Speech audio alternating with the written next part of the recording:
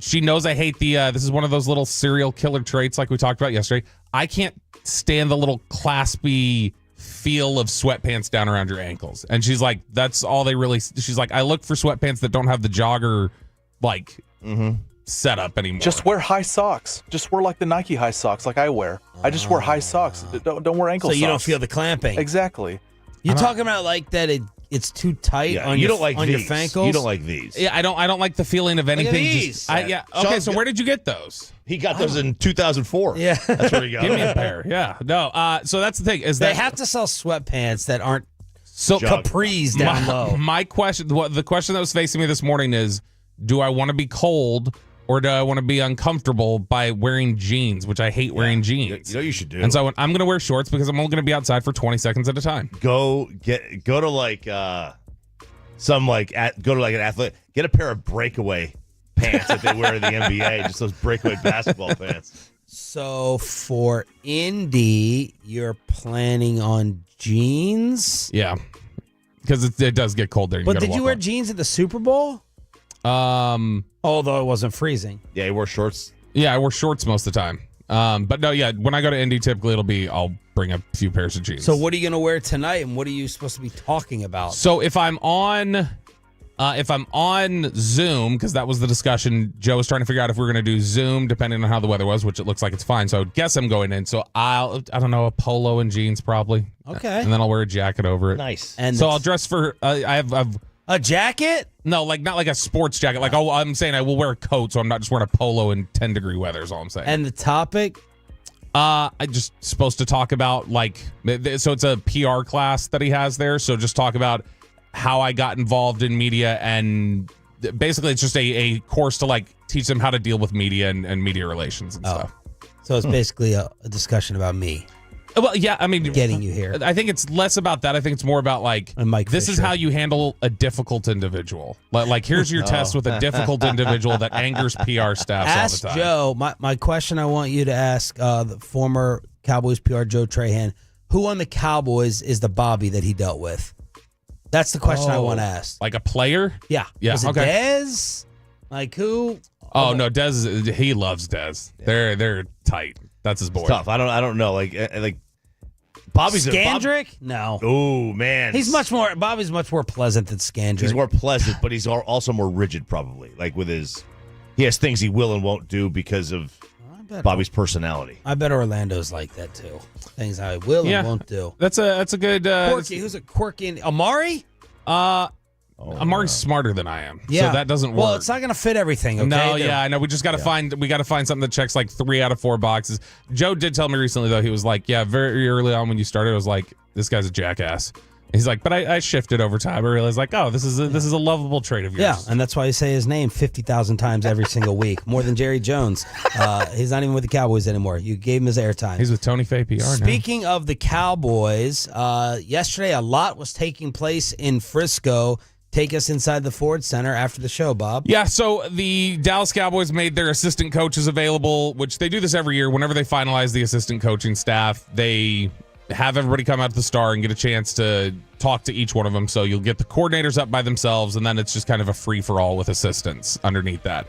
But this was a good chance to finally hear from a lot of these people that, fans have become a little familiar with through, word of mouth, but don't necessarily know about these guys. So Clayton Adams was probably the big one yesterday that I think people were most interested in hearing from, because he's going to be a big part of what they do in the run game and a big part of how they structure things and how they install for the week. And the plays that are going to be on the call sheet for Schottenheimer to call are going to come from Clayton Adams installing them. So he's going to have a big hand in this. Even though he's not calling the plays, he's going to have a big hand in this. So do you want to just jump right into these Clayton Adams cuts? Okay, this is cut 1. This is specifically Clayton Adams talking about having to blend his concepts with Brian Schottenheimer. Yeah, that's exactly where we're at, is just trying to mesh what the vision of what he wants is, because he's going to call the plays. And so I think it would be dumb on my part to try to force a lot of things on that call sheet that he doesn't want to call or he doesn't feel comfortable calling. So I have not had a major background with him. I had talked football with him in the past. I had known him a little bit, but we're really excited. I'm very excited to work with him and just to continue to learn each other a little bit. And I think that that's always going to be a process of, we're all molded a little bit by our experiences. And so there's going to be, we're going to get out into some practices and talk through some things. And I'm going to see some things differently. He's going to see some things differently. And it's going to be a growing process. You get into games and you have to have those same type of experiences, both good and negative. That's something that was kind of surprising about the Clayton Adams hire, is that he and Schottenheimer don't have a history with each other at all. They've known each other in circles a little bit, but a lot of these hires Schottenheimer made were just, I got a good recommendation for this guy, I'm going to hire him, or I heard he's really strong. All right, let's kind of do a reset here. I think when Schottenheimer talked about changing the culture, I think a big part of that for him was just, let's make sure we don't have any biases or anything else carrying over. Like, let's try to do as clean a reset as we can. So I'm going to hire people that I just get good recommendations for, that I haven't necessarily worked with before. And so they're going through this process now of just even understanding what it is that each of them thinks and how they blend those concepts together. And he said it there. That's probably going to be something they're still working on going into training camp and practices, where that'll be a big focus. It's a learning curve. I mean, they're trying to work together on game day.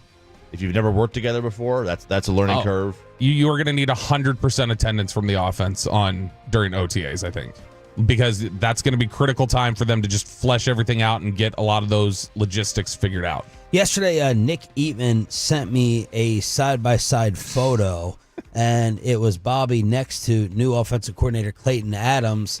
And I'm not going to read what Nick wrote, but I was trying to figure out exactly what he was trying to get to. Is he trying to say you guys look like brothers or twins? I don't know if that was what he was saying. I initially took it to be like he was about to tweet the picture, and I was going to get just roasted for looking like in a trance, is what I thought it was about. But okay. You're probably he wrote, right. This is going to be a problem. What do you take that as, Choppy? This is going to be a problem from Eatman. Is he trying to say he's going to confuse the two of them? Yeah. And for our new web guy, this is a lesson. When we talk about stuff like this, we're going to start popping these things up on the fan cam like Ryan used to do back in the day, so the audience can get the side-by-side shot and they can. Yeah, that's definitely because they look very, very similar, although Clayton knows where his razor is. Yeah.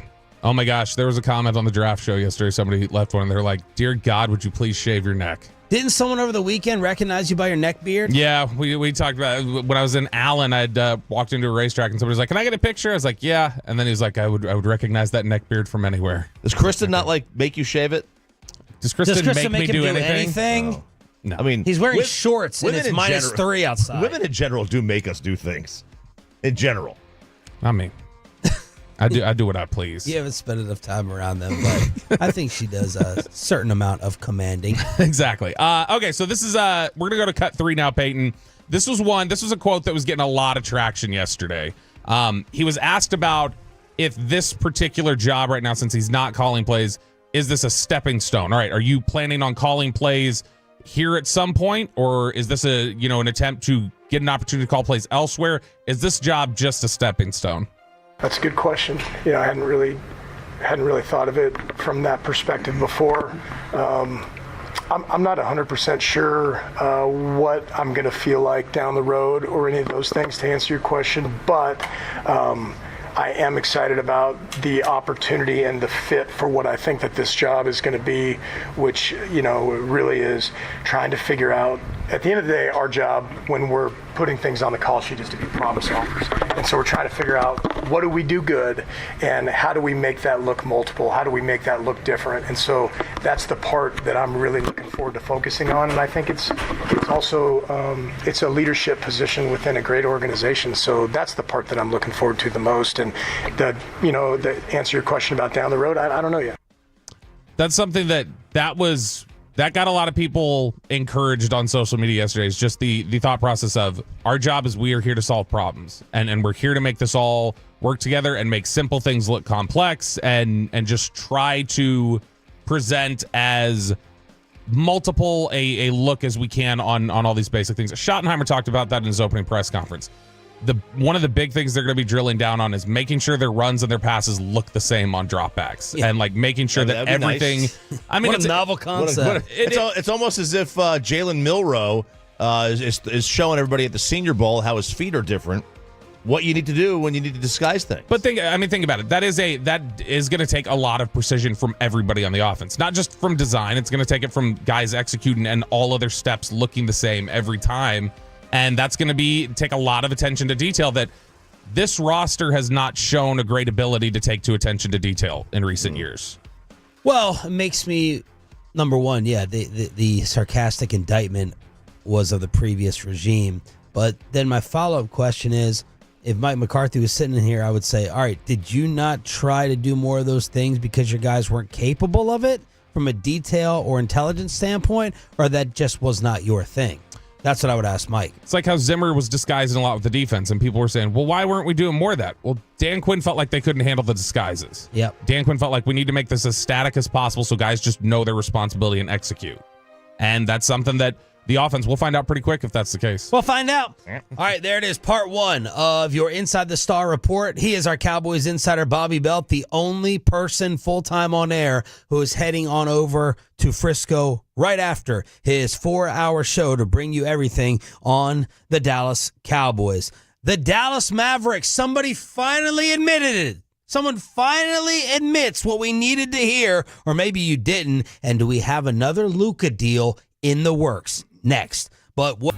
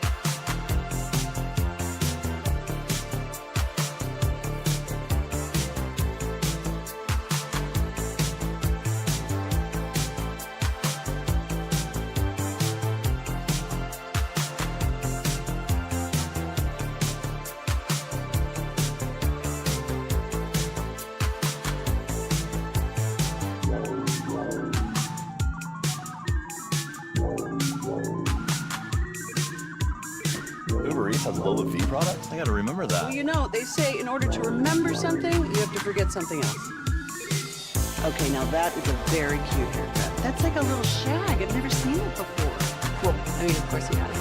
It's the Rachel. Oh, is that your name? No, I mean like your name. No, I'm Jen. My name's Jen. Right, but I just mean like this is your haircut. But that's hair on your head. I'm not saying this is your hair. Okay, great.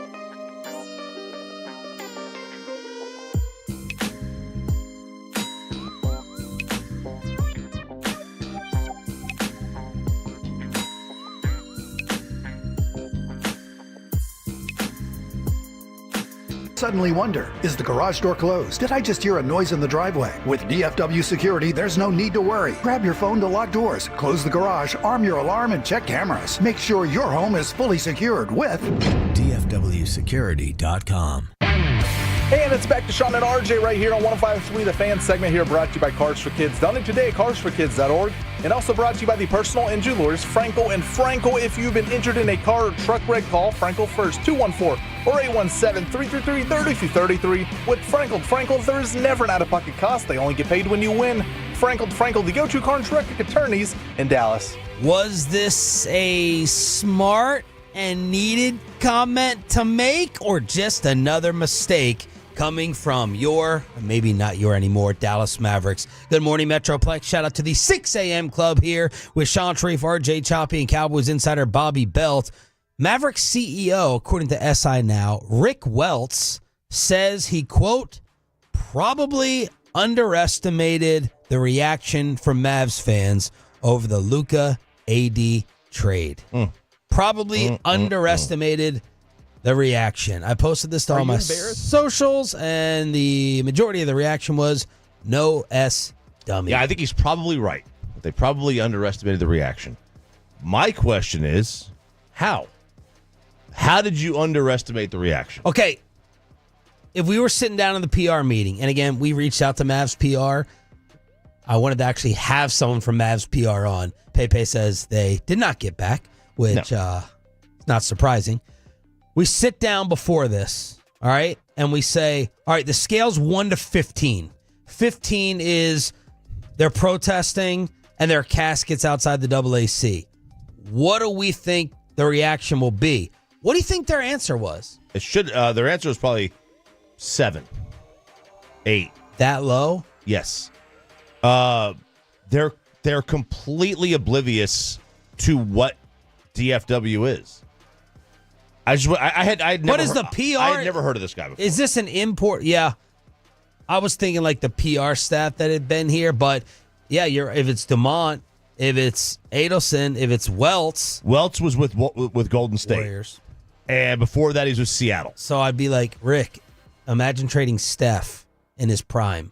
Yeah, what would the Warriors have done? They would have turned California into an even bigger crap hole than Barkley says it is. And I have no idea what, Warrior fans are typically good fans. We're very, very loud. At least they were back in the day. Yes. But are they as provincial as we are? We want to like who we're rooting for. It's just the way it is. We want a homegrown team.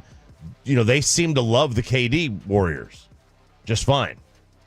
I don't think they thought of it in these terms specifically, but I bet they thought they were going to get a reaction similar to the one that the Cowboys got for Amari Cooper, where it's like, this is a bad trade. People would complain about it and just go but they'd be like, it'll play out over time. But I think they just thought it'd be like that's a stupid trade. I don't think they had any idea this was going to be, no, you just devastated a fan base. You absolutely crushed them. He doesn't, for all his comparisons to, is Luka Kobe? Imagine if in 1999, the Lakers would have traded Kobe. Or in 2000, the Lakers would have traded Kobe. That's what you did. You traded somebody who was just, because at the time you mentioned yesterday, Kobe became an all-time heel. But 1999, 2000, 2001, Kobe was squeaky clean, shining example of, this is the next Michael Jordan. Yeah. And that was something where if they would have done that, that would have been roundly criticized, even in kind of a passive, casual fan base like the Lakers. It's just amazing how certain people, even though they work for a team, can be in a different bubble. How are we having the same discussion about potential fan reation?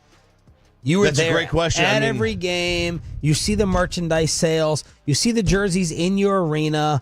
And it doesn't compute. Dirk is the previous Luka. Yeah. And you see how he is a god floating around here. And you don't see the same thing just in terms of measuring the outrage. That would be unbelievable. And part of it is Cuban, Jerry, they live here.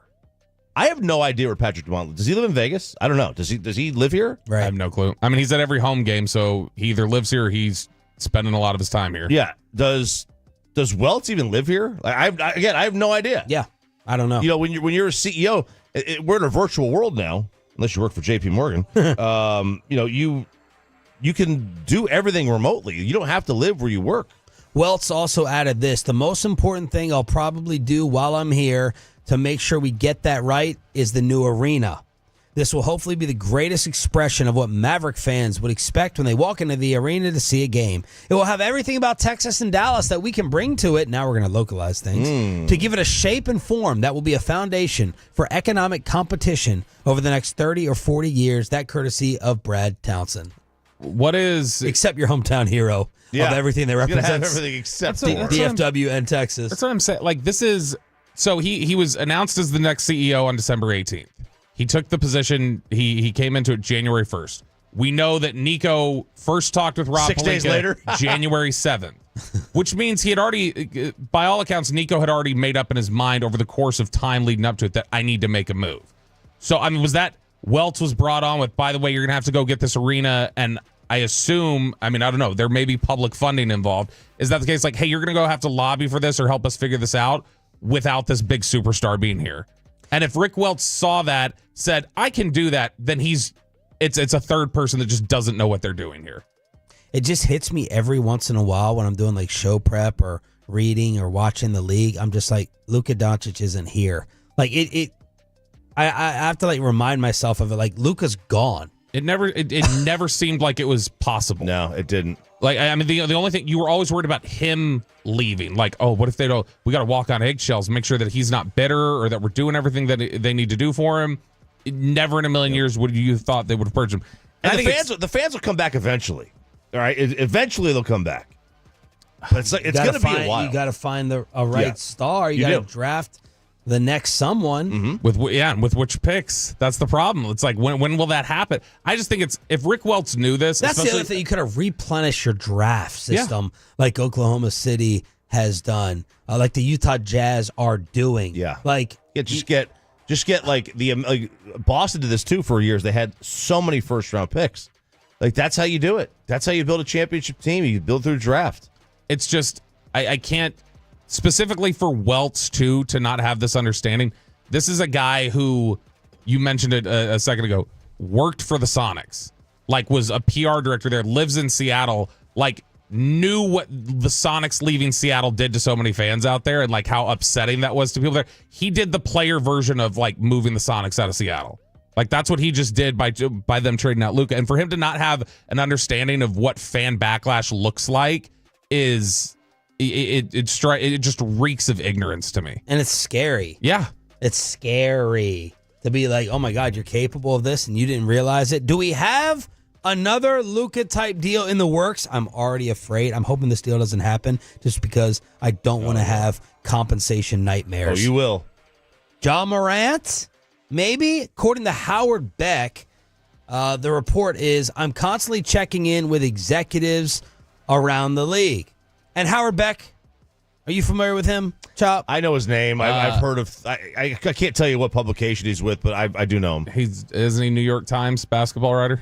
I don't know. His posts are protected, but I've heard his name a good amount over the years. Anyway, Howard Beck said, I'm constantly checking in with executives around trade deadline time. What we hear, what we see, what's on the lookout. Somebody out of the blue said, keep an eye on Ja Morant this summer. I'm just saying it's one of those things I'm just kind of keeping an eye on if they were to flame out early. So that's Howard Beck hearing some slight flurries and whispers about Ja. The Mavs shielded the rest of the NBA. Like, no trade will... They're protected by the Mavs. Like, no trade will shock the world the way the Luka trade did. And, look, Ja Morant getting traded, it would not stun me if Memphis was like, all right, look, He's had his run. We're moving on. All right, there's been enough in the background that has happened, but you're going to get 5-6 first-round draft. They're second in the West. Yeah, I know. They're a good team. Maybe he's not fixed behind the scenes. Maybe he's still a pain in the rear end. Mm-hmm. You go and look at his numbers, and he does not even lead them in scoring. It's Jaren Jackson. I've thought about betting on Ja a few times. I think I did once with with Kevin Hangled's underdog throughout the year, and I'm like, this point total is really, really low. What's happening to him? He's gone from 27 a game, 26, 25, down to 20. So for some reason, his points per game have plummeted by 5 this year. It's not who I am. Yeah, but he's 25 years old, Luka. He's turning the ball over at the highest rate of his career, and he's shooting the least efficiently that he has throughout his entire career. And that's something where you wonder, okay, did all of that stuff that hit him a couple years ago of his own doing, for the most part, like, did all of that stuff that occurred with him the other day, did it just wear him down or take him out or do something to just kind of alter his mindset, and he just didn't come back the same sort of player?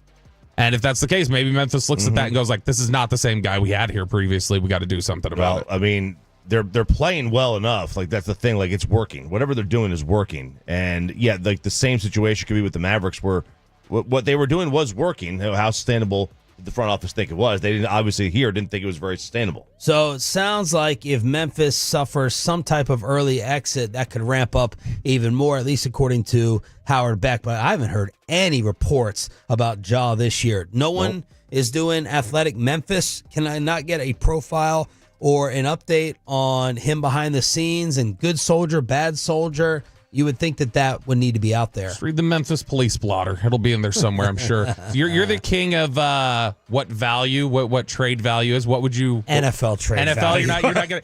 I'm not touching the NBA. Okay, do you think, totally different. Do you think swaps and comps and this and that? Do you think if Ja gets traded, the return would be something that you would prefer over what the Mavs got? Well, yes, that I would prefer. Yeah. Yes. Yeah, because they're not going to trade for a 30-plus-year-old win now injured player. And this is a topic that I was out the day after, and all the other chaos and going to the Super Bowl. Nico could, and I asked this on social media. Nico could very easily say, "Guys, we did get 5 first-round picks. We got 1, and Anthony Davis is worth 4." And you could. Yeah, no. If Anthony Davis got traded. Let's just say the Lakers put him on the block 3 weeks ago. What would his return have been? So what I was asking Mavs fans is, would you rather have 4 firsts or Anthony Davis? You weren't going to probably get Anthony Davis a first and then 5 ones. Anthony Davis is a 30 and 15 dude. Mm-hmm. I mean, if he can be on the court. You know what I mean? So would you rather have 4 firsts or Anthony Davis? I think the Memphis Grizzlies would probably take the 4 first. Nico and the Mavs said, we still have Kyrie. Mm-hmm. We still got PJ. We still got win now bigs. We got a win now team, and I want the win now player. And Max Christie. Max Christie has... Tim McMahon joked there, in some circles, they're starting to call it the Christie trade. That's what it is. No, but seriously. That's who's playing. It's not a silly question at all to say, would you rather have 4 firsts or Anthony Davis? I do think if he were to get traded, I don't think he gets 4. I don't think. Maybe he does, but I don't think Anthony Davis would have gotten 4 necessarily. But, I mean, if you say he could have gotten 3 and we really like Max Christie's upside and we also got a first-round pick, that equals up. I mean, I could see He's him at least getting 3. Yeah. I could, especially after that. Yes. Especially after that profile on Nico and the way he thinks, I could definitely see him explaining it that way. 877-881-1053 here on DFW Sports Stations. What is going on with all the airplanes? And did Shador give us another draft clue based upon the Madden team that he plays with? Next on Sean and RJ, 105.3 The Fan. But...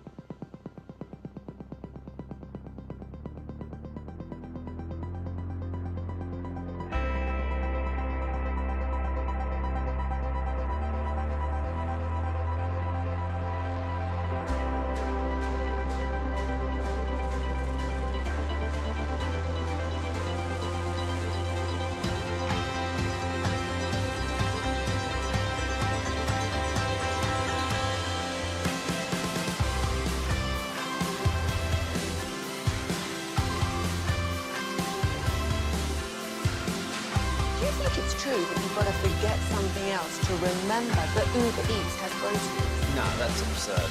Hey, remember when you used to be what was it, Pepper Lady?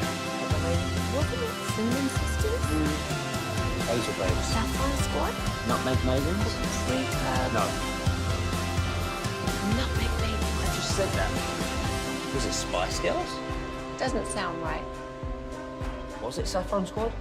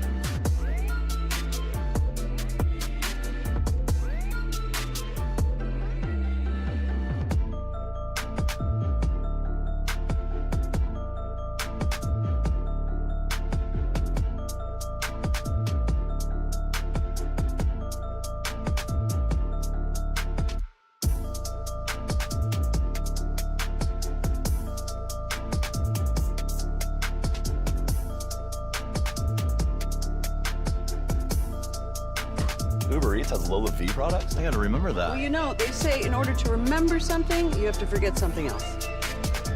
Okay, now that is a very cute haircut. That's like a little shag. I've never seen it before.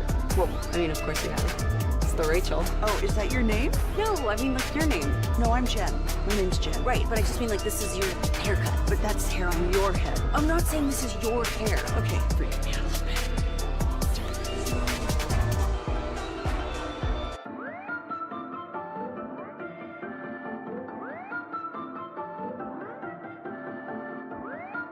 Kid playing even more NFL draft games. Good morning, Metroplex. Hump Day edition of Sean, RJ, and Bobby trying to get you to your weekend as quickly as possible on your official home of the Cowboys and Rangers. Shedeur Sanders, who we thought was going to the New York Giants because he had blue and red cleats, then took issue, I guess, with Field Yates, projecting him to go number 6 to the Raiders. The Raiders were a team. We're like, nah, all right, that's happening. He's definitely going there. And now Shedeur maybe dropping another breadcrumb as he says his favorite Madden team to play with is the Cleveland Browns. Said no one ever outside of Ohio. I don't even think they said it. Quote, I like how they move around on there. I like the setup. I want the random teams you played with in video game sports. I can't stand when someone just says, give me the Warriors, give me the Bulls back in the day, give me the Rams when they were just throwing it around. I like to play with different teams that play with the different players or different styles. So whether it's video baseball, basketball, hockey, football, who was kind of like your surprise team that you would pick that you were really, really good with? Because the Cleveland Browns would qualify if Shedeur is telling the truth. 877-881-1053. College basketball, college football as well. Yeah. Tecmo Bowl. Cleveland took him to the title back in like the 80s. Wow. I liked Kevin Mack. Kevin Mack. Had a good rush linebacker? No, running back. Okay. Running back. Him and Beiners. They had a good rushing attack. I liked the Browns as a kid. So that made sense for me. But I've never known anybody to, especially now. Yeah. The Browns were good in the 80s, but now it's like, ugh, why would you pick the Browns right now? Is he playing with Deshaun or Jameis on Just now, like they do have, if you had, you obviously you did have of Deshaun Watson, Nick Chubb. They had guys on the roster that they could have. That he could have enjoyed playing with. he Amari early on too. He 100% creates himself as a player and makes himself the quarterback of the Browns. That's what he does. Or he probably doesn't even play with the Browns. He's just talking. But when the NCAA tournament basketball game came out in 2004, whatever the one that Carmelo Anthony was on the cover for, I liked for some reason from back when I was watching the tournament a few years earlier. I had fallen in love with Seton Hall. So I played with Seton Hall all the time on NCAA tournament. And the two random teams that I would play with were Seton Hall and Holy Cross. Because Holy Cross always gave everybody trouble in the tournament. And so I didn't want to play with like Syracuse or UConn or one of those. So I would change it up. I would always play with the Terps. I think it was the Coach K video game. Whatever, one of the ones on Sega. I was in love with college basketball. And I would play with the Terps, but that was a local thing. And then the Georgetown Hoyas, man. Press, because they would press everybody. And I'm like, all right, let's just try to press throughout the entire game. And, if you got good at the game, it wasn't fun to play with a big school anyway. So, like, if you were good in college football, you would play with Army or UConn or, like, a MAC school, right? You want to take them to the title. I played with the Orioles a lot, like 5-6 years ago on MLB The Show because they were so bad. And, like, in franchise mode, I wanted to be able to just easily get draft, like I wanted draft position for the sake of building it.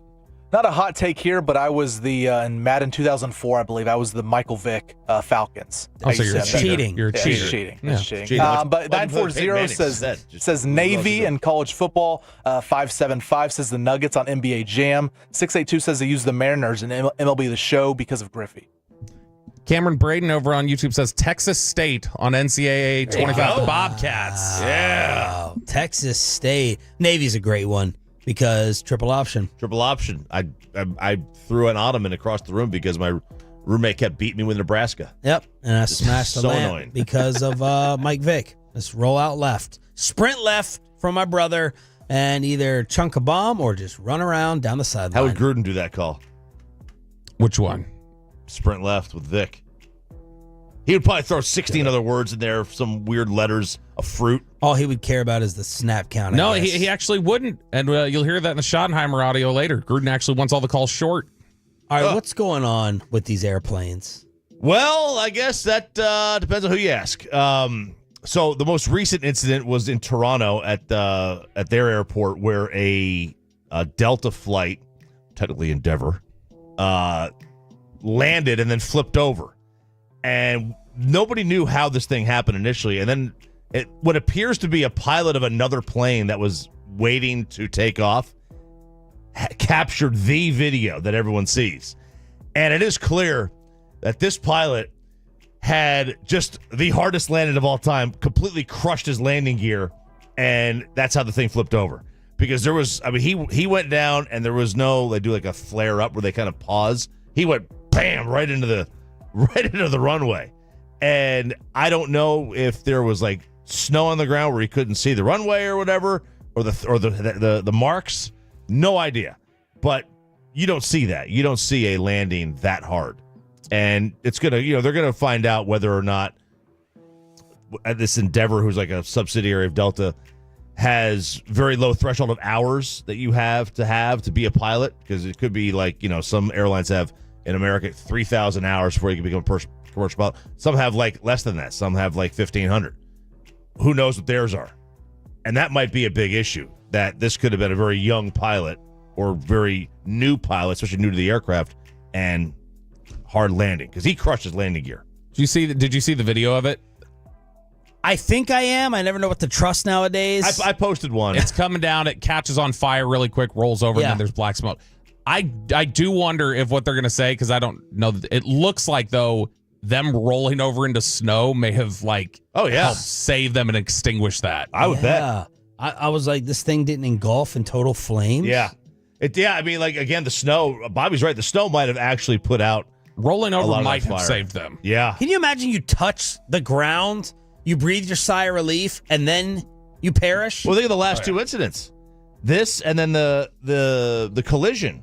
The collision was at about 300 feet. Yeah. They were not even a mile away from the runway. They were probably 5 football fields from the runway. Takeoff's always scared me more. Now I'm going to be scared of landings. And then, you don't act scared as you're being a jackass trying to scare your wife landing from the Super Bowl in New Orleans, going, look out for the helicopters. Make sure there's no helicopters, in the cross path. Mm-hmm. So you don't like people messing with you on takeoff, but for some reason you like to mess with others and scare them. It has no effect on us, though. Maybe your wife. It feels like what's happening now with the planes, though, is what happened with the trains a few years ago. Why are these trains all the train derailments? Derailing. Why are they falling off the tracks? Are they all getting old at the same time? And now we're getting all these plane incidents as well. Trains, that could have been the infrastructure of the tracks. Like you said, the tracks were old. I don't know how old these planes are. They're both the same kind of plane. Both of them. That's just a coincidence, because the incidents weren't related to each other anyway. The first one, unless you're a conspiracy theorist who thinks that this was a planned collision, that the Army helicopter was trying to collide with the jet, this one seems it was on a pilot error. All right, what else is happening? Okay, so this is funny how, how you could change your hotspot on your phone? And mine just says RJ's phone, right? Our great Ted Nichols Payne had some cyclist. Yeah. Some Tour de France cyclist. or something it was. So you could change it. Well, a flight was delayed. An American Airlines flight going to Charlotte from Austin was delayed late last week because somebody's hotspot said, "I have a bomb." Oh, gosh. And when somebody, you gotta be kidding me. And when somebody goes to, turn on the hotspot, the Wi-Fi, they see this and they alert the flight attendant or whoever, and they delayed the flight. Very, very, very, small delay. But did someone have to change that, in the airport? You didn't have that outside of the airport, right? You didn't have that Monday through Thursday. You changed that to be a dumbass. They probably on did. The day of the flight. I would guess. Yeah. Yeah, because they're not naming their cell network that just for walking around in life. They clearly did it like there. So they went in, they swept the luggage for explosives. They took dogs in, whatever. They swept the cabin, and they found out it was nothing. The guy changed the Wi-Fi settings. I shockingly got stopped twice. Well, not well. And I missed. I had to go on separate buses. This was flying out of Cabo, and I missed the bus that my wife was on. So I had to go on the second bus that went on over to the plane. It was like random screening. Yeah, random. Of course, it's a random. And my wife emasculated me. I said, I'm going to make this a topic. This is the first topic from the trip flying out there. You know, I let her go first on the plane, and she sits down in the window seat. And I'm sitting there waiting for a little bit, and nothing's happening. And she's just looking out the window, getting out her AirPods and everything. And I sit down in the middle seat, and I wait for about 5-10 minutes. And I said, why are you sitting there? And she's like, what do you mean? I said, and this may be a sexist thing. I said, you're emasculating me right now. I'm the husband. I'm the guy. I can't sit in the middle. The girl sits in the middle. And she's like, what, really? That guy's in the middle. I said, I guarantee you they aren't married. There's no way. No couple has the guy, unless you're dead tired and you're going to lean your head against the wall and you need to fall asleep, or maybe you have the baby. I don't know. If you're childless and you're not exhausted, no man sits in the middle seat. And I let my wife do it on the way there, but definitely not on the way back. I had to open my mouth and say on the way something. back. Yeah, but I just thought she was gonna be like, okay, like I'm smaller. I need to sit in the middle, and it didn't happen. Am I wrong? Man card violation. I don't know if it's a man card. It's very chivalrous. No, I wasn't. You get the chivalrous card. No, I said you could have like played it like that. I could have played it like that. Got the chivalrous No, but card. then you're setting the tone that you're going to keep doing that. Right. No, this was a big mistake. I don't know that it's I don't know that it's a man card violation. I just feel like it's common sense that like the smaller person usually sits in the middle. Yeah. Like that's just It's a female card violation, actually. Yeah, that's what it is. Like I feel like it's just a like hey, this is just common sense for everybody to be at maximum comfort here. You take the middle seat here. Yeah. That's what I would think. So, Peyton, what would you do? What would happen in y'all's situation? No, I'm with you. I tell her where to sit. I said, all right, look, I'm going to sit here, then you sit there. But I mean, I get it in the sense of like, if there's some random dude or something in the aisle seat, right there, it's like if you don't want your girl, your wife, or fiance to sit right there next to them, then I get it, man, you are jealous as hell. I don't care if she's sitting next to a man with me sitting right there. I didn't say I was doing it. I said I get it. That's though. what came to your head. That's what came to your brain. Came to your head. Man, are you sure you're not Hispanic? 877-881-1053 to hit us up here on DFW Sports Station 105.3 The Fan. Thanks for being a Tolo. That stands for Turn It On, Leave It On. Bobby Belt heading out to the Ford Center at the Star in Frisco. What else did he find out about the Cowboys' new coaches? Bobby gives you the report and the audio next. After we get you over to Platinum.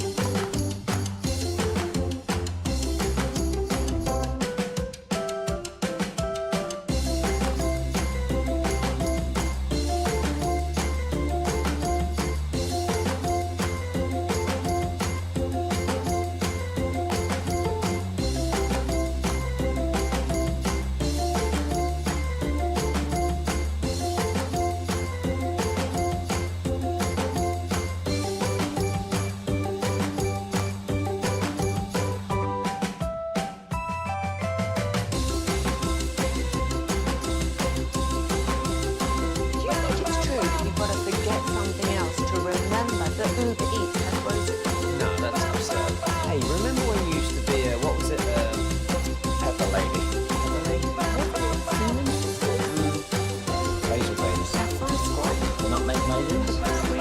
No. Nutmeg Maid. I just said that. Was it Spice Girls? Doesn't sound right. Was it Saffron Squad?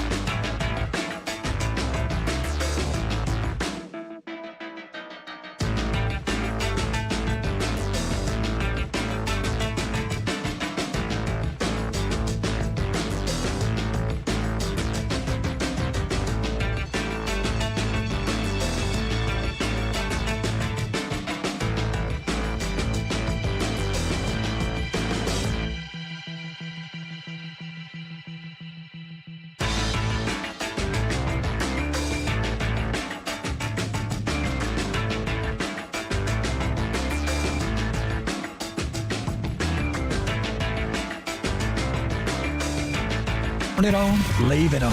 Home of America's team is 105.3 The Fan. Hello, baby. KRLD-FM and HD1, Dallas, Fort Worth. An Odyssey sports station. Driven by our D&M Leasing Studio. This is Sean and RJ on 105.3 The Fan.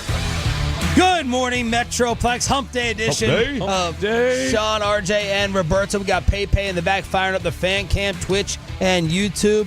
We'll go inside the start at 7:20. We're going to need some more time for all the work and audio that Bobby grabbed from the Cowboys' new assistant coaches, but we'll still keep it a little Cowboy-related because we need to take an early look at free agency, even though Choppy wrote last night that this is probably a big fat waste of time when it comes to talking about the Cowboys. Seems to be, and also a depressing exercise. Yeah.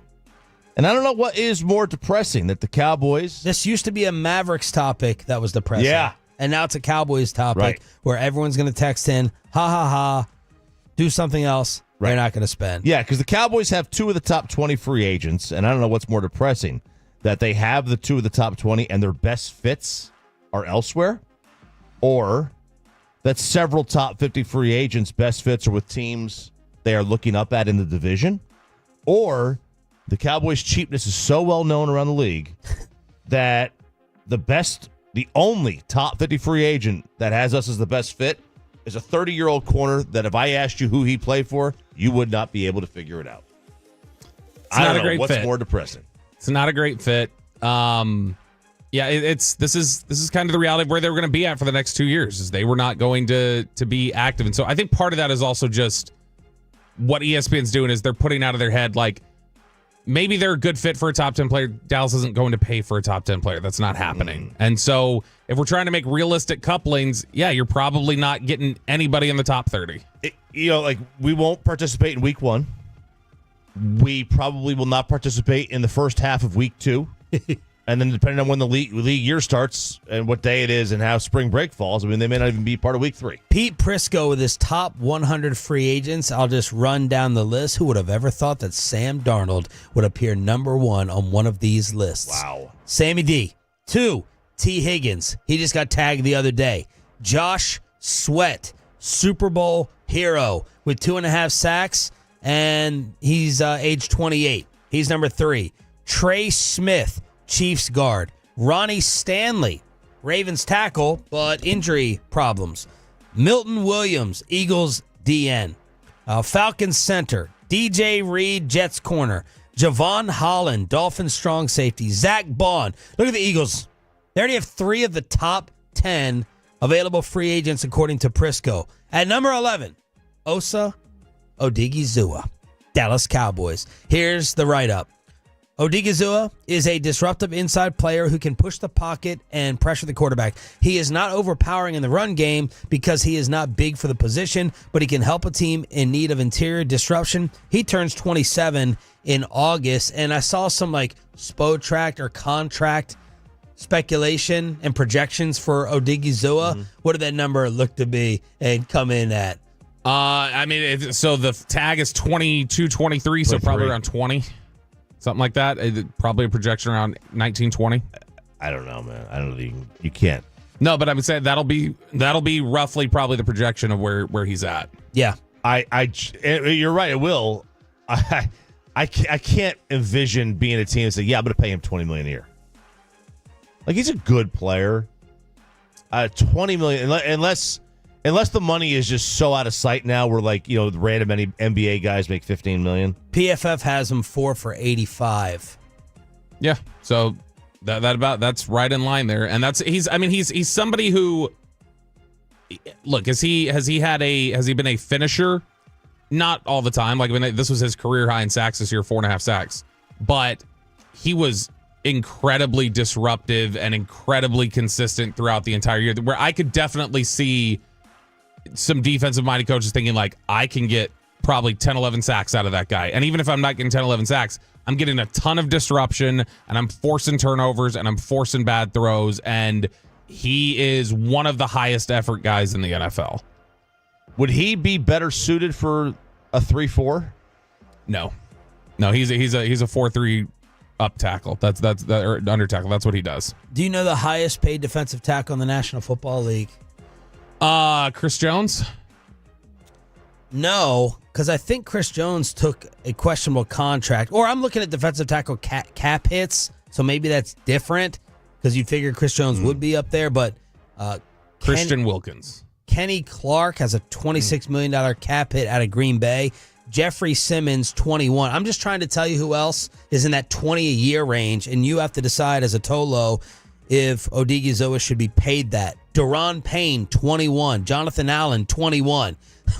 The Commanders should have a defensive line you cannot run against, or such a disruptive interior pass rush that quarterbacks are terrified. Do they have that? In Payne and Allen making $40 million combined? And you said that's cap hits or average annual value? Cap hit. So if that's cap hits, Osa's cap hit next year, even on if it's the $85 million that PFF put out there, Osa's cap hit probably ends up being next year around 14, 15 is what I would guess, or maybe lower. Vita Vea, number 5 at 21. Quinnen Williams, Jets, 20. Grady Jarrett, Atlanta, 20.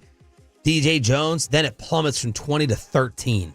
Yikes. So there are all the guys in that $20, $21 million range. A lot of the haves and the have-nots. Quarterbacks do that too, where you'll see there's all this, you get the top end, but then you even get to $40 million, and then all of a sudden it just plummets to 12. But it's not going to happen here, right, for that number? I don't think so. But I wouldn't be stunned if he ends up either back in Washington with Dan Quinn or goes to Seattle with Aden Dirty. Number 12 free agents available according to Pete Prisco. Chris Godwin, Tampa Bay. Carlton Davis, Lions. Nick Bolton, who I've really always liked out of Kansas City as a linebacker.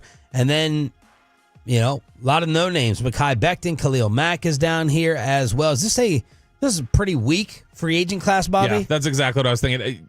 Prisco had T. Higgins second on there. ESPN had him first. Higgins is a guy who has never made a Pro Bowl, wants $30 million a year, and his average season in the NFL is 60 receptions for 950 yards. That to me, if that's your top free agent, I'm not wanting to pay the top of the market for that either. Zach Martin had an awful year last year. We all looked at it and said, man, that looks like he's having a serious decline. He's in the top 20 free agents. That should tell you what the class is like. Is it normal? It's a very heavy defensive free agent class as well. I can't remember. Is that normal? There's only, of the top, 25 guys, you only have 2 wide receivers? Very rarely, I feel like people are letting skill position players hit the market. They're paying receivers, they're paying quarterbacks, they're locking those guys in. Speaking of quarterbacks, choose to believe this or not, the New York Jets could be looking at Justin Fields. And then, y'all, Bobby Belt last night wrote the longest I can't believe I stopped down and I was like, when's the last time any of our emails have had this much prep for such a bum? But Bobby went off on a tangent because the Pittsburgh Steelers may be looking at Daniel Jones. So Daniel Jones, Steelers, New York Jets, Justin Fields. Just draft someone, man. If you're one of those two teams, you don't have a quarterback. Two teams. Draft one. You know what Daniel Jones is. We think we know what Justin Fields is. What we don't know is what Jackson Dart is. Yep. Or Quinn Ewers. Or Milrose off my board. 8 3/4 hands. Is off the I wouldn't draft him in the 7th round. We have no idea what those guys are going to be in the NFL. Now, unless you want to tell me that, because one of these guys is going to be Baker or Darnold or Geno, right? There's going to be another one of them where they turn it around, they figure it out. That happens. It's becoming way more common. Trendy, yes. I mean, it's almost 3 years in a row. I mean, yeah, recent history. Darnold, Mayfield, Tannehill, Geno Smith, like guys who flamed out have boomeranged back a little bit. So, your plan, I think, needs to be what Minnesota did. Draft a guy. Whoever's available on the board, just draft him. You're the first round, just draft somebody. And then, look, if you want to get Justin Fields to be there as a safety net, whatever, fine. But, man, if I'm Pittsburgh, all my eggs are going into finding a guy. Why did you go off on this tirade? Because we were talking about Pittsburgh quarterbacks yesterday, and we were talking about there's these rumors of Trevor Lawrence, and we're like, Matthew Stafford might be a good fit there. And then I see this report, and I'm like, I feel so stupid for not realizing. You said a second ago, Chop, we know what Daniel Jones is. Yes, he is a Pittsburgh Steelers quarterback. Daniel Jones's game is that is 100% a guy that the Steelers, in the middle of potentially having a contending roster, go well, let's let him be the quarterback this year. Let's just look at the quarterbacks that they've had since, outside of Ben Roethlisberger over the last 30 years. These are some of the quarterbacks they've had. Tommy Maddox, Mike Tomczak, Neil O'Donnell, Charlie Batch, Mitchell Trubisky, Byron Leftwich. These are all just Daniel Jones type of players here. I told you this weeks ago. The problem in Pittsburgh is whoever's selecting the quarterback. If Mike Tomlin has that power, someone has to tell him you're not in charge of the quarterback. It has to be the GM. If it's the GM, then maybe Tomlin should have a say. If it's the GM and you don't want Tomlin to have a say, then you need to get a new general manager. Because whatever they're doing, it's not the job they're doing coaching the quarterback. They're getting the last possible drip of talent and ability out of these bums and scrubs. It's whoever's picking the starter. That is the problem in Pittsburgh. What are you doing? It can't be Fields and Jones can't be these can't be rumors as starters, right? I don't know. I mean, these teams, if you get let's say you're Aaron Glenn. Do you want to start your first year as a head coach with a guy that's never played the position at the NFL level? I understand the thought process there, but so have Fields play for a year. Sure, but I just can't imagine that that's the way you want to go. You're in a position to draft somebody. These are their quarterbacks. I was thinking about it. Do you want me to run through my list of names that I think are Pittsburgh quarterbacks? Sure. All right. These are the guys that should, are Daniel Jones first. Look over the last 20, 30 years. Chad Henne. That guy definitely should have been a Pittsburgh quarterback. That's a guy who played for Michigan. He was born in Pennsylvania. He's completely unathletic. He's got the round, big Ben Roethlisberger face that looks like he's retaining fluid from a kidney issue or something. That's Chad Henne is Pittsburgh to the max. Scott Mitchell totally should have been a Pittsburgh quarterback. 6'6", left-handed, couldn't move, played for a crappy Detroit team for years. Again, that seems like a guy that Pittsburgh would be he should have started for us. Kerry Collins is maybe the most Pittsburgh quarterback I could think of. Yeah. I was so sure he had played for Pittsburgh. I was I got to go look on Pro Football Reference. Certainly he did, because he just fits. I Mandela affected myself, and I thought I did. I could have sworn I'd seen him throw an interception for Pittsburgh to Dalen McCutcheon in a meaningless Browns game late in the season. Also, anybody who's ever played quarterback for the Bears, I feel should probably play quarterback for the Steelers. Rex Grossman. They're the same guys. Butler. Yeah, I mean, we've already got Trubisky. But what are they thinking? I don't know. I just think they are. What's their fit? What are they thinking is, all right, that's the mold. Do they not recognize that when they've been great and they've won this, they've had an elite quarterback? Yeah, right. Yeah, I mean, no, to me, they seem so committed to process the way the Giants do and the way that some of these other organizations, that it's this weird blue collar like process mentality. Let's take you inside the Star. All the Cowboys' new coaches spoke yesterday.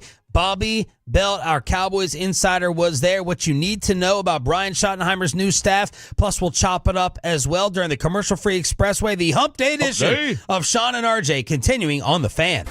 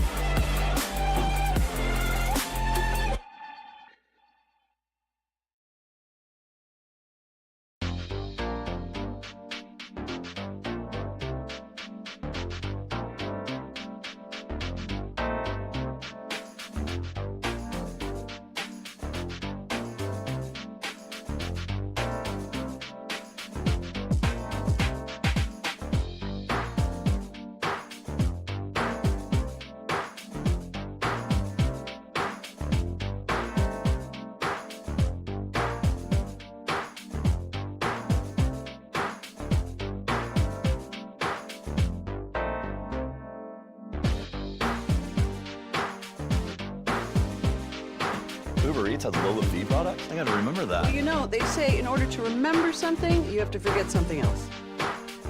Okay, now that is a very cute haircut. That's like a little shag. I've never seen it before. Well, I mean, of course you have. It's the Rachel. Oh, is that your name? No, I mean, like your name. No, I'm Jen. My name's Jen. Right, but I just mean like this is your haircut, but that's hair on your head. I'm not saying this is your hair. Okay, freak me out a little bit.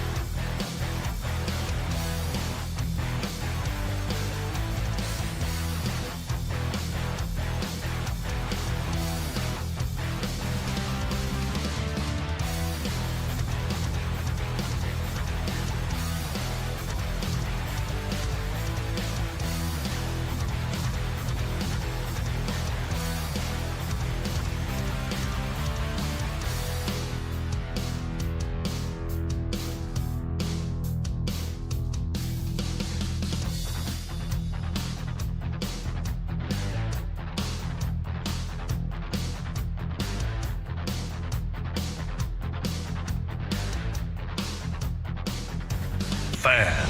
And the expressway means we go commercial free all the way up until 8 o'clock here on DFW Sports Station. Sean Sharif, RJ Choppy, and Cowboys insider Bobby Roberto Belt, who right after his 4-hour show yesterday went on over to the Ford Center at the Star in Frisco to bring you the very latest on the Cowboys. We will chop it up with Ralph James at 7:40 this morning. Yeah, let's dive into some of this audio. Earlier today, we already played some Clayton Adams. We'll get into some of that a little bit later on, the new offensive coordinator. I wanted to play some of these cuts, though, from their new defensive line coach, Aaron Whitecotton. And he was one of the more, I thought, interesting people we talked to yesterday in terms of the way that he was a little more. Yesterday, you would get some guys who would say, hey, what are you planning on doing with this guy? Or what do you think of this here or there? And they go, it's so early. We're still figuring things out. I can't even really commit to any scheme thoughts right now. Can't really answer anything like that right now. Aaron Whitecotton was willing to just kind of go into some detail about some of the different things that he thought and some of the different philosophies that he had. So I thought some of this was pretty good. This is cut 23 here. This is Aaron Whitecotton talking about his vision for Micah, which should make RJ Choppy pretty happy. Mike is one of the best pass rushers in the NFL, premier player, and my vision for him is a sacked quarterback. That's my vision for him. So that will be our focus and our goal for him to do what it takes to help the team win, and at the same time pressure the quarterback on a consistent basis. And he's really done that since he's been here and in the NFL at a very high level, and I expect to see the same. And we heard some similar stuff from Eberflus yesterday. Doesn't sound like there's going to be much disguising with Micah. Micah's just going to rush. Hell yeah. I think, people get wrapped up in sack numbers. Fans especially get wrapped up in sack numbers. Pressure is just as important. Yeah. You pressure the quarterback, you get them off their timing, you get them, not being able to plant their front foot, you get weak throws, you get turnovers in the secondary. Pressure is, if you were to tell me I was getting 5 sacks in a game, but that was the only pressure I was getting, or I was getting 0 sacks and 10 pressures, you might not go that far, but you're getting close to being the same. I might take the 10 pressures, no sack. I mean, Sean keeps saying that I keep becoming more and more like Dan Orlovsky, that we're morphing into the same person. You're morphing into Michael Lombardi more and more every day, because that has been Michael Lombardi's contention for a long time is screw sacks. I want pressure. I want to force turnovers. I want to force, reckless decisions from the other team. A sack, especially in today's NFL, sacking somebody on first down gives you 2nd and 18, and today's NFL players can pick up that first down. Absolutely. So you guys are the same. Look, I mean, Michael has fair points. He also, I think he's just a gatekeeper. That's my issue with him. He also knows who John Connolly is, the former governor of Texas. Yeah, I know who John Connolly is. I know who Governor Connolly is. Okay, there's a difference. Yeah, there you go. I don't know John. This is cut 24. This was a good question. They were right after he talked about Micah. Babe was joking with him a little bit, like, was that a just demand for you before you take this job? Was Micah's got to be on the defensive line? So they're joking around about it. But Babe had asked him, he said, how are you supposed to kind of game plan and spend this time getting your scheme together when you don't know which of your defensive linemen are even coming back? We always have all these conversations about what the team looks like with this guy, with that guy. I trust in the Jones family and Mr. McClay to do that and get the right people on the boat. The biggest thing that we go through right now is we give them a vision for what we're looking for. Give them, here are the traits that we love, here are the things that are important to us, and then we count on them to do a great job. And they have drafting and free agency here of getting those type of, and just having that open communication, so we're all on the same page about what we're looking for and what we want. That's the biggest thing, and it's been awesome. Where's this guy from? Where did he coach originally? No, where's he from? Because I'm hearing He sounds like Carter Freeman. I'm hearing some guy. No, I'm hearing some Louisiana with. Oh, that's a good point. I detected a Persian accent. I'm hearing a guy. Yeah. I'm gonna have to look. He was so he's been around. Guarantee it's somewhere in the South. Certainly. I'm gonna have to look it up here, but I'll find out where he's from. But surely it's gonna have to be. We'll see how good your accent game is. Okay. But to mention that he talks about. When he specifies, he says, meeting with the Joneses and Will McClay and giving them parameters, that's a big part of what Will McClay likes to do whenever they get a new coach in here. And the issue is usually they're swapping out, because they're so stable with which coaches they have here, they're swapping out one guy or 2 coaches or something like that. Swapping out an entire coaching staff now means that Will McClay's got to set up time for, I need each of these coaches to meet with everybody in the personnel department and share with them, here are my parameters. And so it's a ton of work. But the fact that Aaron White caught is saying, hey, right now we're focusing a lot on giving them the things they need to go for a shopping list. Sounds like the Cowboys are probably thinking we might be losing some depth this offseason and we might need to replenish it and we need to know what they want. Very disappointed in you, Sean. You were you said Louisiana, right? Well, that's what it sounds like. My buddy from Louisiana. Okay, I get you. Because you were a NASCAR guy.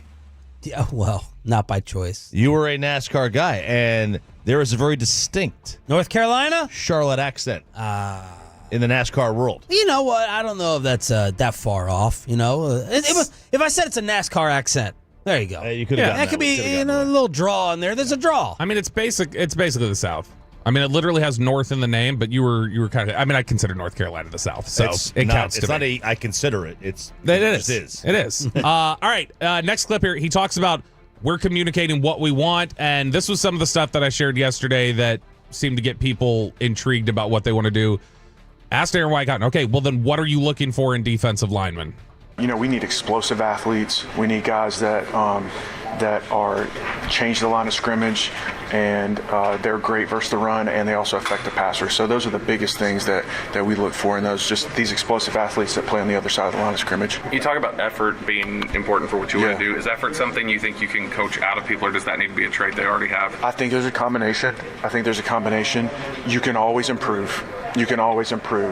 But we can't bend on playing hard, and it's a consistent conversation from the first week in training camp until the week of the Super Bowl. Run to the ball, and I'm not talking about just like, pretend like you're running to the ball, like sprint to the ball every time till your lungs are on fire. Go back and do it again. And so I feel like there's a little bit of both. Like there's some people who just don't have it in them, and maybe they're just not right for us. But I think that's something that we can consistently work on. It will always be emphasized. I can promise you that. And that has been, I guess it shouldn't be surprising. Schottenheimer says, culture. That's the biggest thing. That's the top line item for us. That's what we want to do. So I guess it shouldn't be surprising that yesterday, the most common theme you got out of these coaches was that issue. Effort, motor, physicality. Like, that was like, this is the top item we feel like we're having to drill into people right now. So when I start off watching this, especially was the case growing up in Maryland, watching those Ravens defenses, the first week of the season, it always feels like teams, there's 7 guys at the ball. There's 8 guys at the ball. Everyone's running to the football. But can that take place, and is that taking place in week 5? Is it taking place in week 10? Is it taking place in week 15? Those Ravens teams, it always seemed like it took place. And one of these coaches had the comment yesterday. I loved it. And look, I feel like RJ chopped with a semi-eye roll here. All these guys are going to pretty much say the same thing. It doesn't matter who it is, where they come from, who they're coaching, where they're coaching. They're all talking about hustle and relentlessness and all that stuff that we sometimes fall in love with during an offseason, especially with new guys. But one of these coaches said, you're going to be judged by how close to the football you are at the end of the play. Yep. And I was like, oh, that's a generic thought, but I hadn't seen it like specified like that. I love that. It's Bobby Carpenter's greatest trait. He never actually made the play, but he was always standing around the pile. No, he was with Sean vacationing in Mexico alongside Tony Romo before a playoff game. Thanks, Bobby. That was actually the offensive line coach Connor Riley who mentioned that. And that quote you mentioned, this was the exact one. And this is because you're right. It sounds generic. It sounds general. But Connor Riley went a step forward, and he didn't just say, this is what we want. He's flat out saying, your value to this football team is going to be judged completely by it. The quote was, the measurement of value to this football team is going to be how close you are to the football when the play is dead.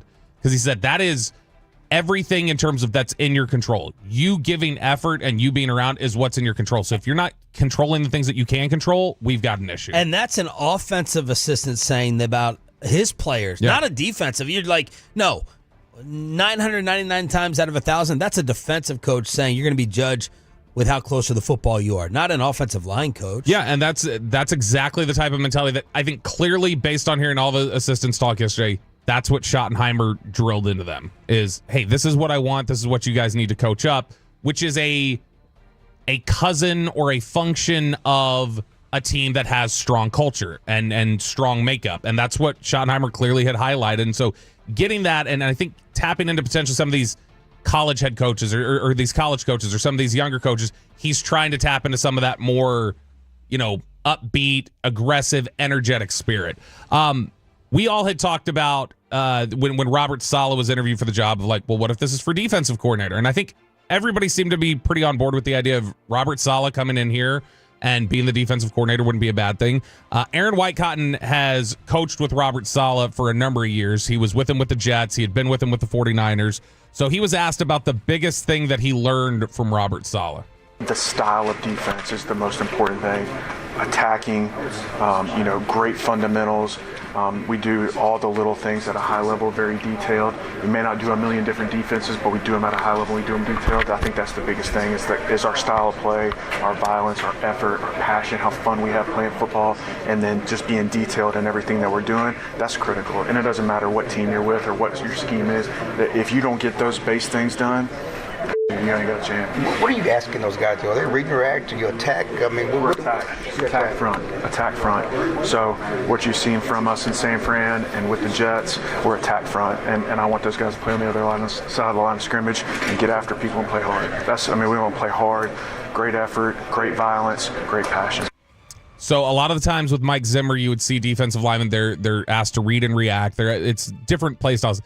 The San Francisco, the Saleh, D'Amico Ryans, that whole ideology is more about attack front is just break through the line of scrimmage as fast as you can, disrupt everything. Get upfield. Where it can cause some issues, it did with Rod Marinelli at times, was when they would get so far upfield so quickly, it created running lanes for quarterbacks and an era of mobile quarterbacks that allows for bigger gash plays in that sense. But that's why San Francisco, the Jets, they don't blitz.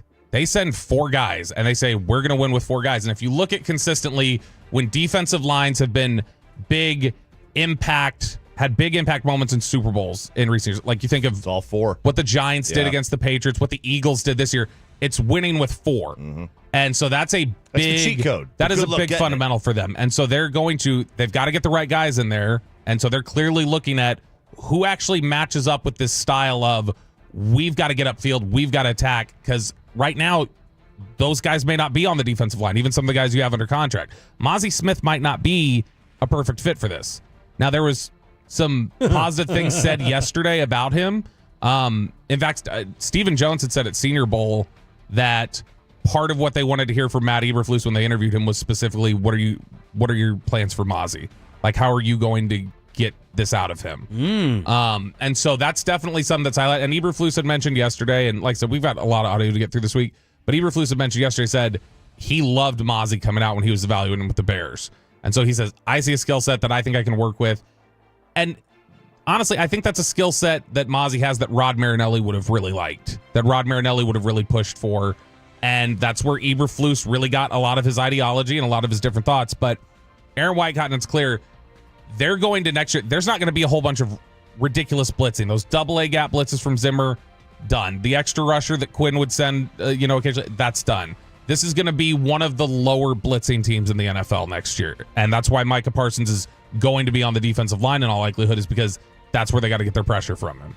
Bobby Bell putting in all the extra homework, radio show, 4 hours, the only full-time sports talk host, then putting in all that work. Ford Center at the Star in Frisco as our Cowboys insider. It's hump day. It's Expressway. That means we chop it up. All right, here we go, fellas. Let's have a little fun today. Kanye West does not have a prenup. Him and Bianca Censori, that's how you say it. Don't look at Sensory. me.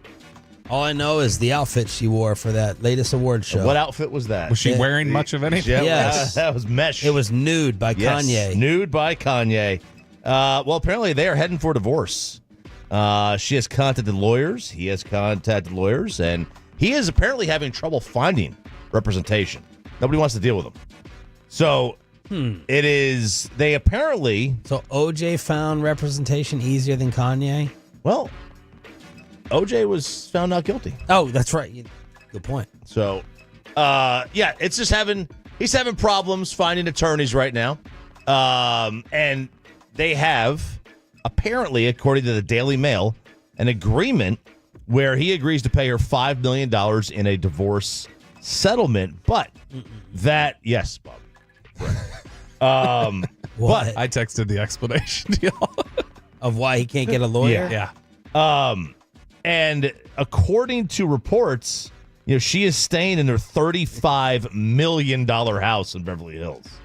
That's where she is staying right now. And again, tough. It depends on where the divorce is filed, where the marriage was.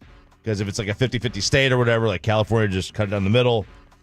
We'll see what happens here with this, but this is going to get very, very ugly. Potentially very ugly. He's been going on one of his Twitter rampages. Oh, you don't say. My thought was, it's such a lame and sad state of affairs that the shock value stuff that he's tweeting, all of us are like, okay, dude, like, roll your eyes. Antonio Brown went from crazy to offensive and funny, depending on where your sense of humor is. Kanye's still doing his shock value stuff, and I'm like, that's how lame, pathetic, sad you are, that it doesn't even, I don't at least go, oh my gosh, I gotta rush to Kanye's account to see what he's tweeting, because it's all the same. Yeah, I feel like Antonio Brown, even in his most offensive moments, is usually just like, he's like, oh, this got a funny reaction this time. People thought it was funny. I'm gonna top it. Yeah. Like, he's almost like playing to an audience. Kanye's not playing to an audience.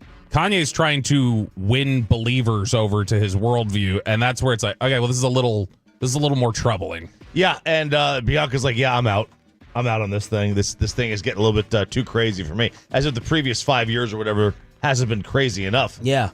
She didn't have enough information about Kanye West. That makes absolutely sense. not. So yeah, Kanye is on the hook right now. We don't know. But does he just have unlimited money? Like, he's supposed to be. Supposedly, he's a billionaire. Oh, okay. Because he was in on everything.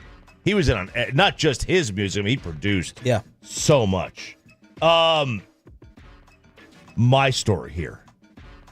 The FBI has discovered 2,400 records about the JFK assassination. How'd they just discover it? It's been secretive. Like, nobody has been able to get into the files. And now it's open, and they're going through it, and they're going to figure out what they're going to wind up redacting, what they're not going to redact. But it's 14,000 pages. Someone's going to go through this. So this is like a box that they're like, oh, we found a box. Or this is like, it was encrypted and we cracked the code. Like, what is it? I don't understand. What did they record. find? There's probably. It's like RJ finding his black suit the other day for the funeral. Yeah, like, oh, we found this in the garage. Yeah, it is. We found this in the storage. 14,000 pages of the FBI of documents the FBI found in a review triggered by the executive order. The existence of the new documents was disclosed to the White House, and then its plan is to disclose the assassination records under the order. What they find, what they actually redact, we don't know yet. We don't know yet, but I assume they just found a big filing cabinet. And I just a assume bunch of records. I assume it's all going to be very boring stuff. That's why it was lost, is because there was like, this box is useless. Throw it over here. If you're going to release it, no redacting allowed. That's what I thought President Trump. That's the Trump way. Hey, screw it. Put it all out there. Yeah, I don't know. No redacting, no covering up. I'm sure they're going to redact some things about the CIA involvement if there was, or people that are still alive. Okay. If someone's still alive, they're probably going to do that. Because at the end of the day, like, if it were to come out that Lyndon Johnson staged a coup, you can't let that out. Then why are we even going down the road? Why are we even going down the path? That's a good question. Here's the thing: if the like let's go under the assumption that they staged a coup, or there was this or that. Like, I don't think they're going to put that in files that they'll just be like, well, we'll just trust nobody's going to unlock these in the future. Like, they're going to do all of this off the books, I would feel like. Well, it would be the investigation they found. Yeah, but yes, like, so the Warren Commission, which came up with the completely absurd single bullet theory, which the bullet traveled through two different people and made right turns and paused in midair. Just insane. That's all going to be, in there. Lee, I'm interested to see what Lee Harvey's actual tie to the CIA was, if there was one. All that stuff might be in there. There's only one theory that I buy, that I was like, okay, that could have happened, and they didn't want it publicly getting out. And that's the theory that's out there, that it was a mafia hit, basically. Right. So apparently there's a jailhouse recordings of the mobsters. What happened with Jack Ruby in the jail. It makes all these people. A ton of sense. That was a close election, Nixon and Kennedy. There were always rumors that Boston mob ties are what helped get Kennedy elected, and that then when Kennedy put Bobby as the attorney general and said, go after the mob, that they went, oh, no, you don't. Yeah. Like, I mean, there's a lot that makes sense there. And then if you find out that's where it came from, I would understand why they would go, we don't want to disclose publicly that this is the mob, and we just need to deal with this and get a case together and handle it, because this is the mob. It kind of operates differently. And why were all these people in Dallas that weekend or that day? Why were all these mobsters in Dallas? Why was old man Bush in Dallas? Because he was with the CIA.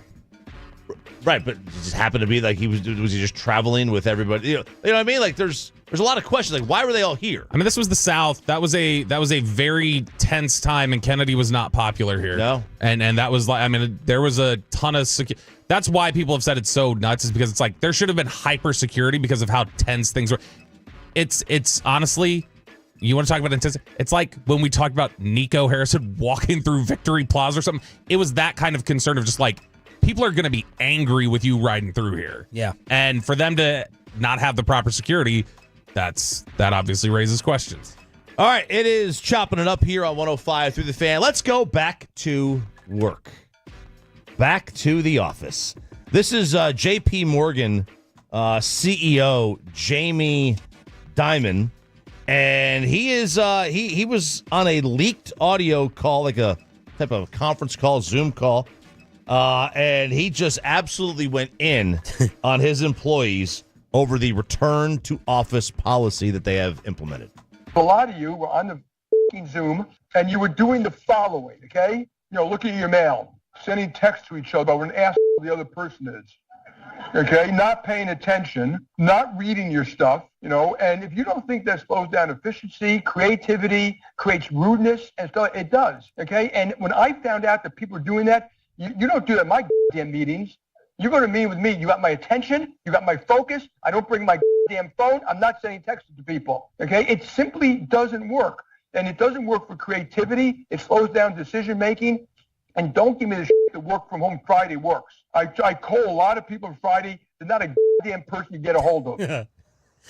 They were all laughing at the beginning, and they're like, oh, he's serious. He's serious now. Yeah. Wow. He's clearly a little unhinged. But I also feel like, I think to be a CEO, you kind of have to be crazy. I feel like a lot of people who get up to that point are that way because they're cutthroat and they're like, no, this is the way we're doing it. And that's how they get there a lot of times. Yeah, I think you have to be a little crazy to get there. He wasn't done. He would continue. I can't stand it anymore. Now, you have a choice. You don't have to work at JP Morgan. So the people of you who don't want to work at the company, that's fine with me. I'm not mad at you. Don't be mad at me. It's a free country. You can walk with your feet, you know, but this company is going to set our own standards and do it our own way. And I've had it with this kind of stuff. And, you know, I come in, you know, I've been working 7 days a damn week since COVID. And I come in and where's everybody else? But they're here and there and the Zooms don't show up. And people say they didn't get stuff. So that's not how you run a great company. We didn't build this great company by doing that, by doing the same semi-disease that everybody else does. 2.7 billion net worth.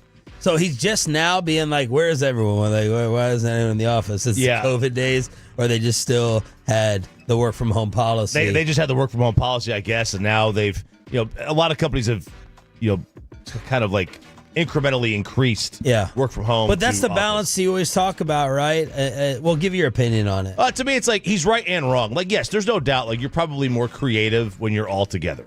Yeah. Right. You're probably maybe doing more work and probably staying on task more. Yeah, but like, you know, is it worth the a happier feeling at home? Right. What does that get you in terms of production? Is the upswing in production worth the reduction in morale? You guys ever wonder? Great question. If our prep would be different, or if we were like sitting in a room together doing it the way like the other shows do, because they're here obviously. It would take half the time. Do you think so? Like I wonder sometimes if that's actually would be less effective for us. Yeah. Because instead we just get our own mental space to like think through our thoughts and get everything and then put it all together and go like, oh, how can we structure it all together? I actually think like if we were to sit together and do it, I don't think it would be as effective. Good question. I mean, I guess everybody, every show would be different. And, if you take a survey working from home and you're honest about it, a true anonymous Odyssey survey, are you really doing more work? How is your work different doing it at home because you're in a better mood? You may not be in a better mood. Corey Major said he had to be in the building. He had to be here. Choppy and I would prefer to do the show from home. Yeah. And then, boom, 10:01, you can go about your day. Right. You don't have to wake up as early. Sure. So how do you work different at home in terms of the happiness level? But, man, I have to imagine there's a lot more slacking off. There's probably more slacking off. No one watching you. What is nobody's watching. What is the drop off in production? And what is the threshold? If it's a 10% drop off in production, but a 50% upswing in company morale, like would the company take that? Probably. And what does the morale get you, though? Like, is the morale supposed to get better production? Long term, probably, yeah. It should. This guy would probably be like, what do I give a rat's ass about your happiness and your morale? Like, what? How much extra production is that actually giving me? I think for a lot of companies, like one of the things they don't want to do is have to find new people. Like if you're happy in your job, you're probably going to stay. They don't have to train you. There's a learning curve. But he also probably is thinking, I got $3 billion net worth by not giving a damn about your morale and just doing what I think I want to do. Potentially. It's probably very, very true. It is Chopping It Up here on 105 through the Fan. Real quick, the fan text here, some Tolos weighing in. A lot of them disagree with this guy. 214, I work from home is more productive than the office. 940 says, cry me a river, dude. And 214 says, there's no reason I need to be in an office. Okay. So a lot of disagreement from the Tolos. All right. It is Chopping Up on 105 through the Fan. Woman said she was horrified when her date asked to split the bill. She said, he invests his money, I invest my time. Oh, my. Are you even remotely going with a second date with a girl who says that? No. The first date, okay, this is a fascinating breakdown, and things have probably changed, right? First off, I want to know how you as a couple, married or not, decide on the bill policy, because that's a very awkward discussion to have. Like, Pepe, what do y'all do? Do you split every meal? Do you take care of 75% of them? You guys are not married. You are engaged. And how was it before? Yeah, if she knows that I've paid for a lot, like I have an upcoming trip to Boston that I've paid for. All the plane tickets right in my pocket, so she might pay for dinner Friday night. If I've paid for a lot, in the past week, she might whip out the credit card before I do at dinner. Just something like that. She likes to chip in here and there. But it's not a 50-50 split. Yeah. Bills are 50-50, but going out to eat and stuff like that, that's not 50. I like you all's policy. She pays for almost all the dinners. I pay for the house. I don't ask her for any bills. Okay. And then with but how did that conversation happen? It didn't. She just kept. Oh. I never asked for anything for the house. I just pay for it. That's great. And she just always takes her card out first at dinner for the most part. And then we had we booked the honeymoon, and I put it on the credit card, and she just she just Venmo'd me. Most of it right then and there. And then she got canceled off Venmo like Alec Medford because it looked like a drug transaction. I believe the guy has to pay on the first date, but the girl should offer to pay. I just want the offer. I want the fake offer. But I have to pay. But she has to offer. The first one. My most probably toxic old school thinking is that I absolutely have to pay for everything. And the mere suggestion of, do you want me to pay?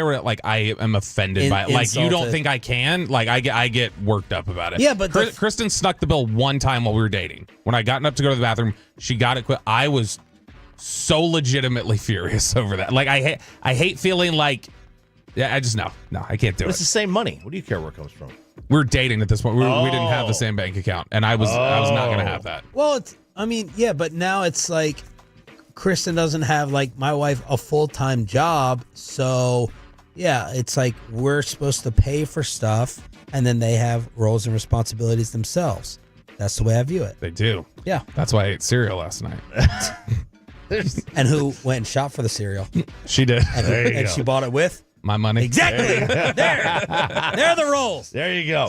You want 2 more airplane stories or the crazy girlfriend, ex-girlfriend? Up to you. All right, let's go with the crazy ex-girlfriend here. This woman, her mugshot. Chopping it up, after all. Yes, it is. Her mugshot has gone viral. She was arrested for going to her ex-boyfriend's house, and she filled his gas tank with pre-sucked Skittles and Coke Zero.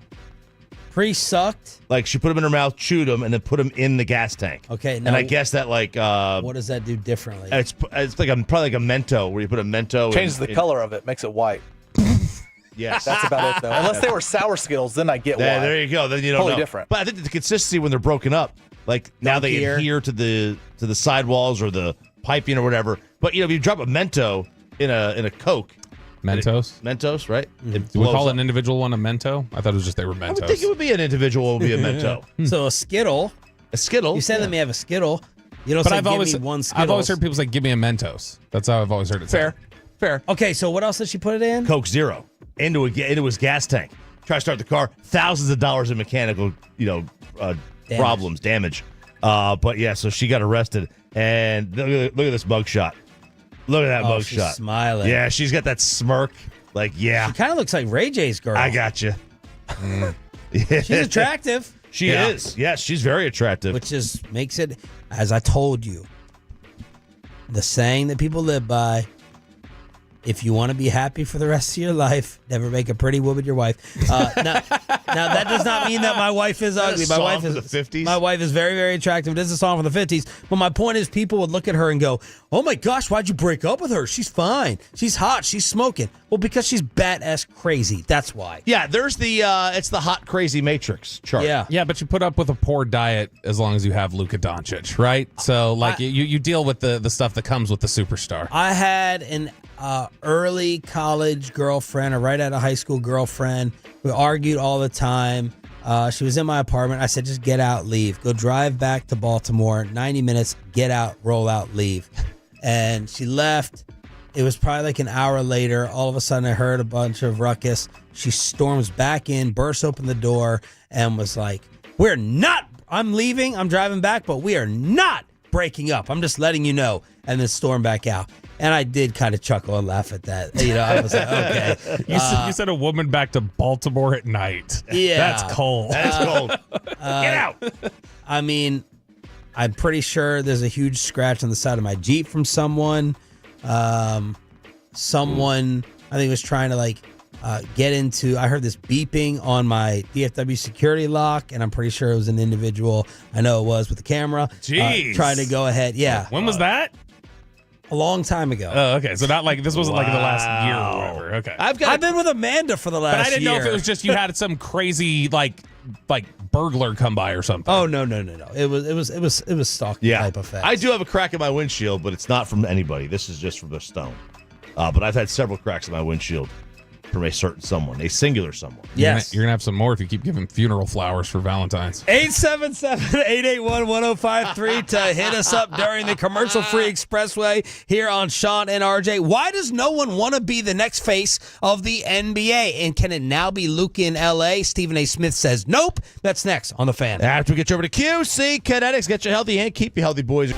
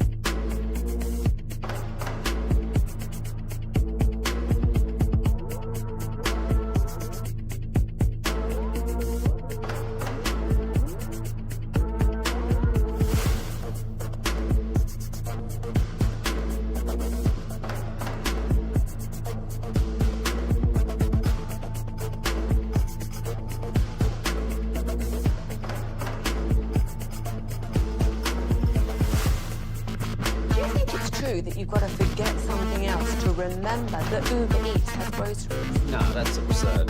Hey, remember when you used to be what was it, Pepper Lady? Pepper Lady? Wasn't it Cinnamon Sisters?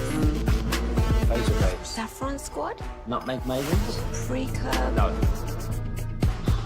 Nutmeg Maidens? I just said that. Was it Spice Girls? Doesn't sound right. Was it Saffron Squad?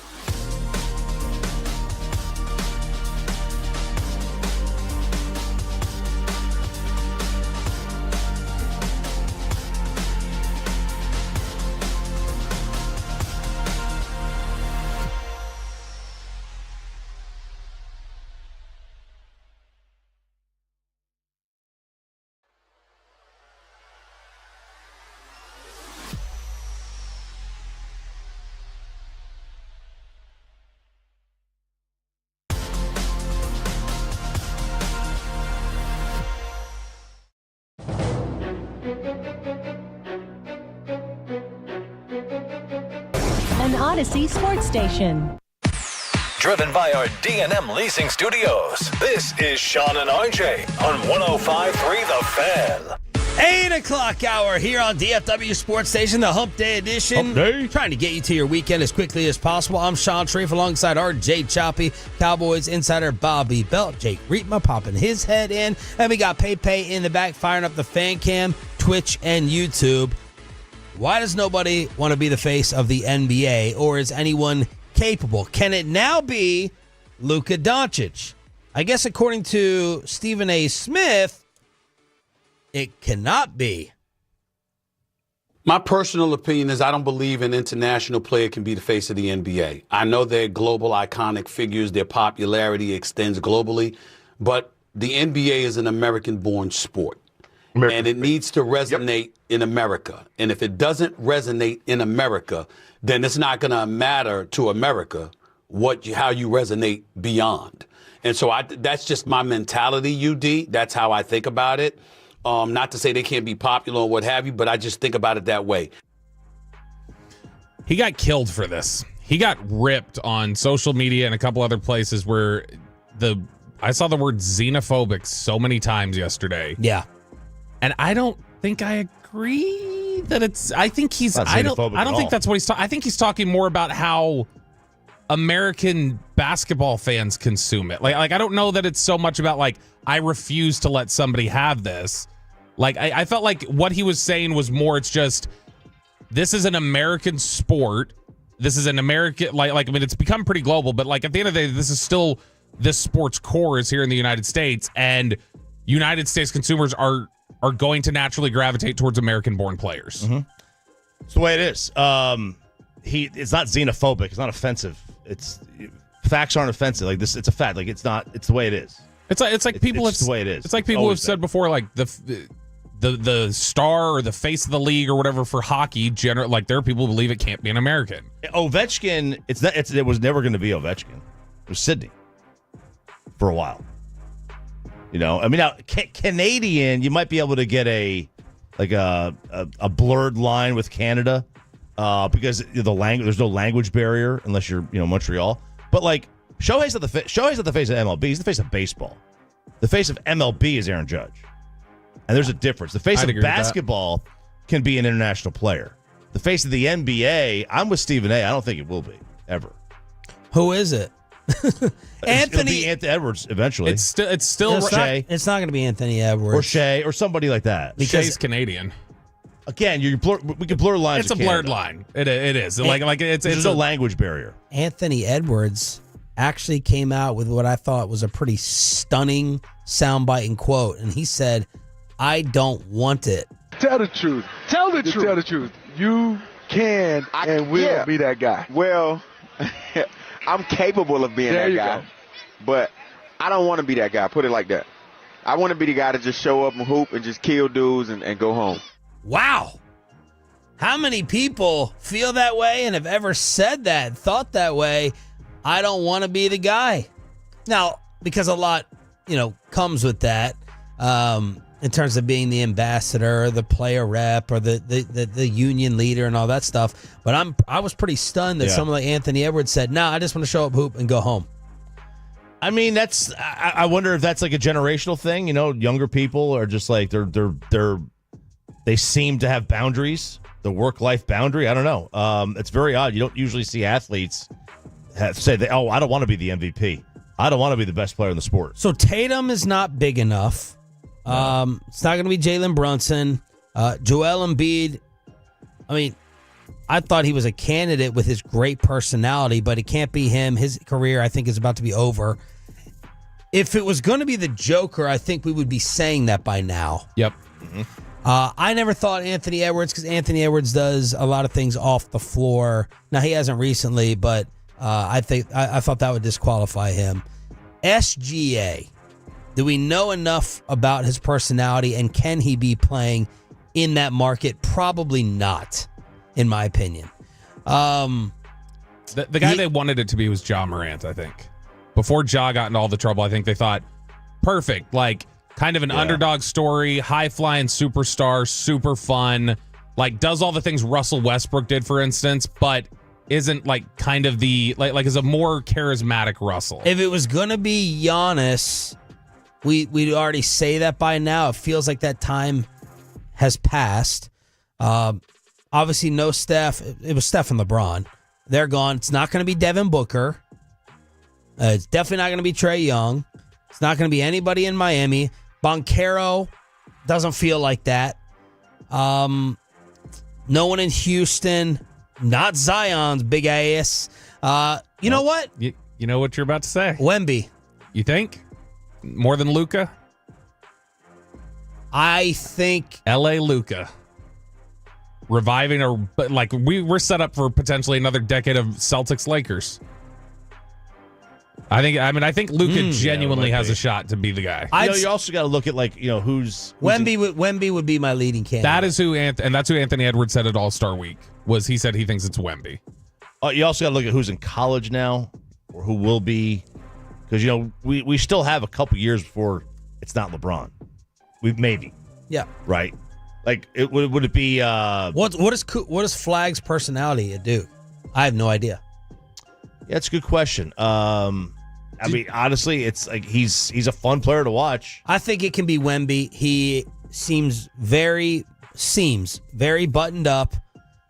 Joker making fun of him because he was reading, books like A.J. Brown before the All-Star game.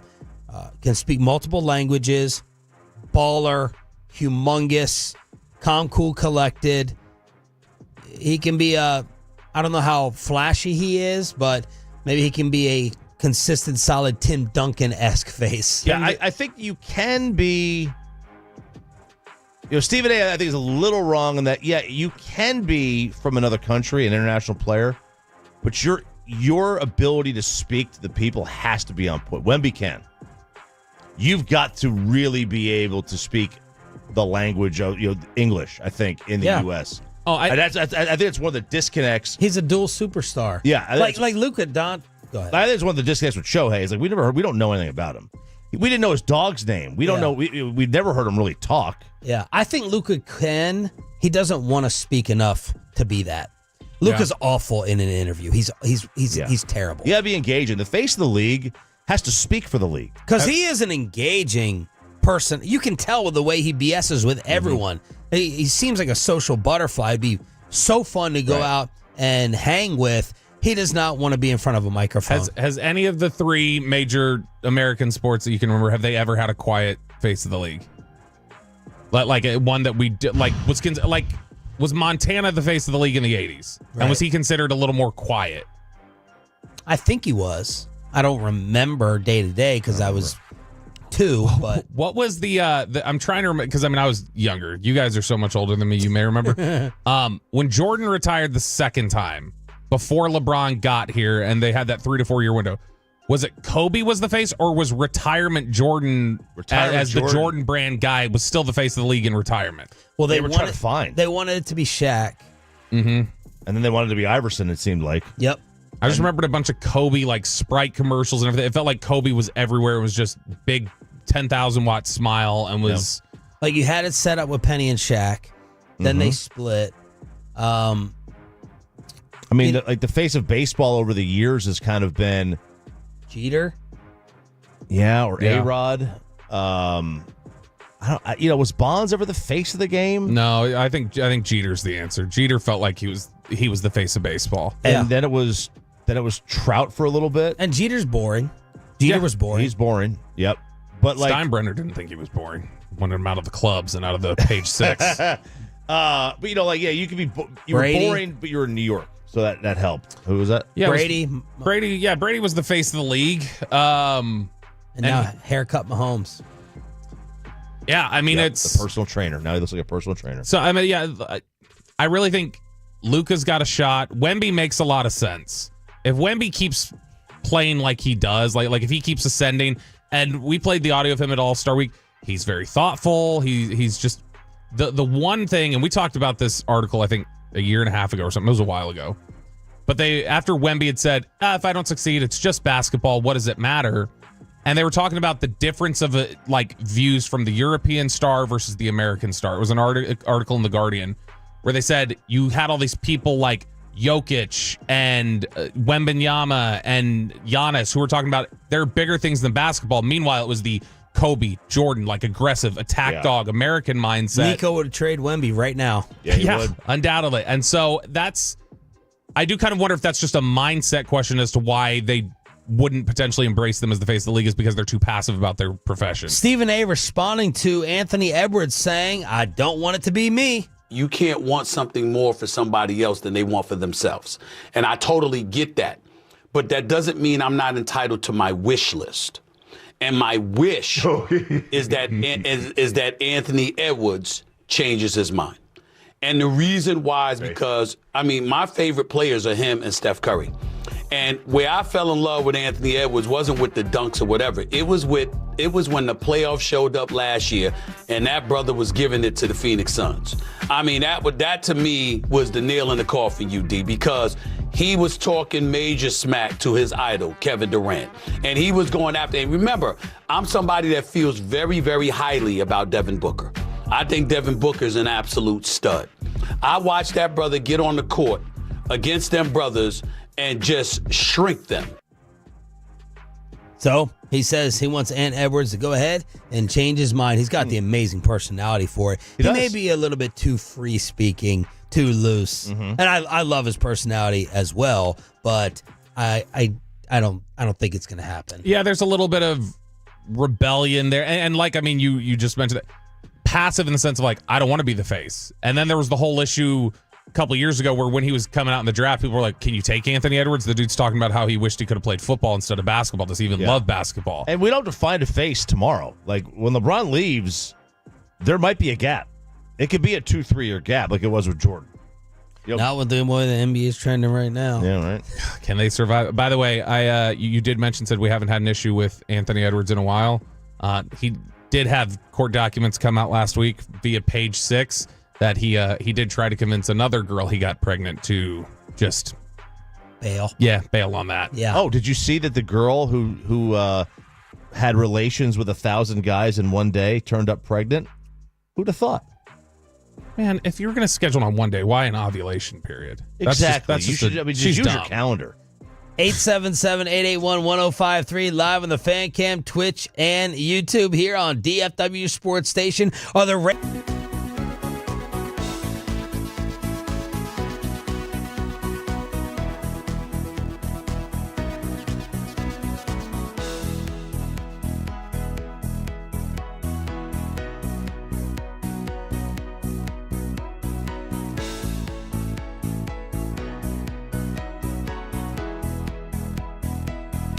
Uber Eats has lower fee products? I gotta remember that. Well, they say in order to remember something, you have to forget something else.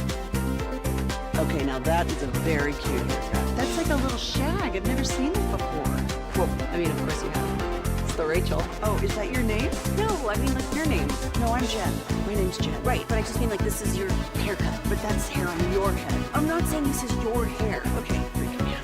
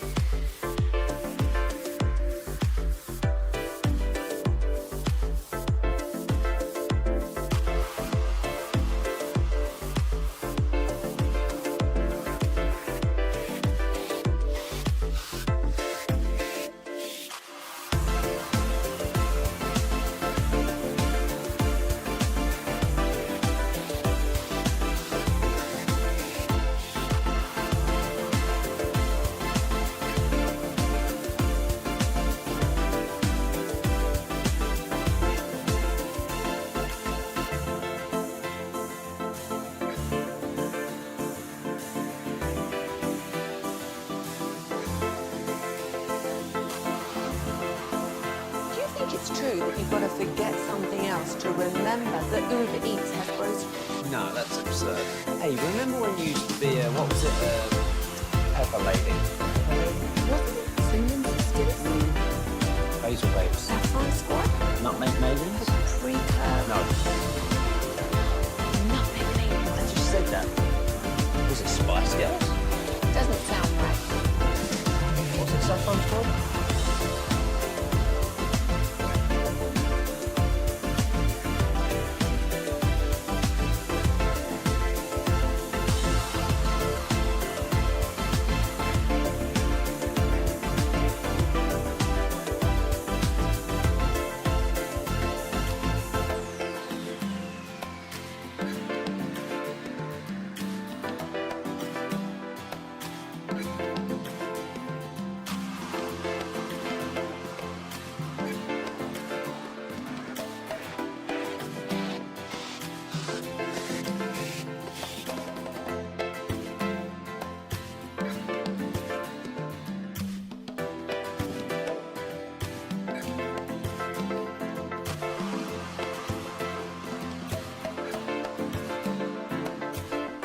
.com.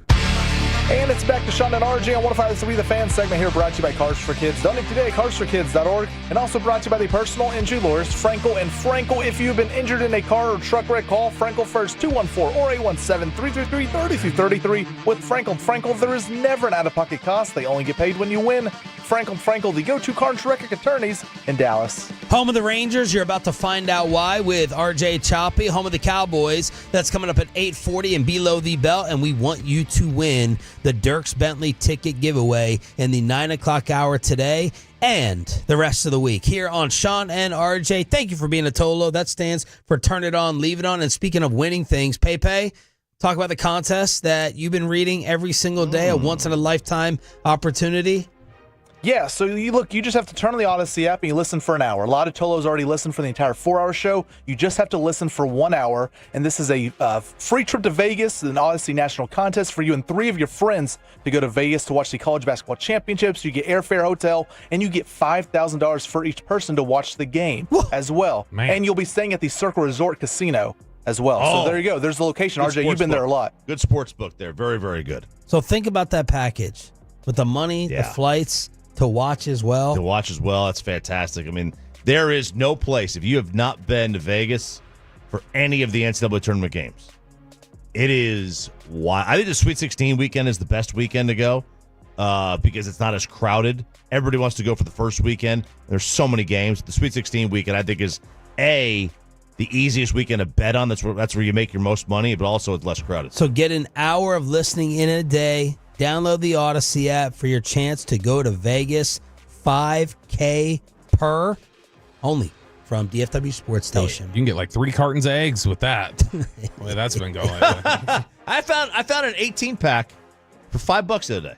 Really? Yeah, at Sam's.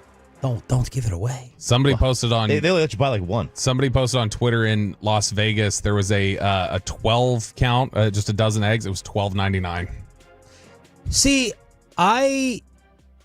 one of the few benefits of doing this time slot, I don't see how you guys are eating so many eggs throughout the week. I don't go home and eat breakfast. I go home and eat lunch. And I certainly don't wake up and eat any breakfast. Our egg consumption is only on the weekend, so I've been able to dodge this price gouge. We eat a lot on the weekends. I don't usually eat much during the week. She will.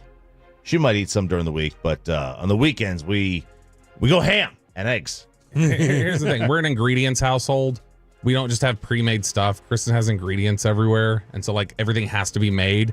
So the only thing I can make is scrambled eggs. So eggs. If I go home at noon and Kristen's not there, it's like, well, I guess I'm having scrambled eggs for lunch, so I don't just go buy fast food or something. Well, why don't you just have your leftover dinner? Kristen would ask me that same question. I don't know. I forget. Is there leftover dinner? Oh, she's throwing away so many leftovers. She gets so angry about it because she's like, you forgot it was in there. I was like, sorry, I'm scatterbrained. I don't know what you want from me. I forget. What do you mean you forget? You open the fridge and you look. I have tunnel vision. I go in there to look for the eggs. I don't even notice what else is in the fridge. What did you have for dinner last night? What was it? I forget. I swear. Oh, salad. She made it. It was salad. Oh, okay. Well, you can't have really leftover salad. I guess you could one day maybe. There's still some like lettuce that she's had. What was in your salad and what dressing? It's this it's like this avocado based Caesar dressing. Okay. With no little fishies in it or whatever. Anchovies. And so it was lettuce, cucumbers, grilled chicken, and Parmesan. Very nice. Okay. And Pepe, how do y'all deal with leftovers? You meal prep? Yeah, I mean, we throw it in there. It's for a couple days, and then I usually, after a couple days, I'm done with the leftovers. If I don't want it after the next day or two, then I'm done with it. But we don't usually have leftovers. I'll clean up every leftover we have right after she's done with whatever she eats. Well, 4 chicken nuggets goes fast. Yeah, it does. Good time. All right, Chop. Jared Sandler is in Surprise. The KMC Masterpiece and the G-Bag Nation are heading out there this weekend while we go to the NFL Combine in Indianapolis. Give us some Diamond Calves. Are the Rangers going to be in on Vlad Jr. next year? He has informed the Blue Jays that their numbers and my numbers are a little bit different. And that's almost exactly what he said. So they did not reach an agreement on a contract extension before he gave his deadline. He had a deadline for this week, for Monday night. So he did not, and the Blue Jays did not come to an agreement. He had a resurgent year last year. He had 323, 30 bombs, 940 OPS. His value shot up. So he's going to be the big ticket item when he does become a free agent. And are the Rangers going to be in on him? And most people say, yes, they are. That they are going to be one of the 6 or 7 teams that have a fit. Here's the sporting news. They say the fit between the Guerrero and the Rangers is strong. They've got a commitment to winning. Jake Berger can be moved to DH to accommodate him. His father spent a season with the organization. Would they and can they spend what it would take to get him? Their payroll will still have $124 million next year tied up between 4 players in 2026 alone. So they still have a payroll right now north of $200 million. They're not in the luxury tax. They're about $17 million away from that competitive balance tax. So they got some wiggle room there. But it would put them onto the luxury tax if they were to get him, most likely. Because if they get him, he's going to get $35 million. Now that would be $160 million tied up in 5 people. Yeah, but a lot. If you're the Dodgers, you could just pay him like $6 to play for the whole year and just say, like, we'll pay it to you in 10 years or whatever. All the deferred payments are coming up now. But I have Luka. I have Luka trauma. As we talked about Ja Morant maybe getting dealt this offseason, 25. And I'm sitting here looking at Vlad Jr., the age of 25. Even that is giving me trauma. It was me too. You know why? Because I was just thinking about like how Vlad Jr.'s had the criticism before of the weight, and he's kind of yo-yo. That's what I was sitting here thinking. I was like, Nico would not have kept Vlad Jr. How do you feel about him with those questions, or do you only worry about those questions in 4 more years, RJ? What have you thought about Vlad Jr. yourself? He's been inconsistent. I mean, he's been really good, but also he's had like inconsistent years. Like this year, he was tremendous. The start of his career was amazing. Then he had it felt like an 18-month kind of dip. He's still a very good player, and the thing is if he's playing first base, you don't need him to necessarily be Bryce Harper, Mike Trout out there looking, Barry Bonds, just like these absolute behemoths and super shredsy guys, right? You don't need that. Well, Vegas does not agree that the Rangers are necessarily in play. Sports Betting Ag sent me the numbers. The favorites for his next team, the Boston Red Sox, followed by Atlanta, the Armpit, Filthy, the Cubs, Dodgers, Yankees, Padres, Giants, Mets, Mariners, and then your Texas Rangers at 18-1 for Vlad Jr. Yeah, it's that's interesting that they have Boston up top. I guess it's not the wrong thing to have, but I'll look at a lot of these publications. They don't have the Red Sox are one of the teams in on him for sure. They're a contender. But let's see, they're 4th from CBS. Arizona's 3rd, Yankees 2nd, Toronto is still the favorite, according to them. It'd be interesting to see where he winds up going and what the contract is. But speaking of, first baseman, where is he on the top 10? They're releasing these top 10. Buster Olney's releasing the top 10 first baseman, and I always see, are the Rangers on any of these? They were not on the catchers, nor were they on the honorable mention, and they are not on the first baseman list either. Although, former Ranger first baseman Nathaniel Lowe. In your face, baby. is on the honorable mention. So 10, 11, 12. So he's 14th. His year-to-year on base the past 4 years before being traded were almost identical numbers year-to-year. 357, 358, 360, 361. It's pretty consistent. Like, he gets on base at a really good clip. That's 350 on base is an all-star level on base percentage. So they are going to be missing Nathaniel Lowe, but they're going to piece it together. Yeah, I mean, are they just... That doesn't make me have FOMO. No. I mean, like, I think everybody had kind of gotten to the point where they're like, we could let go of Lowe. Like, it felt like last year there were three guys that was like, I'm fine if you part with it. And that got to be Lowe, Tavares, and Adolis. Like, I mean, there's still a lot of fan favorites with Adolis who don't want him to go. Yeah. But there's a lot of people, I think, who look at it and go like, he's just declining, and there's no bounce back coming. Now, Nate is a trend around the sport. Nate bats left, throws right. Okay. And I went and saw this. This was in this article. Since 2001, the amount of games played by left-handed first baseman is cut in half. Left-handed fielding first baseman? Left-handed fielding first baseman. So left-handed throwing, I should say, right? So you bat right, throw left, whatever it is, but you throw left. You're left-handed throwing first baseman. In 2001, you had almost 2,000 games played by a left-handed throwing first baseman.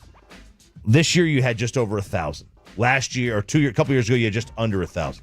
So it's been cut almost in half for whatever reason. There's no strategy to it. Yeah. I just found it pretty interesting because you always, theoretically, if you have a lefty kid on your youth team, you throw him at first base. Oh, that was the... You throw him at first base or pitcher. When Chris Davis was here and he was coming up, and like he obviously had his struggles and then got sent to Baltimore, but when he was first coming up, I remember that was like a discussion point of like, well, he's a right-handed first baseman, like he throws right-handed. Yeah. And so that was 15 years ago a topic. Well, speaking of years ago and hitting, I have to relay this. I saw this from Baseball History Nut. Choppy, this is for you. All right. Major League teams hitting at least 250. 2005, there were 30 of them. Oh. 2010, there were 20 of them. 2018, there were 14 of them. Seeing a trend. 2020, there were 12 of them. Oh, no. 2021, there were 5 of them. 5 teams hitting at least 250. In 2022, it went back up to 10. 2023, it went to 14. Last year, 6. Ooh. There were 6 teams. Is this a baseball version problem like the NBA is dealing with three-pointers wise? It's the way baseball goes. Yeah, it is because they're both analytic driven. NBA or basketball is analytic driven from three-point shot, right? They want more threes, more dunks, less in between. Baseball analytics, we have that Bill James abstract in there. I bet you can find in there somewhere where he says batting average doesn't matter. And he says it's all about slugging percentage. It's about on-base percentage, about OPS. They don't value it. They don't pay for it. Players generally do what gets paid. If it doesn't get paid, why would they try to do it? So, yeah, they value slugging percentage, on-base percentage, OPS, home runs. Batting average just isn't in play. It does feel a little bit like... Which one do you think is more harmful for the entertainment value? Is it the threes, or is it the lack of base running, plays at bases, plays at the plate, stolen bases? Which one hurts your fan viewership the most? Your entertainment value? Man, that's tough because both have a lot of lack of action. Like when you're just shooting threes, watch an NBA game, where's the ball movement? Where's the player movement? You're just standing around the three-point line. And in baseball, a lack of a batting average means fewer balls in play. Balls in play are action. So they're both an action-driven. Yeah, it's funny because there was the whole chicks dig the long ball campaign with baseball back in the day, and three-point shooting became so, like, it was fun to watch three-point shooting teams back in the day. Whenever you would put up a bunch of threes, it was like, holy cow, this is a fun team to watch. And now both of those things have been done to such excess, it feels like, of just, well, all or nothing in baseball, and you're throwing up a bunch of threes, that now it's damaging. I don't know. That's a good question. I guess I would lean, I think it's a little more damaging for basketball right now. A little bit. I would pick baseball because I need more to get me to baseball than basketball. You would probably pick basketball. I think the baseball's problem is equal. Like you need more action. Like, Alex Bregman, and like it's a perfect example. If you don't think Alex Bregman, if he wanted to, could be a 300 hitter, I think you're crazy. Like he is not a high strikeout guy. He's a good contact hitter, but it's not valued. And he's even said, we don't care about batting average. Why would I care? Diamond Calves from RJ Choppy on the home of the Rangers. Jared Sandler's there. The rest of the station is heading to Surprise, Arizona for next week's spring training coverage here on 105.3 The Fan. Can the Cowboys' run game succeed with Dak Prescott's declining athleticism? Hear from their new offensive coordinator next in Below the Belt.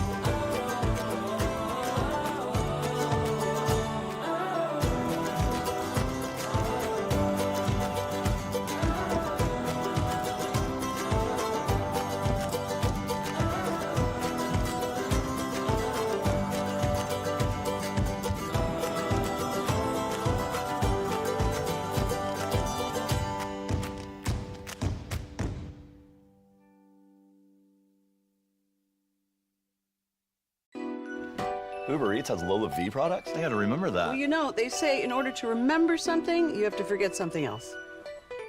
Okay, now that is a very cute haircut. That's like a little shag. I've never seen that before. Well, I mean, of course you have. It's the Rachel. Oh, is that your name? No, I mean like your name. No, I'm Jen. My name's Jen. Right, but I just mean like this is your haircut. But that's hair on your head. I'm not saying this is your hair. Okay, break your hand a little bit.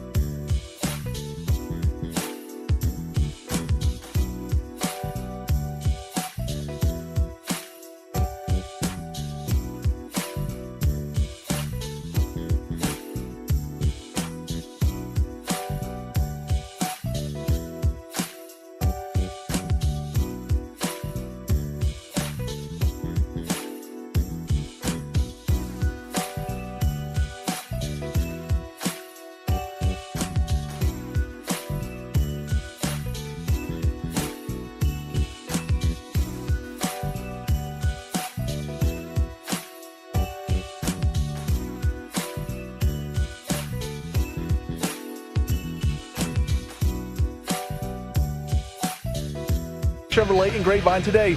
The back-to-back #1 Chevy dealership in the world. More new Chevys than anyone else, all priced to sell. Visit ClassicChevrolet.com. This is Texas. This is Classic Chevrolet. Together, let's drive, relax, enjoy the difference based on new Chevrolet registrations 2023 and 2024.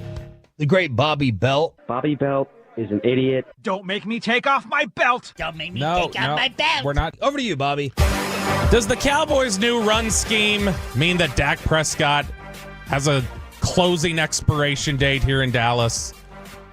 2 stumbles there that you did. You got. It was a throat thing. Yeah. It got a little phlegm stuck in there. All right. So yesterday, out at the Star, the assistant coaches, the new assistant coaching staff, spoke with the media. So put that aside for a second. All the recorded combos. Give me the initial impressions of mannerisms, their personalities, behind the scenes stuff. So You only talked to, like, each person had to pick where they were talking, so I got in front of like 5 or 6 of them. I didn't get in front of everybody.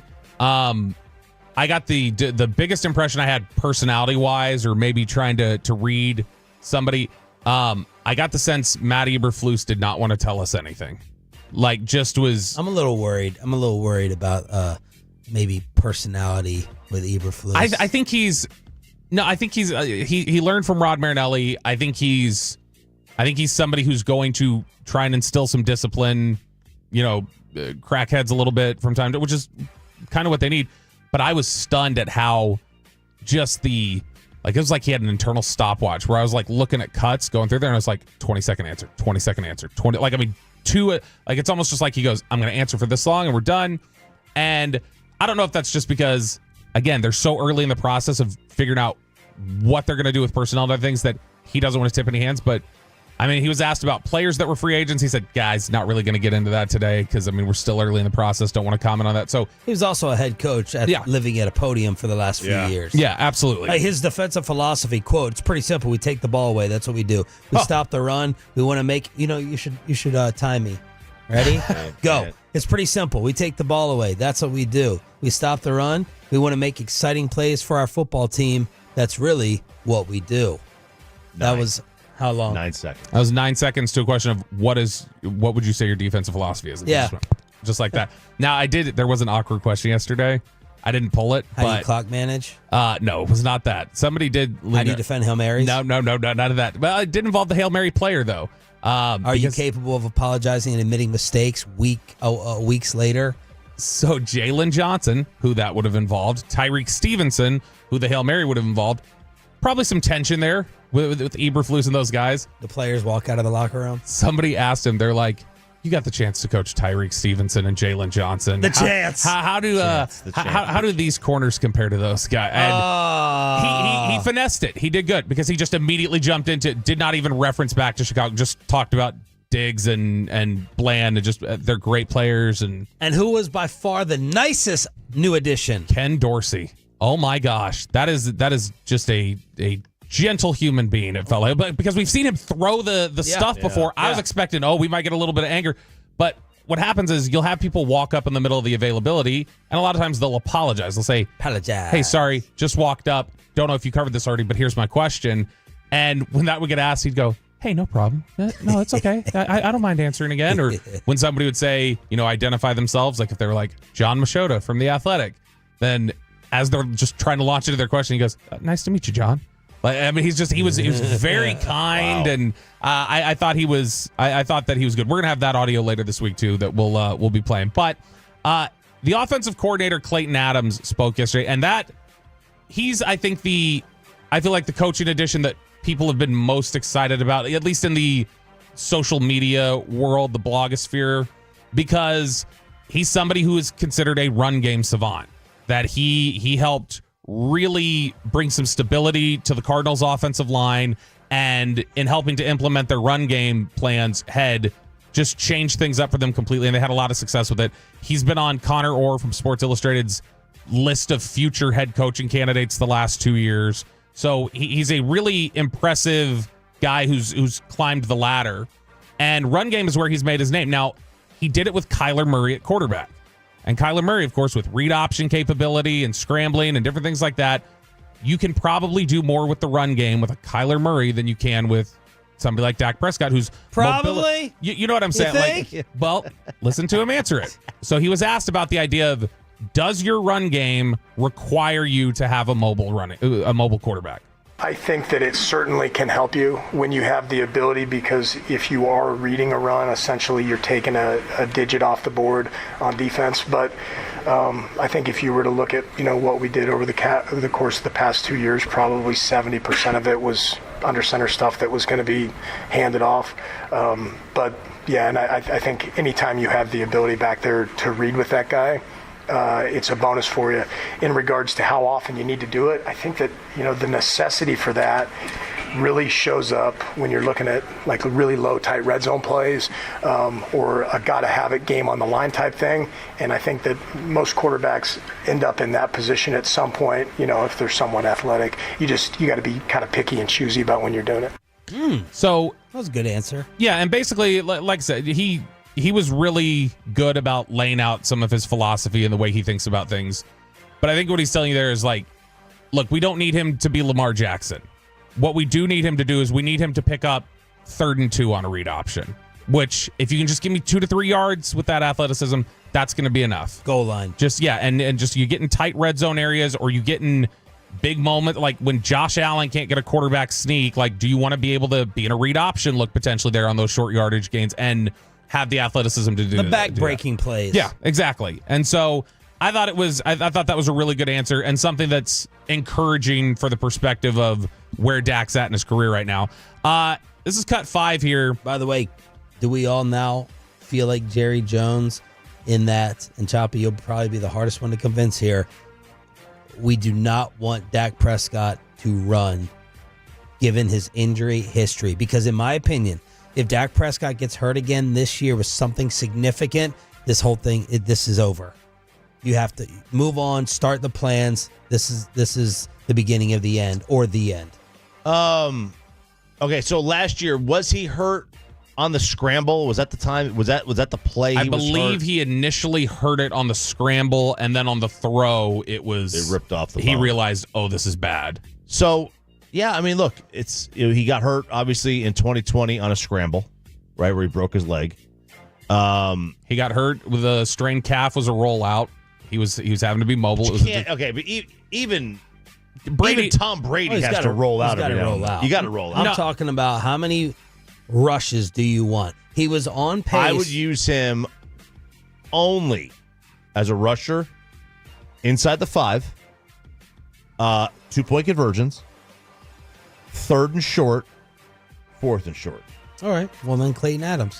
He was on pace for 26 carries last year. Before that, he had 55, 45, 48. So, how would you change that by what I said? How would you tweak or not? I would probably. I'm fine with that.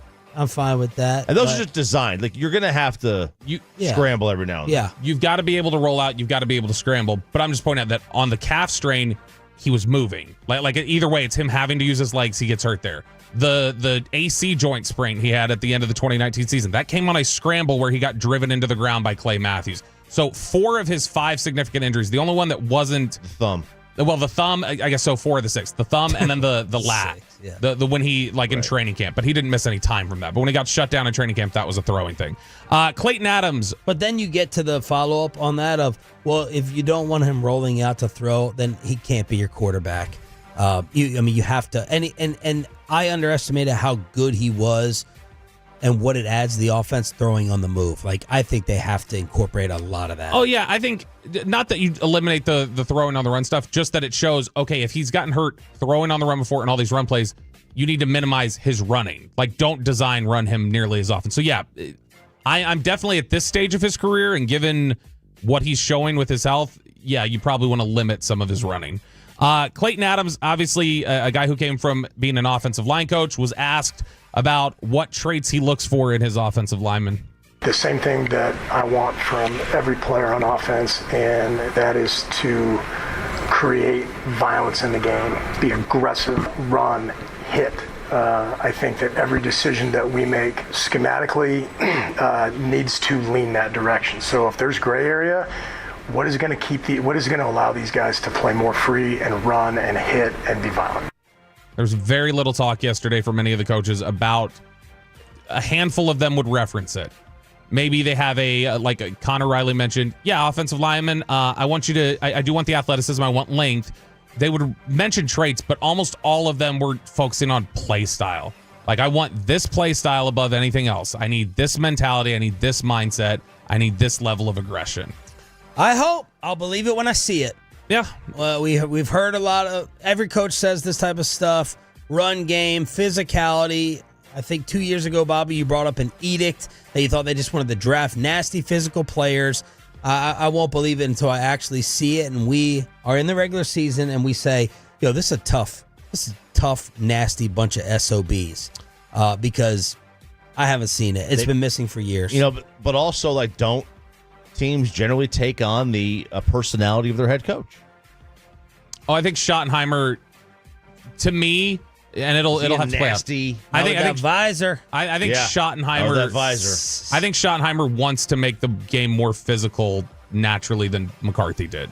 And that's not any sort of critic. That's literally just a stylistic choice. I think Schottenheimer wants the game to be more. Yeah, physical. I mean, a West Coast style is not typically. It's physical. finesse, it's timing, it's trying to get everything to come together. Last one from Clayton Adams before we play one more clip after that from Lunda Wells, the tight end coach. But we've seen this topic of Zach Martin didn't want to play tackle when he was asked to do that potentially in 2020. We've seen flipping guys around, making them play tackle, making them play guard. So he was asked, what is his philosophy on having offensive linemen playing multiple positions? I think that in the NFL you have to do that. I also think that if you are a starter at a spot and you're a premium player at a spot, you're probably not going to play a whole bunch of different other positions.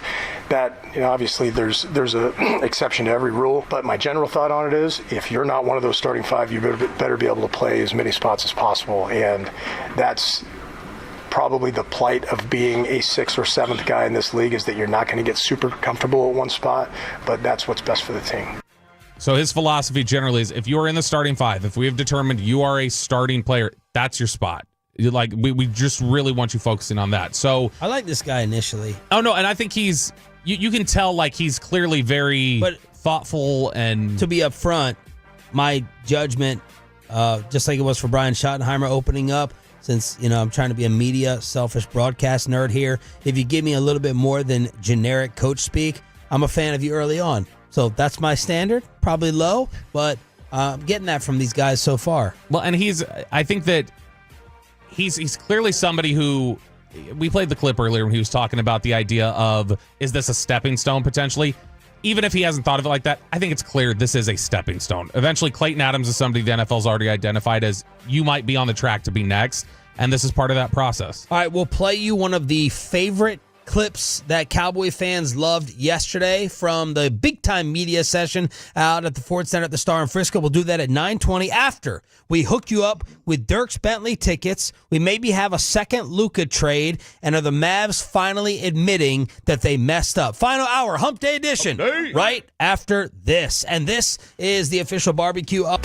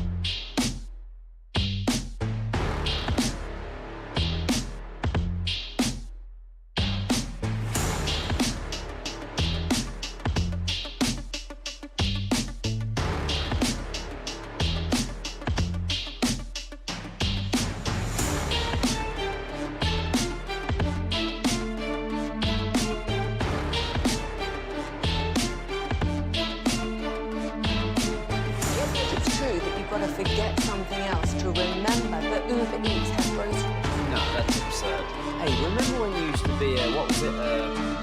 Pepper lady. Was it Cinnamon Sisters?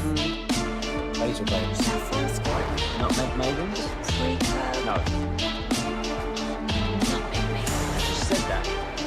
Is it Spice Girls? Doesn't sound right. Was it Saffron Squad?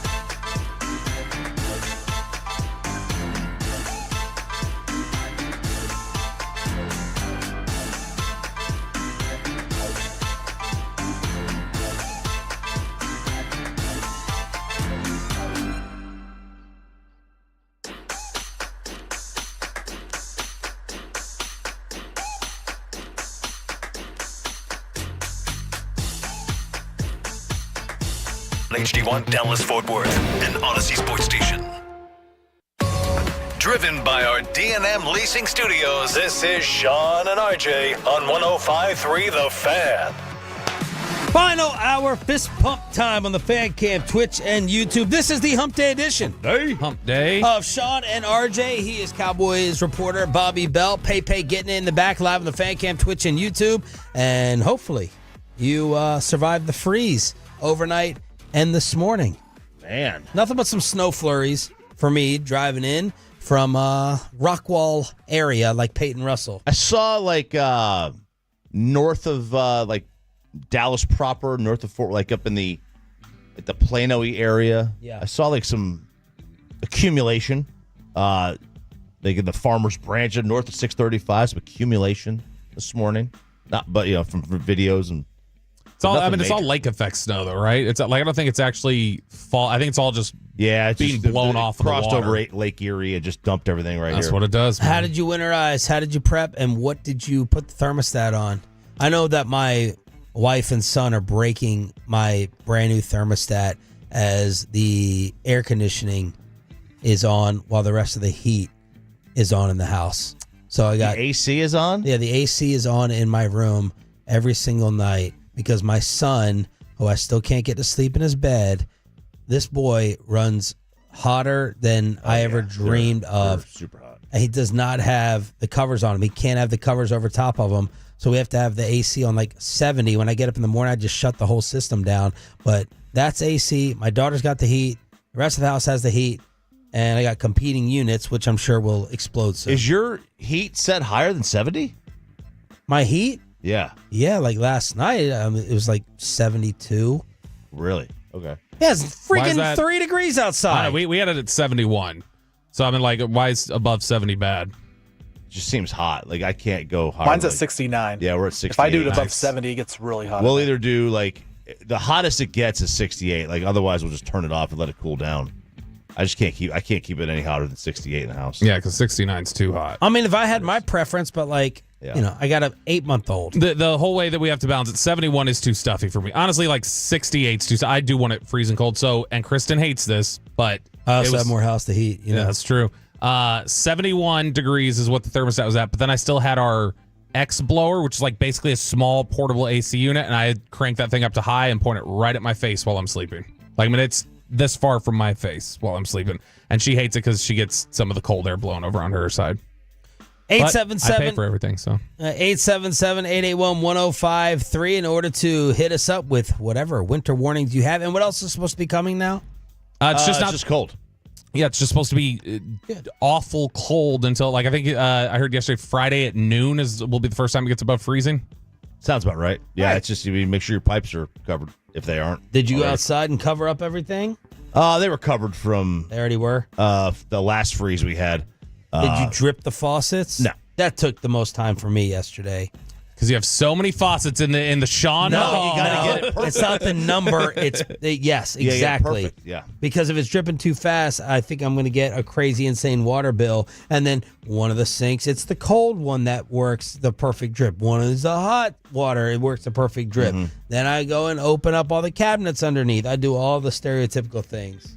Yeah, we didn't drip the faucets or anything, but sometimes you can just open the drawers, the cabinets. The other thing I'm playing the game with is how long to start my car and leave the garage door closed. I'm playing that game with myself. 0 seconds? Oh, you're playing Russian roulette with carbon monoxide poisoning. You better hope the ceiling is good on your door to the garage. Oh, these ceilings are high, bro. No. There's lots of room. Sealant. No. I'm like, okay, 4 minutes. I'll go and start it like a morning like this. I start it, and then 4 minutes later, I go back into the garage, and I'm like, all right, am I getting woozy? Am I getting dizzy here?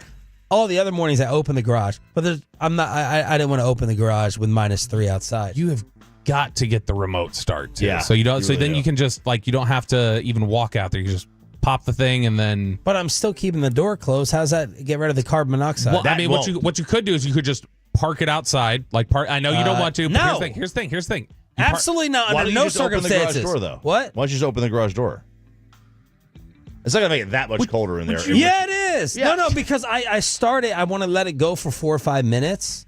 So I don't want to walk back out into a freezing garage. Plus, I think there's a big coyote on the loose in the area, and I don't want him coming in. So you would rather potentially die of carbon monoxide I'm not dying poisoning of it. than have a quick 4-second brisk jog to the car in the cold. Yeah, but I don't think I'm going to die of it. I think you got to sit in the car like that West Virginia show. You got to sit in the car, yeah, but hey, I mean, how long does it take? Seriously, text me. I don't know, but it could what I'm saying is the carbon monoxide could seep into the home. Oh, well, you know what I mean?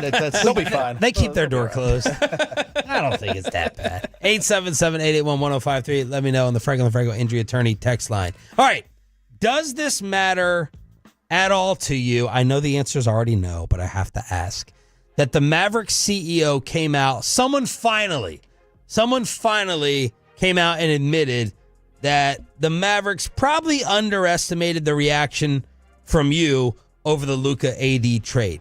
Can I at least say, well, at least they're being honest? Or does this just enrage you even more?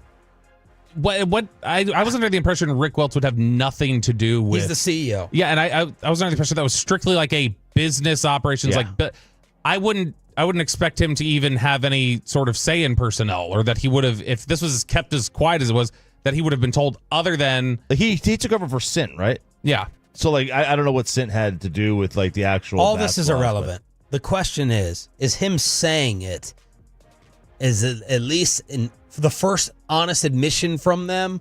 Sure. Over misreading the fan base?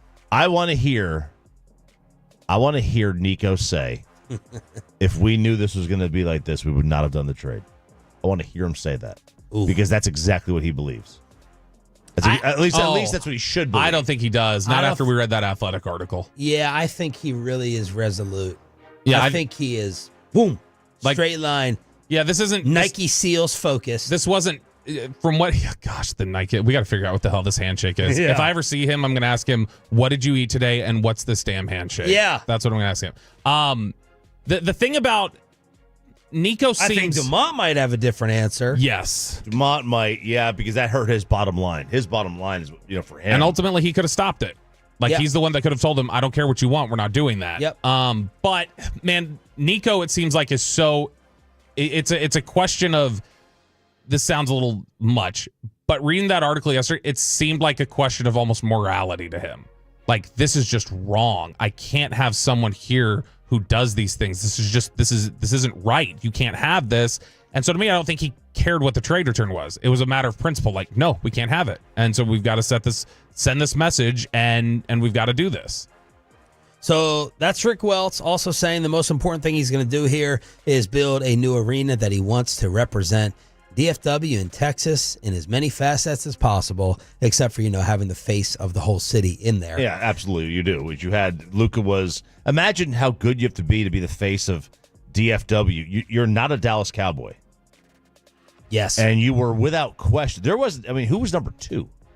Dak? Not without question, you were the face of DFW sports, and you're not a member of the Dallas Cowboys. That's hard to do. I can't believe, though, that we go, like, in the course of a year, these 3 people that are going to be, we're going to build an arena that'll reflect Dallas and Texas and everything. Like, this is coming from 3 different decision makers who come from 3 different, parts of the country. Like none of these 3 people even lived in the central time zone before they got here a year and a half ago or whatever it was. Like, this is Portland, Seattle, and Vegas coming to tell Dallas and Texas here. what is the. Nico lived here before. He was here but he came from Portland when he was hired here. Right. There's a disconnect. I mean, there just is. It's the reality of it. The 2 shoulders that I'm always talking about, the nasty petty shoulder. The last time I brought it out, it was admitting that I wanted the Cowboys, once they started getting blown out early last year, I wanted them to keep losing in order to make everyone get punished and suffer. The shoulder's talking to me a little bit. This is not my overwhelming opinion, but a sick part of me is like, want to see Nico win this trade. Oh no, absolutely not. From this standpoint, when is the last? I want to see. Because you're a Laker fan. No, shut up. You're a Laker fan. Mike, if you want Laker me, Mike. This is it. This is my last day. I'm on one today. Okay, if you, fine. I didn't take my pills. Let's go. I want to know the last trade that we could ever be, or sports opinion we could ever be this wrong about. If this works in whatever way you want to define it. So, if this ends up going the way Nico thinks, if Nico ends up being right, the last thing could you ever compare this to something where we were all totally, completely convinced it was the wrong thing? You like your most look wrong. How many championships the Edmonton Oilers won after trading Wayne Gretzky? But again, see, that is a little different, because even still, the Wayne Gretzky and the Babe Ruth ones were for money. For money, and even still, they weren't proven correct. I'm trying to think. Honestly, the first one that comes to mind, and I don't want to give it credit again. Herschel? No, because remember we asked Daryl Johnston, and he was like, no, a lot of us felt like we needed to trade Herschel. We asked him that at Super Bowl.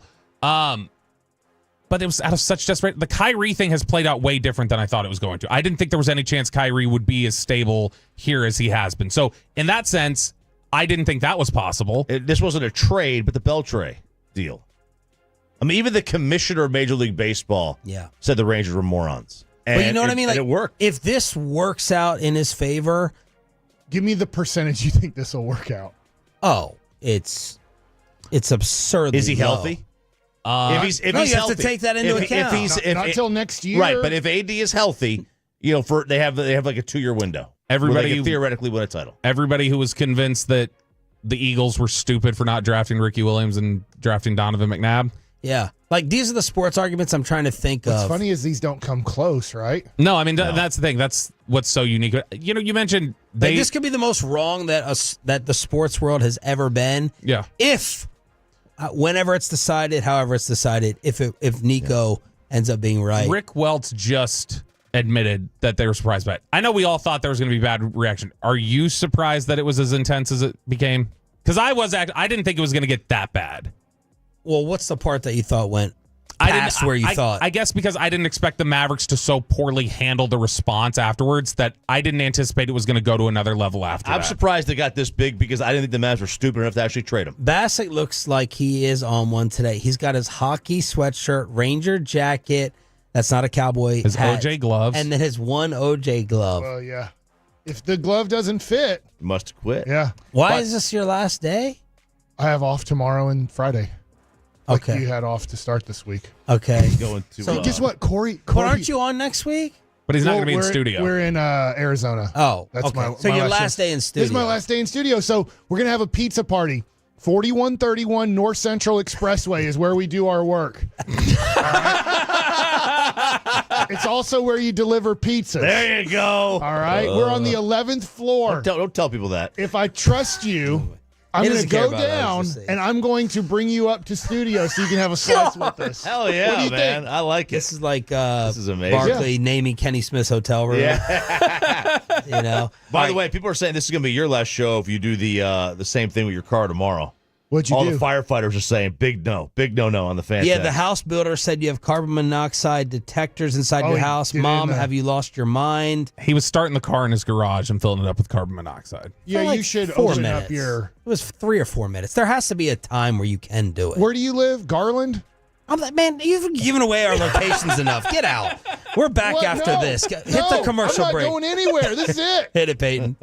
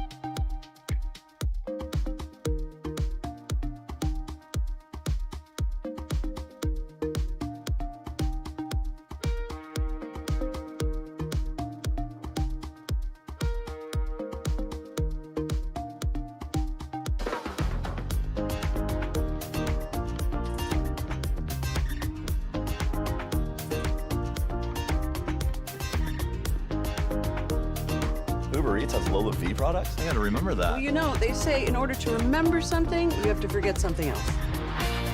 Okay, now that is a very cute haircut. That's like a little shag. I've never seen it before. Well, of course you have. It's the Rachel. Oh, is that your name? No, I mean like your name. No, I'm Jen. My name's Jen. Right, but I just mean like this is your haircut. But that's hair on your head. I'm not saying this is your hair. Okay, you're freaking me out a little bit.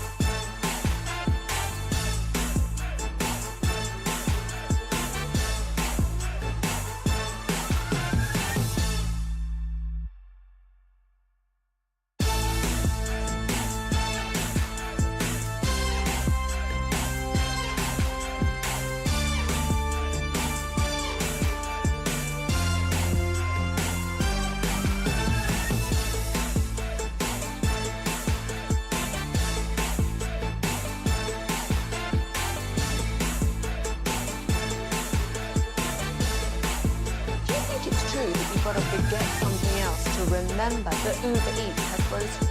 No, that's absurd. Hey, remember when you used to be what was it, Pepper Lady? Pepper Lady? Wasn't it? Cinnamon Sisters? Basil Babes. Saffron Squad? Nutmeg Maidens? Paprika? No. Nutmeg I Maidens. just said that. Was it Spice Girls? Doesn't sound right. Was it Saffron Squad?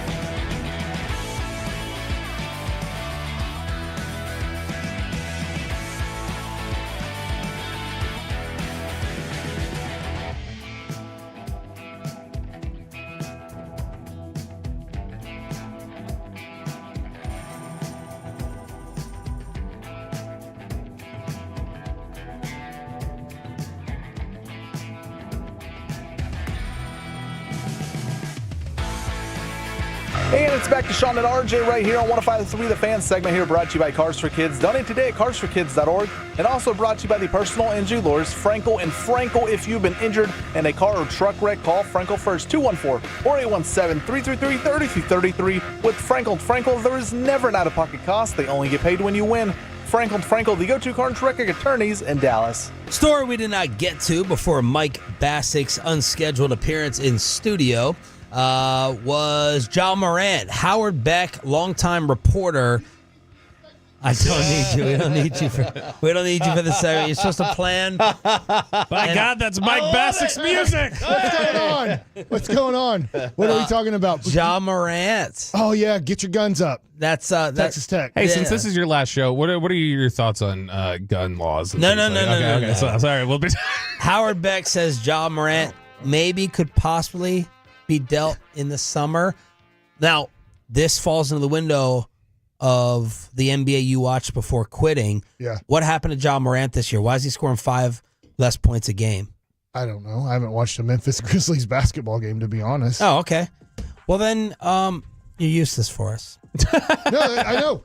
Guess what? Kevin and Corey's had to use me this way for a long time now. For 4 hours a day. Yeah. Think about that. 4 hours a day. What's y'all's thoughts on Ja Morant's game this year? I haven't. I do. You know, I'll tell you this. I do my BetMGM show with a guy from Memphis.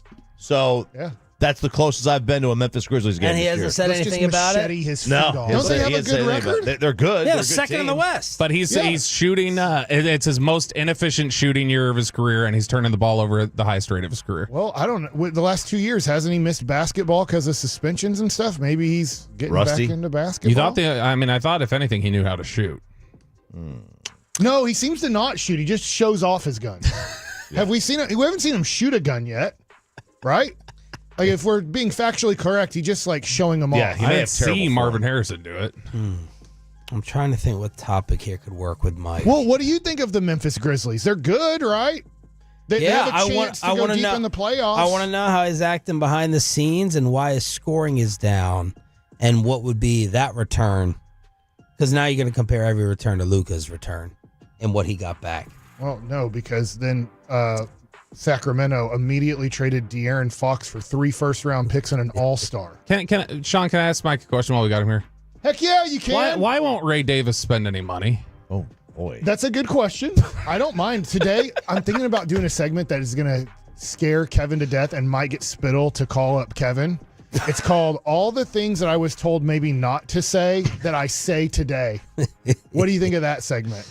I mean, I think I'll listen to it. That's what I think. I think I'll absolutely tune into that. In fact, I might turn the volume way up. I will say, look up, and being honest here, I want him to spend more money.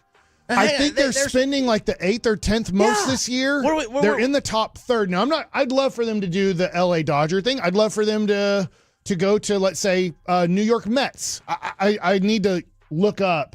I think the Rangers are at $236 million for this year. I thought they're $16 million away from the luxury tax. They're close. Okay. And I guess the tough thing is in baseball with this deferred money thing going on, I guess it is in football too, is to know the exact number that they're paying. We get a good idea of what they're paying, but we might be off by what, like you're saying, $5 to $10 million. You cannot be upset with what the Rangers are spending this year. I'll tell you how I'll be upset. They have the 6th highest payroll in baseball. They have. Okay, so Spotrac has them 8th. Yeah, 223. So somewhere around, let's say, 5th to 10th in spending in Major League Baseball. So I would like for him to spend more for sure. My son was like, hey, Vladdy Guerrero Jr., let's get him. And I'm like, well, you'd have to trade quite a bit to get him. And you'd be trading your young prospects. And then where's his spot? And then are you willing to, I don't know what he wants from Toronto, but obviously they did not come to an agreement. But I will say this, next year, 2026, I would hope that the Rangers go well above the tax because you reset your tax bracket, if that makes sense. If I agree with this philosophy in 2027, unfortunately, there could be a strike lockout. But if you went over the tax for 2 years, and then the third year, you always say, we have to stay below the tax. So I reset. For 2 years, I'll pay the penalty, but the third year, the penalties get so extreme, I go below the tax threshold, which means you have to have a plan that every third year I know how to easily get under the tax. Yeah, you either got to trade guys away or whatever, or you structure your contract so that you give player option years. Players love that, right? They can always opt out. And I'll be upset about this with, let's say, the Rangers spending. Let's just say the Rangers are, I don't think they're going to do this. I'd love for them to do it, 40-20 to start the year like they did in 23. Yeah. I think that's too extreme, but let's just say they are. But they're struggling in the 8th and 9th inning, which would be surprising if you're 40-20 and struggling in the 8th and 9th inning. And then you look like you have another championship team. And whoever's available out of the bullpen, I know the Cardinals have a great bullpen guy that they might not, Hensley, I believe is his last name. Well, if that's the case, and you've put yourself in a position to succeed again, and you don't do what you did in 23 and go, screw it. We're going after, and I know, did it work out perfectly? No. Max Scherzer, obviously Montgomery did. You need to do that again. You need to go, screw it. I stayed under, but we have a chance to win it all. I'll go over, I'll pay the tax, and unfortunately that might mean in 26 I have to go under the tax again, at least to start the year. So if they're in a great position to succeed in June, July, then you have to go over the tax to add to the team. Since Mike Bassick is about to be on a permanent vacation from 105 through the Fan, and whenever Mike goes on vacation, we always love to analyze it. How many days off did he give and all that? We have a Bassick topic here. Yeah, so this and a lot of people in the sports talk world are taking their vacations. They are. But this is a way to use 13 PTO days, or now I guess that would be down to 10 PTO days the rest of the year. That's where you go to your kid's school? That's PTO. Yeah, PTO meetings. But you're going to get about 40 days off by doing it. This is a little hack that was on TikTok. This is fantastic. I love when people break this down. So we just had President's Day. The next national federal holiday is Memorial Day. We're a ways away, right? We're a ways away from that. But that's the next one coming up. So the next hack for this is when you come up to Memorial Day, it's a Monday. Take the Friday off. One day, so you already get the Monday off anyway for Memorial Day. If you take the Friday off before, you get 4 days off and only use 1 day of PTO. Is that? Isn't that kind of? But you use no days of PTO and you get 3 days off anyway. Right, but now you're just. This is just a way to get more. Right, you have to use your PTO day. This is without. This sounds using like boy a long math. vacation. This sounds like boy math. Boy math. Yeah. Now, Juneteenth is on a Thursday, so you take the Friday off. And now you got a 4-day weekend, and you only use one PTO. Have you ever heard of this? Like taking a vacation day around a holiday to extend the holiday? Most obvious topic you've ever done in the entire world. This is not people don't think of this. Nobody does this. You did it last year. How many of the $50 million worth of condoms were used in Gaza? How many what? There's $50 million worth of condoms that were given to Gaza, supposedly. Lady by Gaza? the United States of America. How many of those condoms were used? A percentage? No comprende. I have no idea. Do you know the answer? No. Oh. But we gave $50 million worth of condoms to Gaza? Maybe. I mean, possibly. What do you think of that? I mean, that's a topic. That's a topic. That's a big topic. We put on a Sesame Street show for a lot of money. How good of an employee? I think it's Saudi Arabia, right? Yeah, Saudi Arabia. They love the Cookie Monster. How good of an employee do you think you're going to be, like in terms of checking your Ranger email, doing the company modules, There's no company modules, I don't think. You don't think the Rangers make you take an HR video class, a sexual conduct? They would have to, I would think. Everyone does. MLB does, right? Are you just not going to check those emails or do those things or be a good company employee? No, I don't think Texas Rangers make me change my email password every 2 months because they got infiltrated by somebody or somewhere. And so now, like... Oh, I got to change mine. It's going to be the same thing everywhere. Corporate America. Oh, yeah. Corporate America. Corporate America, man. We'll see. I got to change mine today? Yeah, right? Today's my email day. I haven't checked my corporate email in over a year. Yeah, how did you get a... I got a Cobra today, too. I got to figure out how to Cobra. Well, insurance. You don't get insurance with the Rangers? Well, hey. Well, obviously not. Really? So I got a Cobra here. Okay. Do you want to talk more about that? From why the Rangers didn't do that? Or? I don't know. That's the way it is. All right, Mike, go back to your show, please. I'm not. I don't have to do anything anybody says anymore. That's a good point. That's a good point. Look at Kevin. Kevin, hey. He is so Kevin's over solo with Corey this for 4 left hours. him out to dry. Spittle may as well just send you home right now. Yeah, you really should. Like, he might as well. He might as well just say bye-bye. Then I'll have to give out my address for the pizza party. And do you know what's good with pizza? Dessert. Cookies. Remember, I like cookies. 4131 North Central Expressway is where you send them. Mike Bassick, Only everybody. Today, though. Don't send them tomorrow. I'm not going to be here tomorrow. Mike Bassick. I'm going to be headed to Austin tomorrow. What's in Austin? My daughter. Okay. And then you're going to go from Austin to Arizona? Yeah.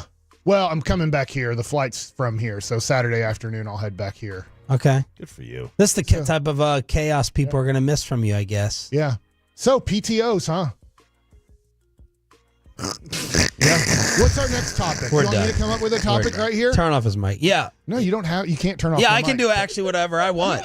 Yes, I can actually do whatever I want. Hey, your mic's off. Go ahead, keep talking. Peyton turned it down. I have the. I'll talk loud enough. I have the producer right here. If you can come up with a good, decent topic, we can go ahead and do it. What would you like to talk about? How about Ja Morant? There we go. We already talked about Ja Morant. All right. We already did that. All right, I'm listening. I'm just going to listen. Okay. I'll chime in if I feel like it. Yes. I love it. How do you think the ratings are going for this segment? I think they're actually good. These are probably pretty good. Yeah. The highest. Let's see what. Is my mic still off? No, it's on now. it's on now. It's on. You're back on. You're back on. Yeah, as long as we know we can trust. loud. As long as we know we can do that, please. we can trust you a little bit. How much interaction have you had with the bosses over the past week? With Tim and Gavin? Yeah. 0. Okay.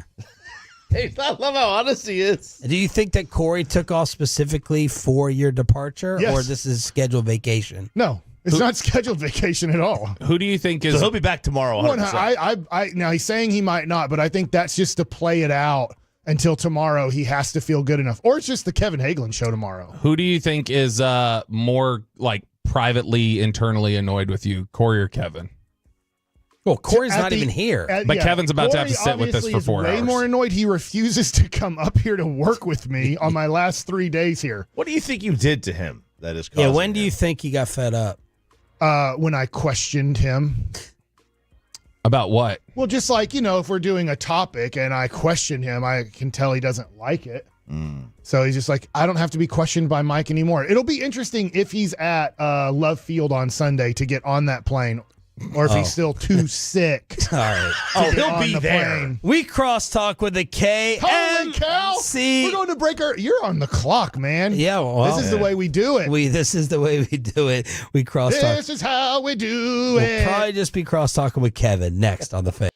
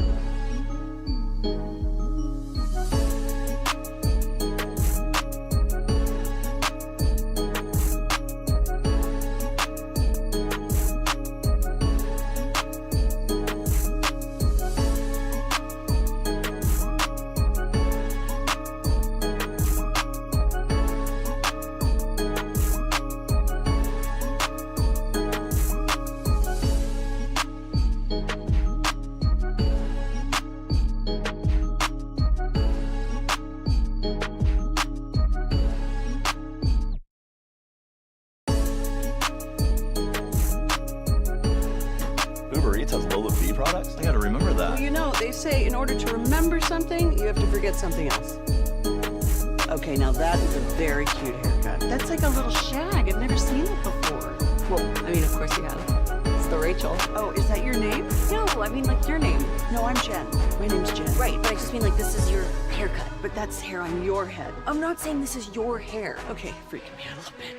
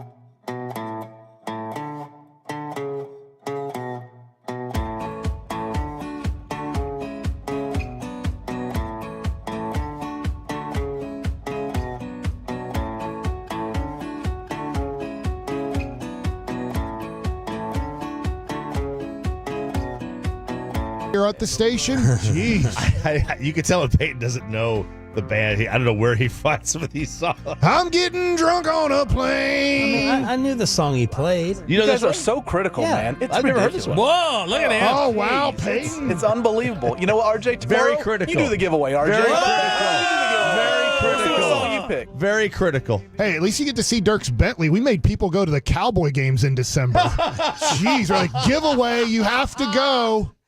Jeez, I was like, who wants to go see this game? It's like, we're putting punishment on people.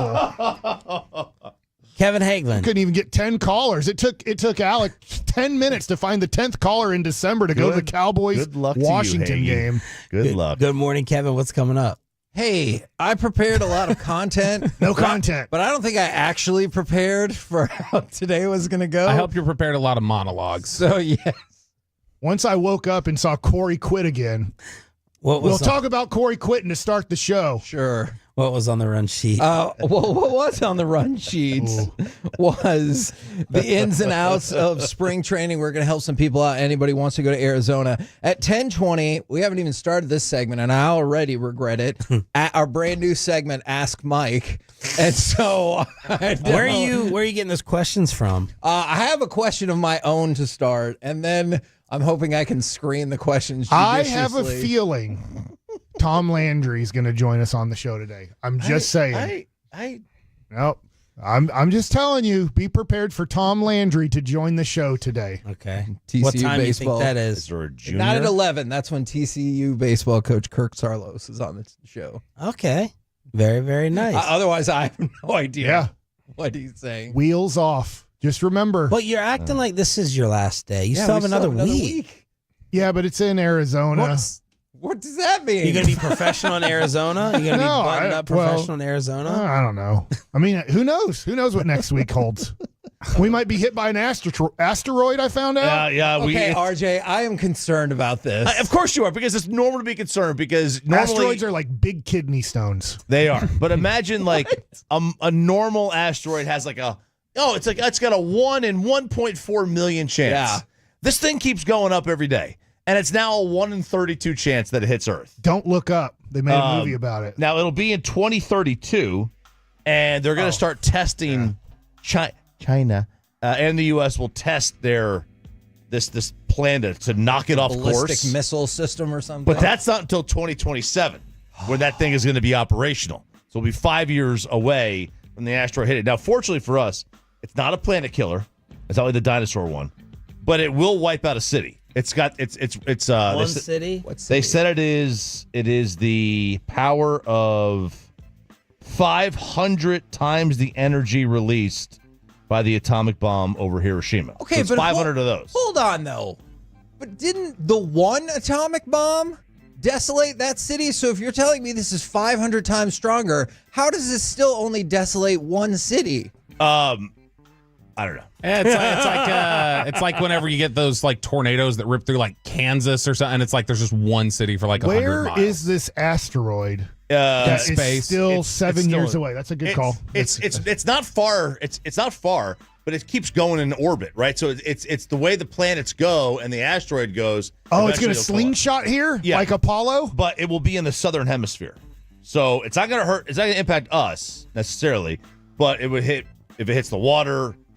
Florida's gone, or tsunamis, right? If it hits, sounds like it could impact us. Doesn't the water eventually go away and Florida's back, Florida's just with back. no humans? But like it could hit like animals, I guess. Big cities along the just south of the equator, like Bogota. So you're saying that it'll affect the Gulf of America? Possibly further south than that. Is there any chance, like in the movies, that our entire world comes together to solve this problem? I mean, it's 7 years away. I think if you sounds like the Pepsi tribulation in the to me. 90s that happened. Stat of the day. There's no stats. I think there are stats. There's a stat of the day based on the weather that Bobby Belt informed us of. He does not own a pair of sweatpants. Yep. Really? And I asked many Tolos, who else does not have a pair of sweatpants? How is that possible? Bring them to the station along with a pizza today. We'll give them to Bobby. It's the clingy ankle things. I don't like them. It's like a I have them sensory without thing. the ankle things. See, that's like Kristen. I gotta upgrade because Kristen says Your she's I gotta find a better shopper. I think he means use her to upgrade. I think he means his I gotta wife. find a better shopper now. If you could change one thing about your wife, what would it be? Oh, Lord. Ooh, let's see here. It's a terrible idea to answer. I wish she was just a little less patient with me because I need my problems confronted more frequently. That's okay, my that's answer, a good Mike. answer. Sean, how about your wife? Paul, Tim, Clay, none of them have sweatpants. Chris at Panther City, Lou, Wes. I mean, how is this possible? Do you differentiate between like this kind of like swooshy workout And like pants? wind pants? And, yeah, because I think that kind of counts. All this. Like So windbreaker I do have windbreakers. Like I do have those. Okay. But like Well, I mean, I have Today one. he came in shorts. Yeah. It really? Mm-hmm. That's Why don't you wear the my windbreaker type gosh. pants? No, I was gonna say I had one of them, and I wore them so frequently as my winter pants one year that they just like got worn So out. shorts, Not your jeans, point. dress pants are his options for today. See, and he frequently does go with the shorts and hoodie combo, if I Yep. recall correctly. Can you wear it's shorts balanced. at the Frisco Cowboys place? I have. I didn't yesterday. You mean like the facility or the fancy place? No, like I don't The think Cowboy Club? I'm I don't 99% think sure MLB has like a rule you can't wear shorts in the clubhouse as a media person. I need to go back and look at that. Who's the no fun league now? I've definitely worn shorts. But in the when Rangers. it's changed over time. been- I mean, like was it back at the old ballpark? Yes. I need to ask somebody, but for some reason I thought there was a rule that you can't wear shorts as like a media member and go like let's say in the clubhouse or in the dugout. I'm not 100% sure about that, but Lawrence Taylor is making football headlines. He was at Radio Row. Yes. I wonder how much cocaine he did in his life. If you had to like Great question. Probably Like a just lot. doing rails on rails. You think he did the most cocaine?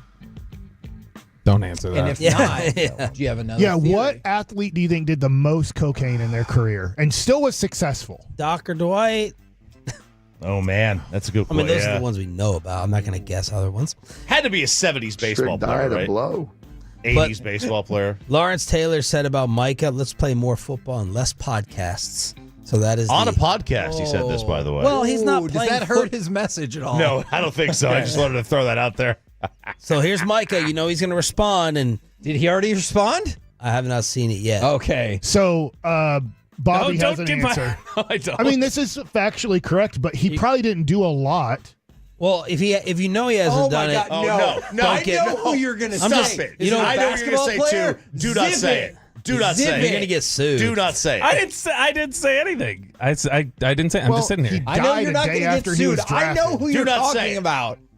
What do you ruined got, the Sean? What do you got, Celtics. Sean? No, you want to. Okay, all right. I got a question for you. He was supposed to take over Larry Bird's spot. Mike, I got a question for you. All right, so there's this article. I'm gonna use my last little bit of remaining time to do with you here in studio to do baseball nuggets, essentially. So there's an article over at MLB.com where they're talking about each team's player that has something to prove in spring training. I'm just trying to lean into his love of baseball now. Each team's player that has the most to prove in spring training, and they said Adolis Garcia.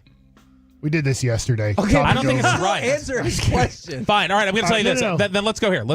Why are there so many talking fast because of his Lynn bias take? No, I wasn't supposed to. why are there so many varying opinions on how good Sebastian Walcott can be? Because Keith Law's got him number 2. Yep. Fangraphs has him 4. Then other people have him like behind Rocker, and some are saying he could be the next Fernando Tatis. He's only 18, so I think there's still so much. Let's say we don't know where his ceiling is. We don't know where he's going to end up with, let's say, Kamar Rocker and Jack Leiter, for example, both around 25 years old. You have a better idea of what they are going to be because there's less guessing at 25 than at 18. I think he turns 19 while we're in spring training or right after we leave spring training. So I think that's the reason why. I don't remember how much has his body filled out? Like, is he a string bean 19? No, he's a strong looking. He's not. I won't say typical he's 19-years are like. I won't rails. say he's Wyatt Langford because Wyatt Langford has the thighs and ass of a man. Yeah, but I would say that Evan Carter is still trying to kind of get to. Kind of like, I don't know, a man's body, like right? And so I would say Walcott, his shoulders are strong looking. That's why they're worried. Keith Law and other people are worried. Hey, probably not going to be a shortstop if at 18 you already look like that. Because at 23, if you start looking stronger and more muscle is put on, it's going to be tougher to play that position. So kind of Adolis Garcia and Sebastian Walcott. I just wonder if Sebastian Walcott is your right field replacement when he's ready. Because the comp that was made by Fangraphs and Keith Law was they said Tatis. Is Fernando Tatis a potential for him? I think so. I mean, I hope once again he doesn't get suspended for steroids, but because Tatis did. Not. Yeah, you would hope that he doesn't. But yeah, I think that would be awesome if he's the next Fernando Tatis Jr. and you just have to move him to the outfield and he puts up Tatis numbers when healthy. Yeah, it looks like they traced a lot of these sports robberies to a South American group. 7 people. I told you. 7 people arrested. Didn't they have to take down a New York pawn shop because they were part of it? Oh, I thought I saw that on the news that they arrested. They took all this pawn shop stuff out of a New York pawn shop because they found out they had bought some of the stuff. Not that they were part of it. They could have been part of it, but they might have been. They're eating the dog. Yeah. Because you had we just calmed him down, and now here you go. That story went away. About what? The dog eating thing. I guess. I don't know what to say to that. But Peyton, when are you out? Are you trying to just Monday? Yeah. Okay, I thought it was tomorrow. He's driving me in my colonoscopy. Oh, he is? Wait, I thought that was a I'm joke sorry. when you said that. Wait, what? No, he's really not Do driving. you think I Peyton need to should find grow somebody back to his drive me to mustache it. this weekend? Peyton? I could. Yeah, I shaved it last night. Did No, I you? don't think Does I she like it or not like it? She hates it. She hates the mustache. Okay. Yeah, she told me about 6 months ago. It's got to go. I think she told us first. Was that contingent on the engagement? He was Probably. like, "Are you going to shave your mustache?" Okay, deal. No. Does Alec have a mustache? No, He's got earrings. he's got some scruff down here on his chin. That's what you guys should have, a facial hair contest. I forgot who got me this hoodie, but I'd just like to thank the person who got me my Hockey Mike hoodie. I figure I'd wear it one last time because I don't think I'm taking it to Arizona, even though it'll probably be cold in Arizona while we're there. Will The you highs just are in the 80s. Will you just upper 80s. That's awesome. It's not going to. Let's bring our swimsuits. Let's hot tub it. Will you not wear Cowboy or now Maverick gear for Okay, how long? that's a And great where's your question. Maverick gear? Kevin, 'Cause just bring I've been that thinking in. about this. Kevin You got should me a give it away. sweet Mavericks jacket. Yeah. Not this last Christmas, but a Christmas ago. I like wore half your it to the wardrobe. one Maverick game I went to this year versus the Trailblazers when nobody played versus nobody. And there's about 5,000 people there.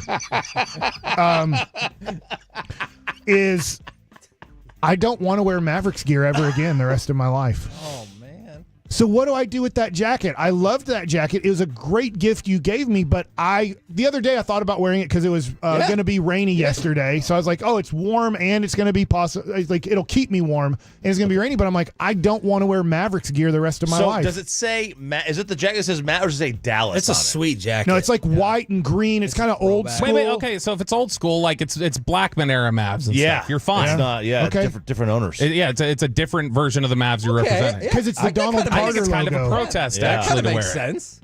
But if you're going to reach for one, are you going to wear a Maverick one before a Cowboy?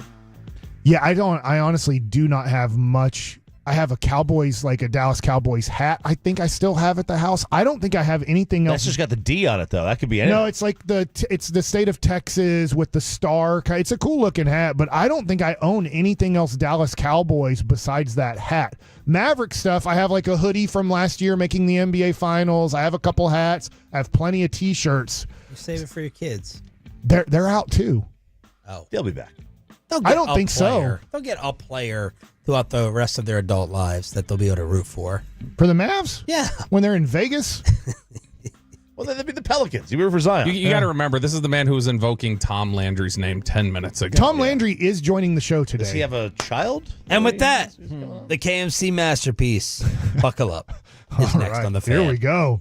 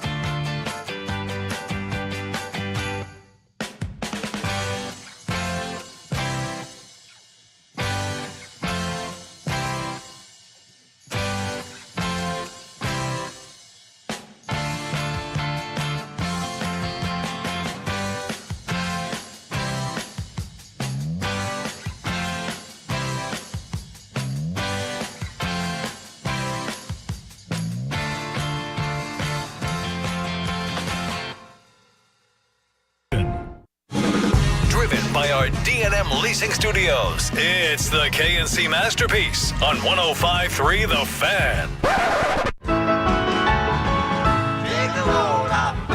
Oh, take a load off. Take a load for free. Kevin. Okay. Take a load off, Fanny. I want to make this very clear. This is not Mike's last show. Kind of. Put the load right on me. You are going to be working all next week on the show like normal. It's just that we'll be in surprise. Hey, do you think that we should change the theme song to KNC Masterpiece to this? Just to remember me forever? A little bit. Oh, trust me, It's a great Mike, song. I will never be able to forget you, even if I want to. I was texting you a lot last Yes, night. you And then I were. was thinking, and I was texting Alec. I didn't text Corey because he's quit the show. Corey does not feel well. Take a load off. Annie. It seems like Fanny. Okay. For free. Take a load for free. So this is your last... Where are you going to put the load? It always goes Here we right go. on me. Yep. I feel Relax. this band very much in that moment. All right. From the 806, good luck to you today, Kevin. Blessings. Thank you very much. From the 469, good luck, Kevin. Okay. So this is your last show in studio. For the record, you will still be here next week, but this is your last show in studio. Yeah, this is the last time that we can have a pizza party. Okay, from the 817. I'm going to get us pizza Mike. if nobody else gets us pizza, but I'd love to have pizza from the Tolos. Mike, from the 817, what is your favorite pizza? So I have a lot of pizzas I like. I will say thin crust pepperoni and banana peppers is something I really like. Interesting. But I kind of want not all weird pizzas. But if you ordered us one weird pizza with a regular, like are you just a meat person? Pretty much. Is it pepperoni, sausage, hamburger, ham? I'm pretty open. Bacon is good on pizzas. But if we get a weird pizza that you like, first of all, don't get a weird pizza that you would never try. Right. Tolos. But if there's like some sort of pizza that you're like, I really like these toppings together, I would love for Mike and Kevin to try. Would you at least take a bite of that pizza? But it can't be something like mayonnaise and like, I don't know what you could. Probably. Like sardines. Maybe. Like, yeah. Like you have to like go, no, this is a pizza I like and I want the boys to try it. Yeah. And we'll try it. I will do my best to be open-minded. And you know what? I haven't had a crumble cookie in forever. Okay. So you have very specific Well, wants. Tiff's for treats today. are great too. Yeah. And there have been Tolos that have Tiff treated us for special occasions. But I would give the nod to crumble. This is the last time you can pizza or cookie me. Yeah, that is true. I agree with you there. Unless you send it to Phoenix, or don't send it to Phoenix. We'll be 30 minutes away from there. Now, okay, Mike, I have to concede one thing because you've been talking about this for several days. This is it. Are you concerned or do you think that Corey doesn't like you and that's why he's not here? 100%. 100%. 100%. So here's what I don't know. Mm-hmm. Is Plano ISD out of school today? So like I know that there's some private schools that decided to just have what is that? Zoom learning or whatever. Which that went well.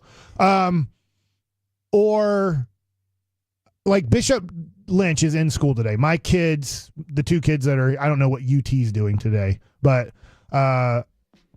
they're in school. Yep. But Corey had no school for his kids on Monday. So there's like, and we actually did have that holiday. We just didn't know. So you have a comp day coming your way. You know, he was at the doctor yesterday, though.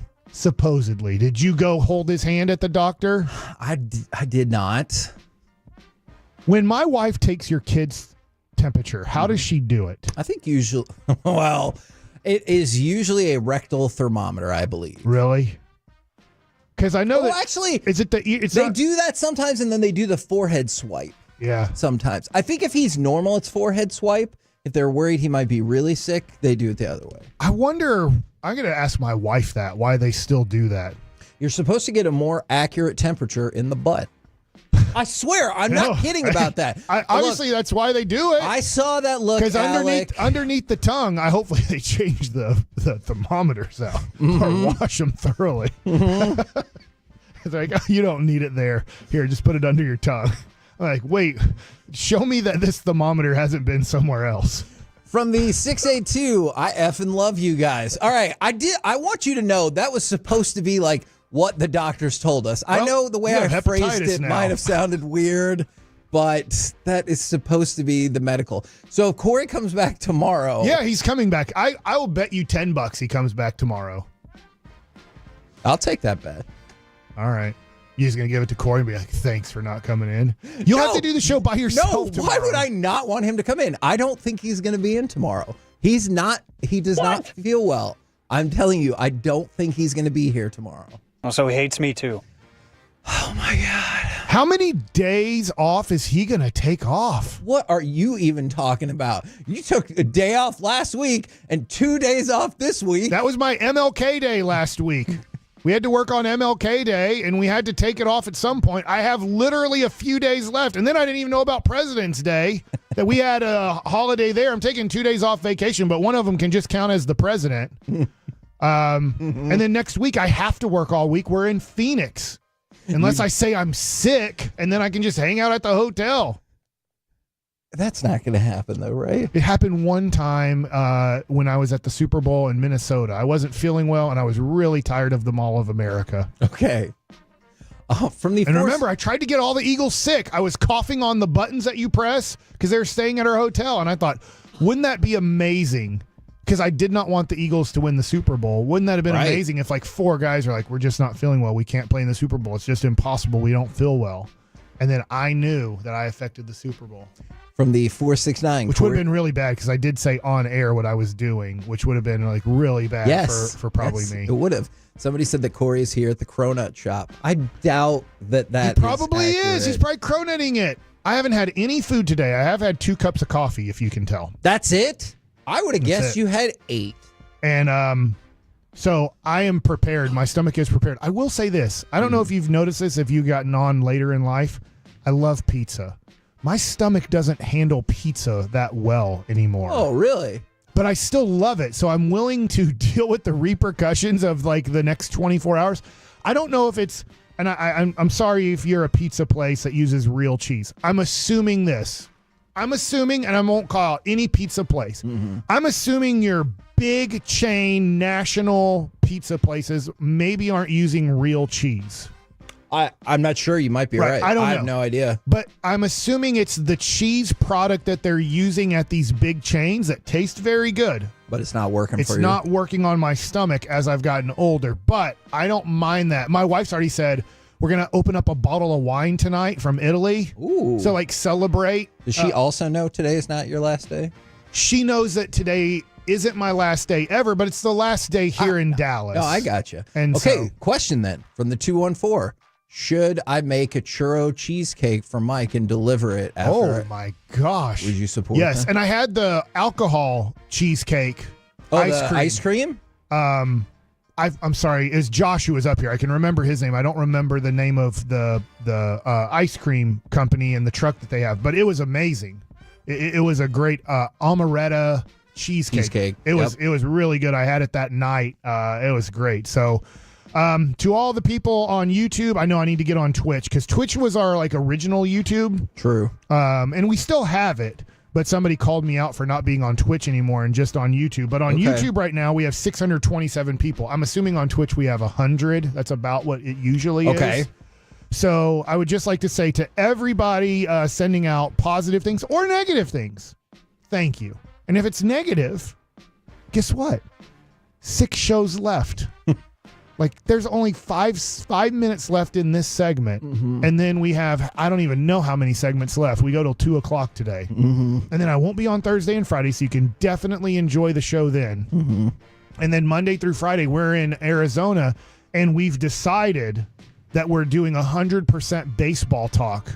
Did we decide that? Well, we're in spring training, so I thought we had to. I thought that was a mandate. I do not believe that is a mandate. We will do We usually talk about baseball in talk. spring training. We usually talk about who are free agents that have already agreed to terms, even though you can't agree. They're already chosen their team. And then you guys get all upset about who the Cowboys let go and that they're not trying to compete to sign with. And then Steven says, well, free agents always cost a lot of money, and we only like to spend a lot of money on our own players we drafted. Okay, let me try to focus you on spring training for a minute.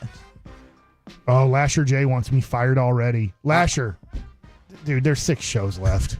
And if they fire me, they owe me 6 weeks of pay. They're not doing that. Mike, how much would you encourage people, if they have the means, to go to spring training? Because I know, and I'm dead serious about this. Well, obviously, you'd have to like baseball first. For sure. If you don't like baseball, I wouldn't recommend. Assuming you're a baseball fan, I would encourage people pretty heavily to go to Arizona spring training, because the ballparks are so close, and also the tickets start as low as $8. And you can sit in the outfield grass. Exactly. Obviously, if you want a real ticket, it's anywhere from like $10 to $25. Yep. Now, the other thing, too, is I recommend it this way. So on the backfields, especially nowadays, for about the last, I'll say 10 years now, it's changed where a lot of the major leaguers do not play on the big field. They play on the backfield somewhere between, let's say, 10 a.m. and noon. And it's like watching your kid play your T-ball game. Yes, okay. So I'm glad that you said that, because I was going to say, whatever people are envisioning, there's like maybe a couple rows of metal steps, or metal bleachers, maybe, and there's a fence there. Like, you can get really close. So let's say they want Evan Carter and Jock Peterson to work on facing lefties in spring training. Well, if I play him in the real game, I don't know. Like, they're going to get their first at bat off the starting pitcher, but I don't know. You have an idea on who the other team's bringing in, by the way. They do kind of pass along those notes to each other so that Boch can maybe work on something or see something from somebody. But let's just say you have Walter Pennington on the backfield and you have Jacob Latz. Yeah. Well, you might go, you know what? Evan Carter, and I want Jacob Latz working on lefty stuff. So Evan Carter's going to lead off the first 3 innings. So he's going to get 3 at-bats in the first 3 innings. You can cater it to exactly what you want. Jock Peterson's going to bat right after him. And then we feel like Ezekiel Duran's job is going to be pinch hitting for those guys quite a bit against lefties. So you might see the first 3 innings, your first 3 at-bats would be, oh my gosh, we already crumbled it up. Well, that was so fast. So fast and so awesome. Holy crap. I hope there's a note or so. Oh, there might be a note here. On the side. This is from Brady in Alvarado to Coach, and then he put a whole bunch because he didn't want to put Ballsack on there. Thanks for all the laughs. You better come back for a peace-a-thon at least. Good luck with the Rangers. Thank you so much, Alvarado, Brady and Alvarado. And I think you will be back for Peace-a-thon, because I'm going to wear you down all of the time until you're eventually like, fine, just shut up already, and I'll show up for part of it. That's what I predict is going to happen. Except it's going to be a really long drive for me, so I got to wait for traffic to die down.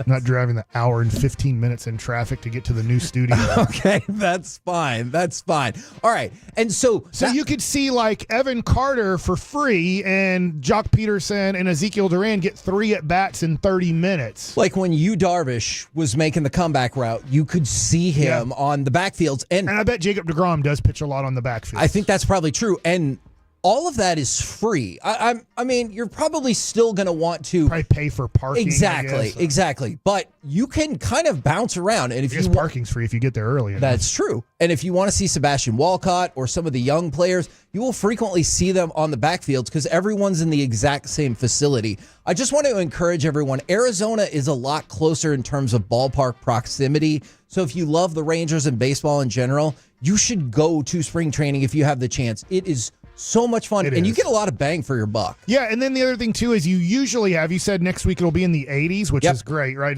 It's going to be actually really nice here next week. It's just right now for the next 3 or 4 days how bad it's going to be is you can go, I want to go on a hike with you guys. Okay. Like, I can't remember all the mountains that are around there, but Ted Nichols-Payne used to, like, after the baseball game was over, because I went on a hike with him. TexasRangers.com, I believe a lot of the games are on there. They're not going to be here on 105.3 The Fan. Sometimes Saturdays and Sundays are on here during spring training. Including this Saturday and Sunday, Rangers right here on 105.3 The Fan. Thank you. So it's just one of those things where there's a lot of things to do in Arizona, too. Yeah. So you can definitely, I know I'm giving you activities like hikes and stuff, but those are really fun. I mean, it's not like you can climb up a mountain here in DFW. That is a fair point. Do you want to tell us what kind of cookies you got? Man, I honestly, I'm not sure. There's one that's like it looks like a cake. It's like maybe a peanut butter chocolate, a big chocolate chunk. Then there's one with powdered sugar, and it looks like kind of maybe a cream field like cookie. And then I don't know what this cake is. Like, let me smell it real quick. Mm-hmm. It smells really good and sugary. That does I don't know. That is I believe that's a tres leches cake. Tres leches. Dave Raymond hates anything that's leche'd. I found that out traveling with him. Okay. If you leche a dessert, Dave Raymond is out. Interesting. I always tell him, I get it. 2 milks, maybe he's in. You 3 milk a thing, and he's out. We're the KNC Masterpiece right here on 105.3 The Fan. Coming up next, I already regret the choices that I've made in life because I scheduled this segment, and my question was going to start with this. If people missed it yesterday, I want to go back to this. It's our brand new segment, Ask Mike. Ooh, what will it take for you to be a Cowboys fan again? Oh. If you want to send in your questions, 877-881-1053 on the Franklin Injury Attorney text line. Perhaps and probably he will answer them as well. Next on The Fan.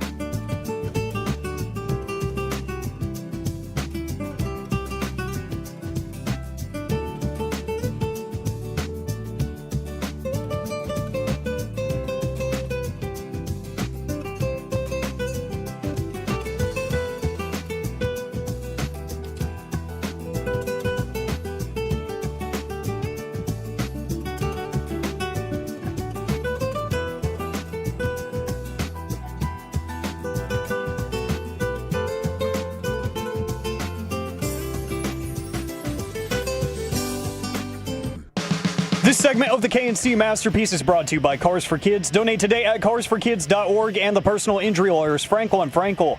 If you've been injured in a car or truck wreck, call Frankel first, 214 or 817-333-3333. With Frankel and Frankel, there is never an out-of-pocket cost. They only get paid when you win. Frankel and Frankel, the go-to car and truck wreck attorneys in Dallas. Snap is back on third down. Time. Throws it right corner of the end zone. Lamb, back shoulder. Touchdown, Cowboys. Oh, did C.D. Lamb run a nice route? That's the C.D. Lamb possession. KNC Masterpiece right here on 105.3 The Fan. What a time to start a brand new segment called Ask Mike. Now, I'm going to start this with a question I've had. I feel like this is the first and last segment of Ask Mike. Depending on how this goes, that is very possible. So you kind of touched on it yesterday, and I wanted to go back to this, and then I'm going to take listener questions, and we can fire it off from there. What will it take, what could it take for you to become a Cowboys fan again? Because for people that don't know, you don't love the Cowboys now, but you used to love the Cowboys. Your family, your grandfather, y'all used to love the Cowboys. It meant everything to me, and my grandfather had season tickets to the Cowboys day one. Wow. The last year he had it was the end of 98 because on my dad's side, Bassick, he had hip replacement surgery in 1998. So that he just couldn't from the parking lot to get to the game, to go up and down the stairs. It just, his body at his age and the surgery he had is like, it just got too tough. The other thing too is by 1998, his three boys that still lived here, it just got tough with family and everything. So it's just like, it's just easier to go over to grandma and grandpa's house, and grandma makes a big meal, and we all, after church, come to the house, all watch the Cowboy game. It was a big family gathering to every Sunday, and to watch the Cowboy game over a great meal and then cheer on our Dallas Cowboys. So that was my whole childhood, going to Cowboy games for free because all you had to do is hand them 4 tickets in the 80s. Good enough. And there was usually 20,000 empty seats at Texas Stadium. Yeah. So I was like, if there's no empty seats, then I would just sit in my dad's lap because I was a kid. But there was usually an empty seat around us because there was usually about 10,000 to 20,000 empty seats per game in the 80s for the Cowboys. But what you're asking, what would it take for me to become a Cowboys fan? Success, right? For me, again. Yes, that's a good general answer, would be success. But like I said yesterday, I don't believe Dak Prescott can win. I get he can win 10 to 12 games. He's proven that multiple times in his career. He's also proven he is going to play his worst football you've ever seen from Dak Prescott when it comes playoff time. Like, I don't know, 75% of the time, he's going to be his worst. He's going to be his worst self come playoff time. Like, you can expect whatever you think Dak can do bad, he is going to exceed your bad expectations come playoff time because he cannot handle that stage. So I just look at it and go, it'll have to be a new quarterback and not new ownership. I get not going to happen. But when Jerry's gone, I'm interested to see how Steven and I guess if Jerry Jr. or Charlotte have anything to do with the football side of it. I don't know if they will, but it'll have to be that because I already know Jerry does not care at all about winning. Like, his care about winning is so far down the list. It's tough to I get argue. it. If your owner doesn't care about winning and then you don't really care to make the team great and you see the quarterback that you have and they probably know, if they're being honest with themselves, Dak isn't good enough to win a Super Bowl, but he's good enough to get us to the playoffs. Yeah. I'm just not in it for that. From the 682, Mike, what's the best away stadium for baseball? This person has only been to Globe Life Field. Okay, I think a lot of people would tell you San Francisco is a beautiful place to watch a baseball game. Obviously, the Rangers will go there every other year. In fact, I'm looking at the schedule because, Alec, you're just talking about SmackDown coming to Fort Worth, which, that's big time. I'm assuming, is SmackDown on Friday nights? Yes. And it's a live broadcast? Correct. So I'm assuming, is this like the 25th of April that you're going? Or? Yes, it is. Good job. I'll be in San Francisco. So that's why I'm connecting these, because I'm not going to be able to go. But the Rangers play at San Francisco the 25th, 26th, and 27th of April. That being said, that will be a cool game. What I mean temperature-wise. Yeah. So you're going to have to wear jackets, and it's going to be a cold game there. I really love the Pittsburgh Park.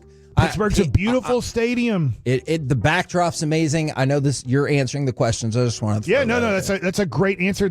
I'll tell you this.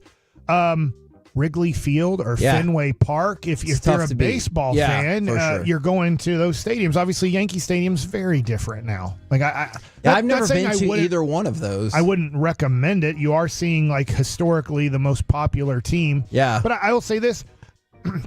I don't think Chavez Ravine, where the Dodgers play, is that special. Sure. You're seeing a special team. I don't think it's that special of a stadium. I will say this for Ranger fans. If you go to, I won't say San Francisco, but if you go to a lot of other stadiums, not all, but a lot, you'll be surprised how much fans are into the game. That is true. A Ranger game, I get you. We love the Rangers. But going to another Major League stadium, especially a place like St. Louis, for example, is a really nice stadium. I won't say it's the best, but really nice. You'll be shocked at how much they cheer and how much they're into the game in just a double in the sixth inning in a tie game, and what the energy's like the rest of that inning to try to get that run home from second base. Where here, it's kind of like we sit down, we clap for a leadoff double, maybe 5,000 people stand up for 5 seconds and they sit down, and then it's almost dead silence until the next hit happens to possibly knock in that run. So it's almost like I would love for Ranger fans to go to other stadiums and almost bring that energy back to our stadium. Now, Mike, I'm going to ask you this question, but I feel pretty confident your answer right now is yes. From the 469, Mike, are you going to keep up with wrestling once you're done with your radio show? Yes, I think so. You seem pretty invested right now. Right now on YouTube, there is a 24/7, I'll call it the right thing, elimination chamber.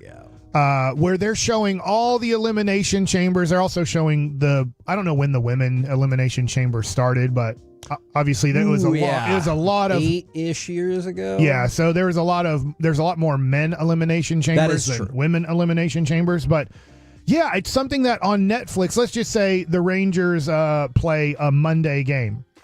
Well, I'm not going to be able to watch it live, but I can go back to the hotel and to kind of relax and settle down. Right. Because I don't know, Alec, you might watch it differently. I'm not standing up and I do with my nephews because they're kids, and when they come over for the elimination chamber, that's going to be a blast. But for just a Netflix show, I'm just relaxing and watching it, and I can fast forward through it since the show had already happened. But I am going to try. I have enjoyed getting back into wrestling, and to be honest, I don't know what the next question is, but kind of being out on the NBA.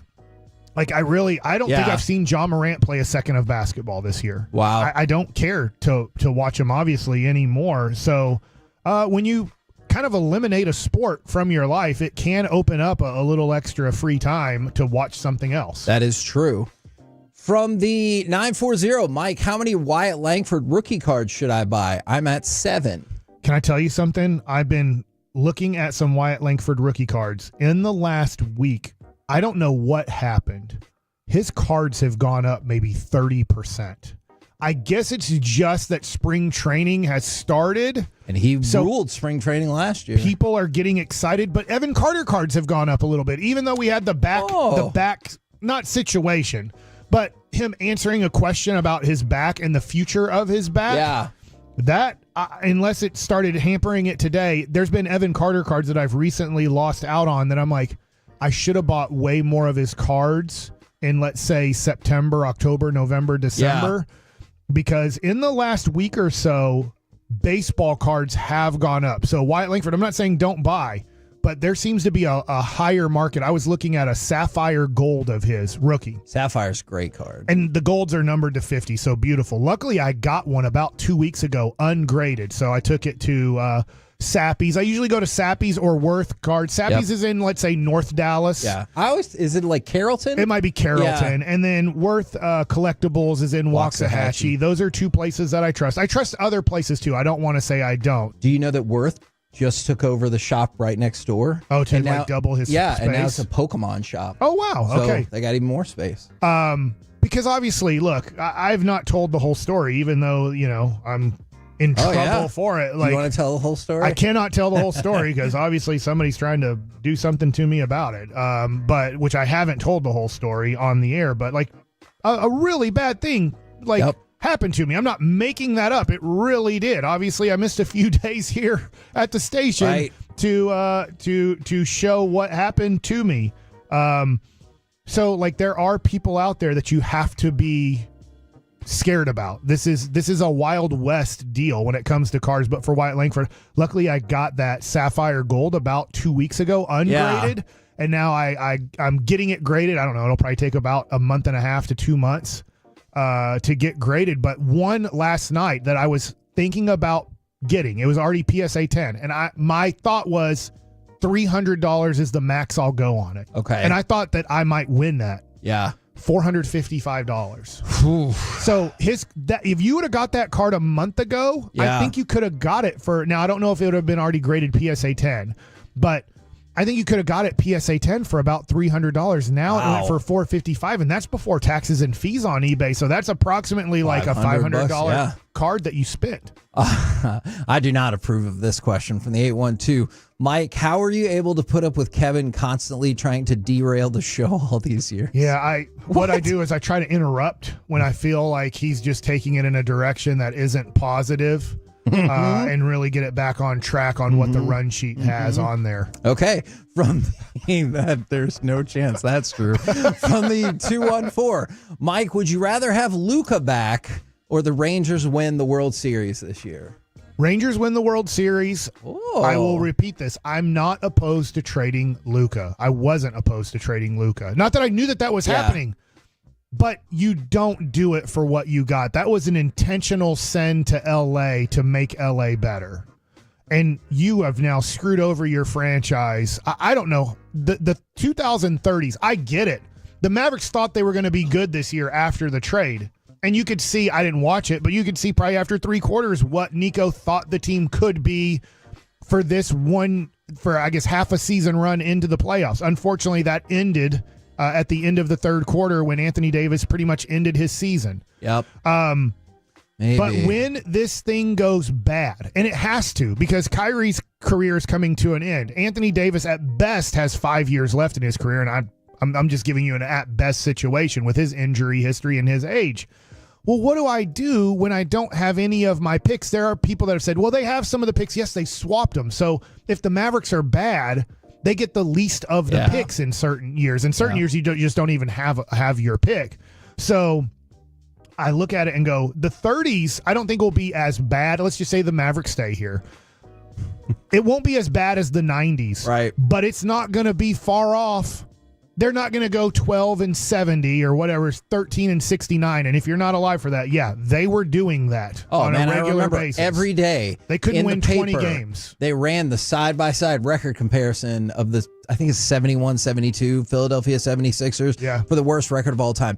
We were getting a lot of questions. I'm sorry I missed the phone number on this. Mike, is there any chance you'd eventually want to get into preaching? Fascinating. I don't think so. I don't believe I know the word anywhere close to that well. Obviously, I'm a follower of Jesus Christ. I like the question, but I also feel, I feel a lot of shame for all the sin I've had in my life and the things that I've done.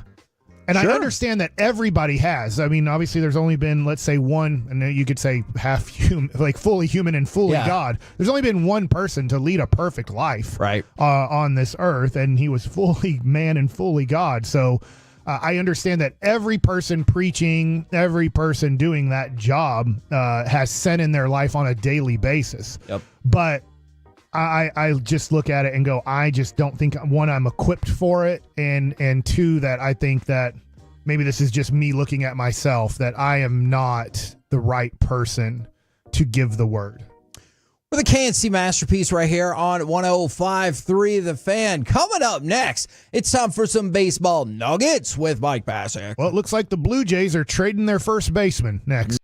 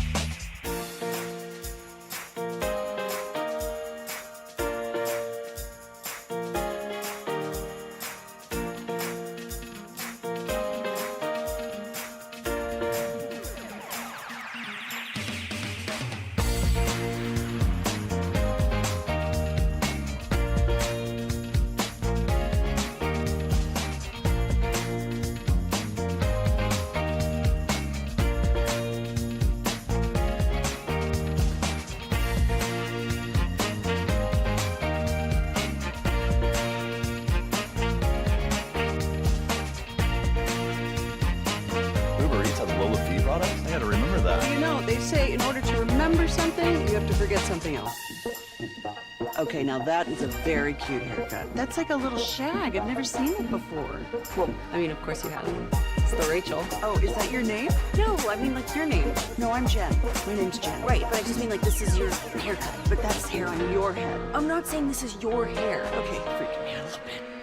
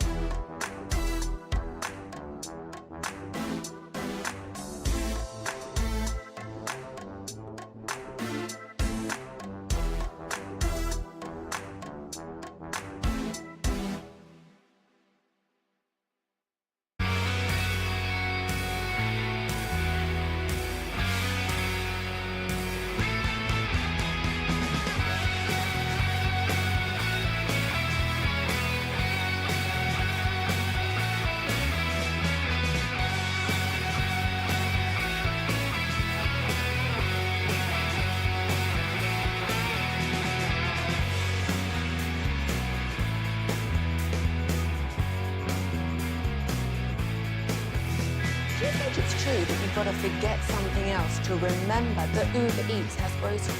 No, that's absurd. Hey, remember when you used to be a, what was it, Pepper Lady? Wasn't it Cinnamon Sisters? Asia Babes. Saffron Squad? Nutmeg Maidens? No. I just said that. Was it Spice Girls? Doesn't sound right. Was it Saffron Squad?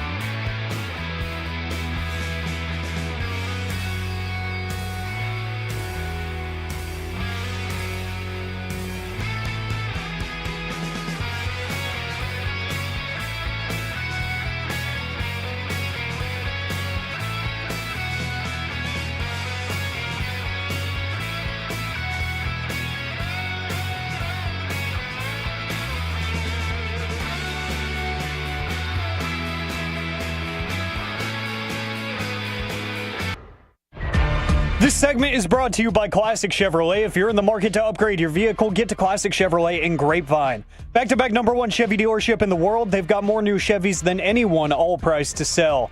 Visit ClassicChevrolet.com. This is Texas. This is Classic Chevrolet. Together, let's drive. Based on new Chevy registrations 2023 and 2024. KNC Masterpiece right here on 105.3 The Fan. Right now, it's time for Baseball Nuggets with Mike Bassett. All right, so the big news last night, I will say, is Vladimir Guerrero Jr. turns down the final offer of the Toronto Blue Jays to give him an extension where he would stay a Blue Jay for years and years to come. Did you like the way he phrased that?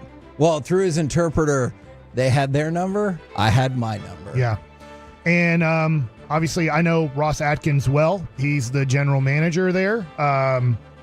And we played together in A-ball and AA and have stayed friends. So I understand, what Ross was trying to do. Yeah. But they didn't come to an agreement. And now all of Major League Baseball is assuming, because it's only February 19th and you have till March 27th approximately, is that they're going to have to trade him. The Blue Jays are in a division where if Boston wants to go crazy, they haven't in a while, since about 2018, spending-wise, they can go crazy and really go get quite a few free agents to help out their situation. And the Red Sox do look really good this year, by the way. I don't know if they're going to make the playoffs. They're a playoff contender. We know the Yankees are a playoff contender. They made it to the World Series last year. Those two teams have so much money in that division that you have to look at your team and go, if we can't compete with them right now, and we're never going to financially compete with them, then we have to trade Vladdy and help out our future, where we have guys under control for at least 3 more years, if not like the full 6, and we want them close to Major League ready, because I think the Blue Jays think they have a pretty good team. I don't think that they think that they have like a team that's going to win 90 or more games, but I don't think the Blue Jays are like, we're in a rebuilding stage. But they wanted to see if with Vladdy Jr., hey, let's get this thing done so we know kind of our lineup is building around Vladdy for, let's say, the next 5 years at least. It wasn't done. So now all the rumors are they're going to trade him. My son was asking me last night, do you think the Rangers are going to go after him? And I told him, I said, no. I said, first of all, the Rangers are up against it financially. Yep. Second of all, they just traded for Berger. Yep. There's still the possibility of, in the next 2 years, I will say, that Corey Seager needs to transition to first base or DH. By the way, Rangers are 12th in the betting odds so about where he would go. That's low, but obviously it would be a long shot. And then the other thing, too, is you'd have to trade not only prospects, but the Rangers would want to trade salary too with this. So you'd want to trade major leaguers that are supposed to help you this year. And I'll tie this together from yesterday. I talked to a few people. I got different comments on Evan Carter's future and then his back today. And I'll tell you kind of what was said to me. his back is fine. He's a little bit tired of the questions. He feels like he's answered them and doesn't know how to answer them any differently. Right. So he's like, I've been asked this question 15 different times now. And so, but then there's people that, they're concerned about his back in the future. I was listening to G-Bag Nation on way home yesterday, and I'll say this. I think it's a little bit extreme from Gavin Dawson. But he's worried. To say that he has 2 years left of his career and then it's over. I get where he's getting that information from. He wasn't just pulling it out of his rear end. He looked at medical information on, we don't know what surgery he had. Yep. We don't know the exact injury. Yep. Evan Carter's not sharing it. The Texas Rangers aren't sharing it.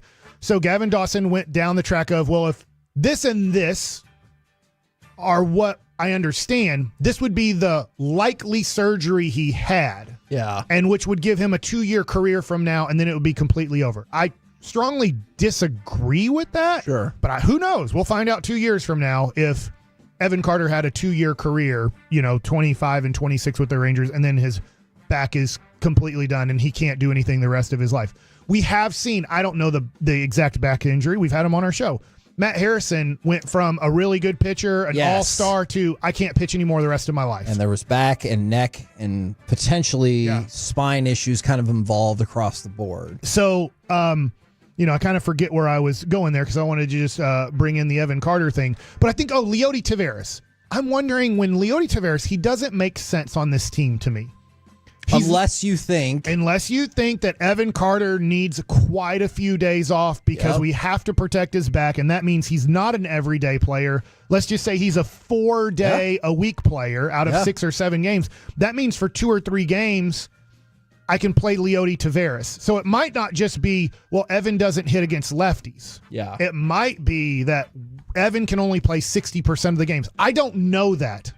I don't know. And the people I asked said, look, we'll find out as the season progresses. But there is, I will say, concern over his future, but maybe not concern over this year. They feel very positive that Evan Carter is going to have a healthy year this year from what they see and understand and how he's feeling and how everything is gone. But the future, who knows? And maybe that's why they're keeping Leody. So if you wanted to do, we're trading Leody, John Gray, that opens up the money to take on Vladdy's contract this year. True. Now I have to trade them prospects also with that. So opened up the money. Now I'm trading prospects. So I'm trading a lot to get a guy. And then here's my major concern. I don't want to trade for a guy who has a sloppy body at 25 years old. Because you're afraid that will hinder him in whatever it is, 3 years, 5 years, whatever. I was looking at 2 people, one a father, the other the son. I get that. The Fielders? Yeah, the Fielders. And so both of their careers ended at 32 years old, pretty much. Okay. I do think with Vlad's body that his career will end around 32 years old. Okay. He's going to be great. Prince Fielder was great. Cecil Fielder was great. 32, when you're that heavy, fine, you can play being that heavy in your 20s. He's the last 4 years. He's made the All-Star team. He's the best first baseman in the American League, arguably the best first baseman in baseball over the last 4 years. Been very good. But now if I trade for Vladdy, now I'll go to other teams besides the Rangers. I don't know if you're going to find out or not, if the agent's going to be honest. What was Toronto's final offer that you said no to? Because what if Toronto's final offer was 8 years and they're like, look, we're not signing unless you give us 10 years and we want to opt out after year 5 and year 6 and year 7 or something. I worry about paying a guy till he's 36 years old when there's a lot. I'll just say this, Ranger fans, baseball fans, name me the guy that was heavy in his 20s, stayed heavy, and actually played well into his mid-30s. Because do you think their numbers, I know speculation again, was more like 10 for 330 or 350 or I know Juan Soto just got 15 years. Yeah. And I know that they're not all guaranteed. For 765. Yeah. So if I'm Vladdy's agent, I'm looking for 10. I'm like, dude, and the other thing too is he knows his clients' weight issues. He's had weight issues already. He had weight issues in 2020 when he was 21 years old. So I need to get him a long-term deal. Well, it's fine. We can get opt-outs because if at 30 years old he hits 45 home runs, bats 300, and wins the MVP, fine, we're free agent again. Give us a 7-year deal, and we'll opt out of the last 4 or 5. But I just look at it and go, I do not want, if I'm the general manager, I do not want to do a deal for Vladdy past the age of 32 years old. So I'm just playing devil's advocate from the Angels. From the agent's perspective. I get everything you're saying. In the last 5 years, he has missed 6 games. Yeah. And that's pretty damn impressive. I love what you're saying. And this is, I think. So I'm just devil's advocate here. And I just have to go, all right, so I give him 10 years. Or 9 or 12 games. Let's just give him 10 years and $300 million to make it really easy, 30 a year. Well, I'm probably going to get more money. It's probably more than a $30 million player in today's game. Yeah. My problem is if it ends at 32, which let's just say for most people that heavy in their 20s, it by the early 30s, their career ends in baseball. Even in baseball, where you're like, oh, it's not a very, let's say, cardio taxing sport. Sure. It still ends in your early 30s when you're that heavy in your early 20s. So I just look at it and go, all right, am I looking at it going, well, like in a way, I'm getting a $45 million player for $30 million, but then I'm going to pay $30 million for a guy who can't even play anymore? What if it was like 6 for $240? So I think I'm in on that, because I think by the age of 32, I'm okay. Okay. It's about the age of 33 if I look at the history, because I get that guys get heavier as they get older. Yeah. Like, try to take out steroid era, which is tough because that's our life. There was a decade of steroids. Is when guys start off heavy and they stay heavy, it doesn't end well, and it ends way quicker than you ever thought it would end. I get that maybe guys got heavy and then they lost weight and changed their body structure. But if you're just going to stay heavy, and it looks like Vlad's going to stay kind of heavy because at 250-ish, it seems like what he's playing at, I'm just going by what they say his weight is he's really good. But he's going to gain a little bit more weight, and he's going to get a little bit slower, and then do injuries start creeping up on, we just talked about Evan Carter, on his back, on his hips, on his knees, on his Prince Fielder, his neck, because Prince Fielder was awesome. And so was his dad. He was really good. But it's just, that's a lot to put on your body for that long of a time, playing a professional sport, 162 games a year. Just real quick, he mentioned 2 of these teams, the top 5 betting odds that he'll get traded to in order: Red Sox, Braves, Astros, Phillies, and Cubs. So Dodgers are 6. It would be interesting with the Red Sox, as they are going through a little bit of turmoil. Yeah. I guess they could trade Rafael Devers. That I think Bregman is like, I'll play wherever. Yeah. For whatever that's worth. We're the KNC Masterpiece right here on 105.3 The Fan. Coming up next, we've got a really cool Evan Carter 1-of-1 baseball card story, but also we will talk with TCU baseball head coach Kirk Saarloos next right here on The Fan.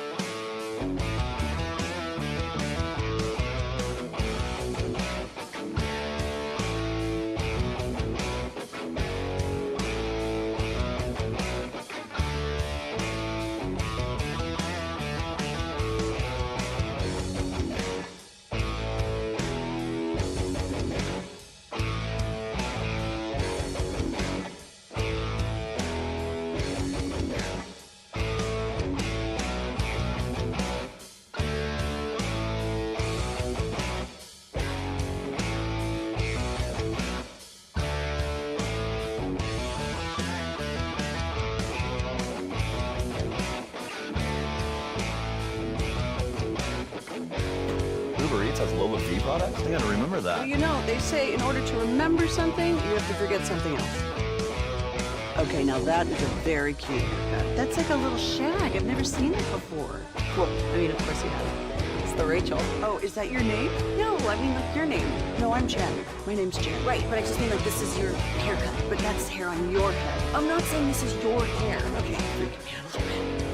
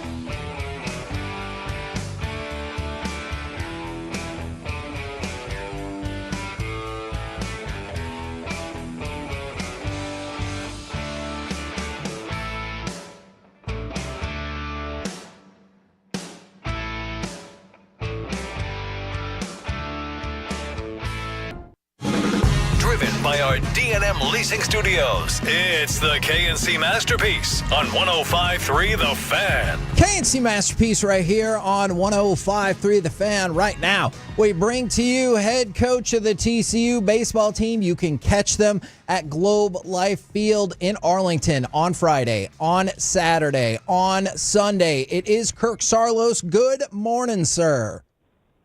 What's going on, boys? Thanks for having me. Did you already make sure that the roof will be closed for those games? Yeah, absolutely, yes. I mean, what great scheduling that we started the year out in San Diego. Right. We did not play last night, and we get to play indoors this weekend. So great scheduling. Now, one of the things I was going to ask you about San Diego, and I know it's early and people are working things out and everything, but there was at least one game where y'all were able to draw an astonishing amount of walks. Do you credit early plate discipline, or are you like, maybe not everyone from all the teams is into form yet? Well, I think a lot of it comes down to, I think we hit 11 home runs on the weekend. So, you know, us pitchers kind of, you know, sometimes are a little bit timid of the strike zone when you're getting hit around a little bit. So I think the good thing about the offense was there was discipline, but there was also aggressiveness, you know. So I think, you know, they kind of go, we struck out a little bit more than we wanted to, but that happens when you go deep in counts. And but yeah, we had a lot of walks and a lot of homers, which, you know, I like one swing runs. Those are fun. Hey, Kirk, last week we got to talk to your buddy Slosh as they played last week at the Globe, University of Texas. And we were talking to him quite a bit about kind of the new rules in baseball going forward, the 11.7 scholarships. He said the SEC next year will go to 25 scholarships in baseball. Has the Big 12 do you already know how many scholarships are going to be for baseball in the Big 12? No, it's all based on what each individual program or school is going to do. And so, you know, there's a lot of moving parts with, you know, these new rules of you're able to go up to 34 full rides, but you can't just say, okay, let's add 23 scholarships, because the scholarships are still under the Title IX kind of blanket. So if you add 23 baseball scholarships, you have to add 23 female scholarships. So there's a lot of, and each school is different in terms of how many varsity sports that they have. Like we're, you know, a private school that has a little bit smaller of a athletic program in terms of total sports. So when we add, you know, X amount of scholarships on the male side, you have to do the same on the female side. So, you know, I think it's going to be, for us, it's going to be more of a slow build in terms of us getting to that full 34, you know, and the revenue share is going to be a piece of that. So there's a lot of moving parts. And I think most schools are trying to figure out, what are other schools that are in your conference doing? You know, that, like the SEC said, you know, hey, well, the most you can go to next year is 25 full rides. And, you know, the Big 12 hasn't stated a cap on anything. They're just letting every school kind of figure out what they want to do. TCU's been very competitive in baseball for a long time now, and I was wondering what the challenges are with NIL, because TCU, it costs a whole bunch of money to go there. Let's just say, a public school in Texas is going to cost $83,000. Yeah, a public school is going to cost approximately $20,000 to $30,000, like your Texas Tech to University of Texas type of situation. So how tough is it for you with a limited amount of scholarships and now this NIL money to convince parents to pay that money to TCU while maybe another school is like, well, it only costs this much to go there? Yeah, sure. So when we try to go out and raise NIL dollars, that's the first thing I try to let our fans and our supporters know is for every $1 Texas or Texas A&M or Texas Tech raises in NIL, we have to raise $4 just to keep pace. Just because of it's $83,000 to go to TCU. It's all in, which at Texas or Texas Tech, it's, probably $22,000-$25,000 all in. And so, what we're trying to do is combat, we only get 11.7 scholarships. So that's, let's just say 12 guys are on a full ride, which we don't have 12 full rides. We kind of spread it out amongst a ton of guys, but let's just say we had 12 guys on full scholarships. That means we have 28 guys left over that we got to try to figure out how do we get that 83,000 down to a more digestible number. And so the NIL thing has been huge, not just for us, but for all schools to try. And the problem with college baseball is that it's, if you're in football or in basketball, you get full rides. In baseball, you get partials. So that's where NIL has stepped up big time in terms of trying to, bridge the gap in terms of how much guys have to pay. So, for us, it's difficult, but you kind of get what you pay for. TCU is a pretty awesome place to come, not just from an athletic standpoint, but also from academic standpoint as well. Now, you guys are just a couple years removed from College World Series appearance. Does this change? I'm guessing the answer is no, but I want to check. Does this change expectations? Do you still go into every season as kind of a Omaha or bust mindset, or is that not the case? Yeah, I mean, every year, the first meeting of the year, a lot of teams talk about going to Omaha. A lot of teams talk about trying to win a national championship, but only, a handful of teams can actually do it. And for us, the expectation is that we're going to end up, in June in Omaha. And so, but part of, the main thing with that is having guys not looking to the future, but trying to figure out how to get better every single day. And then it'll just be a byproduct by the time June rolls around. But our expectation for sure is to play deep into the summer and be in Omaha in June. Do you think every single player on your team right now could name all of the teams currently in the Big 12? Because obviously we've been switching things around quite a bit. No chance. Well, I don't think so. I would say half of them would know, half of them would not know, and I probably would say most of the incoming, freshmen would be the guys that probably don't, just because they haven't been to football games or basketball games or been in our conference. And but yeah, I don't think so. I mean, shoot, half the time I don't even know who's in our conference. I was thinking about quizzing you. I'm gonna leave that be for right now, but I thought about it. Yeah, sometimes I don't even know how many teams are in our conference. That's fair. Yeah, because some have baseball, some don't. Iowa State doesn't have baseball. Yeah. Colorado doesn't have baseball.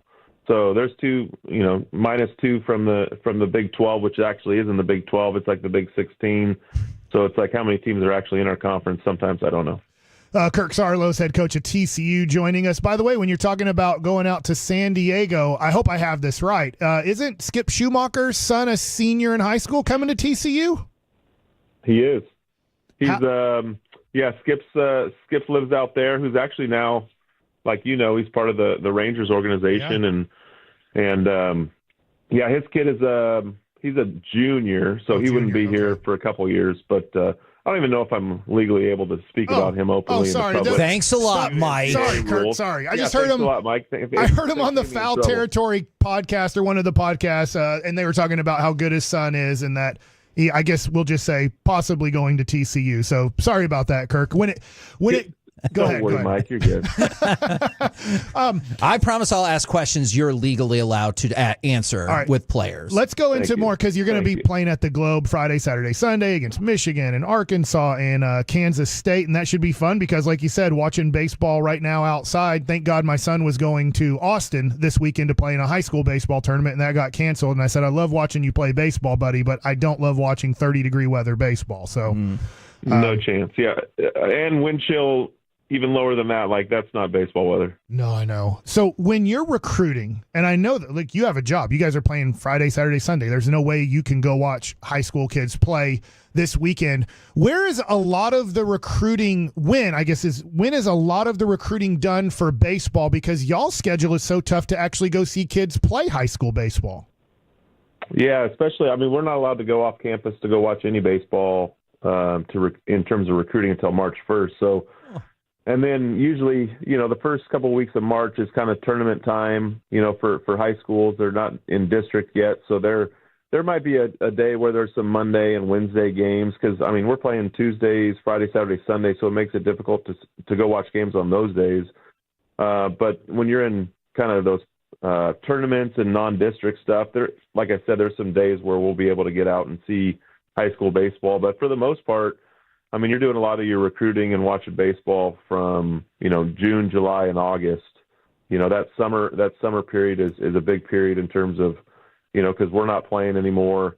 And, most kids are playing a ton of summer baseball. So that's when most of the recruiting is happening is during that summer period. Now, as I promised, I will ask about questions about players that are already on the roster as to not get you in trouble. I am curious. The excitement level seems fairly palpable with the incoming freshman group, Noah Franco. How are we feeling about the new players coming in and adding to the team?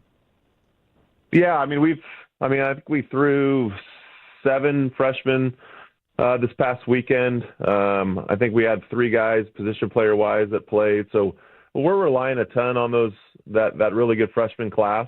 It's a talented class, and part of trying to figure out what you got is you got to play them. And so we've had a history of playing young guys and playing them early, just because with like we talked about earlier, $83,000 to come to TCU. I mean, we have to put more money into fewer players. So when we get a talented player, a talented freshman, we play them right away.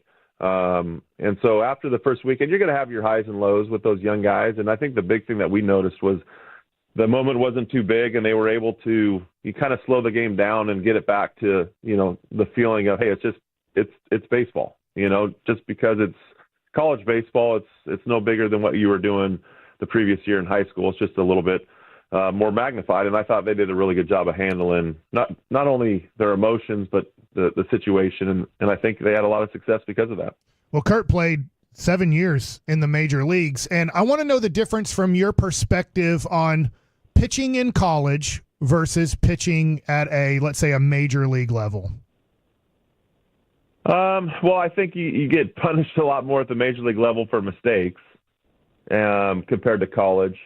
But I think the talent level is really it's rising in the college game. You're seeing more. You're seeing a lot more talented kids come to college than to go in the draft and go into minor league baseball. But I think for the most part, like I said, I think you have, instead of having maybe 2 or 3 guys in a lineup in college, that can really do damage. You have a full lineup of maybe 7 or 8 guys in pro ball that can do damage off you. So I think the biggest difference is just the amount of talent that you see up and down a lineup in professional baseball, and they don't miss their pitch. When you make that mistake, they punish you. And I think in college sometimes they foul it back, or they may take it or swing and miss. But like I said, it's the gap is really closing in terms of minor league baseball and college baseball. I think that gap is closing pretty quickly in terms of the talent. What would you say when it comes to your college staff or facing other college staffs?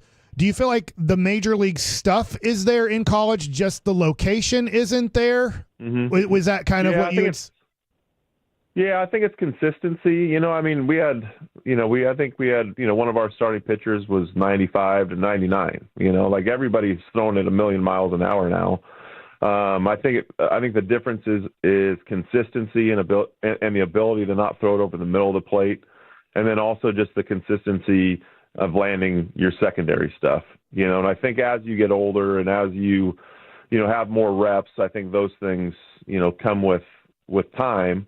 And I think that's kind of the biggest deal is, at their best, it's just the same as a guy that's in professional baseball, but I think they're just at their best a little bit more often in professional baseball because most of the time they're, 3, 4, 5 years older than what our guys are currently right now. You got Michigan at 3 p.m. on Friday, Arkansas 6 p.m. Saturday, Kansas State 3 p.m. on Sunday. All of those are at Globe Life Field. You can buy tickets at globelifefield.com. Thank you very much for jumping on with us today. Absolutely. And Mike, didn't you used to call TCU baseball games back in the day? I did in about 2010 through 2012. It was awesome. It was really good baseball. Yeah, it's a lot of fun, and I hope your listeners come out and watch. Globe Life does a great job, Rev Sports, and they do a great job of having tournaments inside Globe Life pretty much the first month of the year or first month of the college baseball season, and having tournaments and having a lot of great programs from all over the country. So if people are looking to watch some baseball and get indoors and warm up a little bit, come on out this weekend and watch us play. Excellent stuff. Appreciate it very much. Awesome. Thanks, Kirk. You bet. Thanks, guys. There you go, ladies and gentlemen. Kirk Sarlos, soon to be investigated by the NCAA because of Mike Bassett. Dang it! Well, as soon as he said that he thinks his kid might be a junior, and I was like, ooh, that means he's not signed. I don't know if that's going to be allowed. I think you're going to be fine. Go TCU. I'm sorry, TCU. I think you're going to be fine. You got a great head baseball coach. He's a good guy, good coach, and man, TCU has done such a great job. Just think how challenging that is. 11.7 scholarships, $83K a year to go there. Texas, like for my daughter, is approximately $30K a year. And they have 11.7 and the NIL money they have. It does make it tough. $4 for every $1 A&M or Texas raises in NIL money is what they need to keep up. We're the KNC Masterpiece right here on 105.3 The Fan. Coming up next, I'm hoping it's a pizza party. Okay. Pizza places are open. And Mike really wants pizza. I want pizza from me. This is the last time you can ever buy me pizza. He's already got cookies. If you want to send pizza, I know Mike would appreciate that as well. Thank you, Brady and Alvarado. Coming up next, who is the face of the NBA right now, and can it be an international player? Next, right here in The Fan.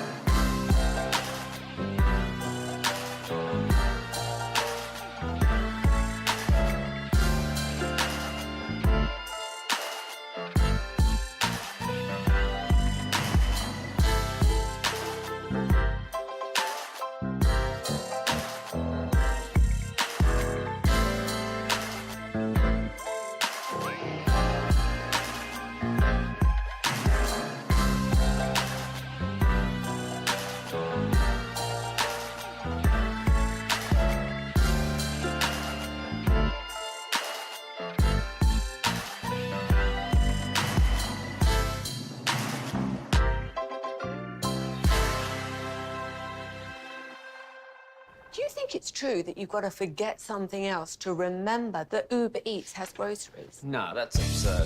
Hey, remember when you used to be a, what was it, Pepper Lady? Pepper Lady? Wasn't it Cinnamon Sisters? Basil Babes. Saffron Squad? Nutmeg Maidens? Tree Club? No. Nutmeg Maidens? I just said that. Was it Spice Girls? Doesn't sound right. Was it Saffron Squad?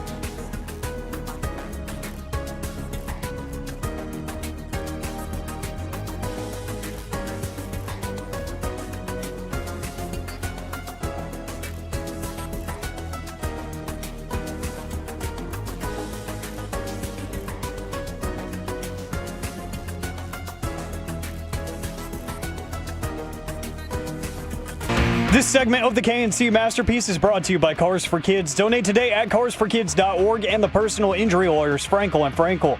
If you've been injured in a car or truck wreck, call Frankel first, 214 or 817-333-3333. With Frankel & Frankel, there's never an out-of-pocket cost. They only get paid when you win. Frankel & Frankel, the go-to car and truck wreck attorneys in Dallas. It's Jones racing the other way. Vassell, Wembanyama, three. Good! We are tied! KNC Masterpiece right here on 105.3 The Fan. It is Mike's final day in studio. This is it. Last day in Dallas. We will be in Surprise next week covering spring training. Gosh. It's over. Where's the time gone, Mike? It's over. It's in the past. The time's in the past. Oh my gosh. All right. So let's reminisce here. Okay. I had a topic for you. Yeah. Okay. Yeah. Okay. Yeah. You say what you got to say. I'll maybe listen. Okay. So Stephen A. Smith, we're going to go to cut number 8 in just 1 second.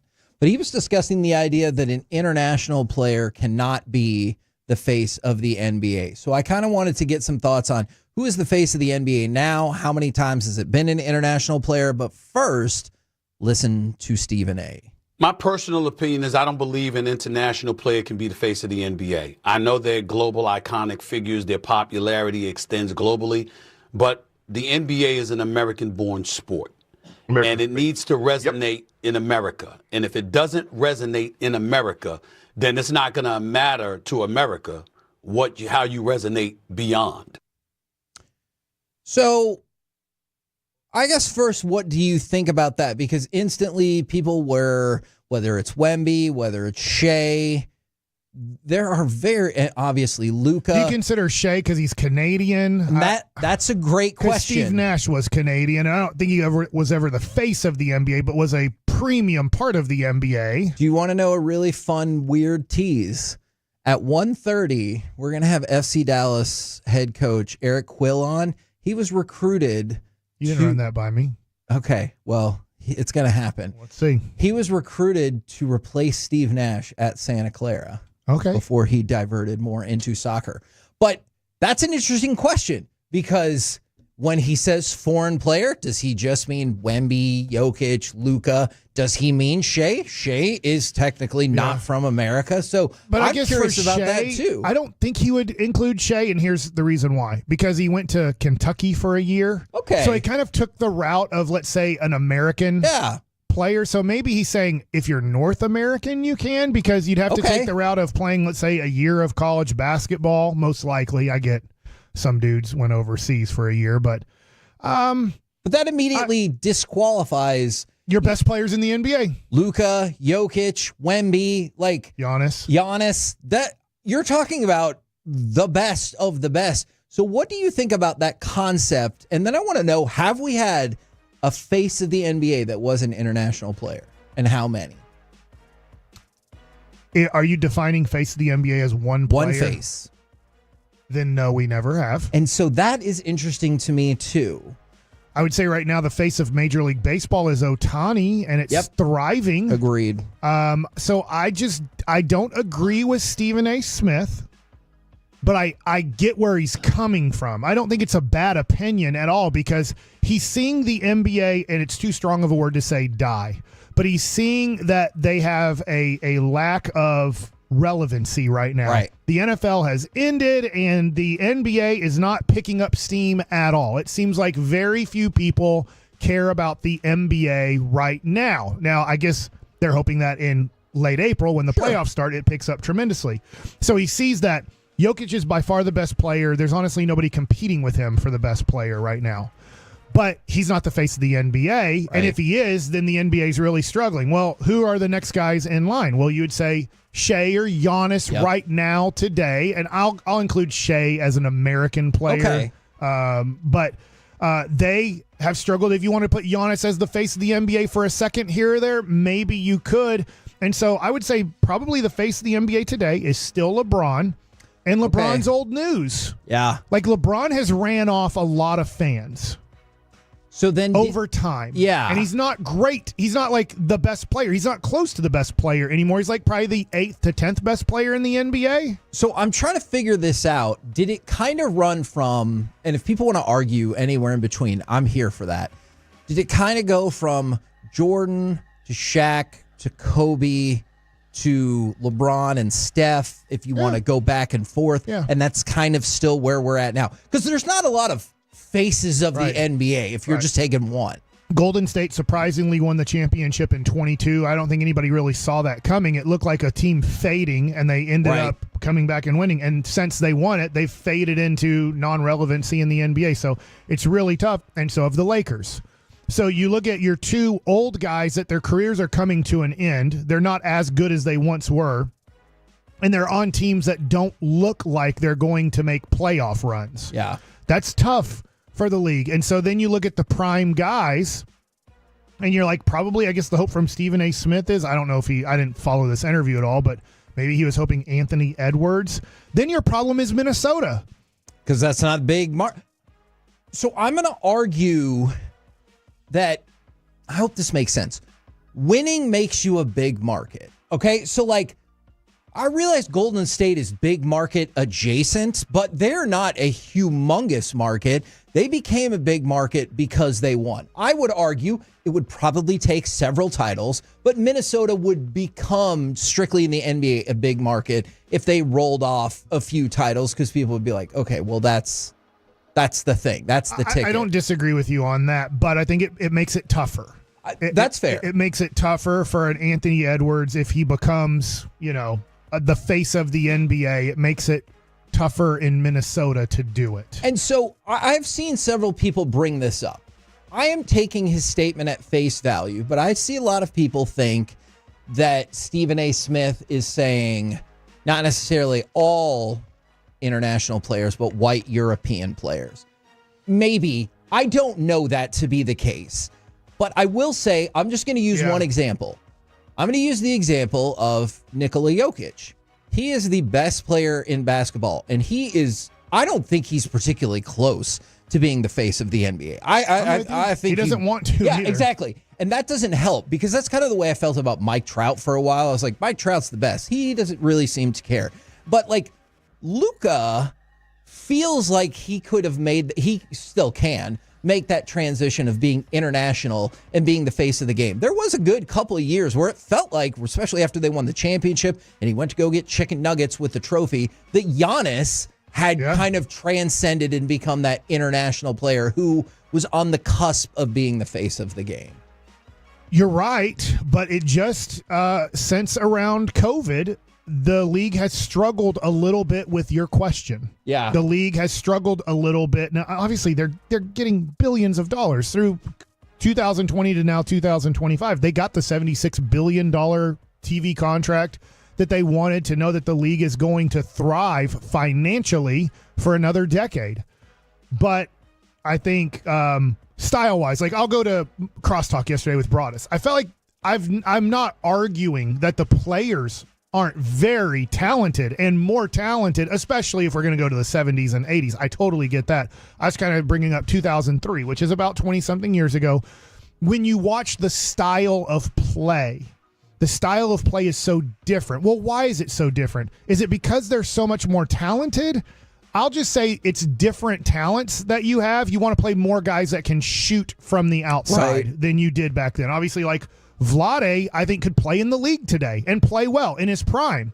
But it would be a little bit different, right? Because you'd tell Vlade, hey, you got to practice some of your three-point shooting because, yes, we know you can kind of shoot it, but we want you to do it a little bit more. I'm not saying Vlade wouldn't play in today's league and be a nice player, but the style has changed and the rules have changed so much that you can run with the basketball now. You can, a step back. You can be 2 steps or 4 steps in front of the three-point line, and you can take 4 steps back without dribbling to get behind the three-point line to then shoot a three-pointer. So, yeah, I just think that for a lot of people that grew up watching basketball and watched basketball for a long time, and I've heard other people, even on other stations, talk about this, who loved other players in the league for a long time, this style of basketball is not pleasing to the eye.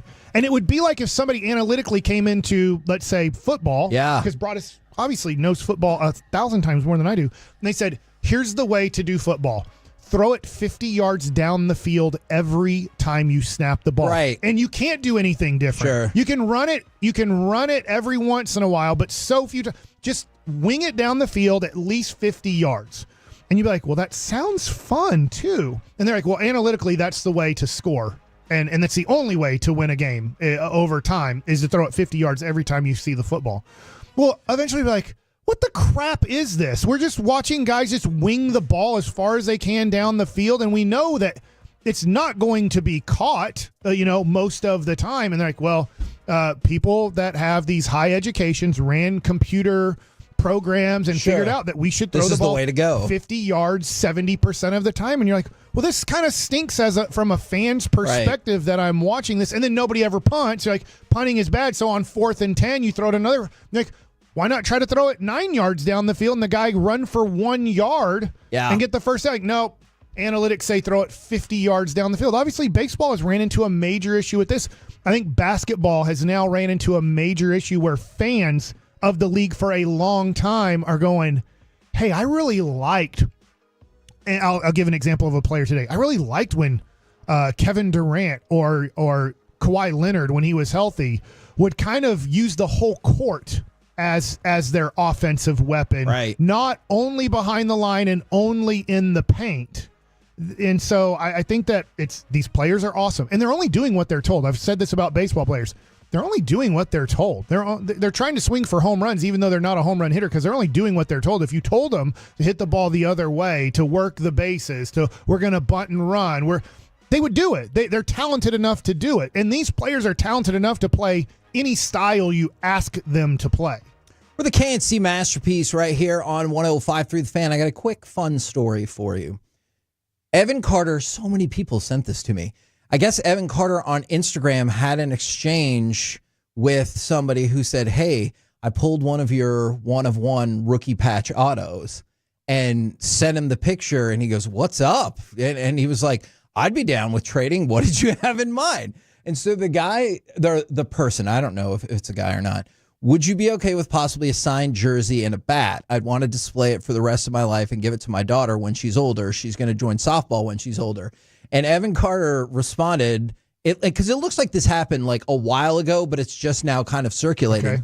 I can do a bat for sure. I'll have to buy a jersey to sign it for you unless you have one, because it was in the offseason. Okay. And so, like, I guess he probably just doesn't have stacks of Evan Carter jerseys. I think he got an autograph hat as well. I don't know if the rule is still the rule real quick, but you could take home one of your jerseys at the end of the year. Is that right? Now, maybe they changed it because they make so many different ones now. They're like, you can have one of each color. Yeah. That we have. Like, so you get a white, a gray, the Friday one, and the baby blue Sunday one. I don't know. But back when I played, they're like, yeah, you want a jersey, a white one or a gray one or the colored one? You can have one of those to take home. If you want any other ones, you'll have to buy them from us, because I do believe they either auction them off for charity, or the clubhouse guy back in the day would take all that and then he would sell it to, let's say, card shops or memorabilia places and make a little extra money. Yeah.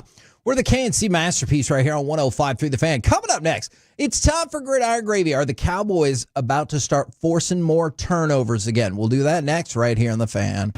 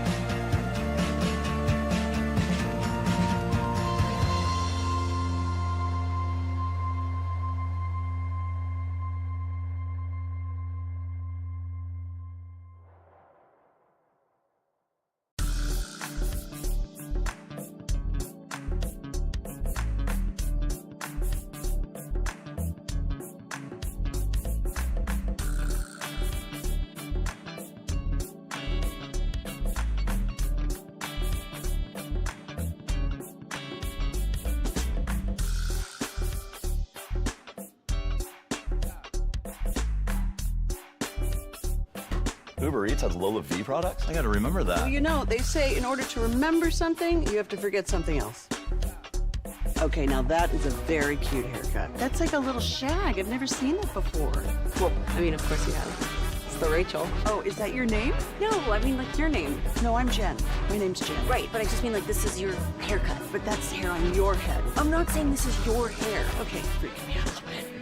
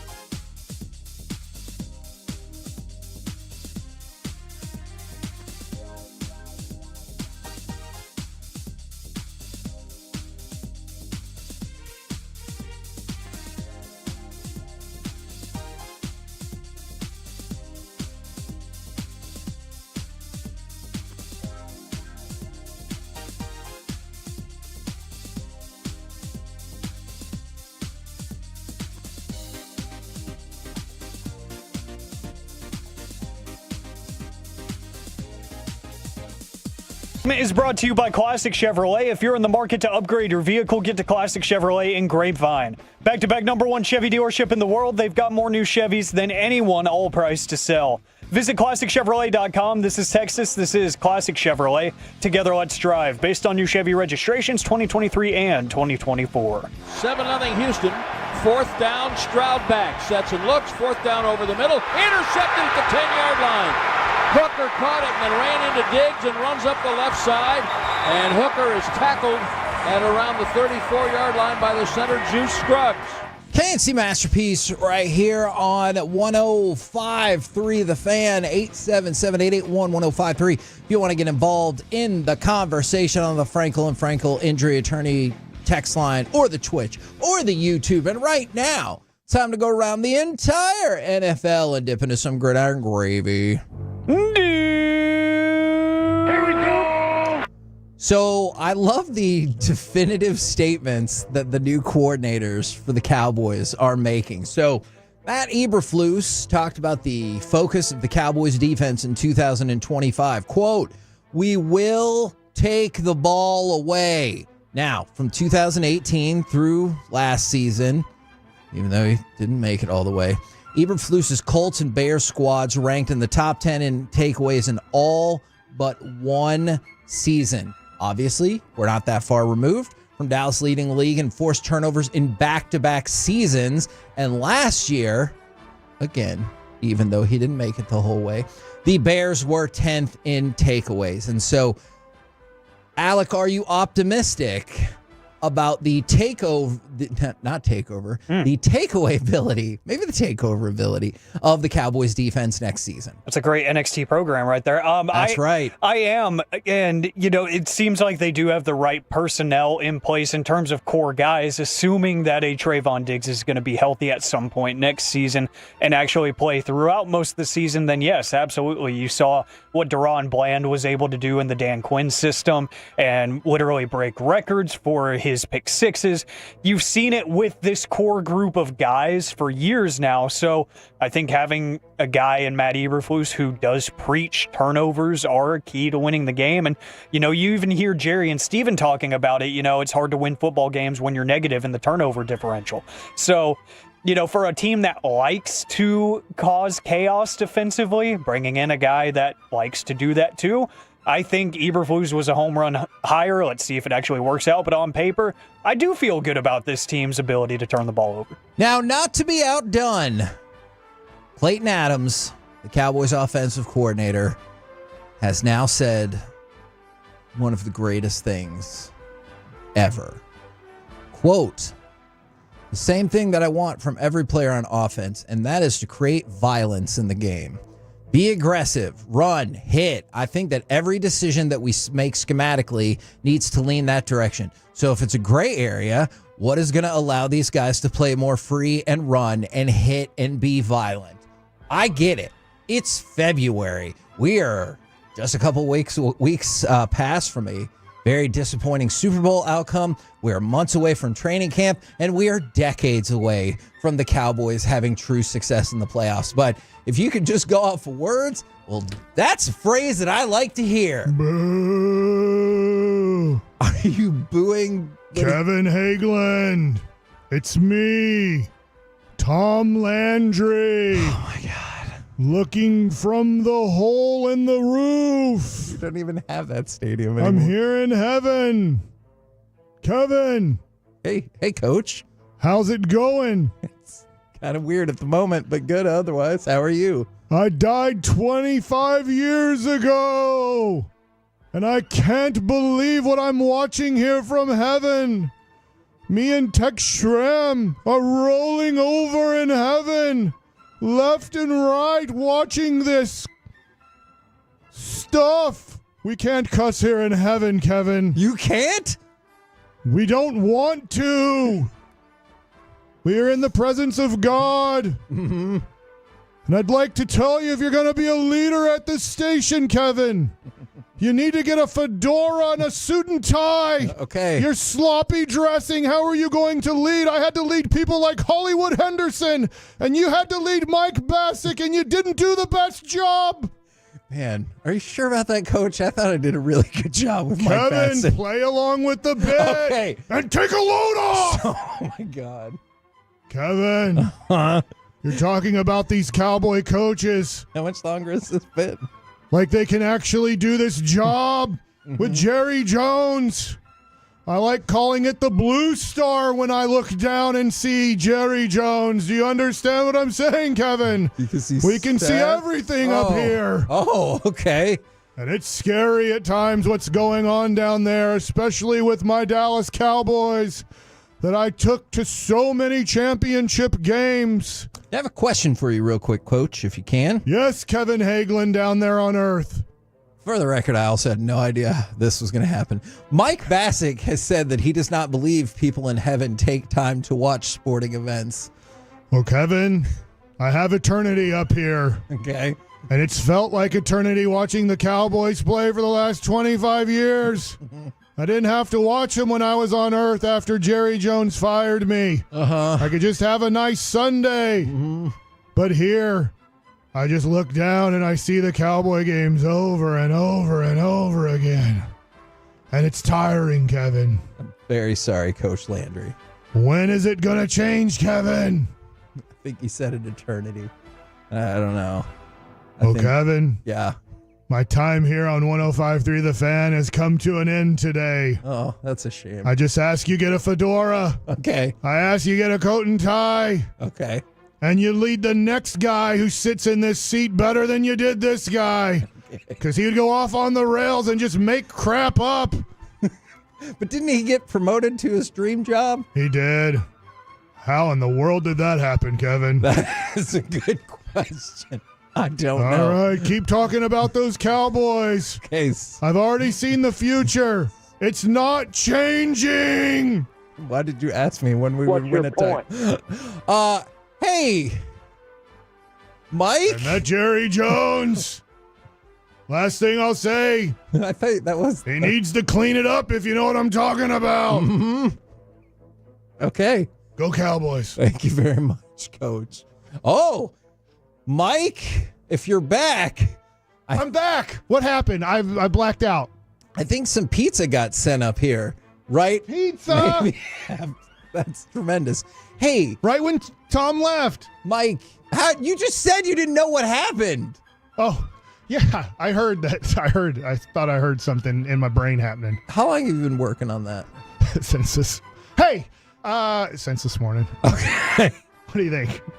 How did it go? People wanted me to do Coach Ballsack. I decided to be the ghost of Tom Landry. For the record, I had no idea when that was going to happen, and I had not heard any of this until in crosstalk when Mike defiantly said that Tom Landry would make an appearance on this show.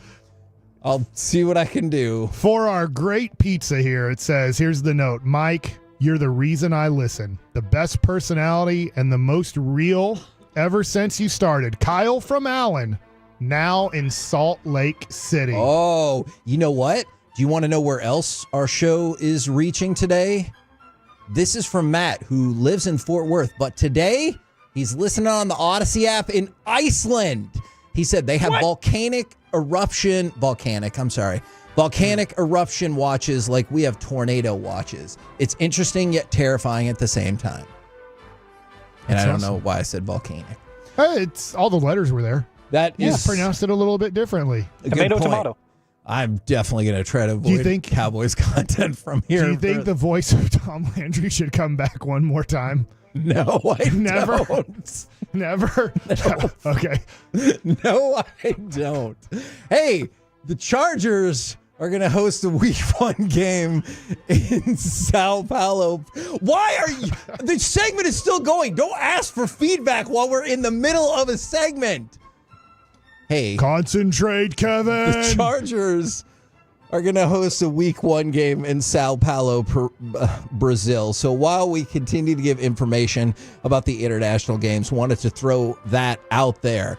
Floyd Mayweather wants to buy a stake in the New York Giants. No, not some stake, but a stake in the New York Giants. And Howie Roseman has worked to trademark the phrase, I bleed for this city, after he took a beer can or beer bottle to the head during the parade. It was a setup.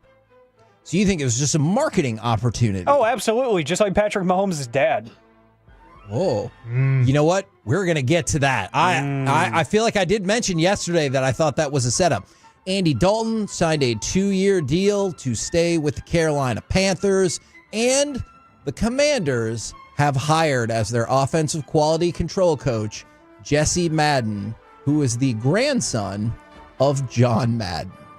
We're the KNC Masterpiece right here on 105.3 The Fan. Coming up next, honestly, at this point, not sure. But also, is Marcus Semien the X factor to really make this Rangers lineup go? We'll do that next right here on The Fan. The North Texas...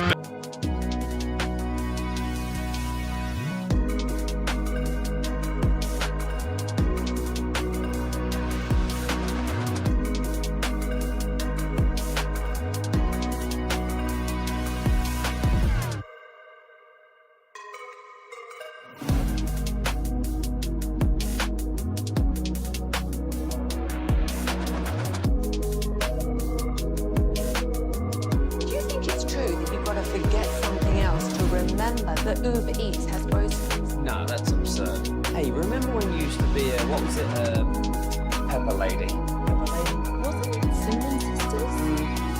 Hazel Babes. Saffron Squad? Nutmeg Maidens? Paprika? No. Nutmeg Maidens? I just said that. Was it Spice Girls? Doesn't sound right. Was it Saffron Squad?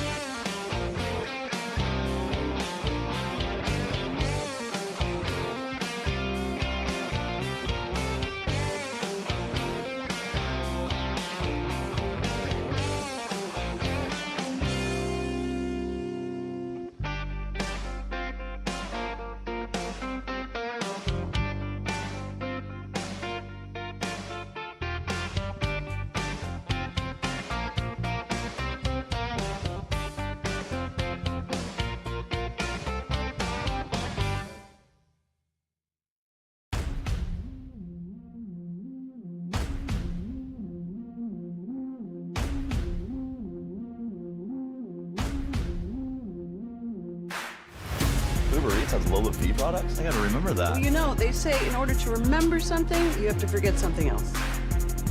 Okay, now that is a very cute haircut. That's like a little shag. I've never seen it before. Well, I mean, of course you have. It's the Rachel. Oh, is that your name? No, I mean like your name. No, I'm Jen. My name's Jen. Right, but I just mean like this is your haircut. But that's hair on your head. I'm not saying this is your hair. Okay.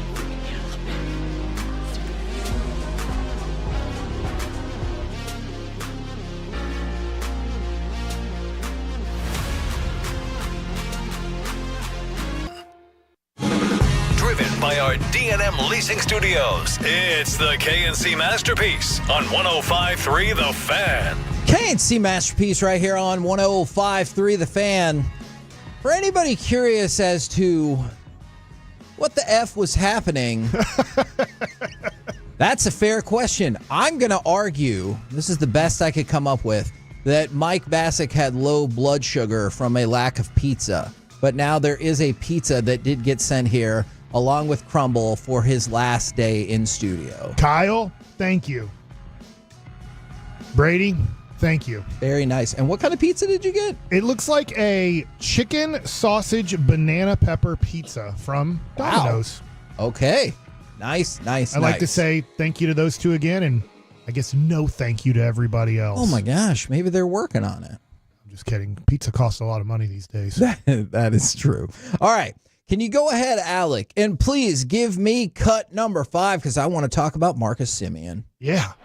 3-1 is cranked down the left field line. This one's got a shot. It's gone. Marcus Semien with a line drive home run. Just over the wall and just inside the left field foul pole. His 14th dinger this year. We're tied at 1.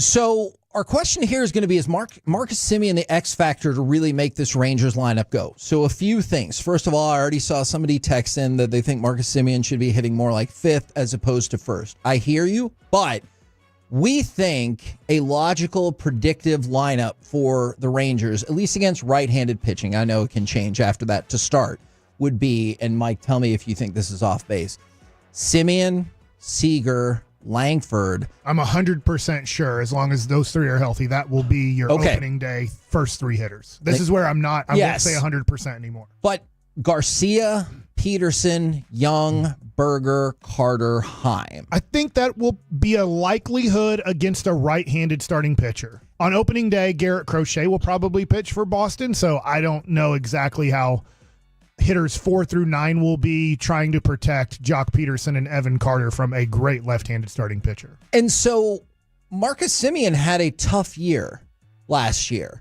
He had a tough year in terms of pretty much most statistical metrics, including on-base percentage. And that's obviously the primary thing you're hoping for and looking for from your leadoff hitter. So it makes sense to say, hey, we can talk about Seager, and I kind of want to talk more about Langford tomorrow, or the new additions with Peterson and Berger. But if Marcus Semien plays at the same level that he did last year, or has the same production as last year, that feels like it's going to be hard to overcome for the offense. Yeah, and for me, this is a serious key to the first 6 weeks of the season. Semien's going to be your leadoff hitter on opening day. I believe Seager and Langford will follow as long as those 3 are healthy. But I think the Rangers have other options as a leadoff hitter. And I get you stick with Semien to start the year. But if he hits 237 with a 308 on base percentage and a 699 OPS, and we're to May 10th, okay, you're starting on March 27th. I'll give it till May 10th. But if those are his numbers, not saying he can't improve on those numbers as the season goes, but now you're going, wait a second, you played 159 games last year, and you're putting up the similar numbers. I know I'm giving exact same, but you're putting up similar numbers to last year. I can't have you be my leadoff hitter anymore. And I have to make an adjustment. And I do think Langford in today's game is a perfect leadoff hitter. Think of Ronald Acuna Jr., Mookie Betts. There's so many other guys. You know, you think of leadoff hitters now. Langford has a possibility of being a 30-30 guy. Okay. And he has the ability, I think, to bat in the high 200s, at least, let's say, 260 to 280. Yeah. And which is pretty good now. You look at Marcus Semien the year before when you won it all. He had 276. He had an 820. Wait. Sorry, let me hold that thought for just 1 second because I want to talk about Wyatt Langford and then go back to Simeon. Would you simply just swap their places in the lineup? No. Okay, then where would Simeon go? If he's hitting 230-ish with under a 700 OPS, I got to move him to 5th or 6th. Okay. I can't have my 3-hole hitter doing that. For sure. So this is where Marcus Simeon, if he does not perform well to begin the season and not 3 series, it's just not fair to be like, oh, let's play 10 games. Let's make a major adjustment in the lineup. Let's play 30 games before we start making a possible major adjustment, because here's the issue. I can't just switch him. I don't want, if Marcus Simeon's doing that, and I love Marcus Simeon, I don't think he is, but if he does, if he's a 230 hitter with an under 700 OPS, I can't have him as one of my first 3 hitters. Yeah. No way.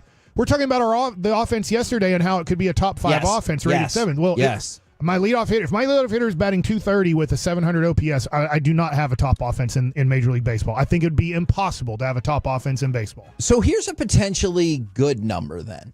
So Marcus Simeon ranks 62nd in the top 100 players. But one of the notes is he traditionally, and I realize as you get older, this becomes more difficult, these traditionally bounce back from tougher seasons. Like you look at his OPS plus in 2020, it was only 89. The next year, 131 with Toronto. When he started his Rangers career, he had an OPS plus, and that just kind of compares you to like average players. It's a different, but another kind of like war type comparison.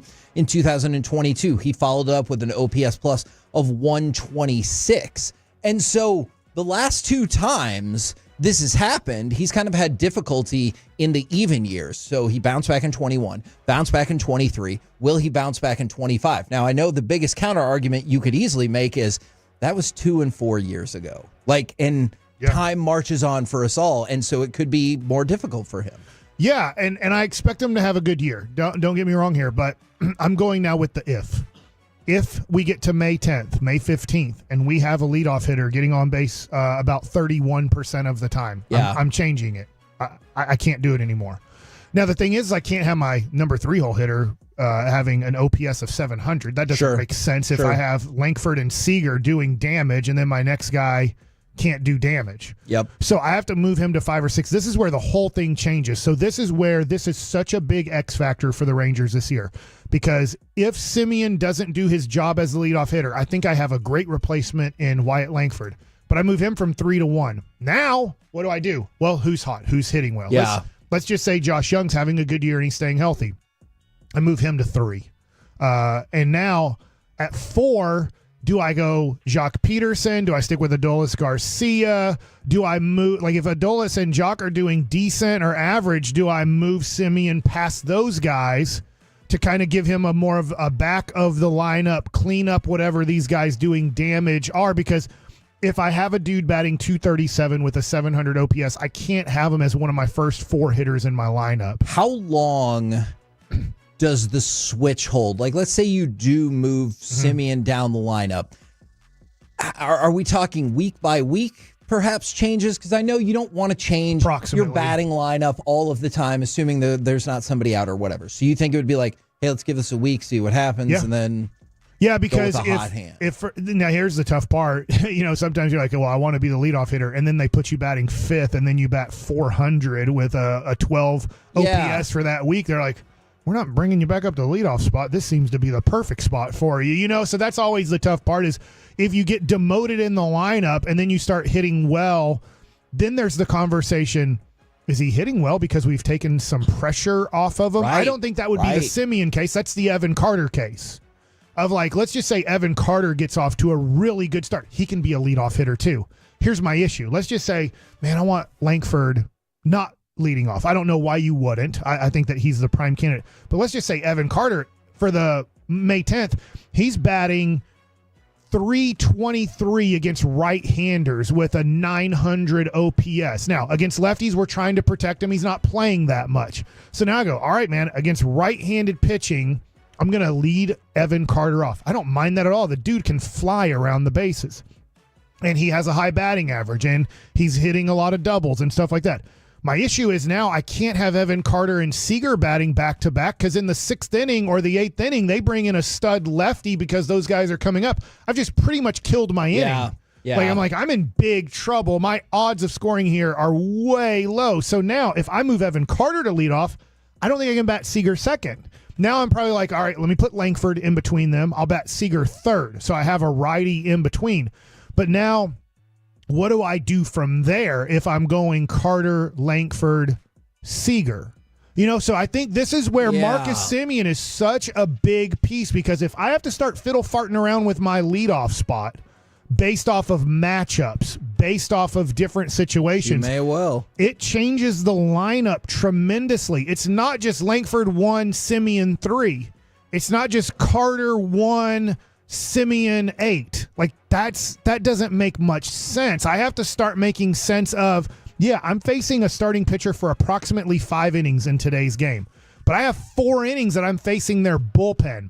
That's why batting Carter and Seager second and third in the playoffs against Houston, no problem. They don't have a left-hander to bring in. Was it?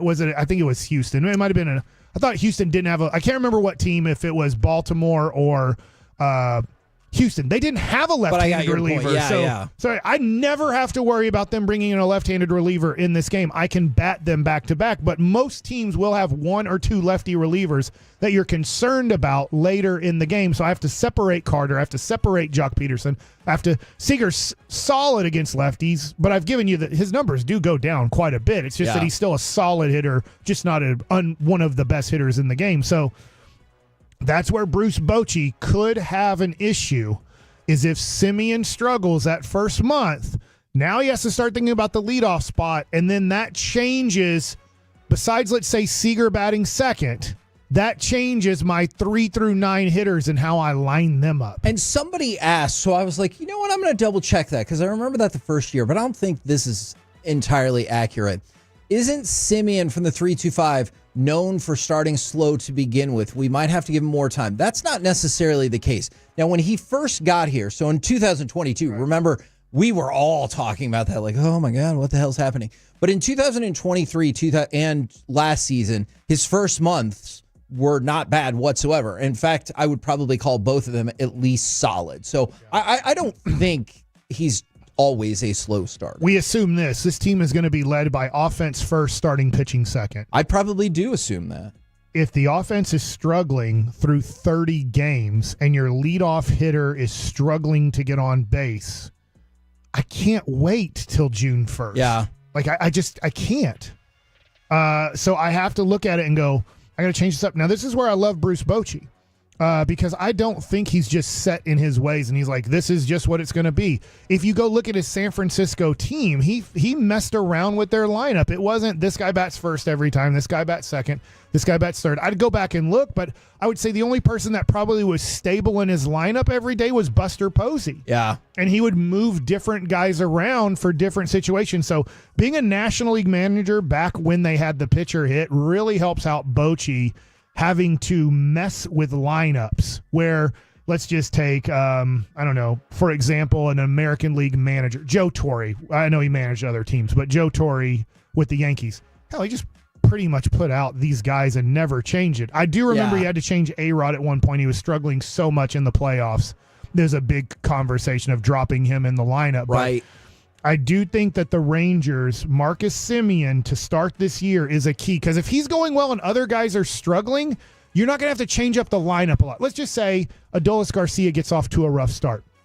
I can drop him from 4 to 6 and just move Young from 6 to 4. That's just 2 guys changing into the spots. But if Semien struggles, I got to change way more than just Langford to 1 and Semien to 3. I got to start making way more adjustments in my lineup because I'm assuming at that point I got to move Semien to batting 5th or 6th in my lineup for a little bit of time. And the thing is I do think Langford or Carter are the future leadoff hitter for a long time. Yeah. I just don't know when that change will be made. Hopefully this is a great year and you don't have to worry about it. But if you have to worry about it, then the Rangers are going to have to make somewhat, I'll call it, massive lineup changes. From the 305, I'm from Fort Worth, but I'm listening from Key West, Florida. I have a place here and in Fort Worth. Ooh, fancy.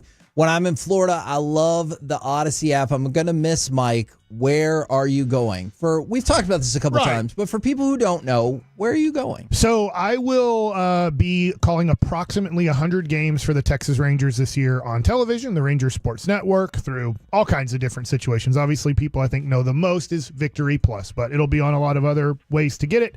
So that is where I am going to be working now full time. So today's my last day here in Dallas. Thank you for the pizza so far, Kyle from Allen/Salt Lake City. I mean, it's not a pizza party with just one pizza. You know what I'm saying? I do know what you're saying. We got to thank so far the pizza so far. But I will be leaving next week. We go to Surprise, Arizona, Monday through Friday, and then that's it. That will be my last time on the station on 105.3 The Fan. We're the KNC Masterpiece right here on 105.3 The Fan. Coming up next, we'll get to Mike Likes It, but also some NFL overreaction or reality next right here on The Fan.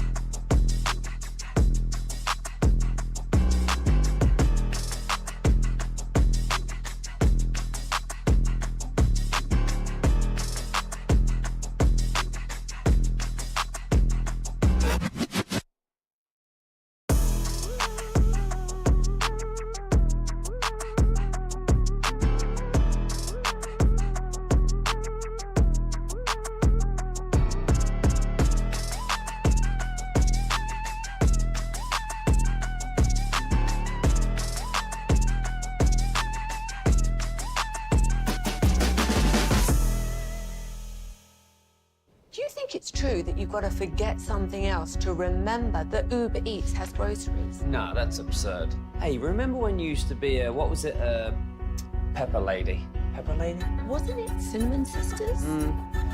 Basil babes. Saffron squad? Nutmeg maidens? Paprika? No. Nutmeg maiden. I just said that. Was it Spice Girls? Doesn't sound right. Was it Saffron Squad?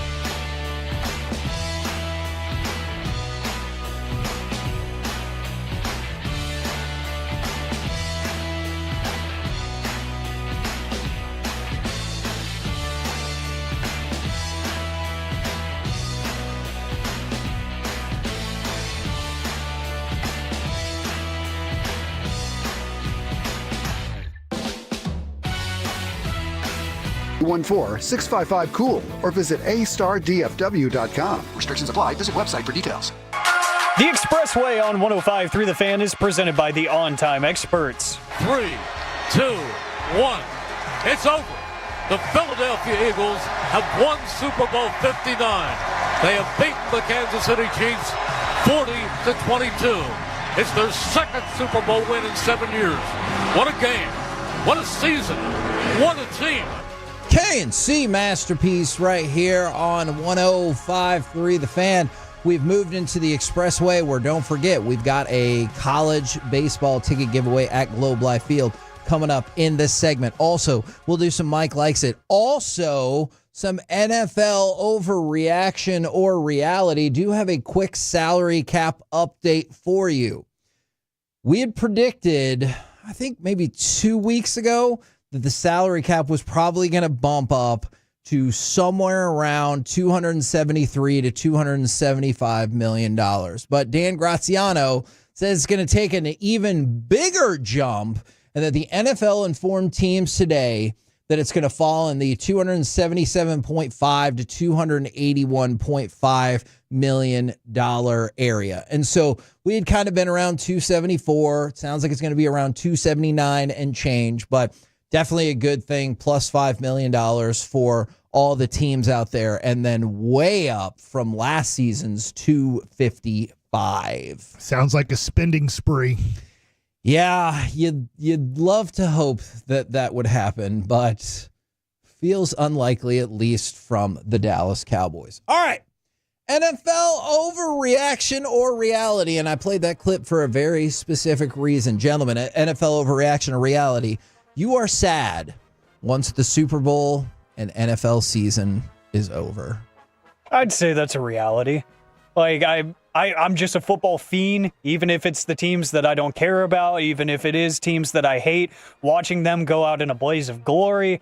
I was still kind of bittersweet, like, dang, this is the last football we're going to see for a while because, nobody cares about the spring football leagues, really. So, the Combine has lost all kinds of interest for me personally because it is just. But not for our Olympics. listeners, because remember, Sean and RJ will be there next week. Yeah, I love the actual the interviews. I love the press conferences. I don't like watching the product anymore. So that doesn't count as football to me. Like, I love all the information we get from it, but the presentation that they put on outside of the 40-yard dash, I'm not watching. So yeah, I am sad that the season's over.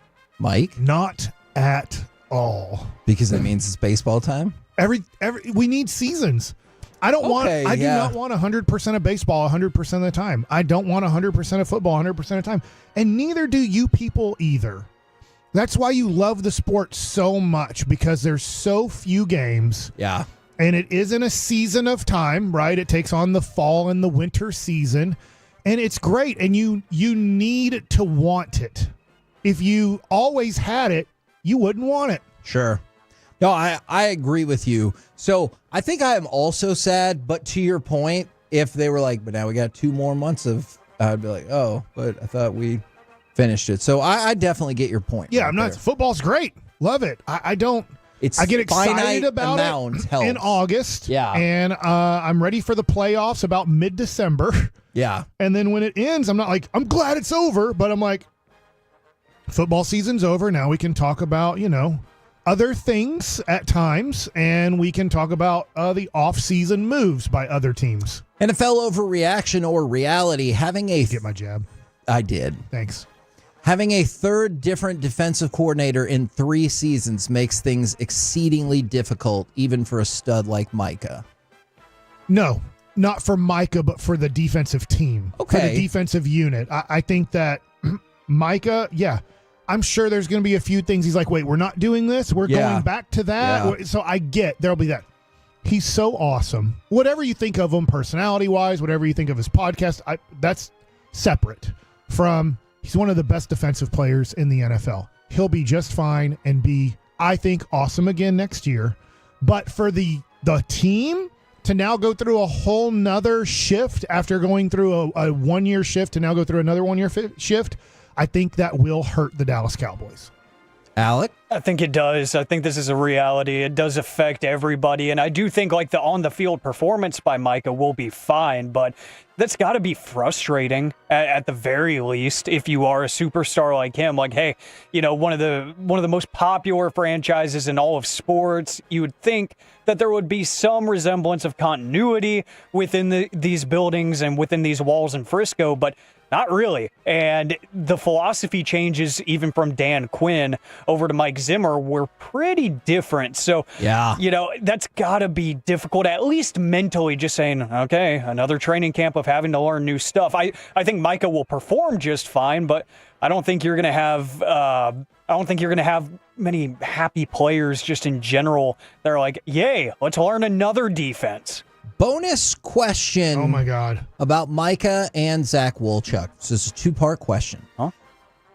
First question, overreaction or reality. Micah will not be top 3 in NFL Defensive Player of the Year next year because he's not top 3 in the betting odds. Bonus question. Zach Wolchuk came in here because he heard there were crumble cookies and pizza as opposed to wanting to help the show.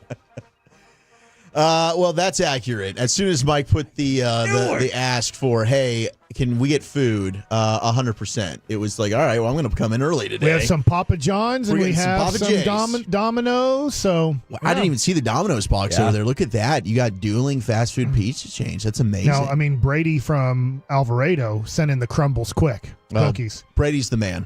Brady's incredible. And Crumble, I will say, delicious cookie. I don't know that I love the weekly menu deal that they do. Oh, you want a more static? I mean, I feel like with Tiff's, you know what you're getting. So if you're ranking, there might be another major delivery cookie company that I'm forgetting. Insomnia, maybe? I don't think I've ever had that. Yeah. Well, sounds like you guys need to get me Insomnia in the next hour and 20 minutes. Let's go, Tolos. This is it. You're never going to hear from me again. I mean, you'll be on the show next week. But then after that. But not in studio. Yeah, not in studio. You can't deliver anything to Surprise, Arizona. We're in a whole stadium with security. There's no security here. The security is pretty lax at that stadium, if we're being honest. We could get a pizza in there, couldn't we? There's two guys at a desk. Yeah. That's more security than here. We got one person at a desk. Yeah. That is a good point. There's 100% as much security. We had two down there today when I just walked in. We had one outside, one inside. So Tiff's Treats better than Crumble on your ranking? Yeah, I'd probably go Tiff's over Crumble. I love Crumble. Yeah. I think Crumble does some of their cookies are really outstanding. Others, I'm like, ooh. When the sugar with the chocolate frosting combination that they have hits, oh my gosh. That's the go-to. That's my favorite. Any of the type of Oreo, like cookies and cream deals they do, I think are delicious.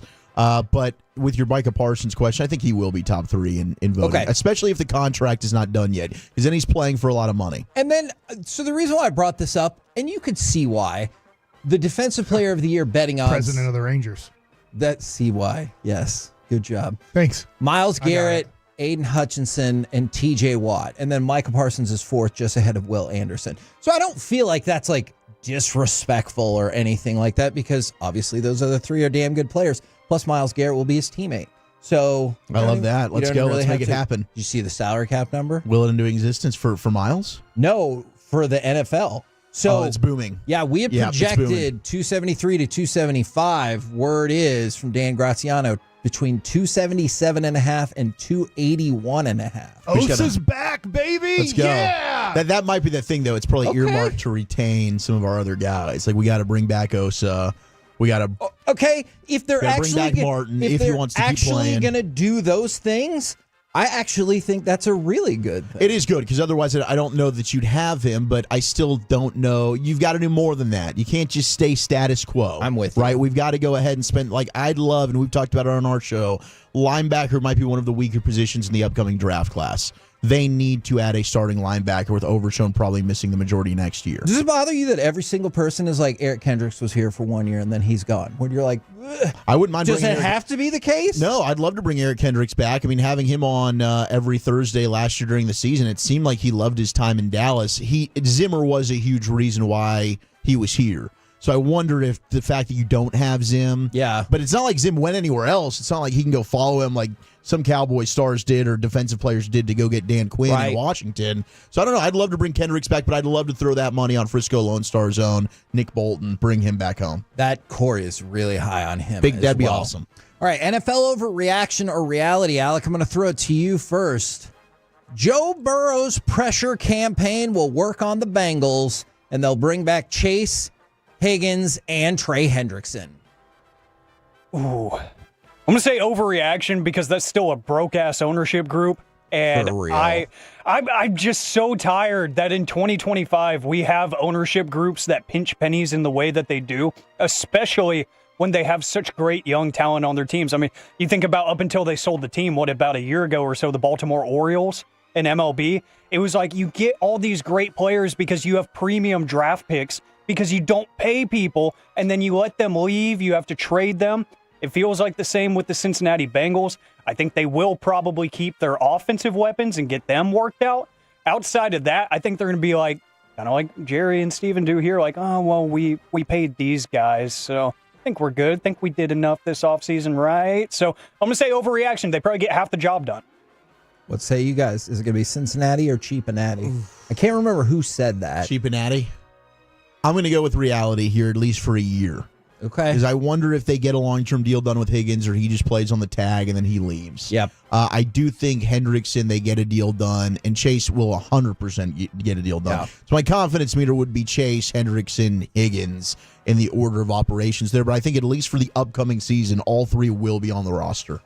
You really want that franchise tag at least on T. Higgins, right? Because otherwise, it feels like Washington is Washington pretty much at the top of the class to go get him. And New England. New England's reportedly willing to spend at least $30 million on him per year. Wow. Yeah. I guess they do have all of them. They got a lot of money, and they're excited about their young quarterback there in Drake May. All right, next, overreaction or reality? Overreaction or reality? This year's free agency class will kill the running back resurgence. All right, look, I know we're all excited about Derrick Henry and Saquon and how amazing they were. Here are Fox Sports' top 5 free agent running backs: Nick Chubb, Rico Dowdle, J.K. Dobbins, Aaron Jones, and Najee Harris. Look, if Najee Harris is number 1 on your list, I feel like that is going to kill the running back resurgence. It won't, because the draft class will end up making up for it. So, like, I should say veteran running back resurgence. Pardon me, yes. Then I would agree with you, because I don't think you're going to have nearly the impact last year when you've got Barkley and Henry, and even a J.K. Dobbins, who was included in last year's class, Aaron Jones, what he was able to do going over to Minnesota. I mean, the list goes on, but you don't have any of those guys that I think are going to make as much of an impact as last year's free agent running back class had. I think I'm going to say... Oh, no. I think I'm going to say that this is... I'm sorry, Alec. That was... Oh, no, it was not directed at you. That was directed at the faux ghost of Tom Landry. Because he got this big smile on his face, and I was like, oh, God. What'd you think of Tom Landry joining our show for my last show in Dallas? You know what? I've always wanted to meet Tom, and I'm glad that I get to look at him right now. This is amazing. I'm so pumped. I thought it was great radio. It was very entertaining to listen to. Honestly, Jeff has nailed this. When it comes to listening to Mike on the radio is a joy. But I can understand some of the frustrations when it comes to working with Mike. Sometimes it's hard because it's like, squirrel, where are we going? But gosh, listening to you today, you've been on fire, sir. Thanks. Running backs, they're important in the NFL. Mm-hmm. Thoughts? Okay, thanks, Mike. Bring them back. Let's go. Let's go back to Alec. I think I nailed it. See, Alec, and that's why I was concerned about what he was about to say. Can we get Tom Landry back on the show? I mean, you said it yourself. He's sitting right in front of you. Zach, it's me, Tom Landry, in the hole in the roof again. Running backs are very important. I had a running back named Thunder Dan Reeves back in the day. He could pass a ball too. And then there was Tony D. I told him to run out of bounds a lot to save his body. That worked out pretty well. I got Herschel to come here. And look what Jimmy Johnson did with Herschel. Jerry had nothing to do with it. Does Tom Landry care about that? Yes, he fired me. Back to you, Zach. Running backs are good. So stupid. I'm Damn here right with they are. Walter Payton right now. Hell yeah, Tom. Hey, it's me, Sweetness. Running backs are the best. Where did that come from? Hey, it's me, Sweetness. Little sweet. It's the sweet one. That's exactly what I thought. Don't encourage him. I think that's what you have to do, Kevin. You can't fight it. I think we just got to lean into it and embrace it at this point. Okay, well, I disagree. All right, so go ahead, and if you can, I know we got Mike likes it coming up in just a second. Give me cut number 2 because I want to ask you guys if you think this will be worth it. Now it's Larkin with a burst of speed. He scores! Dylan Larkin in transition gives the United States the lead for the first time tonight. So we get the United States against Canada tomorrow in the finals of the Four Nations. We'll talk about that more tomorrow as well. From Front Office Sports, the get-in price is about $1,000 per ticket. And if you want to sit closer, $3,000 per ticket. That is close to the equivalent of Game 7 of last year's Stanley Cup Finals. It's a little below, but not far off. That's incredible. That is incredible. That is amazing for what is. Look, it's a championship of the Four Nations, but like reality, it's an exhibition. It's a glorified exhibition. I'm very nervous for the United States in tomorrow night's match. We're actually going to have Greg Wyshynski of ESPN NHL joining us at 3:20, so he'll help preview this. But I think the U.S. is banged up, and I do think Canada is going to be on a mission. I don't agree with Biz, where like Canada's going to come out and it's going to be a blowout. Yeah, but I don't either. I am worried that the U.S. won't be able to defend quite as well without McAvoy as they did in that. Because I mean, the hit that he set the tone early with the hit on McDavid. And I think after that, the United States, the pressure was on. The forecheck was fantastic. I don't know if they'll be able to get quite into their game like they did on Saturday night, but I'm hopeful, man. I'd love the U.S. to go ahead and beat Canada in Boston. But if I had the money, I'd throw it at those prices. Like, this is going to be an incredible once-in-a-lifetime It's type going to of be experience. an extravaganza. No doubt. We'll talk more about the celebrities that may or may not be there tomorrow as well. All right, I'm not saying you'd have to spend the money, but Alec, Mike, excitement level for Four Nations final tomorrow. Solid. Okay. I mean, I'm Hockey Mike today. That's true. I forgot who got me this hoodie. I'm sorry, Tolo, but I decided on my last day ever here to wear my Hockey Mike hoodie for the Four Corners showdown tomorrow. That's probably surprisingly close. By the way, Mike, if this helps lock in your focus There are even no more, corners in hockey. From the nines. It's true. Yeah. I mean, I made up corners, but there's actually no corners in hockey. There's only rounded edges. Edging. Stop I it. think that's No. No, it's not. Oh, he thinks there's corners. From the 903. Dax. It's going to be about 45 minutes, but tell Mike to get ready for the greatest pizza he's ever What? eaten. I'm excited. All right. Thank you. What's their name? I don't think they left their Just name. give out their phone number. I I'll am, text I them. am not going to Does it give start out with an 8 or a 2 or their a 9? phone number. It starts with a 9. 7-2. Nope. I All already guessed right. that right. That is incorrect. Oh. Well, maybe one of you got it What's correct. the right way? Oh, 03. I'm not giving out that person's phone number. Why would I do that? For fun. It's down to 7 numbers. Fun for who? Me. I'll call them. Then they'll have my number. You know what? I'll give you their number off air, just as long as you promise not to repeat it. All right. Mike likes it coming up in about 10 seconds. But before we That get means to I could repeat it. He's saying don't repeat it. Did you get what he said? He actually messed up there. He said don't repeat it. But you could peat it. But I could peat it. So that means just at first you I'd just say immediately it. peat. Yeah, I'd say it first. even the contest, you two Nimrods are going to interrupt? Oh, we're giving something away? And is it Dirks?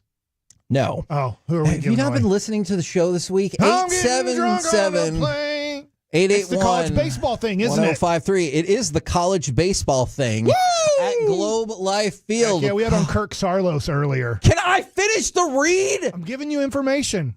Caller number 10, 877-881-1053. You win a 4-pack of tickets the entire final weekend of games at Globe Life Field starting next Friday, the 28th through Sunday, March the 2nd. Caller number 10 doing this all week long. 877-881-1053. Now! What? As if this entire show hasn't been this. Oh. It's time for Mike Likes It. It says Christina Massey said, I won yesterday. I don't know if that's true on YouTube, but that's what Why would she's you saying. lie about that? Congrats, Good Massey. job, And Christina. then there's a dude with a cuss word name on here, little MF and Mason. I'll just shorten it. Oh, And they MF. said we never read the YouTube chat. That is true, but I do. It's easier when everybody is here. Well, yeah. Thanks a lot, Corey. That's not. What's the update? Is Core back He'll tomorrow? be back here He will on not be back. February. Oh, He'll be geez. back here on March 3rd when I am officially not here anymore. Okay. I He think said I've had enough. So he's not coming to spring training anymore. I think he Nope. will. I think think he he will is. still. Okay, fair enough. I think he will still be at spring training. I think it is very unlikely he will be here tomorrow. Very unlikely. Very. Wow. It's going to be Kevin Hagelin for 4 hours. I'll slide in with All right. Kevy. Here's what we've never done while I've been on radio. I'm sorry I said that. I shouldn't have said that. It's Mike Likes It's Hagee. Don't call him Kevin. I was thinking Hold about on, Mike. this. I'm gonna pause you now, just so Heck you can yeah. get a feeling for how this goes. Yeah. Somebody, See how I just let you talk now? yes, has sent in the same consistent negative text message about you Oh, thanks. for 59 consecutive minutes. Would you like me to read that to you? Yeah. Or tell them to stop it? No, I don't see it, but you can read it to me.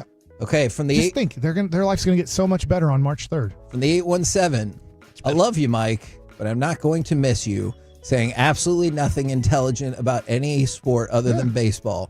Please be better. and provide some actual valuable information and not the sarcastic, condescending attitude. Good luck on your future endeavors, Mike. You can do it. Thanks. 59 straight minutes they have sent this text message in. Thanks. That means a lot.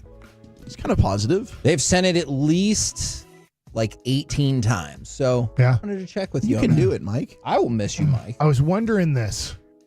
We've never not talked on the radio station.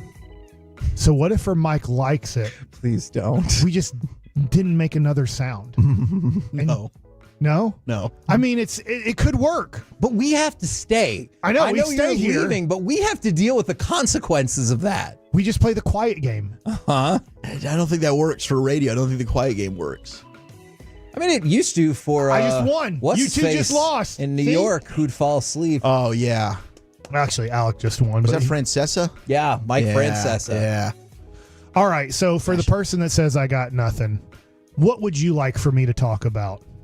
I'll let you know if they text back in. Okay. For anybody, it says everybody wants me to now read everything they're saying on YouTube because little mofo, I read out his thing. So they're like, hey, I'm a little mofo too, and I'm like, I get you. But, like I don't want to read all of that while I'm doing this. So, Kevin, how's your day gone so far? It's been a day. Okay. Well, that's good to know. Is it? Yesterday was Tuesday. Today is Wednesday. It's true. See, when they say I add nothing to the show, I'm giving you factually what days it was and what day it is. Okay? So. And you've had delicious food delivered. I have. Thank you so much With for the apparently Papa more to John's. come. The Yeah, best I can't pizza wait you've for ever this. had. The best pizza ever. The problem with my brain is I forget a lot. Did you forget what you were I about to literally say? was going to say something, and then we just got taken offline by... Here, I'll read you a nice comment. Okay. From the 972. Man, this has some spiciness to it, but not directed at Mike. I remember. I love that Mike is like most fans and not the nerds who follow stats and think they're smarter than the people who actually play the game. Boom. So yesterday, remember how I was complaining about it was only 11:45? Yes, and I thought the show. I was like, God, are we not to Mike likes it yet? I Like, do remember when is this that. show going to end? Yeah, thanks, Mike. You said that? Did you say that on air? Was yeah, that I think off so. air? I think so. Well, yesterday I got home and my wife, I guess, had a long day too, and she asked me, and I was like, that was yesterday. And then she's like, no, it was this morning. And I was like, this has been the longest day ever. Has it? Yesterday was. No, I get it. Do you feel like today's your longest day ever? I kind of feel like Jack Bauer at the beginning of 24, and he's like, today is going to be the longest day of my life. Let's try to not bring up something too negative, because I just have a feeling like maybe like some of your longest days might have been days that, you and your wife might have found out really bad news. Yes. I understand those. That is actually what true, has yes. been work-wise? How about that? Taking out those situations, because unfortunately, I've been here with you when you had to unfortunately leave for those horrible situations. Yeah. Is what has maybe been your longest day ever at work? You're like, this day is not going to end, and it doesn't even have to be here because our boss is probably listening. Oh, well, I was going to say, and he knows this. Probably. It was the day after the bike thing.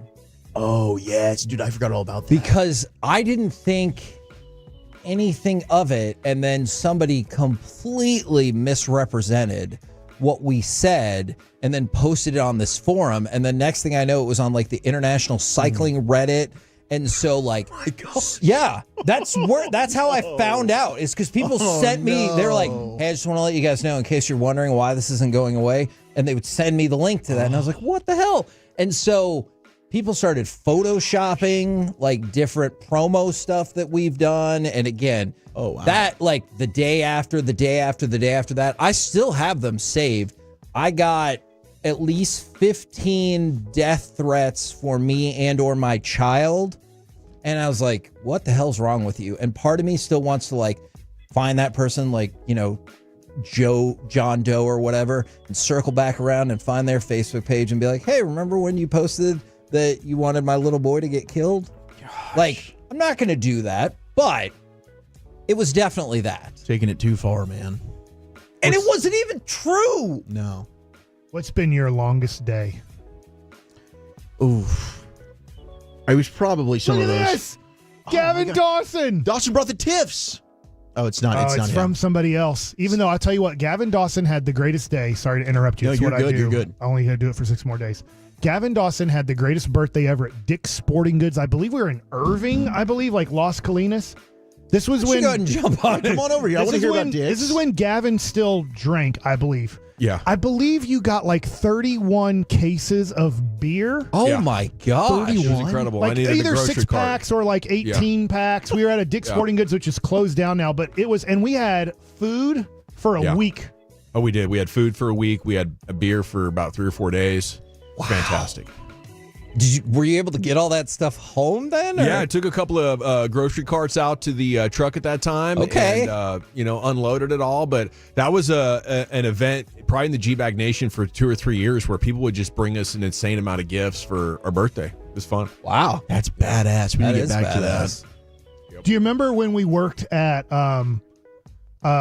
Harley Davidson and you got mad at me and I got mad at you, so I just pretty much just walked around Harley Davidson the rest of the show and didn't I think talk? that was our first show together, and I don't think I was mad at you. I think I still to this day did not know you were mad at me. I was like, "Well, we just had a sports disagreement, now you're super mad?" Yeah, I can't remember what I was mad about. Yeah. It Were was you thinking back about leaving at that point? Were you like, "Man, Chris and Jeff were Yeah. on the show"? I think that was our first ever show. I don't think it was our first ever show, but it was might have been early. like our road show. Okay. Like our first ever road show. But I remember, I was really mad that day. Yeah. One time you told me to leave the show. Remember that? I think in here. Yes, I did. Yeah. But I don't think you did. I just got really quiet the rest of the show, and I'm like, well, I'm just Okay, going the to maddest I remember you being is when Chris compared Tony Romo to Dirk. That just offended you so much. And I that was is like, offensive. Yeah. And that was pre-Dirk championship or post? Post, because I didn't come here till 13, like full time, That's right. September of 13. So, I don't. That is offensive. I don't like that. But You got some crumble too? crumble. Yeah. Now we have a little bit. We haven't opened up. This one has like a cream filling in here. This is the tres leches. Wow. So if you like Oh. 2 milks, it has a third milk. Tres for you. leches. Yeah. More the merrier. What's ever been your longest day at work? Oh man, I think they're all tied. just pick which 5-hour show. Zach, sorry, No, I it must interrupted. have. Zach. It must have been like these guys do it now with the Monday night football. And back then we were doing midday, so it was 12 to 3, then go to the stadium and then work until like 1 a.m. I think is when the post-game show ends. Yep. So that would have been, like a, 15, 16-hour day, something like that. Oh, that's a quick turnaround. Are those yours too? Yeah. Mine was probably working like Rangers doubleheaders, but back like old I stadium can when I see was that. filling in for Jared, and it was like we're not shortening the games. Like these are still full 3-hour games. Those were long, grueling days, and it was like 110 degrees outside in August. Golly. Oh, I was going to say one day at Block Pressure, I worked 24 hours straight because I did inventory so I could get a couple days off for the holiday. They put me on the register for those last 8 hours. Thought that was probably a poor decision. I just was going through the motions, and if people asked me questions, I was like, yeah. And I don't even know if that was an appropriate response to their question. Well, yesterday wasn't my longest day ever, but man, was it a long day. Does today feel longer I or shorter? Get you. Today's Probably today's longer. fine. Longer for him. I mean, I think it's pretty cool. We've had Tom Landry visit us twice today from Yes, heaven. that was pretty epic. Was it? Yeah. Okay. It's a new bit I'm doing. I like it. Yeah. Yeah. He could come to Phoenix, Arizona. I'd love to see him I there. love him there. Yeah. I guess he's everywhere. He's I always with assume- us. It's true. Why are you looking at me like I know what happens in the next spiritual plane? Yeah. I thought you knew everything. I think you suggested a good No, gift for no. Hagee too. If you're thinking about a party, gift the fedora. Yeah. I do think I should get a nice you gift could from you on rock your a way out the fedora. door. All right. Oh, crap. Never mind. I would like to withdraw. Never mind. I would like to withdraw that He statement. might just re-gift you that jacket, that Mavs jacket. Gosh. Hockey that- Mike, could Tolo get that for you? Yeah, Get he that did. hoodie for you? Yeah, hockey. I figured on my sick, last dude. day here, I'd wear Yeah. Hockey Mike hoodie. So That looks good. yeah, it's a sad day for a lot of people. I'm sad, Mike. I've told you Right. that. I mean, but not for some people. Obviously, some people are getting really excited and want this day to come a lot faster. Not this day, but next week. I've never Let heard me anyone just say say that before. to the guy that said you don't say anything intelligent about sports other than baseball. Mike is fascinating and interesting. And I think a lot of times people that get into this business think, I got to be right all the time. No, you don't. You got to be interesting all the time. Right. And Mike almost always is, unless he's checked out for an entire hour at a time. Which is interesting at times, just not to the person leading the right. That's Right. where other I guys agree with that. I've worked with you. It's miserable in those moments, but when I'm listening and you do it, it's pretty darn funny. Yep.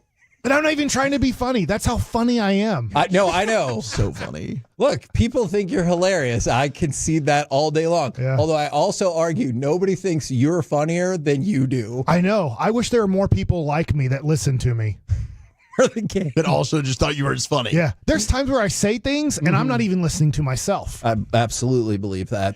We're the KNC Masterpiece right here on 105.3 The Fan. Coming up next, we're going to do some AM on the FM. God help us. We got a question of the day plus a great how to piss off your coworker at work story. There you go. It's coming up next on The Fan. Said a bad word. Spring training.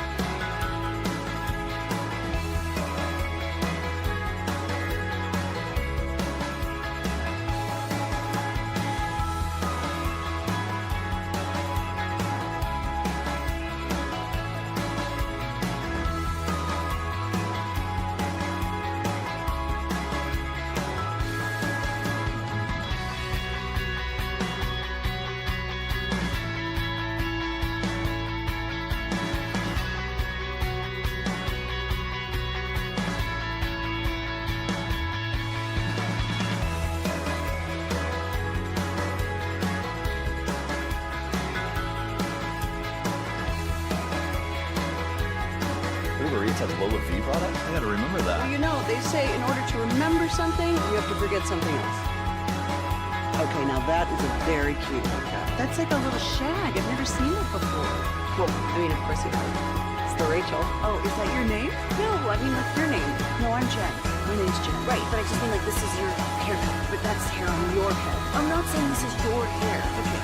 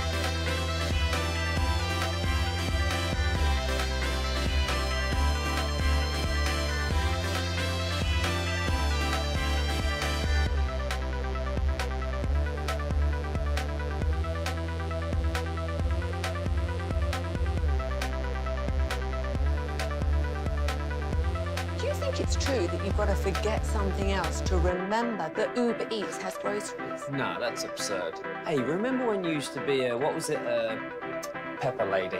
Pepper Lady? Wasn't it Cinnamon Sisters?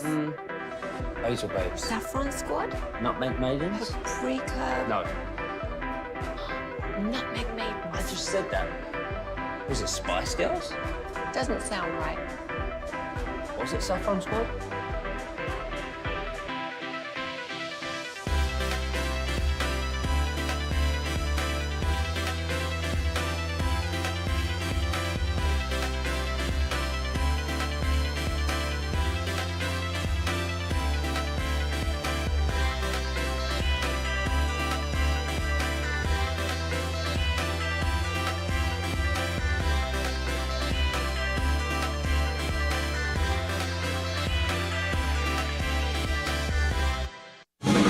Driven by our D&M Leasing Studios, it's the KNC Masterpiece on 105.3 The Fan. KNC Masterpiece right here on 105.3 The Fan. Eric Chiafalo heard a lot of great things about this show, so he decided to dive in. And Eric, I just want to check something. Have you ever been on the Payload as a segment?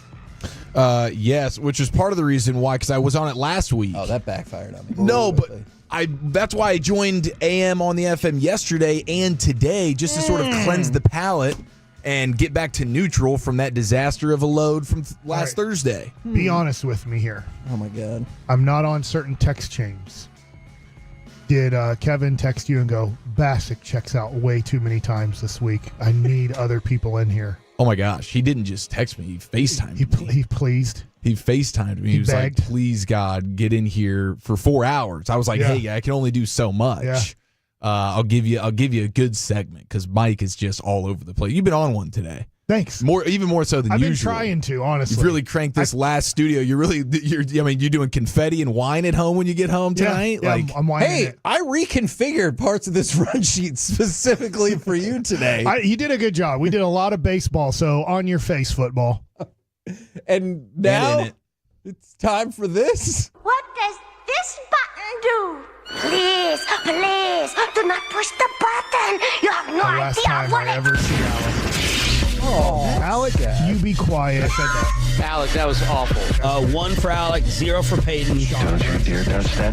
It's amazing because in the talk studio right now, it almost looks like Peace-a-thon with like all the food and the all people. Yeah, and all the people just roaming around. Like it feels like an extravaganza. That is an amazing point because Dawson's already been in here. Wolchuk, now Chiafalo. We've got cookies from Tiff's, Crumble. We've got Domino's. We've got Pizza Hut. It's a big day. From Last Tiff day in Treats. studio. Congratulations, Mike. You will be missed. Thanks for all the laughs over the years. Take a load off. Allison and Guy Witherspoon. Buffalo Wild Wings Tolo crew. Mm-hmm. Okay, Allison and Guy are awesome. Thank you. They are at like almost every single one of those. I kind of want to follow up with them sometimes because I know Guy likes us, but I wonder if his wife kind of forces him to go sometimes because I think she likes us more than he does. By the way, update, Mike. Yes. I'm on my way with the pizza. I should be there by 1:30. Remember, That's he awesome. said it's going to be the best pizza you've ever had. And this is a Tolo. That is true. Okay. That's awesome. Well, I know it's a Tolo. I guess I was just going to maybe like let him come up in studio. You can do that. Back to you, Alec. We got the question of the day, 877-881-1053, and because Mike is a wrestling guy, we're going to hear a great story from Michael Cole that he told on Logan Paul's podcast yesterday. Did you know Tim knows him? They're Yes. buddies. Yeah. That's pretty neat. Yeah, they used to work together. You got to hear the story, Mike, of how Michael Cole got found by WWE. Ask Tim about that story sometime. It's amazing. But the question of the day today, we go back. I've kind of strayed away from this for a while. The National Day calendar says it is National Chocolate Mint Day. So I ask you, what is the one and only best ice cream flavor? 877-881-1053, Twitch and YouTube. If I could only have one the rest of my life, it would be cookies and cream, but I do love mint chocolate chip. But if I could only have one ice cream flavor the rest of my life, I think I would go with cookies and cream. Chiafalo, I'm going to default to you because everyone will be furious and think my answer is stupid. Oh, no. This is agonizing. Well, there's really no bad ice creams. Is there really that Skyline many good chili? ice creams, though? Okay. of the standard Sometimes, regulation like, ice creams. for a gallon when it's like $2 and you have to eat that ice cream, you're like, is this just yeah, some brands are better than others, but like just in terms of flavors, like I'm rocking with whatever ice cream you got, I'm down for. So this is tough, but I think Rocky Road ultimately ends up winning out for me. Solid. Kevin? You already know what I'm going to say. I'm not doing a bit. I think the best ice cream is vanilla ice cream. From any company. But It all tastes the same. Vanilla's really good. I'll disagree with you on that one. I don't think that they all taste the same. But can I just tell you, to me, they all taste the same. But you know how I know that they don't to a lot of people?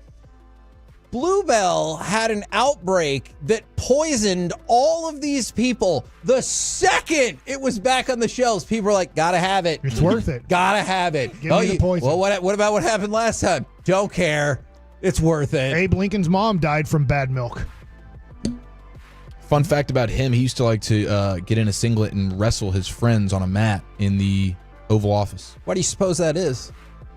Just a competitor. Trailblazing president right there, He wouldn't had you a say? tough upbringing. Manly man. Mm-hmm. He's part of the Whig. So tall and lanky. He was built to be a wrestler, Didn't right? his wife go crazy too? I'm gonna take your word for What do you it. suppose that is? I mean, whose wife doesn't go crazy from time to time? Especially when you're talking to sporadic, you know what I'm saying? Medford? I learned We these got a things little on CNN. They had like something? a big Abe Lincoln documentary thing. So he's just ignoring.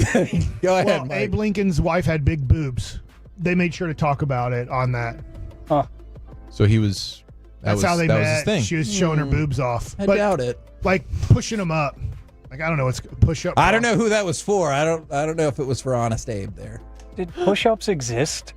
I don't know if push-up bras exist, but you know how they wear those old-timey dresses and the boobs would like be near their shoulders, Like with the corsets and stuff? Yeah, I think they're corsages. They're not. You could kind of rest your chin on him a little bit. Yeah. Like Alright. as the lady herself, not you actually. Well, I know Abe wasn't doing it, so. Jeez. Yeah, kids. The implications on Abe that are just zooting off of Hagee right now. Yeah. Look it up. He's got a lot of strong Abe Lincoln takes, but all I got to say is... I do have some strong Abe Lincoln I didn't takes. finish the CNN special. Did they go into what you're talking about in this special? I don't know about that. I actually want to watch now. This has my attention.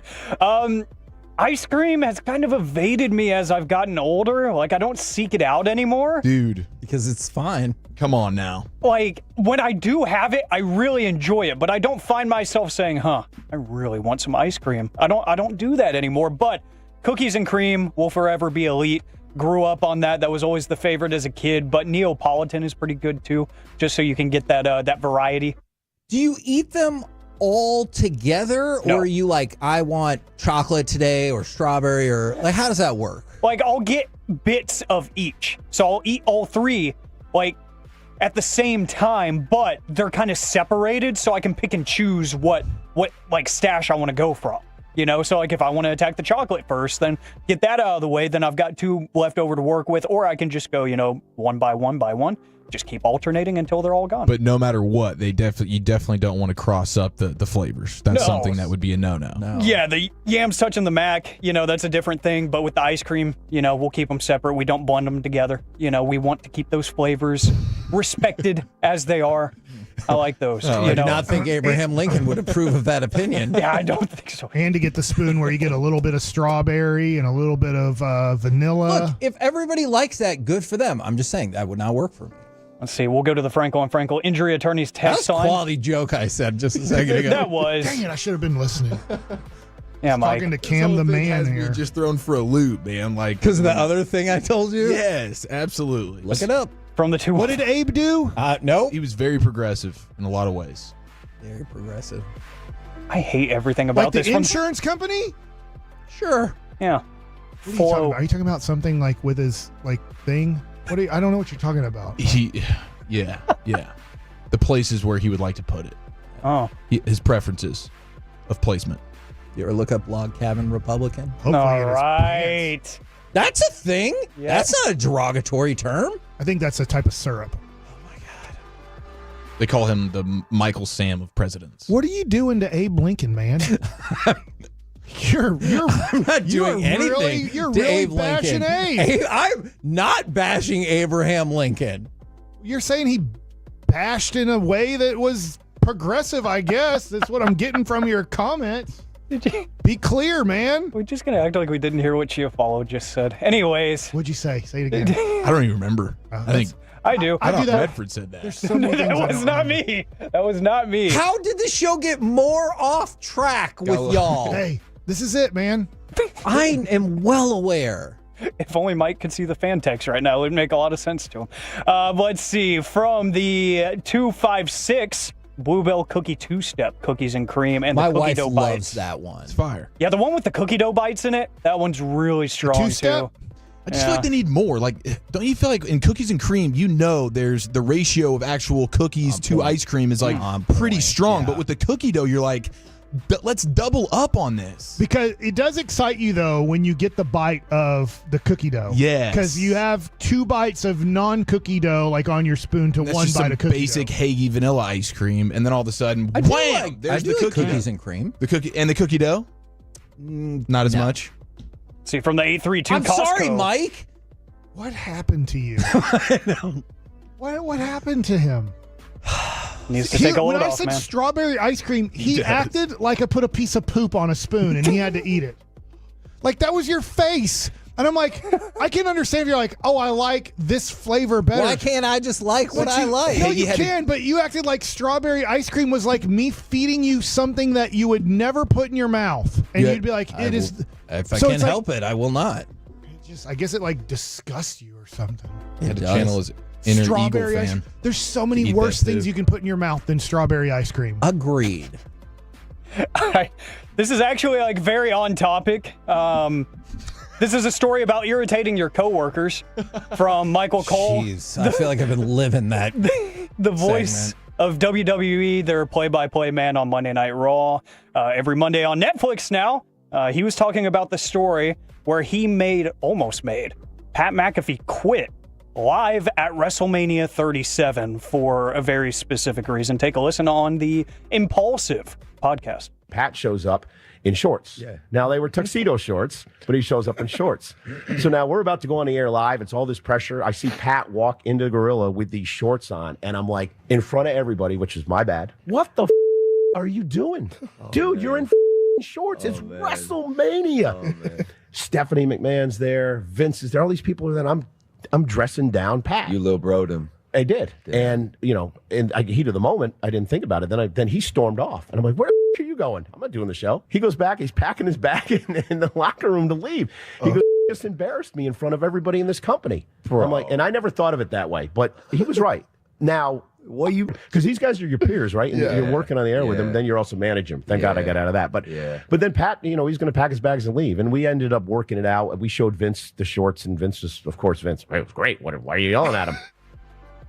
So Pat McAfee being Pat McAfee, he shows up mainly in like a black tank top to every TV taping.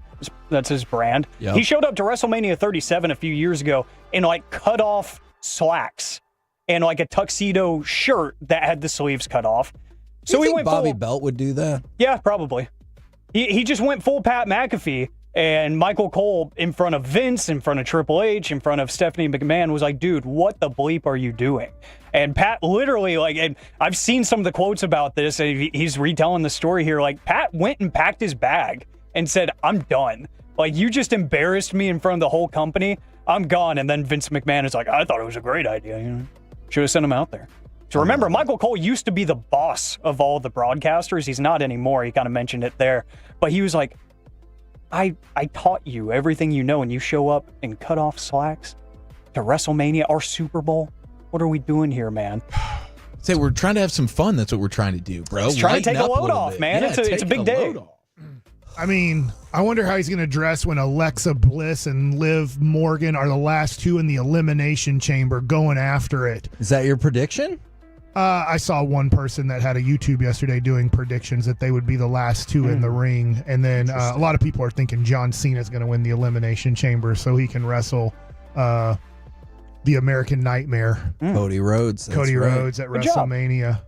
Wrestling rabbit holes for Mike There's a Bassey. dude who, when I grew up watching wrestling, there's a dude who was called the Junkyard Dog, and his motions and everything. There's this dude named Fatu, and I don't think people understand this, which is fine because he's so old. Like, I don't know, maybe Junkyard Dog's dead. Is like, he's doing all the same motions, like his cadences and everything are the same as the Junkyard Dog. So I think it's cool that there's a dude that's like the Junkyard Dog. Abraham Lincoln loves junkyard dogs if you take out the yard and the dogs. Oh, by the way, I hope this isn't upsetting to you, Mike. The Junkyard Dog died like 25 years ago. Along with Tom Landry, February 12th, 2000. Hey, what an exclusive you guys had earlier, by the way. Do you know what day? Do you know what day Tom Landry was born on? Guess. I'll tell you if you get it right. Thursday. No, the date. No. Sorry, Christmas did I say Eve. date? Close. New Year's. You got to keep guessing till you get it right. I will not. You said Eve. I'll say Christmas Day. September 11th. How is that close to Christmas Eve? Count the days. They're not that far away. Really not. Think about when you're in September and you're like, it's Christmas already? How many times have you Nobody heard says that. It's right around the corner. No, you don't. Yeah. Oh my gosh. Nobody goes, never ever forget. Now it's time for Christmas. That doesn't happen. You can definitely start to see it coming, though, once September rolls around. Yeah, once September 11th, you're like, woo, we're getting close. Kind of got to start putting that budget together. Yeah, we're a few months away. We're the KNC masterpiece. If it was July, I would say it's closer to 4th of July. How is it that when I had that super long pause, you chose to say nothing? But the second I start talking to try to tease out of this segment is when you need to talk. What do they say about comedians? I don't know, Mike. What? They tell jokes? Well, they can say that about them. That's true. It's all about the timing. Mm-hmm. So what's coming up next? I don't know why. You're already 3 minutes late. Yeah. I think we're having a coach on. He was Steve Nash's backup point guard at Santa Clara. Almost. Coming up next, we'll do My Buddy's an Idiot, but also talk with FC Dallas head coach Eric Quill. All of it next right here on The Fan.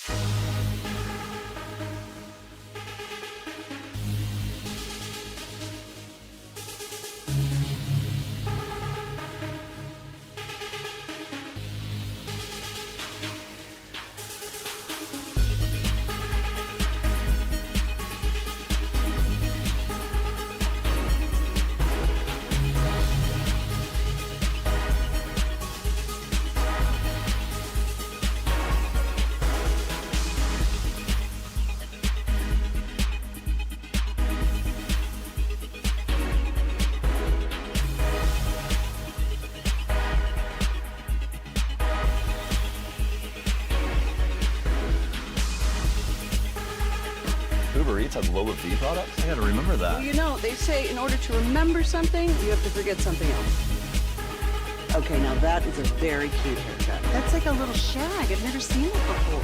Well, I mean, of course you have. It's the Rachel. Oh, is that your name? No, I mean like your name. No, I'm Jen. My name's Jen. Right, but I just mean like this is your haircut. But that's hair on your head. I'm not saying this is your hair. Okay, freaking me.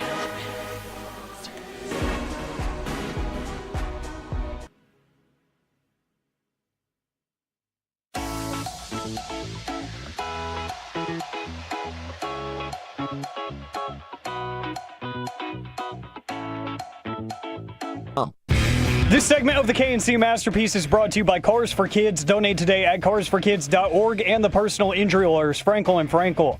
If you've been injured in a car or truck wreck, call Frankel first, 214 or 817-333-3333. With Frankel and Frankel, there's never an out-of-pocket cost. They only get paid when you win. Frankel and Frankel, the go-to car and truck wreck attorneys in Dallas. At the Bengal 37 with 2:25 in a tie game. Snap to Burrow, back and sets, rushed in the pocket. He is sacked! Maris Leofau! KNC Masterpiece right here on 105.3 The Fan. In just a few minutes, we're going to talk with Eric Quill, the head coach for FC Dallas. Mike is excited because there's another pizza on the way. And if you enjoyed that last segment, rest assured Mike was laughing most of the entire break about how funny he is. Oh, man. Hopefully you guys heard the commercial, because if you don't buy a Chevy now, I don't think you ever will. Okay. You should. You should. Yeah. And the place to go is Platinum Chevrolet from the 817. This is a riot. Bravo from the 682. This is the best show I've ever heard, and this is the first time I've ever texted in. Another 682. We're going to miss Mike. I will also miss Mike, for the record. I've told Mike that. We will have more conversations next week. Maybe just tell me when you're going to bring Noah in when he's sick. I'll come see Noah. Okay. Yeah. Danny texted in. He's like, today's been off the charts. I haven't laughed so much. Gonna miss you, Mike. Okay. So thank you, Danny, and thank you to everybody who's given us crumble and Tiff's treats and pizza. It has been an extravaganza of a day. Now, Maris Leofau is not an idiot, but the reason why I played that is CBS Sports ranked every rookie class based on their first year efficiency. And for the Dallas Cowboys, they ranked 27 out of 32 teams. And it said year one hits, none. Left tackle Tyler Guyton held his own for much of the season, despite some rough patches in pass protection. Maris Leofau played with his hair on fire, countering misses with splashy plays near the line of scrimmage, but nobody that they would consider a hit thus far from the draft class. I know it's just been a year, and there will be more time. So unfortunately, the Cowboys have to go on the idiot list for that. Mike, I want to know what you think about this. Do you like Steve Cohen? Is he one of those late night people? Oh, no, he's the owner of the Mets. Mm-hmm. I've never met him before. You know what? I might have met him. I think I met him last year. What? I think the Mets came to Texas, and I believe one of my former trainers introduced me to Steve Cohen. So I think he was in town. So I just, shook his hand and said hello. So I do. I think that he's trying very hard, right? The first time I'll say he failed, he tried to buy the team, like as in he bought the team, but buy that Verlander, Scherzer. Obviously, Lindor's still there and doing great, but he tried to kind of buy his way into a championship. It didn't work. Then he got out of that. Then they made it to the NLCS, and now he's kind of gone back into maybe buying a few extra things to see if it'll work. So he has spent a lot of money, and he talked to Forbes, he said he's frustrated that not more fans are showing up. He talked about they had a September series with the Nationals, with the Mets fighting for a postseason berth. There were tons of empty seats. They're low. I think they're middle of the pack kind of in terms of overall attendance, 18th. But he's like, that really bothers me. Wow, 18th is low for a New York area. And so he's like, look, we got empty seats. I'm spending money. We're trying to win, and that really bothers me. Does that comment resonate with you? Or for the fans, are you like, we still haven't won? No, I think it resonates. If you end up, I will say this, probably the fans going into the season were not excited. Scherzer had been traded to the Rangers. And I get that it didn't work out great for the Rangers, but you lose him. You trade Verlander back to the Astros. And you're looking at it going, well, going into the season, nobody thought the Mets with the Phillies and the Braves were going to compete. And then they made it to the NLCS. So if they haven't sold, let's say, a lot of tickets in the offseason after adding Juan Soto, then I would be disappointed if I didn't see a big uptick in my season ticket or partial season ticket things. I guess he's kind of challenging Mets fans. Where are you if you live in this area, this borough, as they call it there? Now, we made allusion to this yesterday that it might be the case, but Patrick Mahomes Sr., DWI enthusiast, had to admit that his fight, quote unquote, fight with John Rocker was staged for their upcoming bout. He actually signed a contract on January 17th. So it was not legitimate because that would have violated his probation. Right now, let's take you to the pitch and we will talk with brand new, or pretty new, FC Dallas head coach Eric Quill. Good afternoon, sir. How you guys doing? Good. How are you guys? I'm good. We're down here in Houston trying to stay above freezing. Right. And do you still have training sessions outside even when the weather is like this, or do you try to practice inside whenever possible? Well, that's why we came down to Houston early, is to stay on grass and not have to go indoors on turf and for the next few days. So it was important for us to stay on grass, and so we're outside, but it's high 30s and low 40s, so it's not bad. Now, we have two different avenues to go with on this question. I can ask you what the last 2 months have been like, or I can also ask you, were you recruited to be Steve Nash's replacement at Santa Clara in the 90s? Yeah, I was. But, life took me in another direction, and it turned out pretty well, so can't complain. So it was a fun ride in basketball. I was playing both sports, but I think I had the profile for a soccer player more than a long-term basketball player in the professional ranks.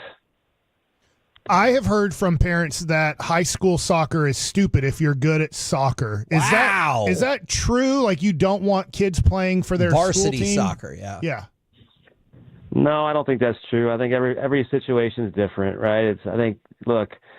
There's a lot of confidence can be driven from playing for your high school. There's, you get to play in front of your student body, and which is, it's kind of what you grew up as a young kid when you're going through junior, especially if you have older siblings. You've been paying attention to high school sports and wanting the opportunity to play in front of the student body, and it's a different experience than playing, say, club soccer on the weekend when your sidelines are lined with just your parents and other soccer players. So I find that high school sports can be very valuable for the human psyche and the development of the teenage mind. What have the last couple of months been like for you? Obviously, I know you're very familiar with the game, very familiar with the league. What's it been like getting put into this position? It's been, again, obviously anything new and is obviously a big take on, and but I know the organization well, so it wasn't as daunting as maybe some would find it. And I'm, hit the ground running and feel very comfortable with the moves we made so far and where we're going and how the preseason's gone. So I'm really optimistic for how we're going to start this season off, and every day is a new challenge. We're trying to keep guys healthy and try to get them in the best mindsets to take on this first part of the season and get out to a good start. And these guys have grinded, so I'm really proud of where we sit at the moment. And you talked about your familiarity with this club. You actually played for this team back when it was the Dallas Burn, correct? That's correct. Back in 2004. So I had a player run with Dallas as well. So it's they've taken a chance on me twice now, or actually 3 times, with once as a player and 2 as a coach. So I really am grateful to Dan and Clark and for their belief in me. What's it like when you find out the other thing that they did for you was get Lucho Acosta? No, that says a lot, right? It's he's been league MVP recently, and he's been the best 10 in the league. for a bunch of years now, and I feel super blessed and honored to get a chance to coach him. And just in my short time so far, he's amazing. This guy plays a game that a lot of people don't recognize because he's on another planet. So I'm looking forward to what he's going to bring to Dallas and what he's going to bring to our team. And he's, the relationship he's going to build, up front with Petar Musa and Bernard Kamunga and Anderson Julio and Pedrinho, all these guys it's going to be a lot of fun to watch. And so if I'm living in Dallas, I'm paying for a ticket to come watch this guy, Lucho Acosta, do what he does.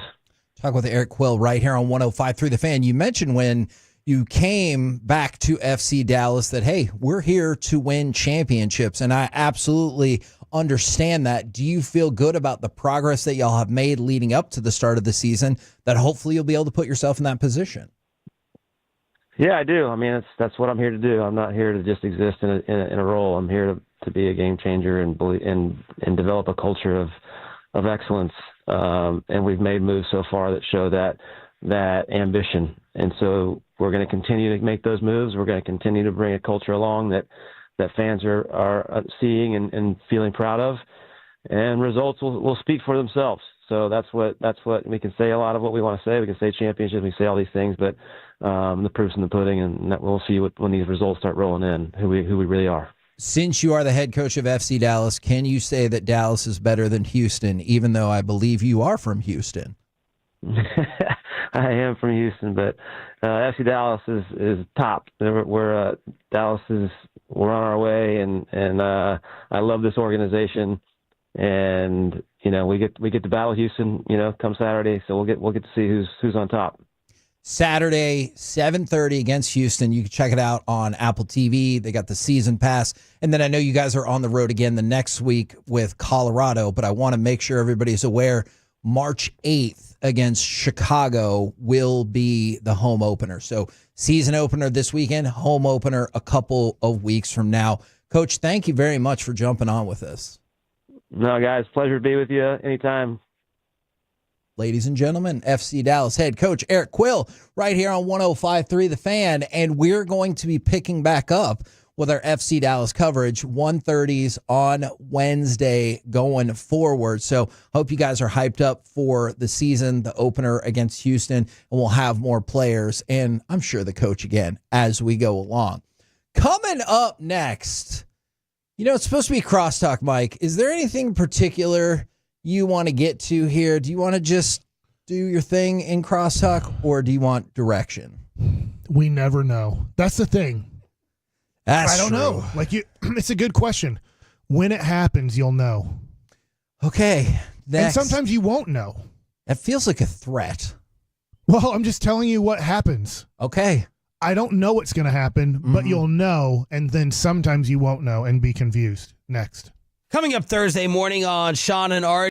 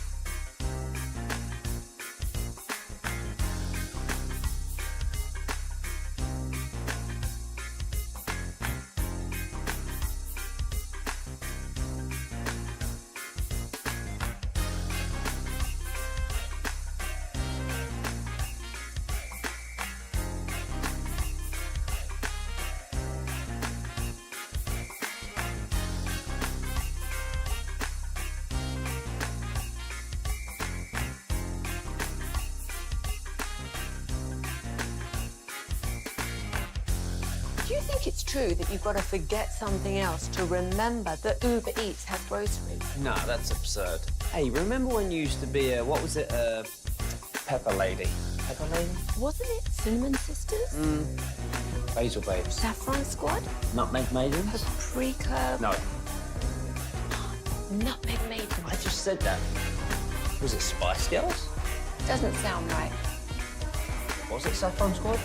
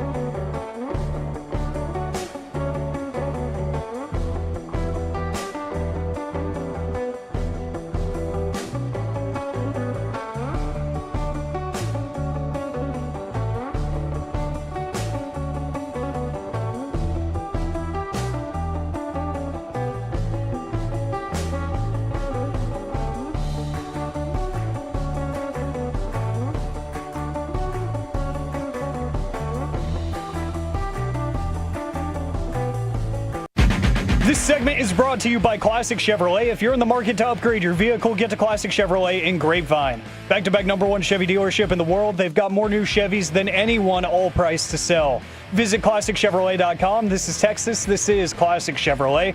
Together, let's drive. Based on new Chevy registrations 2023 and 2024. KNC Masterpiece right here on 105.3 The Fan right now. Courtesy of D&M Leasing, it is time for our chit-chat with those fellas from the G-Bag Nation. Gentlemen, how is you today? Excellent, Hagee. How are you? I am doing well because we've made it to the end.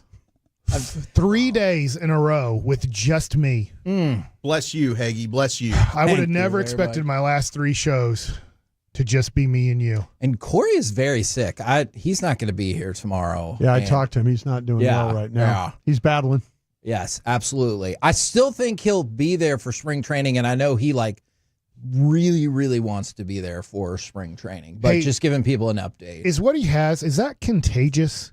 Is that a contagious virus? Yeah, he's got multiple things going on right now he's battling with. So yeah, he's got to stay away from folks. But it sounded like he felt better. He feels like he's maybe on the other side. Maybe, but yeah, not I said, too bro, far on I the said, other I'll side. see you in Arizona. Don't be showing up. You know. Especially getting on a plane. I think by then, because that'll be Sunday. They're thinking Sunday he might be okay. Yeah. Just get in a car and drive. I've done it. How long does it take to drive there? I think it's 15 hours to Surprise. Okay. I think I stopped in El Paso. Like, that's as far as I got on day one, got a hotel room, and then drove the next day the rest of the way there. Like, maybe 5 hours from El Paso. What's your comfortability in terms of length of drive? Because I know you popped over to New Orleans. Yeah, I drove over. The furthest I've ever drove straight was 22 hours. Wow. That was from Green Bay. Was that just you? Yeah, me in a Ryder truck, in a U-Haul truck. I drove from Green Bay to College Station. Oh, wow. Yeah, where my mom and dad were, but I just drove straight through. It was kind of the adrenaline. Get there, get it done. My longest straight drive was my last game in D.C. We actually played in Philadelphia, took the train back from Philly to D.C. as the team, and the ESPN said, hey, we want you to do baseball tonight for the playoffs. And I was like, great. And they're like, we are going to fly you out of Dallas this day. So I literally drove from D.C. and didn't stop till I got to Dallas, slept, packed a few things, and then flew up to, I forget where they fly you into, but then you had to take about an hour drive to Bristol, Connecticut. How long did you say that was, give or take? D.C. to Dallas, I want to say 20 hours, but I might be, I don't want to, I might be exaggerating. Maybe it's 18. Yeah. I'd have to, map it and see. But yeah, the tough thing is I was eating a lot of sugar to stay awake and then drinking a lot of soda. So then there were a couple times, I will admit, like, a big gulp cup, I just peed in that while I was still driving. There you go. That's strong right there. That's efficient. Because I'm like, I can't stop every 30 minutes to pee. Yeah. Yeah, I know that. I don't have quite that constitution when it comes to driving, but I did back-to-back 14-hour days, and at the end of it... That's still a crazy long amount to drive. And I only got like 4 or 5 hours of sleep in between. Yeah. And at the end of it, I was so exhausted, I felt like worse than drunk driving. Oh, man. Like, really having a hard time maintaining and focusing. And that's, where the best feat of strength I could do. I guess the real strength would be to not get that tired. Yeah. But it was at that point I realized I'm never driving more than 10 hours in a single day again because it was dangerous. I figured out that when I was driving that truck that, they don't have cruise control on the trucks. So I took one of my golf clubs out and used the hand, like the handle down on the gas, and then put my hand on the club head and pushed it and how held it down. How many minutes did it take you to kind of get your feel for that? It didn't take long because my foot was it was in that position where you're trying to press the gas. Yeah, it sucks. And it was in that lock position, and my ankle was hurting so bad I was willing to do anything. I was thinking, okay, got a bat. The bat wasn't far enough. I couldn't get so I took a golf club and pushed it down, and it worked really well. That is amazing ingenuity right there. Just thinking. Now, go ahead. Just new definition of a driver. That's true. Very good. That is very good. Very good.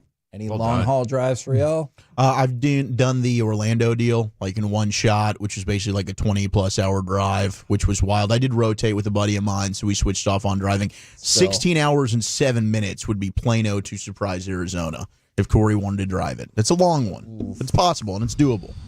Yeah, I logged multiple back-to-back-to-back 10-plus hour days when me and Brandon were up road tripping in like Wyoming, Montana, and all that because he wasn't old enough to drive. So he was delightful. He was a great, car companion, but he couldn't help out driving. One of the funny long-haul stories I remember of John Schneider, who's this Seattle GM. Saturday Night Live. Yeah, That's Rob Schneider. He was in... They were coming down from spring break from Minneapolis all the way down to South Padre. Holy moly. And they were driving down from Minneapolis, and they hit the Texas line, and they were all excited.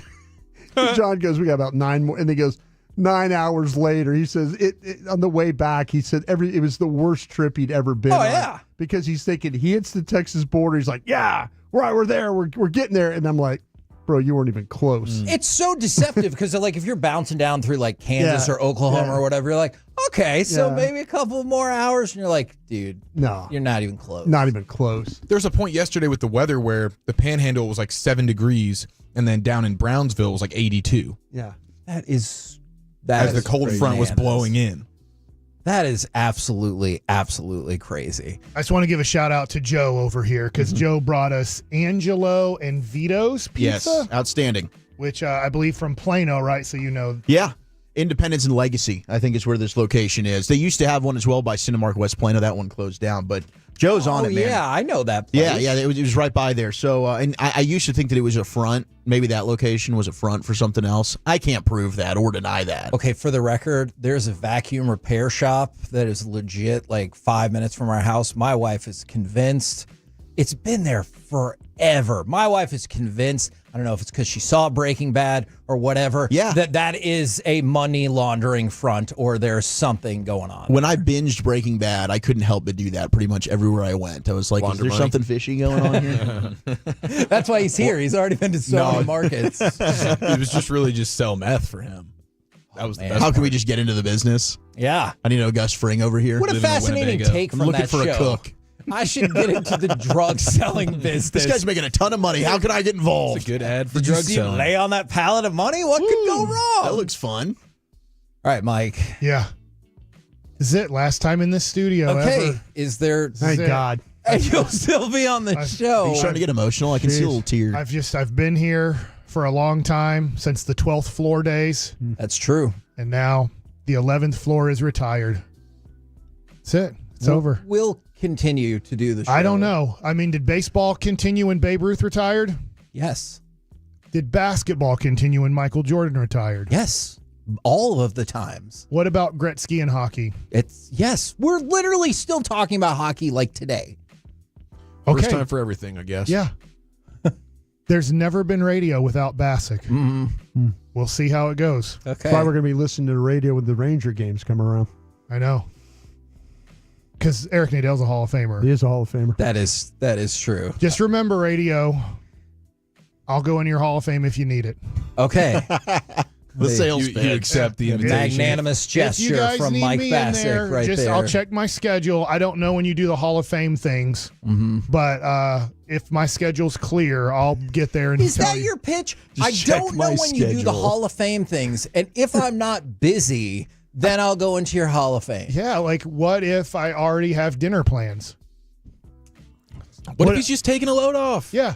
Then you should stop that and go to the Hall of Fame. For a fee. True. Yeah. Yeah, of course. Nothing's for free. I know. I meant Mike. I know. Yeah.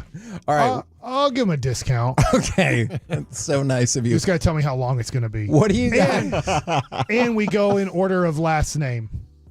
Because I don't need, I should be first. That way, if I need to leave early, I can. But remember, Mike, he who is last shall be first. Yeah, that's true. In certain cases. What do you guys get coming up on the program today? Amazing. Pure Gold as always, Hagee. Thanks for asking. We will have Greg Wyshynski, ESPN hockey guy, on at 3:20. Tell us about the Dallas Stars here, and of course the Four Nations final. And at 4 o'clock, Tommy Yarish, one of the new guns up there at DallasCowboys.com. Yeah, I met him. He's a nice guy. He's a Tolo. Yeah. Roll home with the G-Bag Nation. We have been the KNC Masterpiece. Make your way back with us tomorrow, 10 a.m. to 2 p.m. right here on 105.3 The Fan. Say goodbye forever, Kevin. I mean, I will see you next week. No guarantees. Oh, my God. And take a load off! Oh, my God. You've made a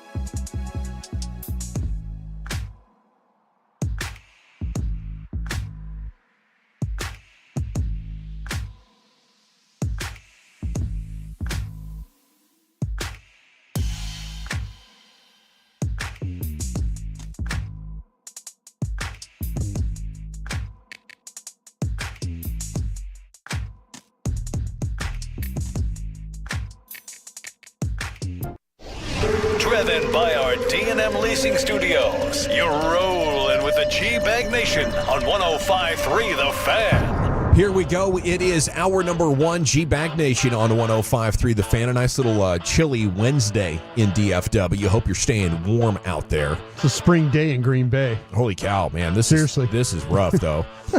General at your service. There's Broadus, the former NFL scout, Super Bowl champion. You have Lucius Alexander in the Pimp Cup over there at Master Control, other side of the glass, fixing to go 5.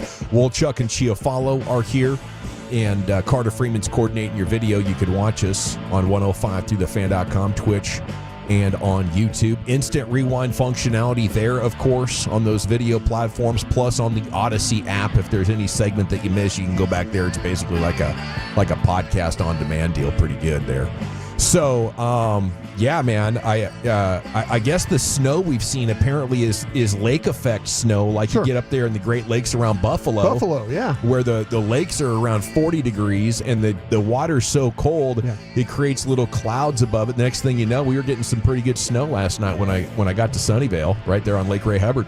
Kind of nice. That's that country living that you're enjoying. Us city folks here, we didn't get the snow like you did. Yeah, it was the country. We did get quite a bit of freezing rain in Plano. Did you? Yeah, I'm sorry. Our trash cans are all frozen shut. I tried to take the trash out last night when I got home, wasn't able to do so. I'm also just a weakling. I was a little nervous driving home last night because of the potential for ice, because rain was hitting my windshield, and I could tell the pavement was wet, and it was like 18 degrees. I'm like, the math should say this road is slick, but I tried to burn out a couple of times on it and slammed on the brakes a couple of times, and somehow it was totally safe. Could I circle back on something he just said? What's up? What's the chances he threw his trash in the neighbor's trash can because he couldn't get his own trash can open? Okay, so Brian, you know me very well. Did I try? Yes. That one was also frozen shut. Okay. I just wanted to make sure because... So I circled back. It's in the garage, and I'm going to try and take it out once we're no longer freezing. It's frozen closed? Yeah, frozen closed. The doors to my minivan this morning, I'm trying to get the kids to school, and I warm up the car, and it took me multiple minutes to try, because you don't want to break the handle because you're pulling. But it was frozen shut, just the slide doors. Couldn't get them open for like 30 minutes. That's crazy. So it was much worse up there and out west than it was here. Okay, what are the chances Chief took like hot water and threw it on the door handle? I think doesn't look good. No. You didn't do that? No. I could. Don't throw it on the windshield. I was wondering if you kind of threw it on the door handle. No, I got the driver's. I could get my driver door open, so I turned the car on that way. But it's so much of a pain if I have to put my kids in car seats and bring them all through the driver's door. Sure, that would have just been a total beating. I think so. I had to wait about, and one of the sides wouldn't end up opening at all. But the passenger side sliding door, it popped open after about literally probably 20 minutes of it sitting and warming up, and then whatever thawed out there and let it crack open. I do wish I had. I hope we were not in the garage area. No, not in the garage. When I was 16, driveway. I did exactly what he's telling you not to do. Windshield, put hot water. I'm thinking hot water, obviously. We need to melt this. Yeah. Yeah, well, thank God nothing bad happened in terms of a cracked windshield, but I learned real quick afterwards. My dad's like, no, never do that again. Like, I boiled water, took it out there, went ahead. No. Yeah, that was almost a disaster. And then your dad flicked a cigarette out and lit the house on fire. Well, that was a different day. This is how you do it right here, boy. Gosh dang it, son. Learn how to take care of your crap. Come on. So, sports world, man, for those, I guess, that still want to get excited about the Mavericks possibilities, I do got a little something here for you. A little something chicken soup. Lucius, do we have that Rich Paul cut? Okay, so Clutch Sports CEO Rich Paul, LeBron's agent, AD's agent, he was on the Gilbert Arenas podcast yesterday as our show was going on, and he did say he was in the dark about the Luka trade yesterday. On the show, and said he's glad that he was because the deal wouldn't have happened otherwise. So he kind of supported that narrative. But then he started to talk about what could happen next, right? And, I think LeBron and Luka, obviously Luka looked up to him so much. There's a friendship there already. But playing style wise and looking at the rest of the roster, can they win a championship in Los Angeles in the rest of LeBron's career, in your opinion, Chief? I mean, that is really tough to imagine them getting the quality bigs and wings that they would need to accomplish that.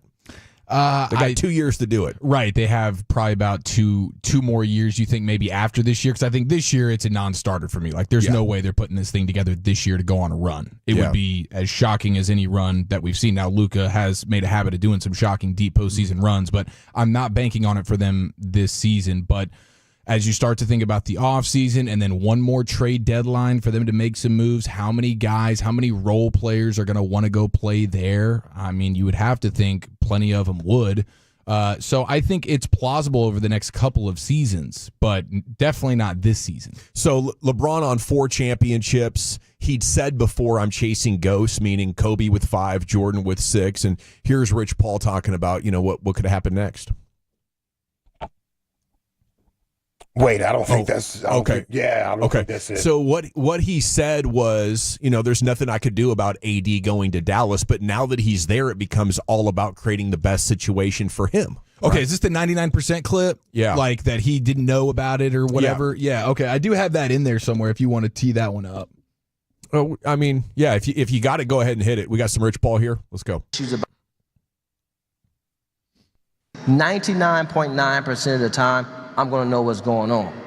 The one time I didn't was the one time we all didn't, per se, know what was going on. It was a shock to everybody. Who was in it was a shock, right?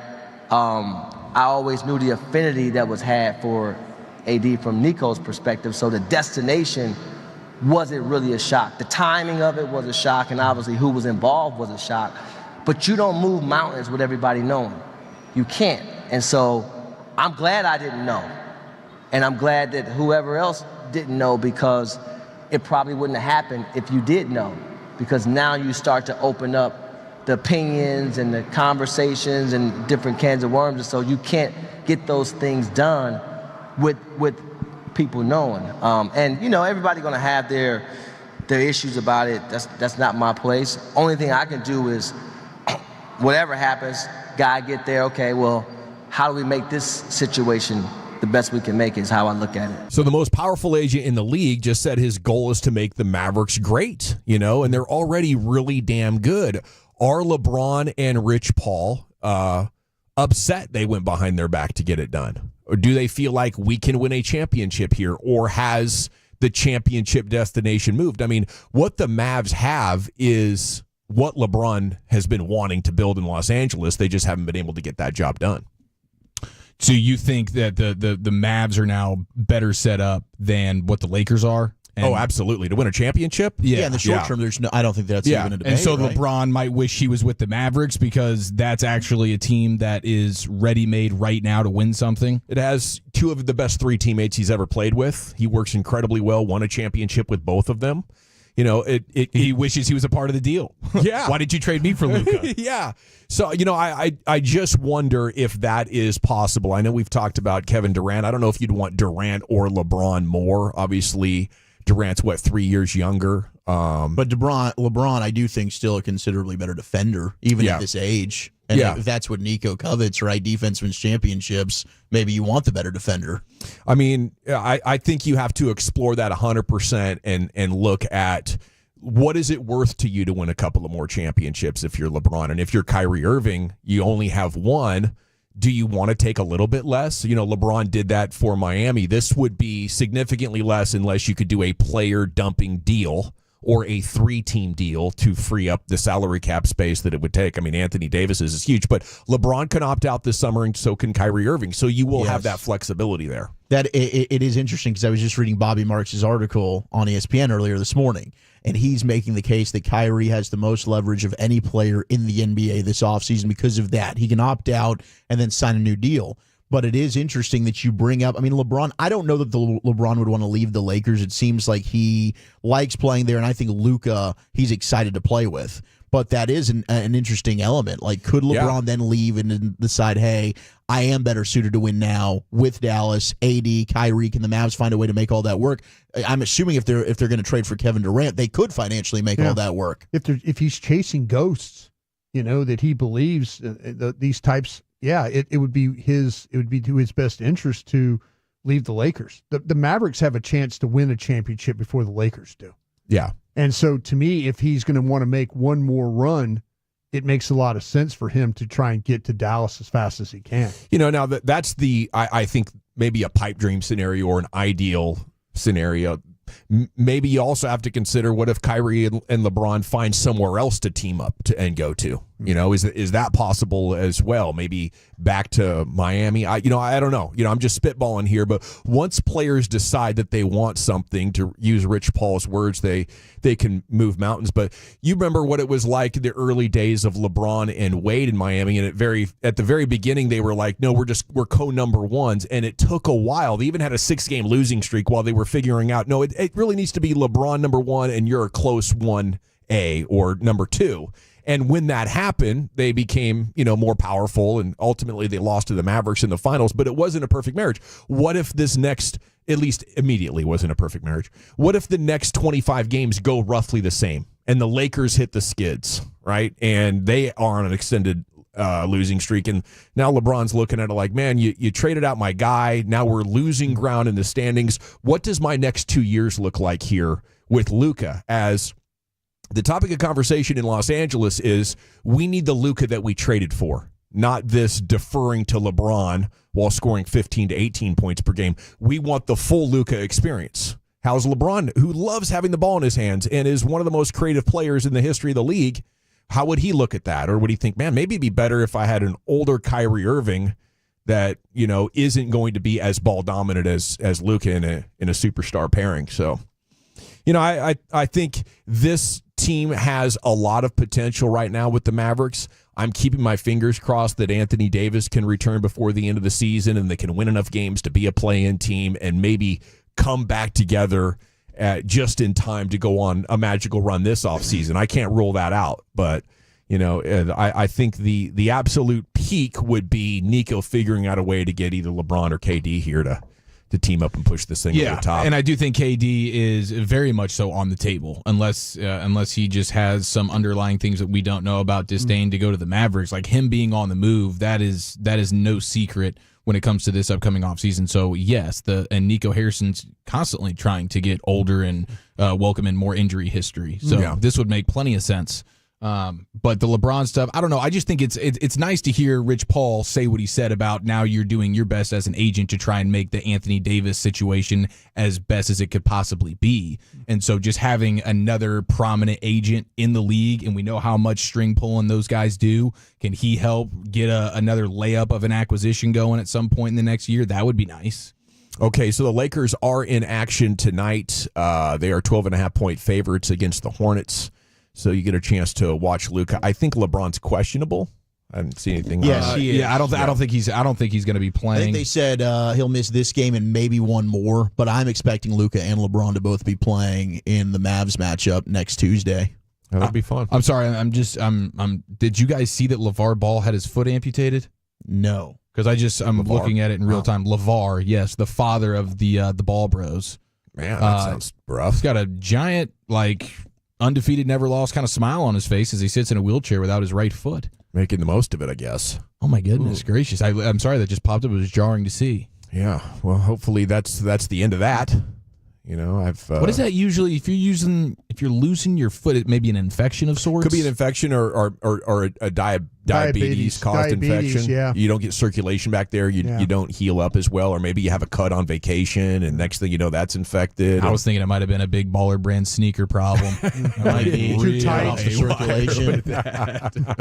Okay, we have a lot of stuff today, though. More coverage of the Cowboys assistant coaches talking. I love to see Alunda Wells, the tight ends coach, saying he's got a profound love for the organization. That was fun. I think a lot of people like working for this team just because it's the center of attention. I think there's a bigger feeling of importance coaching with the Cowboys, and the national media coverage does that. So that's a win. I mean, the development that he's had, he's been here for a while. Your tight end room has been pretty good without spending premium resources on it. We're 25 days from Selection Sunday. Texas, as of now, we have 4 teams in the top 10, but A&M might fall out of the top 10 after losing to Mississippi State last night. And also Tech lost to TCU. Yeah, they're talking about 12 teams from the Southeastern Conference being in the tournament this year. Wow. So, we've always kind of looked at the Big Ten and the ACC. It looks like the SEC is going to be represented quite well in this tournament coming up.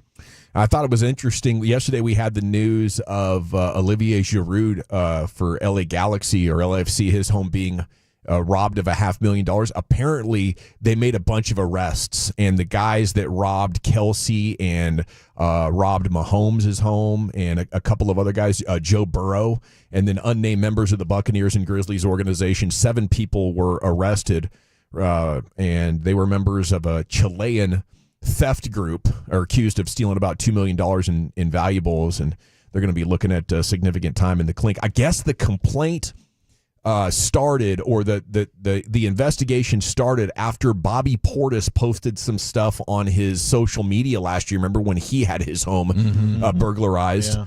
And he was asking for tips from his fans, like, hey, if you see this stuff or you can help me out at all. And that kind of got him working, and then some old school police work got the job done, got him home, and hopefully that's the end of that. Okay, G-Bag of the Day is coming up at 2:30. We have reasons to believe in your Texas Rangers coming up next. We'll be off to spring training next week. And maybe that young pitcher is just going to do like daddy. That's coming up next right here. It's the G-Bag Nation, the Fan. Fellowship at its finest. You're rolling with the G-Bag Nation on 105.3.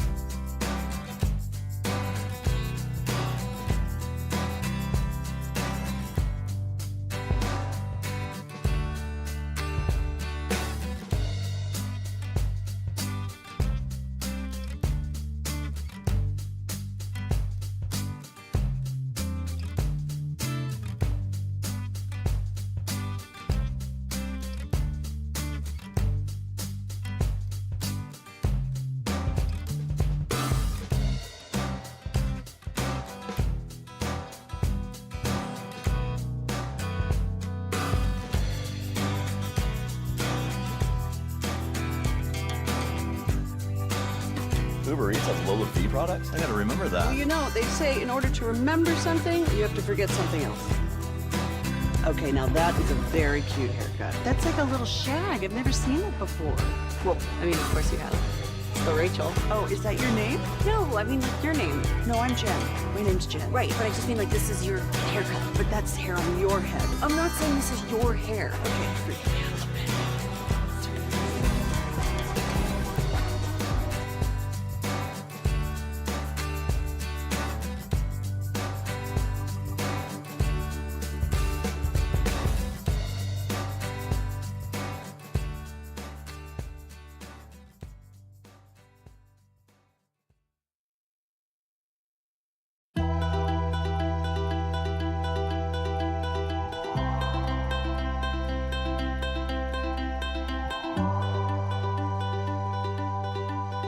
Do you think it's true that you've got to forget something else to remember that Uber Eats has groceries? No, that's absurd.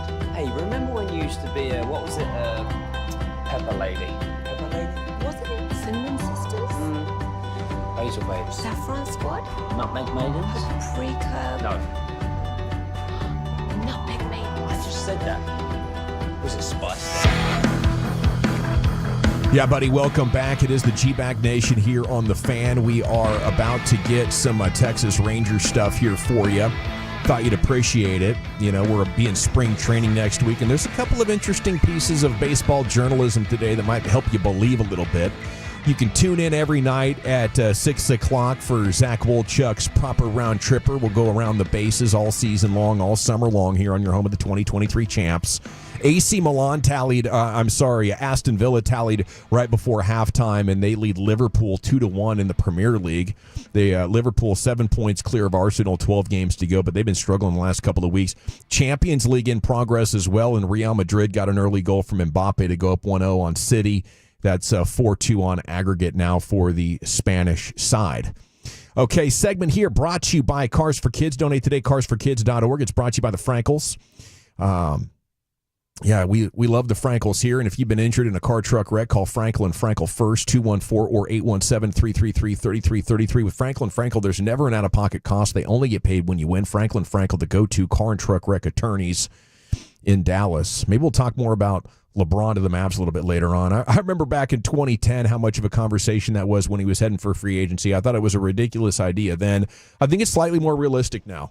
And that'll be something to keep an eye on. I just think Nico's got to do something else to help it make sense. He does. Okay, morning news with a piece on Jack Leiter, and basically the premise is we're hoping the apple doesn't fall far from the tree here with his daddy, because the parallels from their first stints in MLB, and Al pitched 19 seasons, two-time All-Star.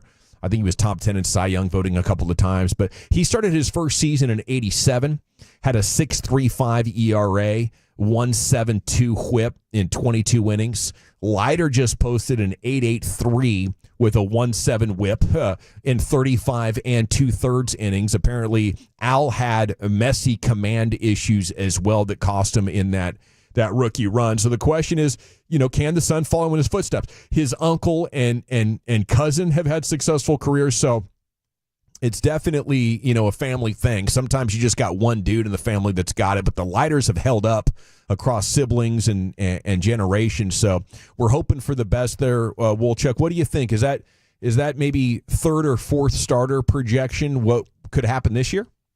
I don't think that's going to happen this year. I mean, I think best case scenario is maybe he's at the back end of your rotation. Maybe if there's an injury, he then ends up having to slide up. But I think that might be when you project ahead next year, season after, if he can end up being your third starter. That'd be phenomenal because the stuff's been there for Jack Leiter. It's just the command. That's where he starts to get a little bit off, right? It's the walks. It's you start to get behind in the count, and the command, you're never really quite sure where it's going to end up. So for me, I mean, the stuff's been there. I think you saw tremendous strides in AAA. Did that always translate to the major league level last year? No, he had some much better outings going two times through the rotation against a Yankees team that ended up playing in the World Series. It was a really, really good effort. The problem is they left him in for the third one, and then he started to get bounced around a little bit. So I think you have noticeably seen improvement from Leiter, but I love this article. I mean, this does trend like, hey, this is optimism. Like your dad, who we all regard as one of the better pitchers that we've seen, he also struggled. So maybe it is just a matter of time for Jack. Yeah, in year 2, Al, still with the Yankees, went 4-4 over 57 innings, had a 3.92 ERA, and all the other metrics were, made a nice jump. So that's what we'll keep our fingers crossed for. Another takeaway from the article is that, he listens a lot, and you can tell from his mound presence. He's a nervy guy, Yeah. And I guess he's very tuned into feedback. Maybe he's thinking too much up there, but that's what I wonder with Jack, if he can get comfortable out there. So you're just pitching, wasn't he PCL like pitcher of the year or something like that in 2024? Like he won a minor league award.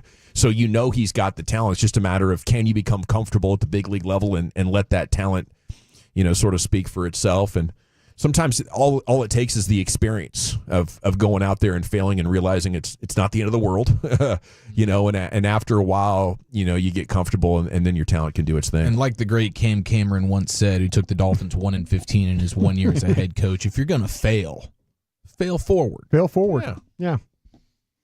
Fail big. We call that a yard sale when we were skiing up there. You'd be on the ski lift and somebody would fail forward and all their stuff would go flying. Yard sale. Yard sale. Just trolling. Oh, the 80s. MLB position group rankings, according to Fangraphs, they have a depth chart on the F-WAR projections. Okay, Rangers and Dodgers are the only 2 teams that are top 10 in all 4 categories. Even the Rangers bullpen ranks 10th, Wolchuk. You think that's too high for this group of modestly paid bullpen pieces? I think that's cautiously optimistic there. I'm surprised they are in the top 10. I figured some teams like maybe Kansas City, Seattle would be ranked ahead of them. But, hey, you've got some guys like Chris Martin 2 years ago was one of the better relievers in all of baseball. Can he get back there? I think the Rangers have had a good eye. Coming off of last year, what they did with Yates and Robertson, who are not super hot commodities on the free agent market, they pitched really well. Kirby Yates was an all-star last year. So maybe there is. Maybe there's something there is to this with they are a top 10 bullpen. I trust CY's eye to look out in that free agent market and say, all right, Ray's not giving me a giant bag of cash to work with here, but he found guys last year. So, I think that is something that when you look at it statistically, it's, statistically it doesn't look at the narratives around these guys at all. Maybe they are older. Maybe they're not coming off the best seasons. But if you look inside the metrics, Fangraphs has you as a top 10 bullpen right now. Starting pitching 10th, I think that could be way higher. Absolutely. Is that injury? Because I think that's got DeGrom and Evaldi, sure, they're going to get banged up, but then Malley and John Gray and Rocker, this thing could be. People don't give Cody Bradford enough credit. There you go. Nationally. I think what they're trying to do is they say hedging their bets, that they're thinking like, okay, this could be much higher or this could be completely fall apart. So we're going to kind of put them in the middle of things. Yeah. Is what they're doing right That's there. fair. I just think it could be top 5, top 3 by the time we get a few months in the season. Without injuries, right? Yeah. And then with injuries, it's like we're not even talking about this. Right? You're hoping to be in the top 20 if your top 2 guys get dinged. Right. Outfield plus DH 7th.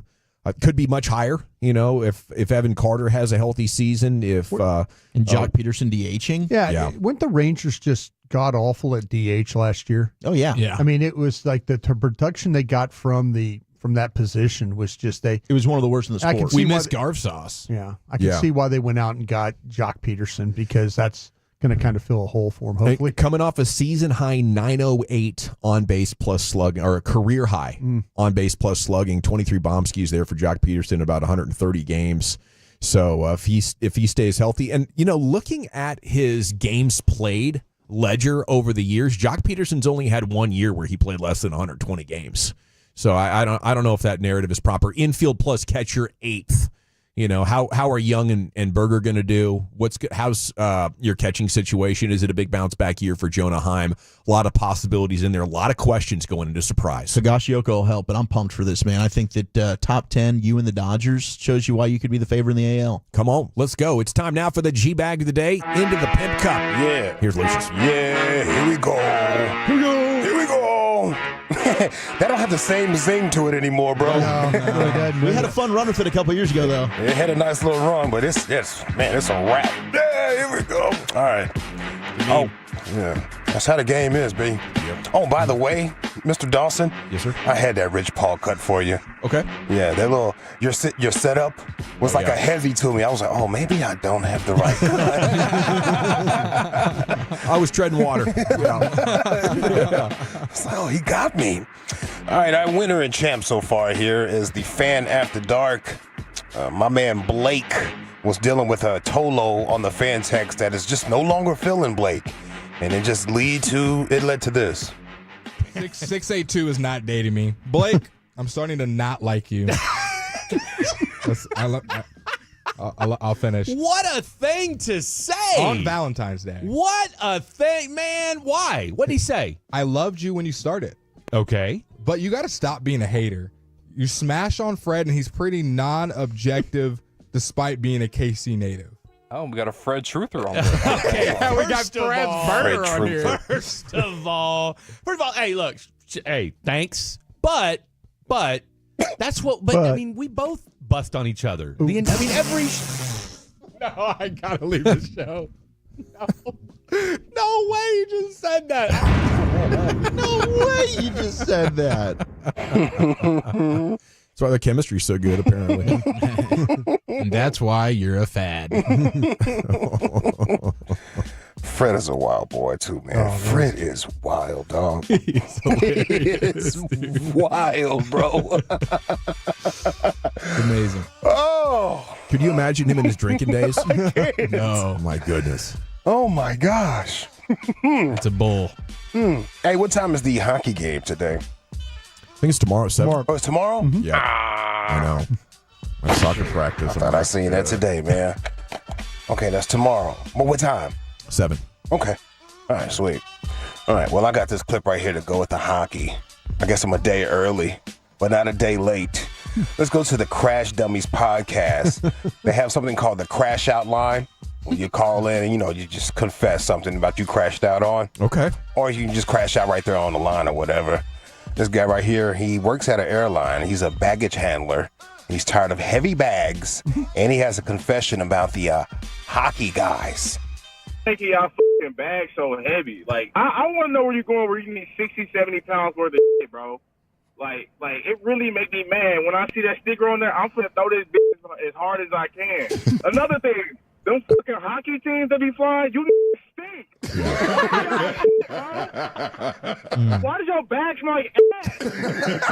Like, there's 30 of y'all and none of y'all wash y'all shit all year. You only 10, just wash it.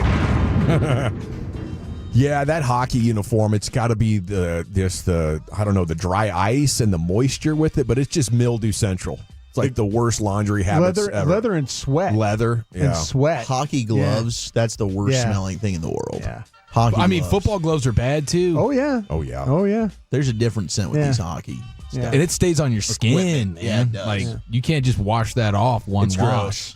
You ever been out there at training camp there in Oxnard? They put the shoulder pads outside to dry out. Oh boy! Oh my gosh! Shoulder pads. They don't even put them. They don't even put them in the locker. Like Bucky and them, they stack them up outside so they don't stink in the room. Yeah. Yeah, it's always awkward because you want to shake the player's hand, but if he's got gloves on, I'm like, oh, this is not going to go well. That's always the fist bump. Yeah, they'll sit down with you go us. in for the group picture, and I'm always on the he's end. all sweaty, like whatever.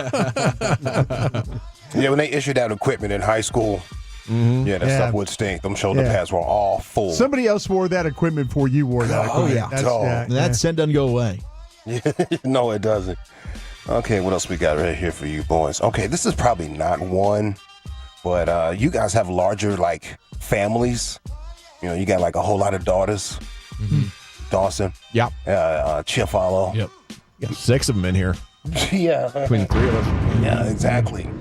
So when you go to Taco Bell, your order's a little bit thicker than what most people would have. You know what I'm saying? That bill's a lot longer. Mm-hmm. How much have you ever spent at a Taco Bell? Oh, about $60. Oh, okay, that's not bad. All of y'all, that's not bad. My girl be doing that by herself. Yeah, it's $60. I was scratching my head like, hey, there's a dollar menu here. Yeah. You can get things for $5 a whole lot. Stocking up for the weekend. I need the number 2, the number 3, and then the number 5. But that's 3 drinks. It's okay. Yeah, the 4 different specialty items. Like, you got to relax. Yeah. Okay, 60 ain't bad. How about you, Chio? Yeah, I mean, I would say probably in the neighborhood of $50. Okay, that ain't bad. I see Derek Holland do like a $300 bill one time. I was like, man, this is Taco Bell. This is Taco Bell. It's not supposed to happen. Like, yeah, can I get 1,000 cheesy gordita crunches? It's like spending $500 at a thrift store. Like, this is not supposed to happen this way. All right, this man right here ordered up $140 worth of Taco Bell, and you can hear the cook in the back. He's had enough. I'll do the Supreme. Hey. Matter of fact, let me add another number 10 combo. Any sauce? Tell bro in the back, come square up. I'm sorry? That's it. That's it. That's it. Don't want to say that again. Next thing you know, you get spit in your food, and who knows what else. Yeah, dude, you can't ruffle feathers in the kitchen. Especially not a Taco Bell. They'll throw that stuff on the floor, stomp on it, then roll it back up, fry it, and God knows what you're eating. And enjoying every bite. Yeah, we'll be able to tell the difference. So good. Oh gosh, it's the flavor is incredible. Yeah. Let me hear that one more time. Matter of fact, let me add another number 10 combo. Oh God! Another one. Another number 10. It's time to fold them little things up. Let's see. We got time for one more? Yeah, I guess I'll do it. 2 cops right here having a conversation. Do you know the state Maine? No. Never heard of it. Swear. It's a type of state? So you can't name all the states? I can't. What the is a Maine? A state. You got a ribeye, T-bone, filet mignon. A state. South Carolina is a state. I thought you said steak. Bruh. That is pretty good. Yeah, when them cops be pulled up together in the parking lot just having a conversation, that's what they're talking about. Is it our champ, the Fan After Dark? Is it the Crash Dummies podcast with the baggage handler confession? Is it the fast food order with another number 10 combo? Or have you heard of the steak Maine? I'll go with the Crash Dummies, Chief. How about you? I'll go with the champ. Lucius? Yeah, the champ is here. Wolchuk? I'm going to go with the Taco Bell. Bryant? I'm going to go with the 2 cops. Alrighty.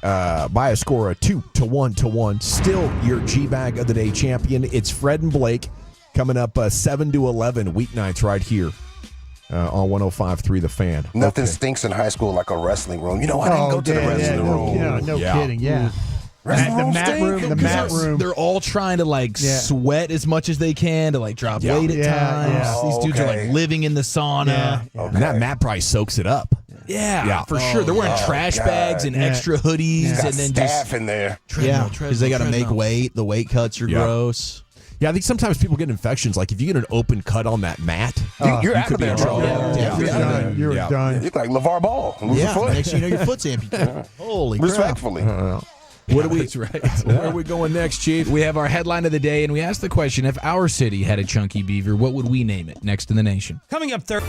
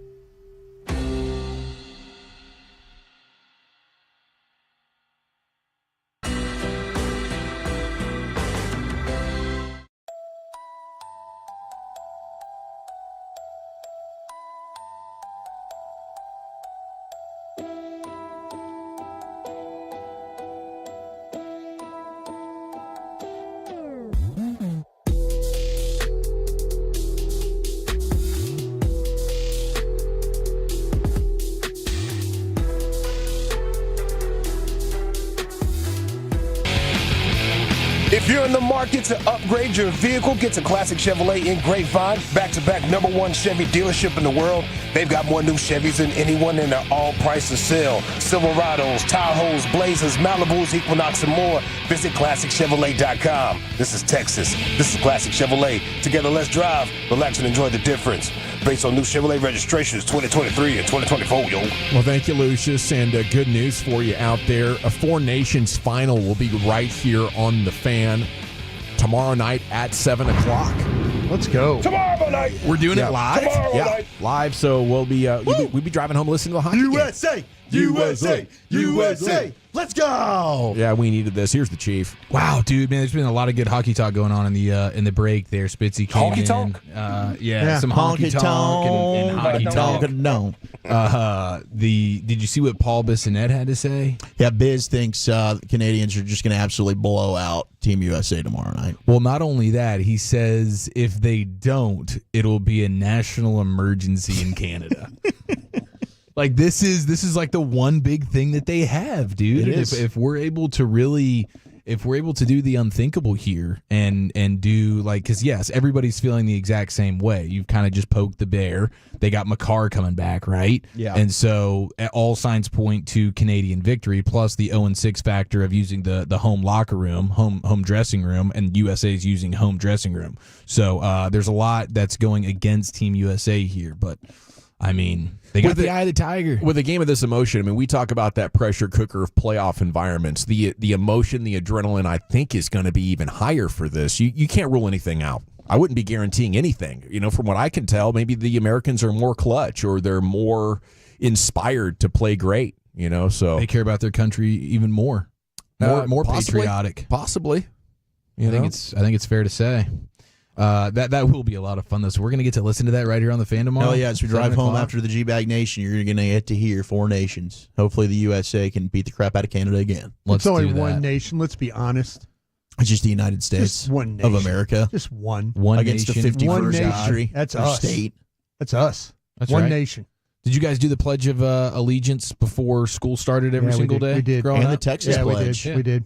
We did both. Yeah, we did the Texas Pledge as well. Did you guys? Well, obviously Dawson. Yeah. Did you do it? Did they have like a no? Wait, you guys didn't do the Texas Pledge in Oregon? That's crazy that you guys wouldn't do that. That's crazy. I was actually living in Washington State, but no, neither. Neither one. No, we got off easy, I guess. Wow. Yeah, I'm trying to remember when that ended. I think it was definitely through middle school. I don't know if we were doing that. We didn't do it in high school. But it was definitely a thing. Definitely through Do you middle remember? school. Could you just go right off the dome right now and hit us with the Pledge of Allegiance? I pledge allegiance to the flag of the United States of America and to the republic for which it stands, one nation under God, one and indivisible. No, indivisible, through liberty and justice for all. It's a revolution. Hey, nice, fellas. Brinker, Broadus, Brosey, Goldman, Hodge, Kanuski, McCune, Reynolds, Tyler, Van Horn, Wydell, Williamson, Wilson, Anderson, Bruslow, Carlson, Clements, DeLuey, Fritz, Pfeiffer, Sauer, Walpole, Womack, Heath, and Ray. That was my stroke right now? That was my second grade class. I used to call roll. Those are everybody that was in my. That was all the last names of all the people in my second grade class. Are we doing like presidents? Are we going vice presidents? Or are we going no? But that I just named all the people that were in my class at Nathan Adams because I used to call roll. Like the teacher gave me responsibility. And what grade was that? Because you're so good with names. We know how good you are with name punctuation. Yeah. Psycho. Brinkle Bros. Were you like the teacher's pet kid? Were you bringing an apple The every teacher day? just felt like, okay, Brian, you're going to check in. You're going to check in. So I had to memorize who was in my class, and I've known that since second grade. It's amazing that you can still just pull that off the top of your head. Top of the dome. That's awesome. We could get in this hockey game for about $854 a piece. Hey, sign me up, dude.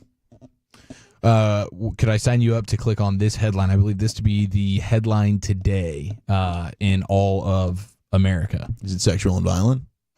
It is a bit violent, for sure. Not sexual. 2 men busted by police using quote-unquote very powerful cannon to shoot meth over prison wall in Louisiana. Wow, that's innovative. You know, they had a cannon to shoot meth over a prison This thing wall. apparently shoots stuff 350 feet. Like a T-shirt cannon? Yeah, their plan was to sort of bazooka shot like over 100, it was like almost 200 grand worth of meth and over 90 grand worth of meth and over 100 grand worth of tobacco. Trying to get that over the walls of a which prison in Louisiana? Pollock. Never been there. U.S. Are you familiar? Penitentiary Pollock, high security federal prison for male inmates. It's amazing. There's some serious heavy hitters in this particular prison. It's a federal prison, huh? Yeah. But these dudes, apparently there was just a really on the ball security guy who was up somewhere and noticed them, and so they actually took these guys down before, and they're only like 19-year-old kids that were trying to shoot these things off. But they were able to stop them before they actually fired them off. But it would have been pretty interesting to see just, could they have executed it. I would like to think they would have still gone through with the execution of it after arresting these guys, just to see, like, hey, is this plausible? Yeah, after you arrest them, go ahead and try it. Let's just go ahead and shoot it off. Just to see if it works. It's just something we have to worry about in the future. Exactly. Yeah. I would think so. Yeah, drone drops. Yeah, they've been doing that for a minute. The drone drops, they do that, bro. Okay, the drone drops they had I've that heard mayor of. of Kingstown. Yeah, Mayor of Kingstown. They do slingshots. Why wouldn't you just put a big old net or like one of those canopies they have at like parks, to create a little shade? I would appreciate that in Louisiana summer, by the way. Yeah. Side benefit. Yeah, no, that's a good point. I'm going to read it one more time. Do you guys think this is probably the headline of the day? 2 men busted by police for using, quote-unquote, very powerful cannon to shoot meth over prison wall in Louisiana. You're clicking on that. Yeah, I do have a question about very powerful cannon. I mean, if you're shooting little bags of meth, it's probably not like a World War II cannon or something like that, right? It's probably like a potato gun with a PVC pipe. I'm pretty sure this was going to be a one shot for the meth, one shot for the tobacco. Huh. You know what I mean? So I think it was a pretty large amount. They weren't Big going to old be payload. Yeah, exactly. So it's going to be raining baggies of meth and tobacco down here, and we're expecting security to not notice? Of course not. Yeah. Oh, wow. Well, I think it's just one giant bundle of it, like how the cocaine rolls up on the shores sometimes, and it's like a huge deal. Just a big old bag. Yeah, just exactly. Yeah. But I was kind of thinking too, like, how do you expect nobody to notice this? Yeah. Nobody. That's bad planning. Bad 19-year-olds. I mean, you can get sold on a lot of stupid ideas, but that one might take the cake. But that was a lot of it too. Like, this wasn't just 2 kids that were like on their own on this. See, I was thinking like this was some professional created stuff. I like what Brian said initially. Like, you get a T-shirt cannon, that thing is not going to set off a boom. Yeah. Right? And you have range out to a couple hundred yards, so you're in a tree and you could just pepper little bursts. Yeah. And clearly you have to have an escape vehicle, and you're not going to escape with a big cannon, so you need a T-shirt cannon and like a little rice rocket type of motorbike. That's a great point. I didn't even think about like what was their getaway plan there. It's probably drop the cannon and like go. I'm sitting on the back of that bike, right? Yeah. And I'm just shooting, ready to hit the gas. I'm out of here. Totally. Yeah. No, these guys were definitely, it was probably their welcome to the big leagues moment. Can you go do the dumbest idea we've ever had as a drug organization? We'll see if you guys make it teammates back. from LSU. Good luck, boys. And then we'll go ahead and answer the Chunky Beaver question that's on the loose in Chicago right now. We will answer that question later on in the program. I heard we have a deep dish pizza shortage because of this damn Chunky Beaver. Wow. This Chunky Raising Beaver hell. is, I mean, it's like he's got the opposite of Ozempic, where it's just like he's hungry all the time. Wow. Or it's actually, I think it's she, excuse me. Pardon me. Maybe Sounds she's like she pregnant. needs a good pounding. I think she probably does. Okay, bro. Gonna clone that beaver? Four Nations final on the fan tomorrow night at 7 o'clock. What's that make us? Like 28 hours away from puck drop? Right here on the fan. Yeah. So you're out and about tomorrow. You'll be cruising around. You're like, oh, man, I got to go do this while the game is on. We got you covered. NFL News of the Day coming up next. Well, Chuck, where are you taking us? Is this the example the Cowboys should be following? That's next in the nation.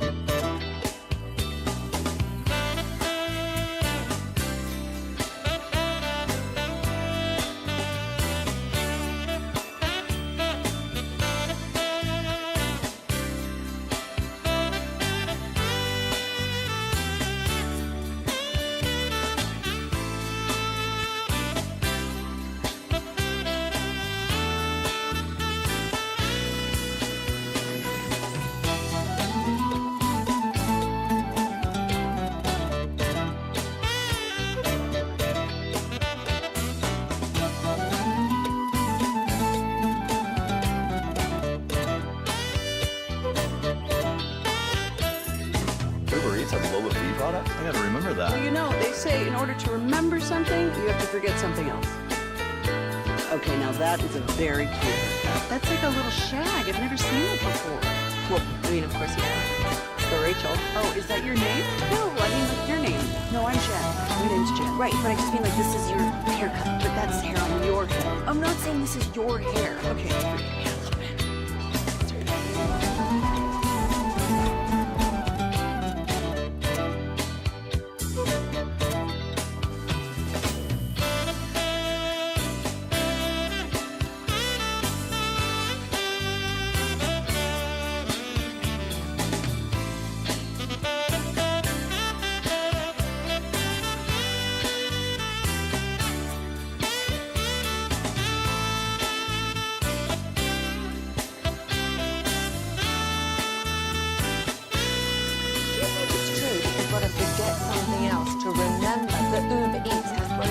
No, that's absurd. Hey, remember when we used to be what was it? Pepper Lady. Pepper Lady. Wasn't it Cinnamon Sisters? Laser Waves. Sapphire Squad? Nutmeg Maidens? No. Nutmeg Maidens. I just said that. Was it Spice Girls? Doesn't sound right. Was it Sapphire Squad?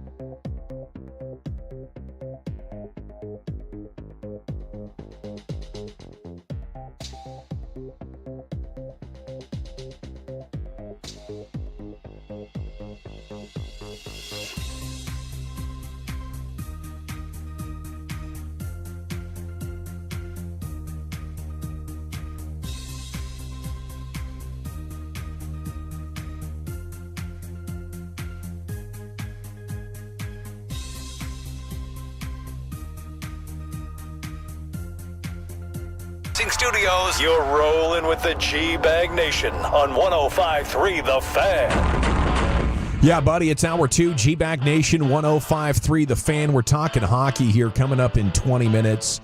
Greg Wisniewski does hockey for ESPN, and we'll be talking with him about the Dallas Stars and the Four Nations Final and all the big news. Four Nations Final on The Fan tomorrow at 7 o'clock. Here's Wolchuk with your NFL news of the day. Big win for NFL teams as the salary cap is going up, up, up, up. NFL Today informed teams that the 2025 per team salary cap will fall in the range of $277.5 million to $281.5 million. That's up from last year's $255.4 million cap. That's going to have now increased by more than $53 million over the last 2 years. So a big win.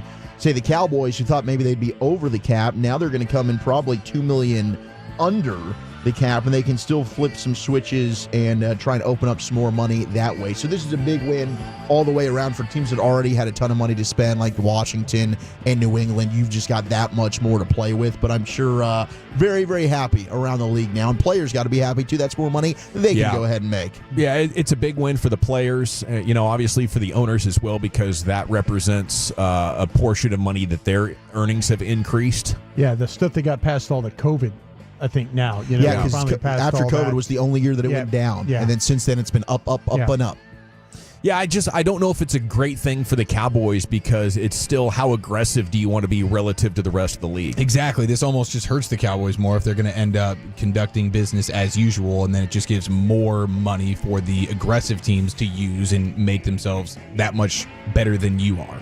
Yeah. So that's if the Cowboys are really going to do a little bit of a heel turn here with the way they go about their strategy and throwing more money around in free agency, then this should be music to everyone's ears. Yeah, in no way should this ever hurt you. If that's the case here, then they've got a really big problem in Frisco. Yeah. Because this should only be a positive, but it adds more fuel to the fire from a frustrated fan base. Stop using the damn salary cap as your excuse for everything. I mean, I think their best comparison in the NFL right now for the way they go about their business is the Bengals. And it's, no coincidence. They're struggling looking at signing a wide receiver, a quarterback, and an edge. And they're like, we got to make this work really tightly. And every other team's like, yeah, we're going to get these guys done early and we'll go get a bunch more guys.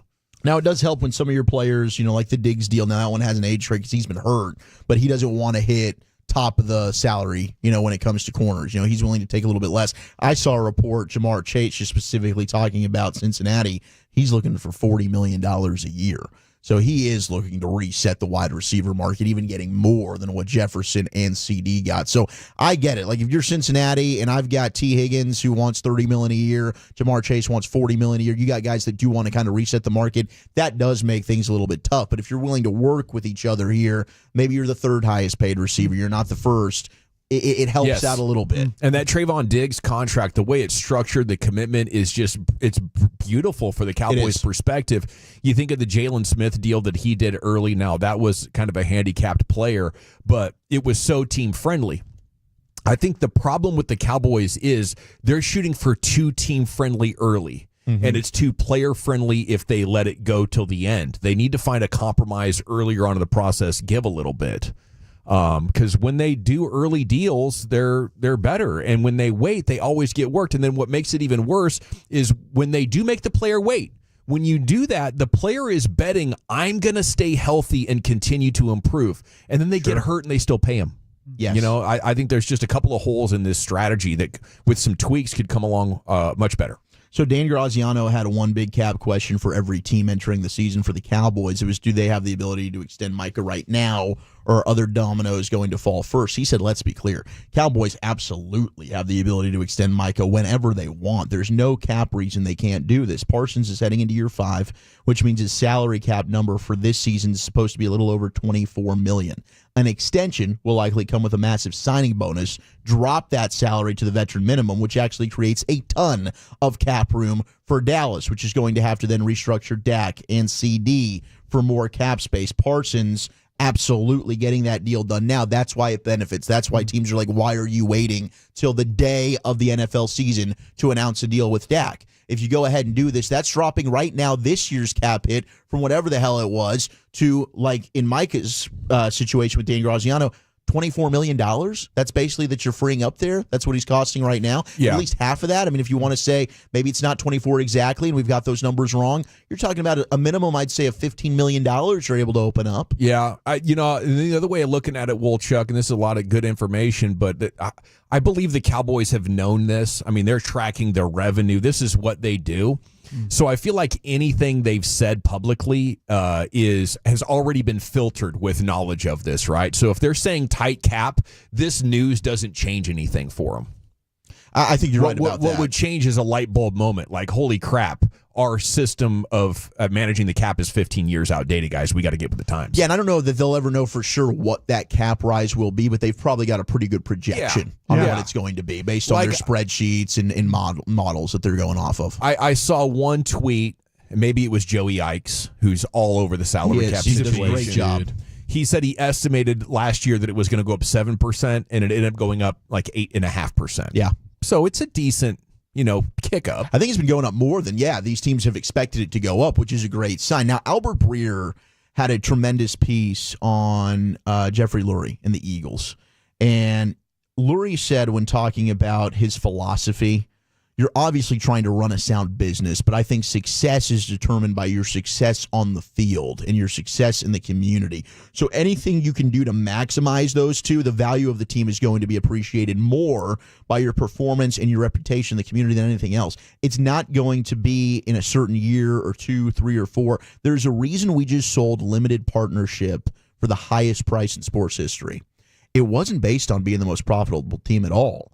It's based on the performance over time and the reputation in the community and the forecasting of where we hope to be able to go. Lurie sold 8% of the Eagles last December by 2 family investment groups, with the evaluation coming back at $8.3 billion for the team. That meant Lurie got $664 million, or roughly 3.5 times what he paid for the entire team in 1994. I worked with him when he first bought the team. So yeah, that was a big chunk of money for him. So yes, you get that $664 million. Now, what does that allow you to do? Invest back into the team. And RJ Ochoa said the last paragraph most important, perhaps most telling with regards to the future of NFL franchises, because what did we just hear? The Giants are now looking to sell 10% of their team as well. League is so popular and lucrative nowadays that while the worth of them continues to skyrocket like we're seeing with the cap, the idea that any one person or level of financial backing could support it all has grown to seem impossible. It's easy to understand how Lurie sold the minority share of the Eagles to generate some liquid cash that could be used to be aggressive relative to the current day team, and that makes a ton of sense. So now I've seen Floyd Mayweather as one of the guys that's putting together a package to try and get that 10%, be $700 million to buy the Giants. All of that then can be thrown right back into the team as liquid income to be able to try and invest in their roster and whatever they want to do, stadium, whatever it might be. Now, I don't see Jerry ever giving up any type of share, but it does seem like the rest of the NFL, this could become a trend, and I don't see the Cowboys keeping up with this one. The Jones family operates like it's cash poor. You know, they won't take any money from their real estate or oil and gas or other ventures to make them cash rich to invest. Other teams are willing to sell 8 or 10% of the franchise in order to try to win now. I mean, there's just so many ways you can take this. You know, the Eagles don't have Jerry Jones. They can't get engagement by just picking up the phone and calling into a radio station or doing a TV interview. I feel like the Jones family has done a cost-benefit analysis. Winning the Super Bowl and going all in won't increase our engagement any more than it already can. The Eagles have to. They have to win to get ESPN talking about them. Cowboys don't have to. And that's a problem. And, you know, when Jerry Jones is done being a public figure, I think you'll have a chance to restore some actual, sports dynamics back into the equation, because Jerry Jones is such a PR master. He just keeps them relevant by talking about them. It's amazing. Absolutely does. No, there's no doubt about that. This is really interesting, though. And some of that stuff, you know, the liquid money and all that, like, I'm not a numbers guy, but it is, you got 2 teams in your division. They're kind of going through this path. You just saw it work big for the Eagles. How quickly do the Giants, especially if they find a quarterback in this draft, end up getting there? And then are you now looking up at the top of your division here like we are falling really, really behind in the way we operate? Yeah, no, I think it's massive. I mean, because the cap's at what, 270? The Eagles have $400 million in voidable years sitting on their payroll, you know, so that $500 million that's coming from the future that they used, equity from the team to finance, that is a tremendous advantage. You're getting 2.5 times the cap, essentially, compared to other teams, and there's just no arguing. You know, Tom Brady gave the Patriots like a $15 million discount. They did miracles with that. Imagine another $400 million.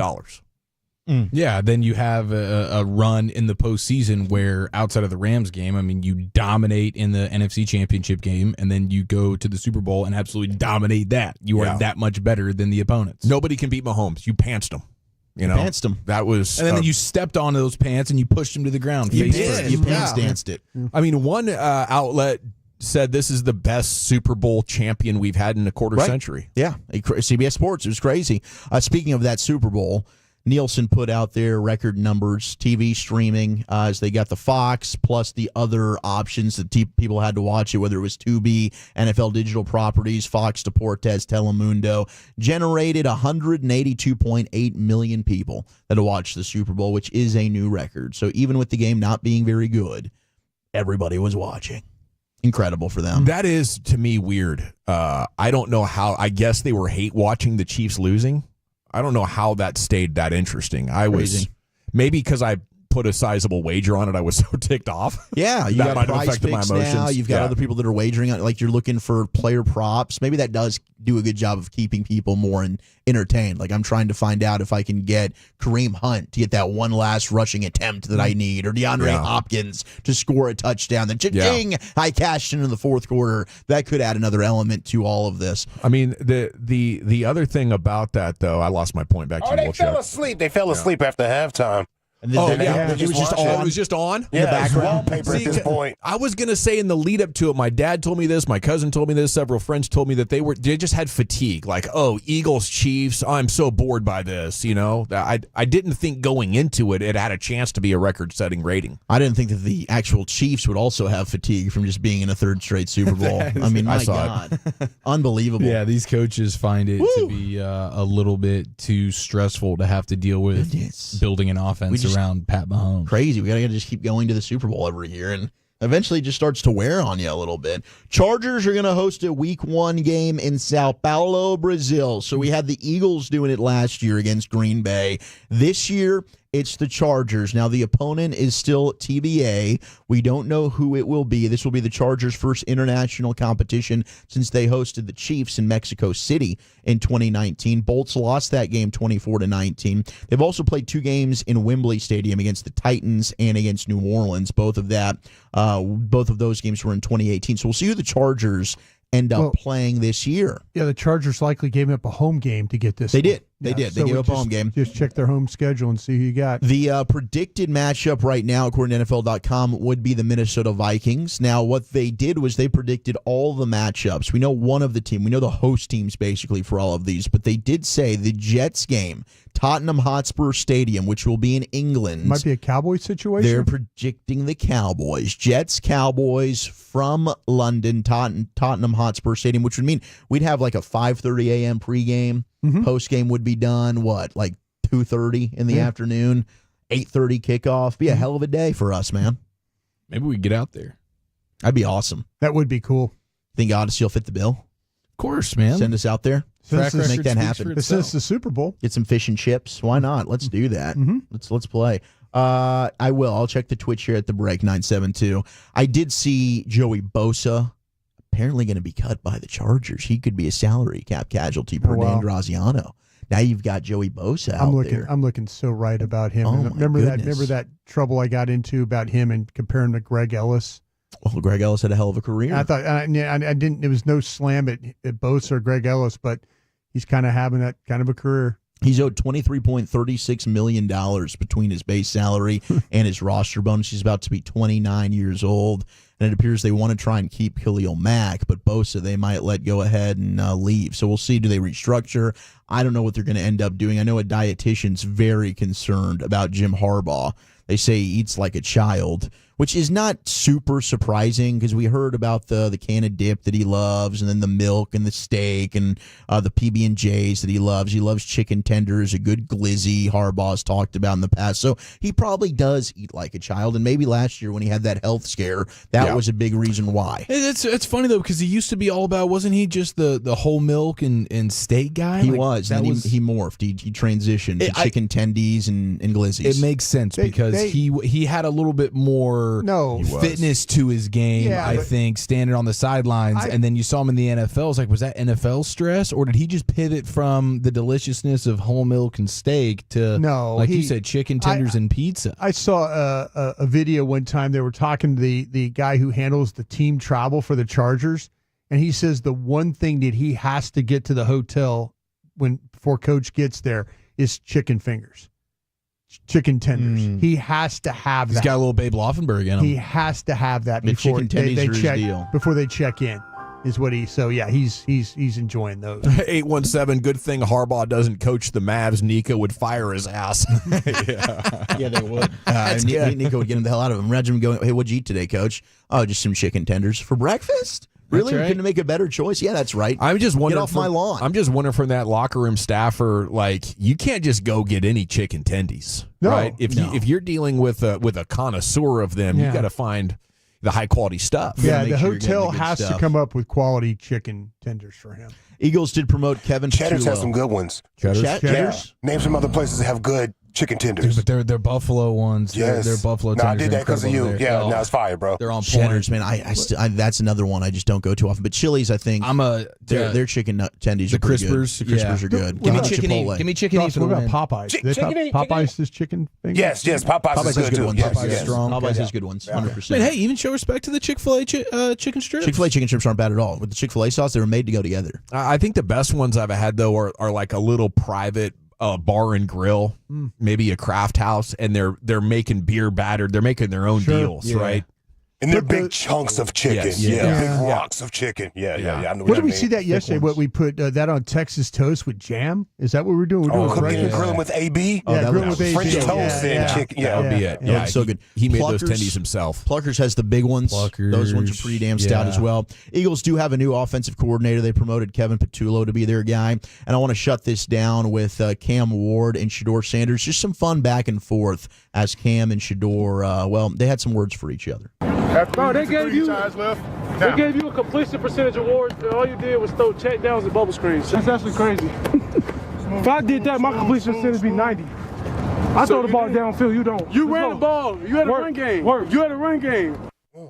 That was Cam Ward just Cam throwing some Ward. shade at Shedeur Sanders right there. He's a bubble screen merchant. Yep, Wow. check downs and bubble screens, and you got a completion percentage award out of that. That sounds like a throw the good ball reality show. downfield. Yeah, I I love it. want a behind the scenes build up to the draft with these two. Yeah. We're friends like that. Who needs enemies? You know what I'm saying? Yeah, dude. They had some God. off-season workouts where it was Cam Ward talking serious smack to Shedeur Sanders. Dude, it's so And it was good. in the off-season before Cam Ward really became At this UNLV, version of himself. I love it, dude. Cam Ward is a guy that I think is shooting up people's draft boards right now, and deservedly so. Dude can ball. And he's shooting his competition down. Yeah, sure did. Yeah, it's like dating in your teenage years with that guy running around. I'm looking at BTTs, right? Just looking at BTT percentage. Yeah, which of course Big is time throws. Big time throws. There we go. 7.6% for Cam Ward this year. BTTs. You had 4.9% for Shedeur. Right on. Cam Ward with the win. Real Madrid's about to put away Man City. It's now 5-2 on aggregate. 62nd minute Champions League action. That's 2-0 on the afternoon. PSV has tallied in the 60th minute. They are tied with they are leading Juventus 1-0, but that's 2-2 on aggregate. And over here in the Premier League, Aston Villa and Liverpool are now tied at 2. With just stoppage time to play there in the 89th there. Okay, Greg Wyshynski, ESPN hockey reporter, joins us. We'll talk Four Nations final. We'll talk Dallas Stars with him as well. It's coming up next right here in the Nation. This nation is growing, and it's thanks to you. Let your friends know that the hottest afternoon show in town is G-Bag Nation on 105.3 The Fan and the Odyssey app. Presented by Comerica.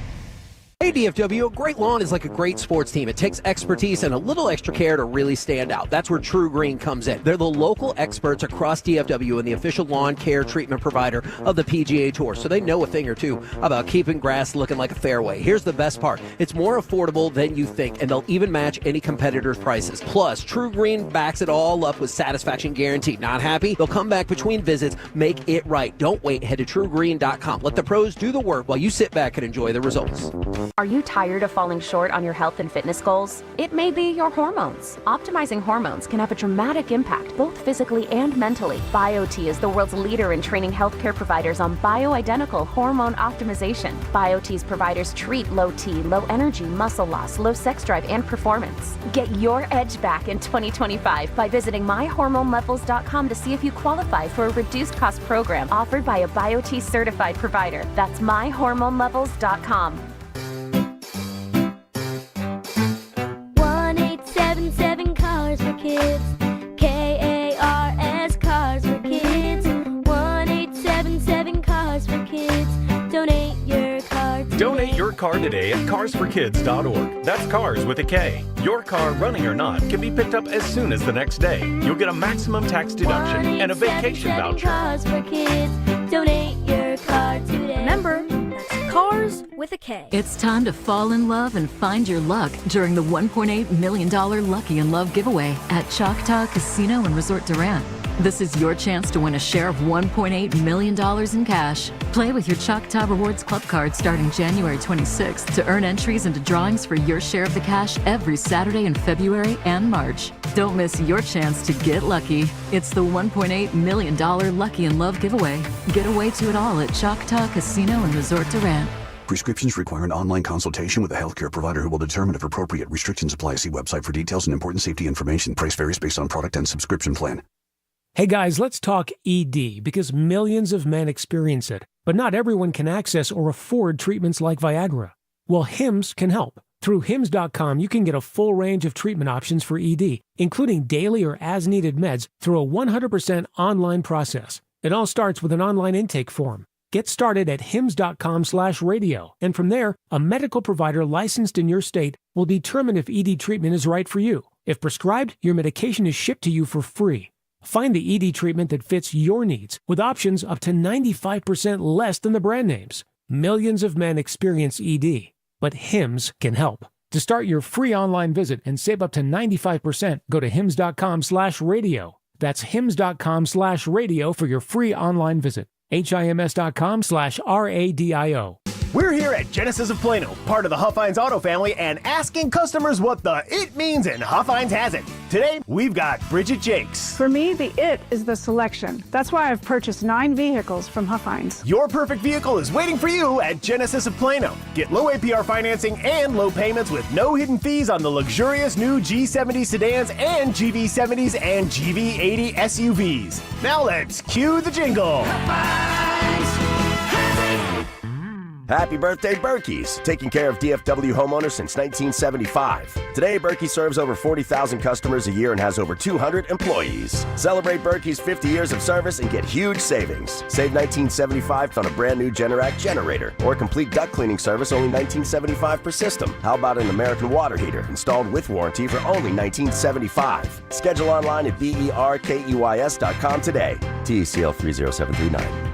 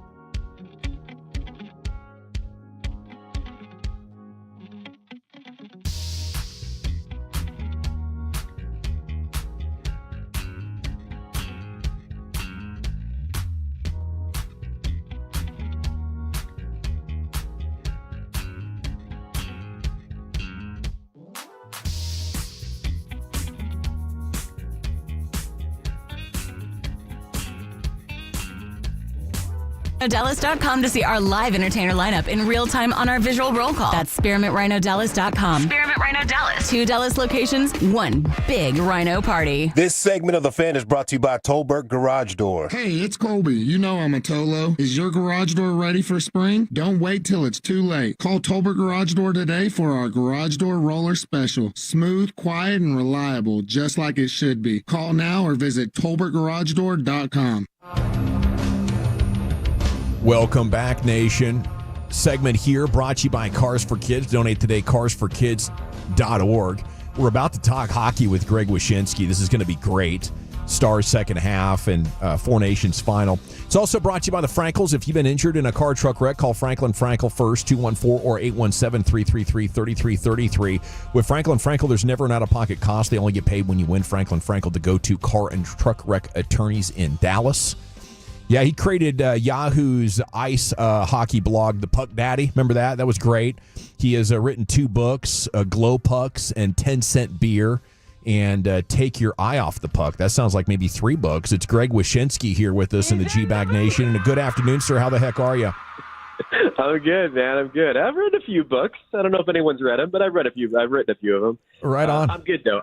I'm in Boston. It's a party here. Obviously, it is off the charts levels of anticipation for this USA-Canada rematch tomorrow night. So I know you're a journalist, and we like to be objective, but when it's the red, white, and blue against Canada, do you have a strong rooting interest here going into this one as well, or is that just the fans? Well, here's the beautiful part of covering like the Olympics, which I've done 4 times, or covering this tournament. It is the only time you're allowed to cheer in the press box is when you're an American, like watching the Americans in a hockey game like this. Look, there's a better than good chance I might show up to the press box with my face painted tomorrow. I know how big this is for USA Hockey. It's our moment. This generation of players has waited several years to get their crack at taking down Canada. And listen, I've been following the sport for a very, very, very long time. Canada is like Donkey Kong dropping barrels on the U.S.'s head as we're climbing ladders. It's been like that for like 40 years. And this is our best shot to stand toe-to-toe with them and beat them in a best-on-best tournament. I love it, man. This is going to be an absolute blast. Saturday night was incredible. I can't wait to see what the environment is back in home soil here for Team USA in Boston. But what's going on? Quinn Hughes, is he no longer joining Team USA? Is there a backup plan for this? How are we looking defensively heading into tomorrow night? Yeah, I can report Quinn Hughes will not be traveling from Vancouver to Boston to join Team USA for the championship game. That news just confirmed that news about 20 minutes ago, actually. There was a lot of speculation he might. If you recall, he was on the initial roster for Team USA, had an oblique injury that kept him out for Vancouver and then kept him out for this tournament. But Charlie McAvoy, U.S. defenseman and Boston Bruin, was lost for the tournament due to injury. Tournament rules say you can bring on a defenseman to kind of wait around to see if there's going to be another injury or illness that happens, and then he can jump in. That immediately started speculation that all the American defensemen better hire a food taster for the next 48 hours if it meant getting Quinn Hughes into this tournament. But it turns out he's not been cleared medically by the Vancouver Canucks, so he will not be flying out to join Team USA. Which is a bummer. I mean, it was a very, very interesting story to pop up in the week leading up to this championship game, the possibility of what many consider to be the best defenseman in hockey joining Team USA for this championship game. Hey, Greg, I was curious, the intensity we've seen in this tournament, and hockey players are different, and hockey front officers are different. Other sports would say, gosh, why are my guys playing this hard? Why are they using this much energy? Why are they... Is it just because it's hockey that it's different this way? It just seems like there's so much on the line, and the way they're approaching this tournament. It's a really good question, because there is that hesitation about trying to have your guys play in an exhibition tournament that's not the regular season. It's not the Stanley Cup playoffs. It's not the reason you're getting paid millions of dollars by these teams. And in fact, it's always been the dramatic push-pull between players wanting to represent their countries in tournaments like the Olympics, for example, and teams being like, but we're not investing in you to play in the exhibition tournament. We're investing in you to play in the NHL. And so when a guy like Charlie McAvoy, Boston's best defenseman, goes down with an injury and then gets this infection that put him in the hospital on Monday where he might be lost for a good amount of time, I mean, it really puts into sharp relief how risky it is to have your guys compete in an exhibition tournament. The difference, though, is that all the guys that run these teams, or most of them, are all, former players, former coaches, what have you, and they all know how important it is to these players to represent their countries. And I think that's always going to be something that supersedes concerns about injuries is, the chance to raise a trophy or win a gold medal with the maple leaf on your chest or the stars and stripes on your chest is something that every hockey player values and dreams about, and it's hard to tell a guy no. Would this be as big as the Miracle on Ice, or how would you put this in context of how hyped this game is? All right, so there's a couple ways to answer that. First of all, if the U.S. was to beat Canada twice in this tournament, having that incredible dramatic win on Saturday with the 3 fights in 9 seconds and the booing of the anthem and doing it in Montreal and then coming back to Boston and having that place rock and roll and beat them for a second time to kind of like plant your flag as the preeminent hockey power on the earth, like that's really important. And the players have told me throughout this week, they understand this moment where people who don't talk about hockey are talking about hockey, and young kids are watching these games and it might be inspired by what they see in the same way that generations of players were inspired by the Miracle on Ice. So they understand the moment that they have with this tournament. But this ain't the Olympics, and that's important to remember. This is a tournament that exists as an appetizer to the NHL going back to the Olympics next year for the first time since 2014. It is a tournament that exists because they couldn't figure out how to hold a World Cup of hockey with Russia in it because of the invasion of Ukraine. If they had put Russia in a tournament, Sweden and Finland were both like, we ain't playing. Yeah. So this was born out of necessity. I'm not trying to diminish it. It's extremely important. All these guys are playing as hard as I've ever seen them play in this thing.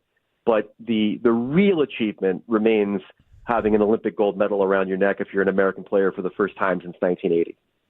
Greg, I know you have an article up about this now. What's up with these Canadians chirping about pre-planning fights? Are we going to get more of these from the U.S. side since they won't shut their mouths over there? So for those who don't know, the fights that happened on Saturday were born out of a group chat between Matthew Tkachuk, his brother Brady Tkachuk, and JT Miller, who's another American forward. And they all got together and conspired and said, let's go have some fights to start the game. Let's start this thing right. The emotions are going to be high. And you can make the argument that 3 fights in 9 seconds probably added about 1.5 million viewers of that game, like based on how much juice that brought to the rest of the game. But the Canadians didn't like the fact that they pre-planned this thing. And Brandon Hagel, who's a player for the Tampa Bay Lightning who fought Matthew Tkachuk off the opening faceoff, said yesterday, I'm fighting for the flag and not the cameras, kind of taunting the Tkachuks as maybe playing it up for the cameras versus doing it out of passion. He said that we don't need a group chat to set up our fights. And Matthew Tkachuk shot back today by saying maybe the reason that Canada doesn't have a group chat is because they don't like each other. That was a really good line. So, yeah, it's getting a little dicey out there. But, I mean, listen, man, if there's one thing you don't want to do in hockey is probably either fight a Tkachuk or try to out-talk a Tkachuk. So I don't know. I don't think Brandon Hagel is really barking up the right tree here. We got the great Greg Wyshynski with us here in the G-Bag Nation 105.3 The Fan. What do you think about our Dallas Stars? No, Otter didn't get the dub in the previous match ahead of the final here, but we're pretty pumped about our Stars' chances of being able to break through the Western Conference, get to a Cup final. How do you like their odds here as we get ready to restart the season? Well, the bigger thing for me was Miro Heiskanen not playing for Finland. I mean, that Finland team was pretty pesky, and it just sucked that half their defense core were injured for this tournament, including their best guy in Miro, which was kind of, was a bit of maybe give him an incomplete for the tournament, not having him there. Listen, I picked Dallas to win the Cup before the season. I think they are the bridesmaid in the West, and I'm most excited to see if they can break through, even more so than Edmonton. But I'm really intrigued to see what they do before this March 7th trade deadline with the cap flexibility they have with the long-term injured reserve with Tyler Seguin. They know where their holes are in their lineup. I think they'd love add another center.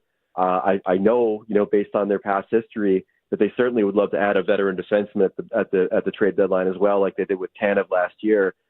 I've still yet to see the best of the Dallas Stars this season. I think Stars fans probably feel the same way. That's not always a bad thing. If you hit your stride at the right time in this league, it could mean great things. And hopefully, they'll be healthy and ready to go and locked in and with a few trade augmentations before the playoffs hit, because I think this team has everything in place that it needs to try to make a real serious run at the Cup this year. Tremendous stuff, Greg. And enjoy Boston. Should be an electric 30 hours or so. We're having the game here on our radio station tomorrow night at 7 o'clock, so we're all excited about it as well. Yeah, we're taking a feed from WEEI, actually. That's killer. Yeah, I mean, that's what I'm talking about, man. It's just, as a hockey fan and as someone who works for ESPN, just like to see how many people are into this thing and anticipating this game tomorrow night. I've worked in hockey and covered the sport for a very long time. You guys probably can see I'm pretty passionate about it. Yeah. But to have the world kind of pay attention to your sport in the way that they have, and I know it's going to happen tomorrow night too, it's just been really exhilarating. Well, right on, man. Killer stuff. Thank you. Have a great time. Anytime. Thanks for having me. There he goes, Greg Wyshynski, ESPN. He said anytime. We're going to hold him to that. Yeah, he's a stud. Okay. Krusty's Corner's coming up next, Brian. Where are you taking us? Yeah, I've got some more thoughts about players you shouldn't take in this draft. We'll do that next. All right, let's talk Prize Picks, okay? If you want to go ahead and get a little play.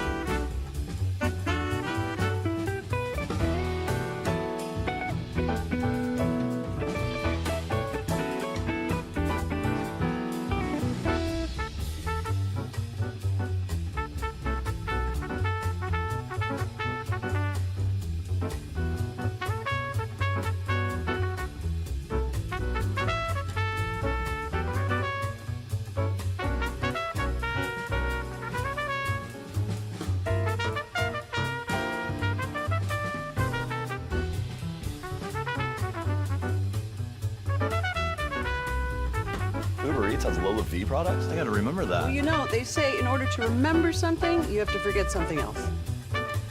Okay, now that is a very cute haircut. That's like a little shag. I've never seen it before.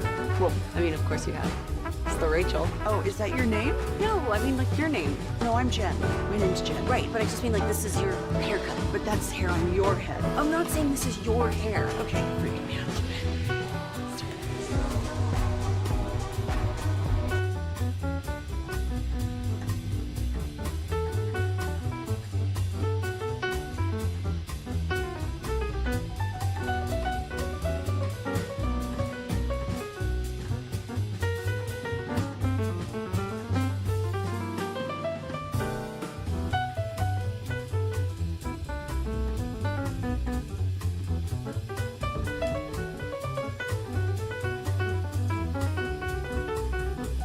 Do you think it's true that you've got to forget something else to remember that Uber Eats has groceries?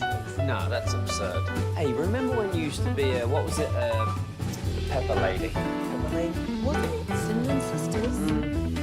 Hazelbrand. Saffron Squad? Nutmeg Maidens? Capri Club? No. Nutmeg Maidens? I just said that. Was it Spice Girls? Doesn't sound right. Was it Saffron Squad?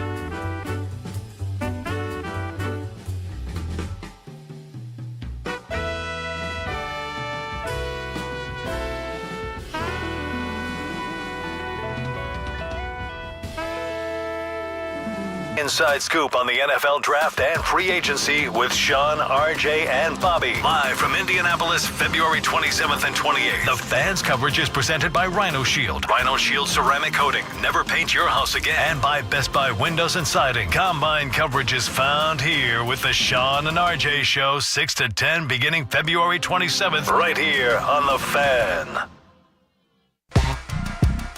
If you're in the market to upgrade your vehicle, get to Classic Chevrolet in Grapevine, back-to-back #1 Chevy dealership in the world. They've got more new Chevys than anyone, and they're all priced to sell. Silverados, Tahoes, Blazers, Malibus, Equinox, and more. Visit ClassicChevrolet.com. This is Texas. This is Classic Chevrolet. Together, let's drive, relax, and enjoy the difference. Based on new Chevrolet registrations 2023 and 2024. Man, one of the best records of all time. So good, 9 Inch Nails. I know you remember in the early 90s, Brian. I do know the name. I don't know much of their work. Song?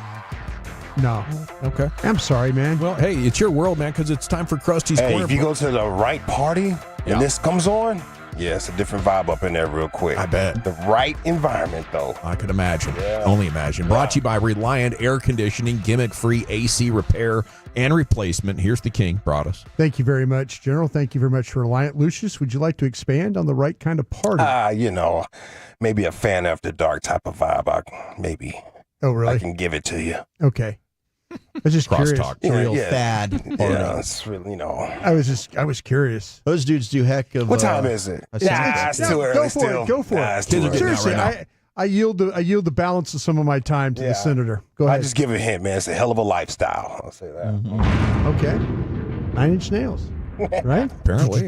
Yeah. I didn't know that. I just like the record. I was kind of hopeful that Lucius would just take the balance of my time and talk about that. Yeah, I would. If it was past 7, I'll get into it. I don't reveal that side of me too much anymore. We'll do some overtime. I throw hints. Overtime. Overtime. Let's do it. Yeah, expose yourself. I feel like I learned something when Lucius is on the mic. All right. This is from guys at Pro Football Focus. I mean, they're putting out content, so I'm gonna take it in. They have a list of players, and Zach, as always, I appreciate you helping me along on this one.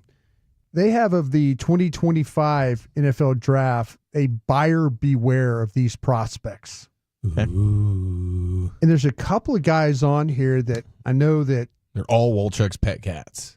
Well, there's a couple of to rip this article to shreds. I was about to say, because when I saw this, I thought, Wolchuk's going to love this because he's going to not be too happy with some of these guys. Kick this author's ass. This is Dalton Wasserman. Wasserman? Dalton Wasserman. Wasserman. Keep going. You're getting there. You know what? initially Just I the can't attempts. get the name. You're a volume shooter. Well, you're going to see one go in here in a second. Yeah. Okay. Once you get them, though, you remember. I try. Shout out to second grade. What are you talking about? Can't remember anything. Okay, these are some of the players that they're talking about that you should avoid into the draft season as we go. Zach, one of the first ones that they have I want to run by you is edge rusher Jalen Walker from Georgia. And there's people, including myself, that could see Dallas potentially taking this guy at 12. But here he is on this list. Are you agreeing? Now, let me read to you what they say. What they say. I'll give them their due. What they say about it. His consensus big board rank for Pro Football Focus is at 13.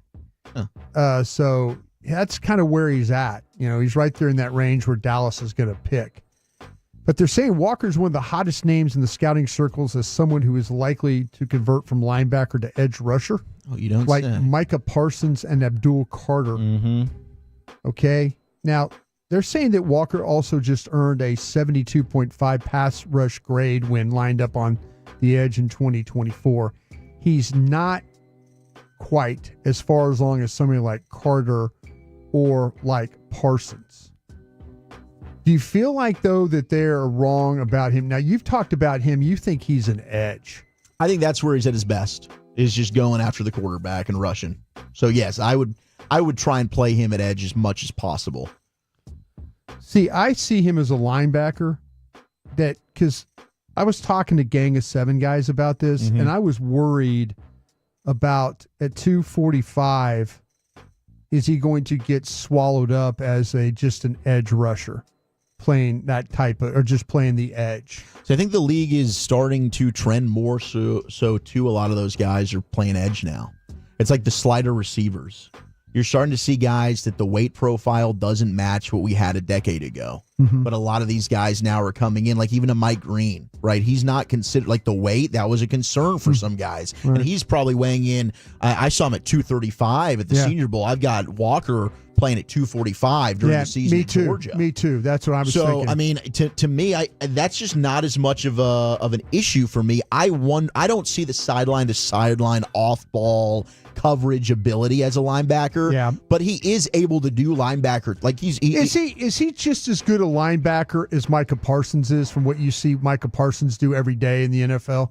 And when you talk yes, without the coverage range. Yeah. Yes. Yeah. But, I mean, how often Micah can run with guys downfield in coverage. I don't think Jalen Walker has the same type of speed down the field that Parsons has. But Walker shows more pass rush tape than what Micah showed coming out of Penn there's State. No question about that. I mean, he took over the Texas game. I think everybody points to that. Yeah. He is a game wrecker at times. It's just the lateral quickness for me is what makes me a little bit nervous if I were to play him full time as an off-ball linebacker. But you think he's just a full-time edge? I think he's the second best edge. Well, the third best edge behind Carter, Mike Green. I've got him as the seventh best player in the draft on my stack. There you go. I'm kind of with you on this. So I disagree with Pro Football Focus here. I would take him for the Cowboys. If they took him, I'd be very happy. Okay, how about this one? Defensive tackle, and we're all kind of hunting up defensive tackles. I know Chief and I this morning we were talking about. On Love of the Star, talking about defensive players. Tackle's always something, edges, that get thrown in there quite a bit.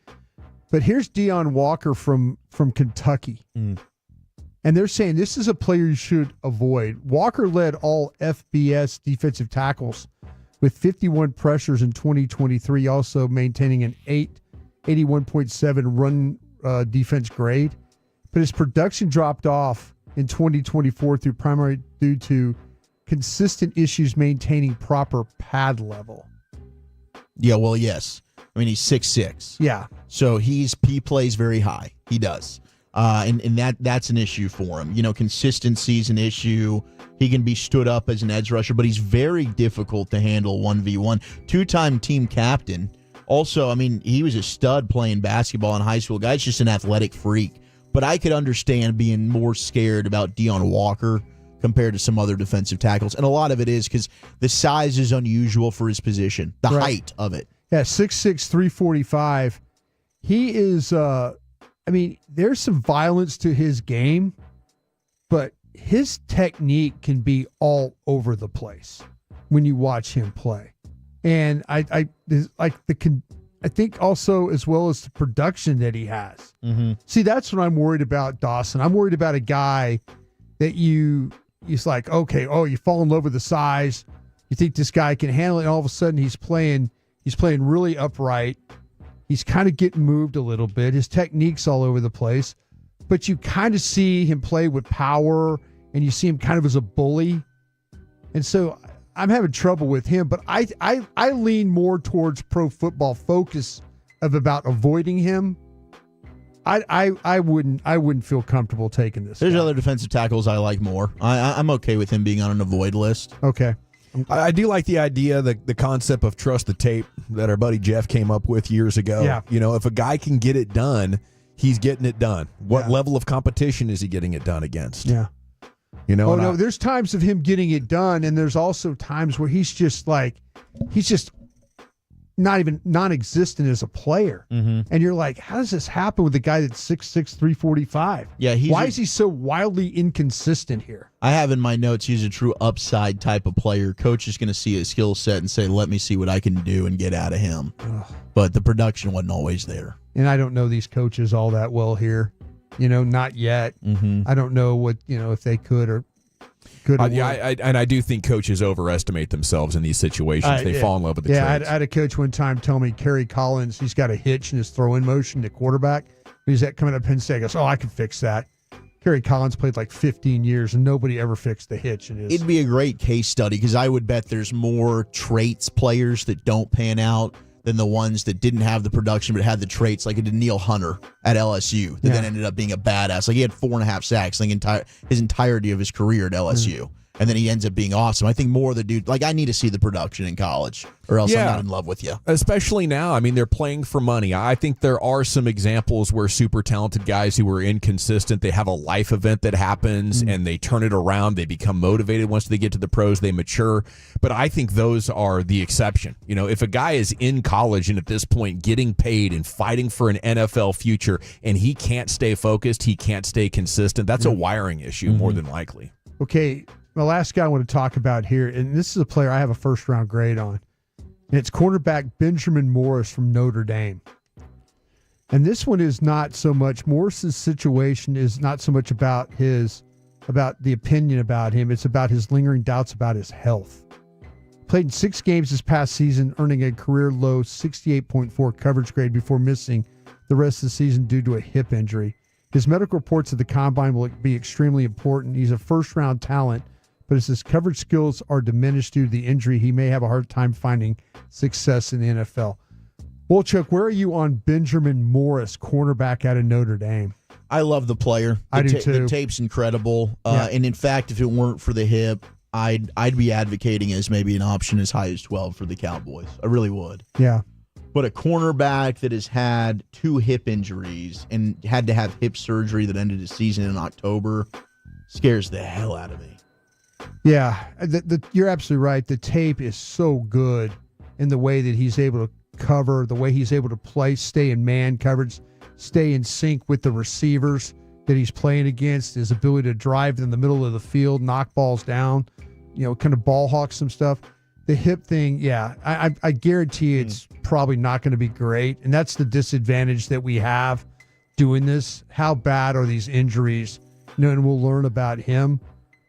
But I'll tell you what, if he was there at 44, I would sure consider him. Hey, that's a Blue Star special in the second round. And if you hit on it, you're getting a hell of a player. Yeah, you're getting a first-round player for sure. Absolutely. That way. So Those are some guys, Dawson and Chief, that you need to avoid in this draft, according to Pro Football Focus. I love it. Krusty's Corner every afternoon at 3:40 here, brought to you by Reliant Air Conditioning. And our path to the draft continues. These guys will have the best draft coverage in the entire country. We'll get thoughts on yesterday's Cowboys assistant coaches and coordinators talking to the media for the first time. From DallasCowboys.com, Tommy Yarish joins us to break it down next year on The Fan. Rolling home with some laughs, fellowship, and quality sports.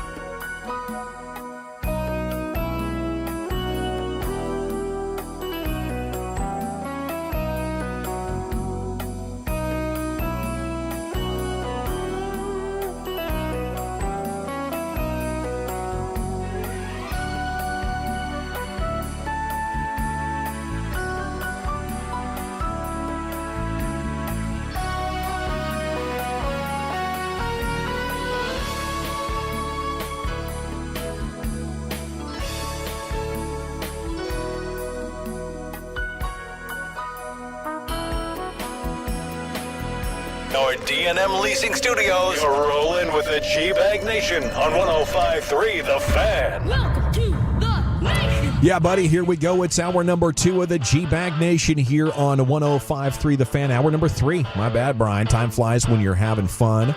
Mike Bassick with his final show in studio this morning and afternoon. I guess he's taking the next 2 days off, and then we'll reconvene in Surprise, Arizona next week. I know some of the texts continue to come in. Where is Mike going? They've only heard half the story or got bits and pieces of it, and they're wondering what the details are on that.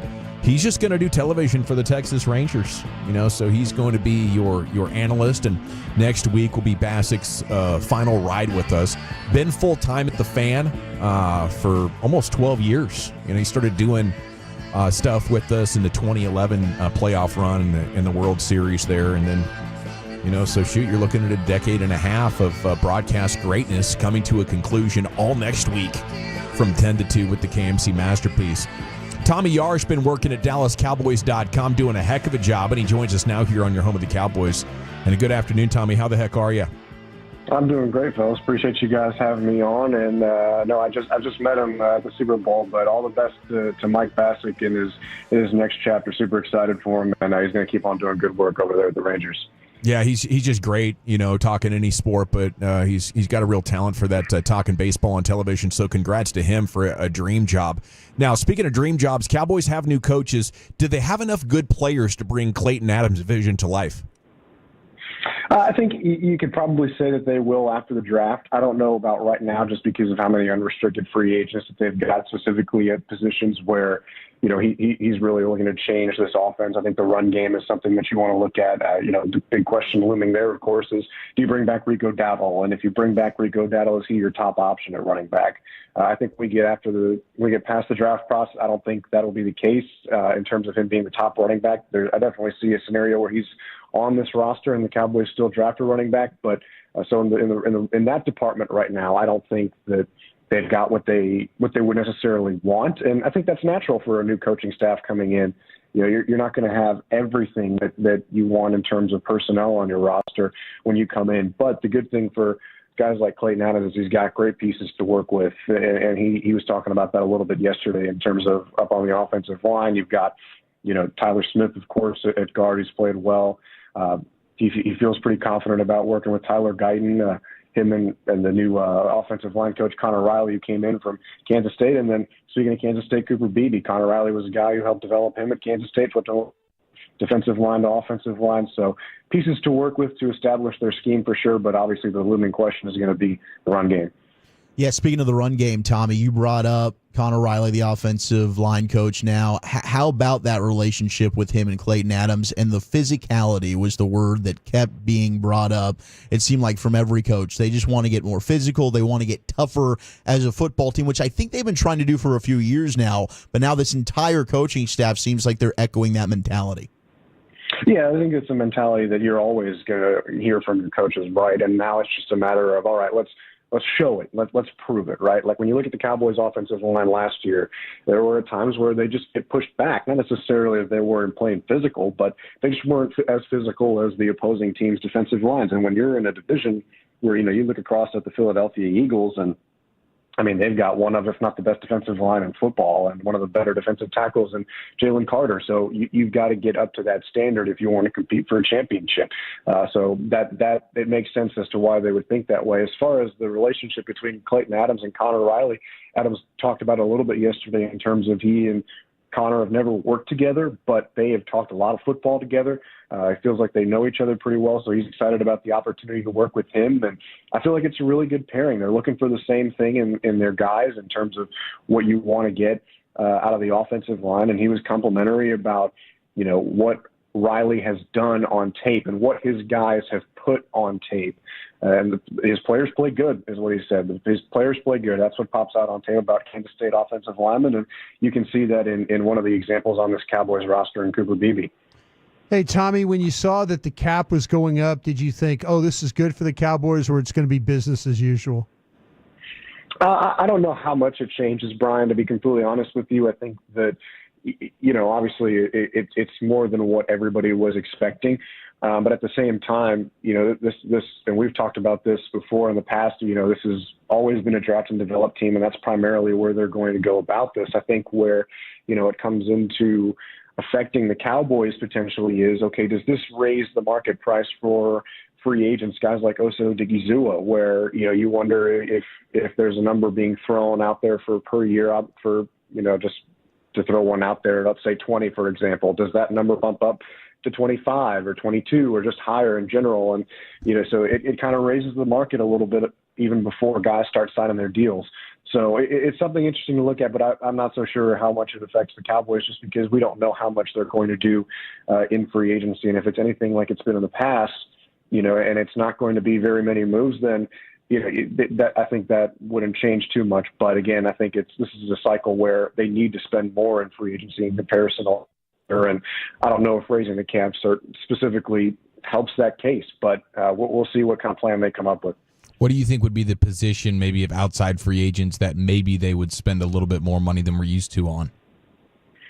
That's a good question. It's one where it just depends where they want their experience to come from, because, you look at this draft, and I know we've talked about this on the draft show with Brian and Zach, the positions that they want to get early on. Is it something where do you want to draft a wide receiver in the first couple of rounds, or do you feel like you can trade for somebody and acquire somebody through free agency who's got, maybe a more veteran presence that can be a complement to CeeDee Lamb? Is it, do you re-sign Oso Odigizua, or if you miss out on him in the free agent market, is there, a guy you feel like you can get similar production out of elsewhere for a lower price in the free agent market? So if I had to pick one, I would guess it would be defensive tackle, just because, you look at this draft coming up, and it's a really deep defensive tackle class.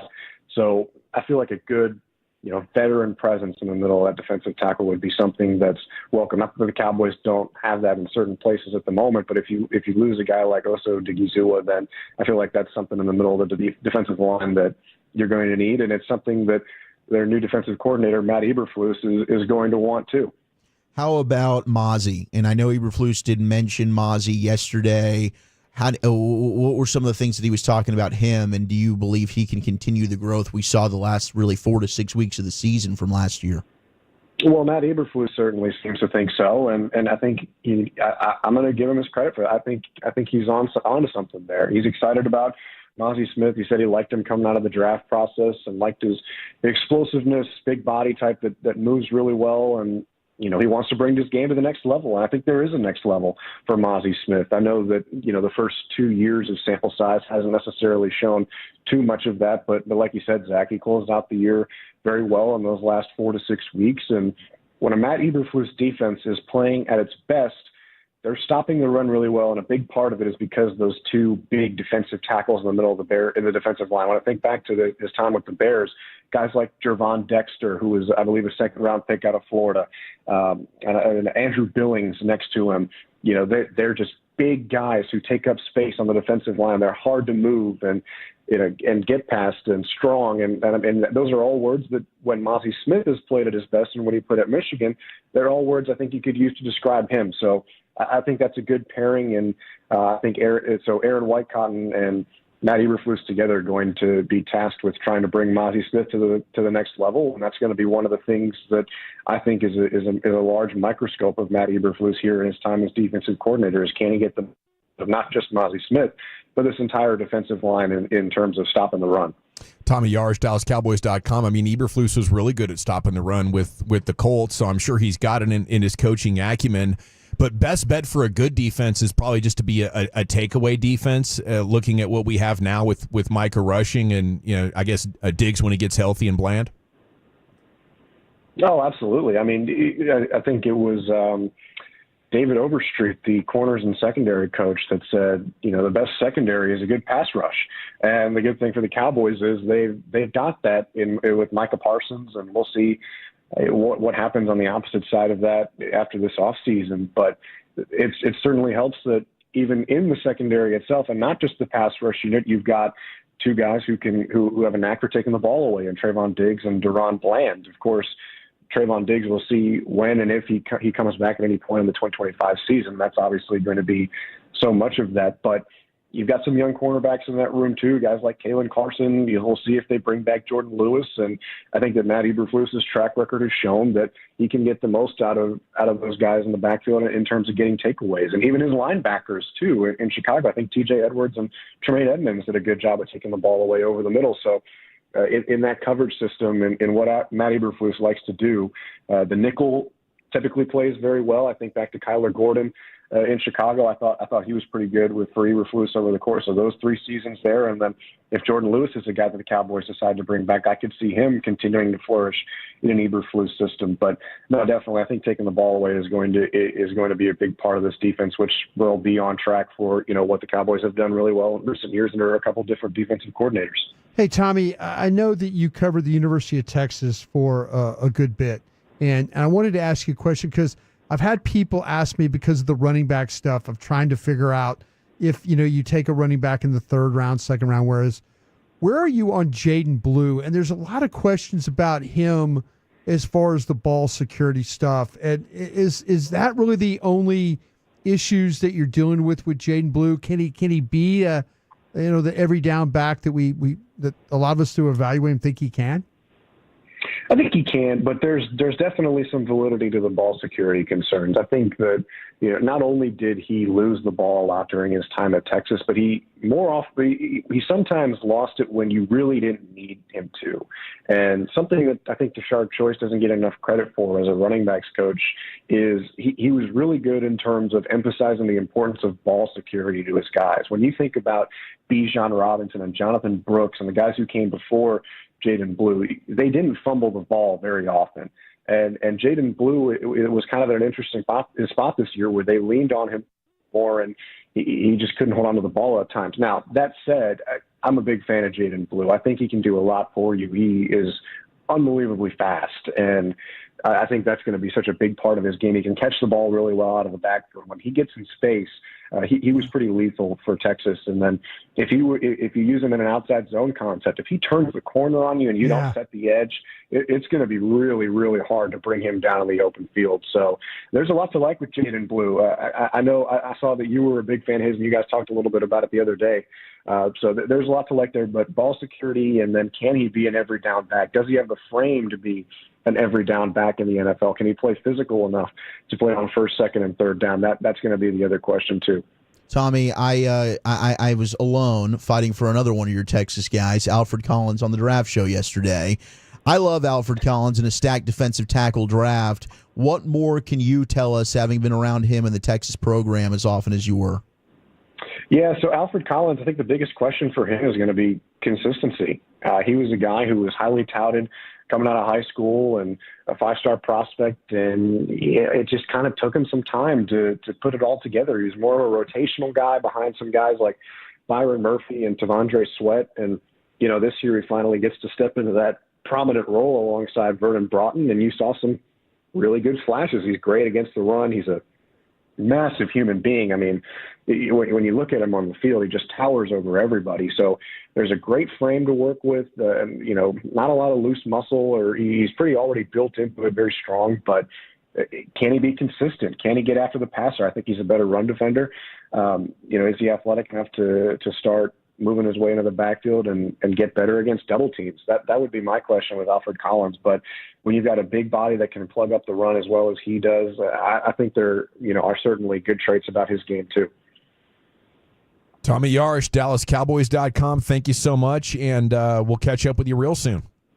All right, appreciate it, fellas. Have a good one. Yeah, salute to you. Heck of a job right here.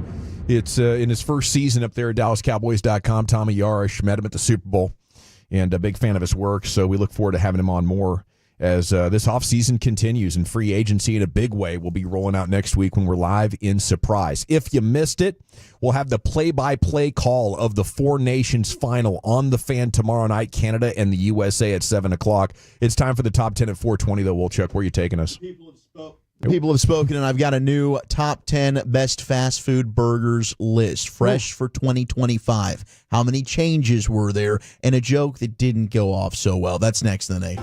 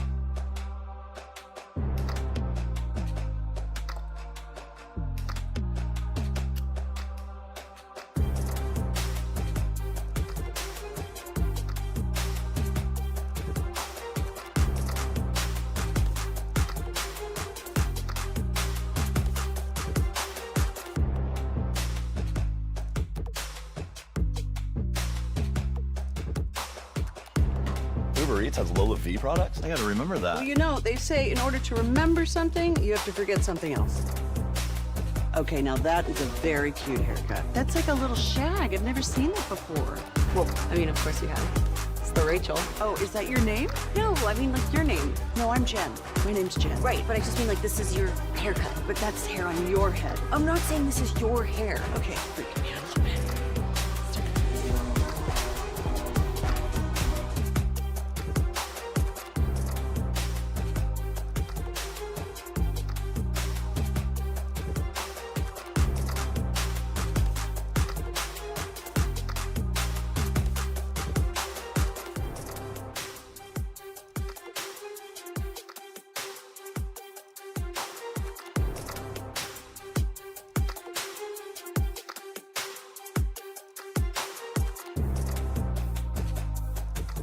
Do you think it's true that you've got to forget something else to remember that Uber Eats has groceries? No, that's absurd. Hey, remember when you used to be a, what was it, Pepper Lady?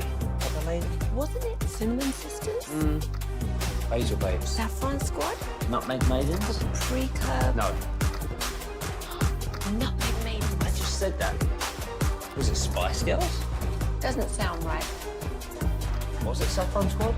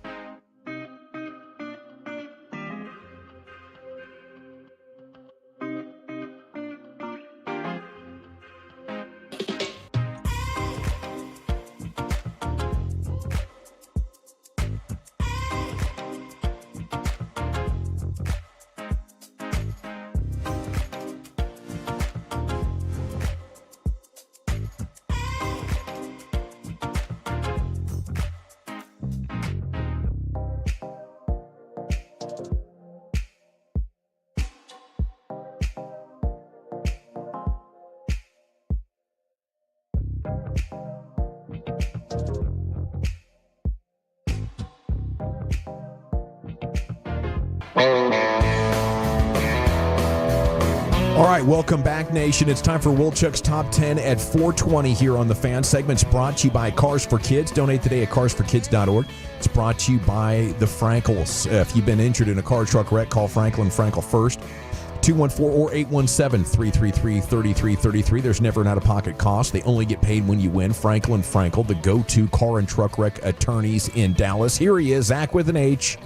Your Wooly Bully. Let's do this. 877-881-1053, the best fast food burger. Now, we'll get to this, and I'll tell you the criteria that Connor Toole created to rank the top 10, because this is probably it's the best criteria, knowing what counts and what doesn't count, because sometimes we'll get into some gray areas, like a Five Guys, is that a fast food burger? Shake Shack, are we counting that? Connor's going to let us know what counts and what doesn't, but I saw this, this was yesterday. Seattle Mayor Bruce Harrell, he did his State of the City address.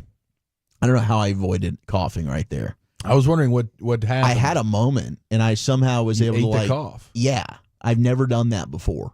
Dawson eats his burps all the time, but the way you ate that cough. How did that sound? Because it was like squeaky, and then just kind of. It was just a little hesitation, bro. Yeah. Oof, yeah. Gosh, that was nice. That was, oh man, I got a little tickle. Almost 100% seamless. All right, so here is Seattle Mayor Bruce Harrell. You let me know if you think that this joke is funny. Right now, at this moment, I have an announcement to make.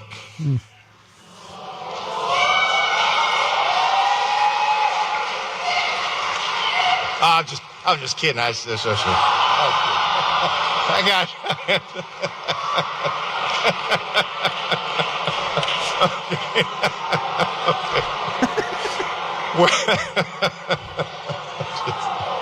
okay. This is a long speech. I had to break it up a little bit here. Did he unveil something? Like, was he wearing a... Was he trying to say they were going to get a basketball team there? He was. That's how I read it. Joking as though the Seattle Supersonics were going to return to Seattle. Yeah, that's what he's... Yeah. Was he flashing like wearing a jersey or something like that? Because they clearly all start to... I think everybody's just been waiting for the announcement. They're all waiting for an announcement. You don't want to play around with somebody like that. And he pulls out an NBA ball. And he starts moving that around in his hand. What he did. No. And so everybody starts thinking, oh, my God, here we go. The Supersonics are coming back. That's pretty ruthless. No. Man, and he's just laughing his ass off. And I thought Nico and Rick Welch were out of touch with the locals. You don't play around with something like that. That's terrible. Yeah, it's like getting on one knee in front of your girl and faking it. Just kidding. Tying your shoe. Gosh, that's mean. Like, why are you playing with their heart like that? I mean, from our perspective, though, can't we appreciate that? That's pretty damn it's funny. hilarious. I mean, yeah, since we're not Seattle people, but you'd the have crowd called was him ready a to bleep hole. erupt. You know you would have. Oh, for sure. Yes. Yeah. No, this is only from the perspective that I currently have, which is really no skins in the game. I mean, my Sonics Not a hate funny runs joke. deep growing up in the Portland area, being a Trailblazers fan. The Sonics came after the Lakers on my hate scale. And when they moved to OKC, I still hated them just to honor the agreement. And I've secretly been rooting against them to get a team back now for better part of 20 years. So I do think it's hilarious. It is pretty funny. Yeah. Pulling out the basketball like But that. He's a real savage troll. This is like... He just lost my vote if I'm up there. Yeah. For sure. I would agree with that. Yeah. Passionate Sonics fan. That was just a jerk move right there. Okay, They had the worst arena, though, like no luxury suites. And they're like, no, we're not building you a new arena, rich man. And He's now, like, all right, now they've see ya. got they've got where the Kraken are playing, so they could, like, theoretically, it's perfect now. They for should them to go bring there. a It's team like back. the 13th biggest market in the USA. What are we doing? Absolutely. Just terrible. A joke gone wrong there. He thought, oh, this is going to be funny. Ooh, the reaction was very, very excited. And then it went to, what the hell are you doing? And a big congratulations to Clinton Portis. He's joined Deshaun Jackson's coaching staff in college football. So he's going to be the running game coordinator there for Deshaun Jackson's college team, which, honestly, I can't remember which college that even is right now. Cal Berkeley? No, it's He got somewhere a- on the East Coast. You got a isn't it? Delaware State? Is it Delaware Yes. State? Yes. Okay, perfect. Delaware State it is. Thank you, guys. I appreciate you. You saved me. I was drowning. Here are the top 10 fast food burgers per Connor Toole. All right? And I don't know. If you don't This like might the be a list, Toole list. then you can absolutely call him a tool, and you can direct all your hate there. Now, I like what he's done. He's limiting the definition of fast food to the kind of places known for having a drive-through and relatively reasonable prices. So the likes fair. of All right, here we Five go. Guys and Shake Shack did not make the cut. Especially burgers. He's also focusing on what each chain positions as its standard cheeseburger when it comes to defining a burger. So while he's got respect for the Big Mac, a Whopper, a Baconator, offerings like those are not being taken into consideration. It's how good is your fast food, just general cheeseburger. See, and I think that's a faulty premise in the burger evaluations. I look forward to this man's study and his work, but I think because of that, you should really study the burger by how good the bread and the actual patty is. Because everybody else is going to add what they want, right? So my standard cheeseburger might have tomatoes and lettuce on it and everything, but it's really going to be the bread and the patty that set it off. Okay, so you want to go just let's plain. We're going plain meat, bun, when you and maybe say some condiments. when you say like what is your best fast food burger, a lot of people are going to say Whataburger. They're going to have a lot of different things in their mind, but what they're really talking about is the greatness of that patty and the seasoning and the grease. Yes. Yeah. Like sweet and spicy bacon burger. That would be my go-to. So, I mean, how good is your patty? Some people, they're doing weird stuff with their patty. It's got that weird irony blood flavor. You're out. I don't care what kind of accessories and doctoring up you can do to that burger, or how fine of a restaurant that it's at. It's not a good burger. So I think if we were to just go like top, Whataburger would be probably most of our answers. They're number one. I would go Culver's. Like I've had Culver's once, and it was delicious. Because Culver's kept on popping up on all these lists we would do. And so they have one over in the Colony. So that night we did, I think it was Men's Tea Clinic. We had a show out there by their Culver's location Thanks in the for telling Colony. us that we could have had one. And so afterwards, it's just a simple Google away, Brian. Well, you didn't say anything like, I'm thinking about going over to Culver's. Went over to Culver's. Like, anybody want to go over to Culver's? I'm going to grab a burger. Maybe I had some reasonings for He was wanting to go gatekeeping.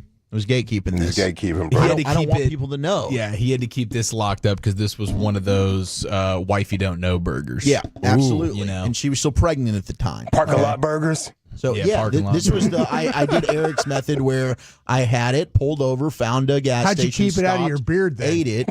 Well, she definitely probably smelt it when I did the "Hey, I'm home" kiss. Yeah, that's what I thought. What'd you have? So Greasy now, lips. You got to be careful with the greasy lips. Now you've got the the mouthwash in the car.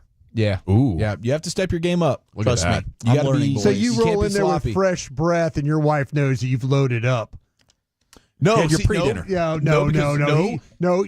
He ain't rolling in there like with fresh breath after talking on the radio for 5 hours. But see, he's buttoned up enough to put the mint stuff in, even when he doesn't do the Mama Don't Know burger. You make this a consistent theme to where you're knocking scent off. Giving him way too much credit over there, bro. I know my bully. I think he just gave you kind of cringe face, like he's not doing that. So I was trying to go to bat for you there. I've learned. Kind of like he went I've for grown. bat for you at the Super Bowl. I've evolved. I did. I had your back. I said you didn't do anything no, he wrong. didn't. He encouraged you. I mean, yeah. I told my wife to go back and watch it so I could get in the doghouse with him. That's how deep I roll with my dude. Double doghouse. Now, what's the issue? Is it that she's gluten free or? Yeah, I mean, she's not able to enjoy some of the same fine delicacies that we can have. Yeah, and so she'll He's act. shaming her. She'll act like, hey, no, I get shamed. Watch what he's doing with his daughter, though. Hey, give her We're some just gonna get to brisket. the damn list because this is not going to go well for me because she listens to this segment. That's right. It's a damn good segment. Give the daughter some brisket. See what she thinks. She What do you loved think? the brisket. Yeah, so your wife can't eat it. I Can thought she? I she'd thought have the Broadus was brisket. watchdogging people. He's watchdogging the hell out of me. I'm not. I'm Yeah. just That's for pointing sure. out that my man's trying to sneak a burger in, and then he puts mouthwash in like she's not going to notice. And then when I sneak it in, he gets all butthurt that I didn't invite him to sneak a burger in. Next time I will. That part's very true. Next time I will. I'll let you know. Like, hey, Brian, I'm going to Culver's. I'm doing a sneak burger. You want to join me? I've We never can been. Sneak burger I've together. never been. I might buy it for you. It's true. Next. All right, that's all you had to say. That's really all you had to say. That's the best. Number 10 on the top 10 fast food burger list. You're going to be happy with this. It's Burger King pulling up the rear. Have it at your number way. 10. He said while he does like the flame grilled, it really doesn't do much to enhance the flavor. He said, I also like mustard, but I've always felt Burger King goes way too heavy on that That's right. particular condiment Oh, dude. while making ketchup a bit of an afterthought. The burgers are perfectly fine in a pinch, but I'm not going out of my way to track one down. How old is this guy? Yeah, really. Come on. Old enough I to don't have know. some wisdom. There's No. not a face next to This the name. guy from your generation. Once upon a time, the Burger King burger was amazing. The Whopper was crazy. It was like a gourmet burger for the family. We're going to get some Whoppers, son. Oh, my gosh. This is thank you, Dad. That was a heavy And I bag like of the burger, burgers. the Whopper. Wow. I do. Yeah. I'm a big Whopper fan, but I guess since It doesn't we're taste the same anymore, though. It's a burnt. it's puck. lost. Yeah, it kind of lost its luster. Everything's probably also smaller than what it was, too. Yeah. We're also shrinking in size, the shrinkflation. I think the mustard point is great, though. If it's dripping, mustard is like the condiment I don't want that much of. Okay, Chief, go. Let's go. You like a dripping mustard? I'm a mustard fiend, so there's really never been a time where I said, that's too much mustard. But I understand that it's a potent flavor. It So is. I just so happen my taste buds really appreciate that flavor. Load them up. Mustard me. If you see me, mustard me. I like about a 50-cent piece just smashed over the burger, right? Yeah. But not an overwhelming to where all I'm tasting is mustard. You get a heartburn. Yeah. I agree. Number 9 is Mickey D's. And you even acknowledged, I thought I was going to have McDonald's higher on the list when everything was said and done, but after weighing it against the rest of the competition, had to put it near the bottom. I mean, BK stomps Mickey D's. Oh my gosh, that's crazy. In terms of just a plain cheeseburger, I would agree it's a better product. But we're talking about the double quarter pounder with cheese. He's talking about just a regular cheeseburger for this. Okay, if you're doing not your that, double UPC. That's like okay. That's their JV burger. That's their value burger. That's how we're evening the playing field here. All right. Just trying to keep, because White Castle, which comes in at number 8, they don't have anything comparable to a QPC. That's like eating like a sliders. White Castle's Those are tiny. sliders, yeah. White Castle is good, though, I will say. But good Lord, wherever you're going to bring, like, you get the Crave case, which is really all I've ever done because I've only had it twice in my life, and it was like the only opportunity to get it. No, not at all. In fact, I threw away a good chunk of them because, again, with the wife, and she can't eat them, and my friends totally wussed out on consuming them either. They got too hammered and passed out. And then the next day, I was with my buddy Jared, the guy who sharts on couches. Yeah. And he doesn't eat leftovers. Wow, so he does style. He does have a couple smell of is a little standards rough. That was a fresh drop he left on your face. It was. He consumed the ramen and it went right onto the couch. That's right. It was ramen. That's what happened. But yeah, it does. It smells up the room. It does smell up It the really room. stinks. Number 7 is Wendy's, which I know you will advocate for, Brian. I love a Wendy's, Yeah, yes. I love Wendy's Wendy's. single with cheese. I think Wendy's is underrated. I really do. In terms of just overall fast food game. Yeah. Their nuggets are good. The chicken sandos are good. Wendy's is fire. People talk about their chili, and I don't see it. I was told by somebody that worked at Wendy's, don't get the chili. Okay, 'Cause God thank knows you. what's in Thank that you. chili. Well, if you like fingers. 6 is Sonic. You remember the finger in the chili story? I think About to give Sonic's you the burger finger. game has improved, though. Has it? Okay, I Because haven't I had used it to in be with decades. you. Yeah. I used to be like, I'm not, no thank Yeah. you. But I think Sonic has upped their burger game in recent years. Dude, Sonic. Okay, I'm here for the Sonic burger. I am too. Dawson, why do you not like the Supersonic Sonic cheeseburger? I guess I had it a long time ago and just ruled it out, but I need to try it again. Okay. Number 5 is Hardee's or Carl's Jr., which I can't say I'm very familiar with. Charbroiled. I've had the Carl's Jr. when we were in California, right down the road from where we Yeah, stayed. they do have a bunch there. Yeah. Number 4 is the Whataburger. Comes in at 4 on Is the that list. just a straight number 1? Just a regular, whatever the Whataburger Yeah. cheeseburger is. Yeah, okay. 3 is Culver's. Culver's comes in at 3. Yeah. Wouldn't know. Never had one. I think the thing about Culver's too is they use Get in there, man. They don't use just the basic like white onion. They use good like red onions, which I think is a staple on any good legit burger. You can tell, yes, everything there is fresh. I think it's upped to your other fast food standards. And the Butter Burger is also very, very good. Have you ever had a Burger Street burger there, Eric? Oh my gosh, yes. Yeah, they dude. got the onions like that too. Burger Street's Street. outstanding. Yeah. And they got the grease that hits the elbow. They do. And Burger Street's So very Burger reasonably priced, too. I'll grab those. They're by my house. I'll grab some for Friday then. Burger Street's delicious. What kind do we order? Just the all-American? Just What do we do? run of the mill. Yeah, the patriotic burger. Okay. Put a bacon on there. Bacon on yours, Lucius? Some extra mayo. You got it? Extra mayo. Okay, got What it. is the sloppy lube? I'll take Sloppy orders. I'll take orders tomorrow for burgers for Friday because it's right by my house. Number 2, we've got In-N-Out. But number 1, in an upset, big time upset, best fast food burger according to the Tool Man, Steak and Shake. Oh, I think they're You know using. what? I think they're using like steak. As No, their- they are. Steak They are. burgers that feature They their are. patties made with premium cuts like He's not- sirloin, he's not lying. and T-bone that are never frozen once prepared. He's not lying. the original smash burger. I can't tell you the last time I had a Steak and Shake, so I can't. At the crap on him combine, and we say that lived he's on a them. loser. 3 in the morning, you see the who's who of the National Football League at Steak and Shake. Sounds So delicious. Well, thank you, Wolchuk. And Brahms is fantastic to inform. Maybe you just didn't try Brahms. Brahms is good. Yeah. Well, it's that's a good point because I was thinking they're a little bit more regional. Oklahoma yeah. and Texas. That's When's the really last time all. you had a Brahms burger? I brought months some ago. in, didn't I? One Couple time, months Lucius? ago. Didn't I bring in some? A couple of months ago? Yeah. Okay. Yeah. All right. Maybe it was just the one burger I had from Brahms recently. Not bueno? It just didn't quite curl for me. Oh. So did y'all switch up something? That's a good question. It's been a while for me. DQ? You guys been hitting up DQ burgers at all? DQ. Get the belt buster? I'm going to tell you what, DQ tacos, not bad. I steak finger that thing every day. Yeah, the gravy. well, yeah. Makes sense. But their burgers are pretty solid, too. Well, thank you, Wolchuk. Okay, did the Eagles lose a big-time ingredient to their special sauce? And what's Micah Parsons' reaction to the increased salary cap that was announced today?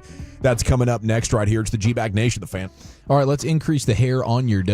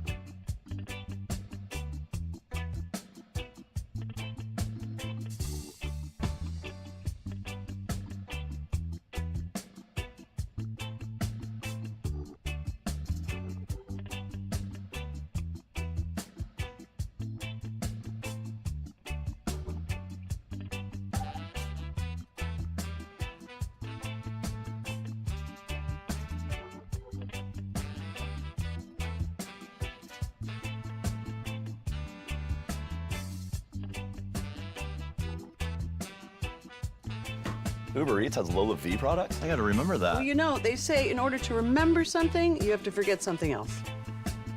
Okay, now that is a very cute haircut. That's like a little shag. I've never seen that before. Well, I mean, of course you have.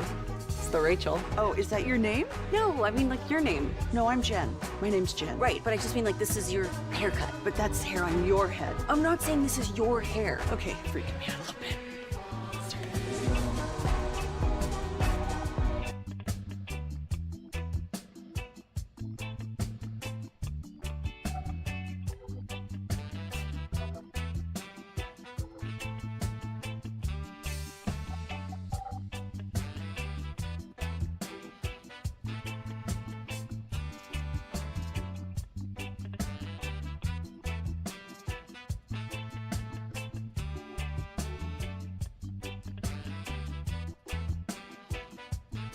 Do you think it's true that you've got to forget something else to remember that Uber Eats has groceries? No, that's absurd. Hey, remember when you used to be a, what was it, Pepper Lady? Pepper Lady? Wasn't it Cinnamon Sisters? Basil Babes. Saffron Squad? Nutmeg Maidens? Paprika? No, Nutmeg Maidens? I just said that. Was it Spice Girls? Doesn't sound right. Was it Saffron Squad?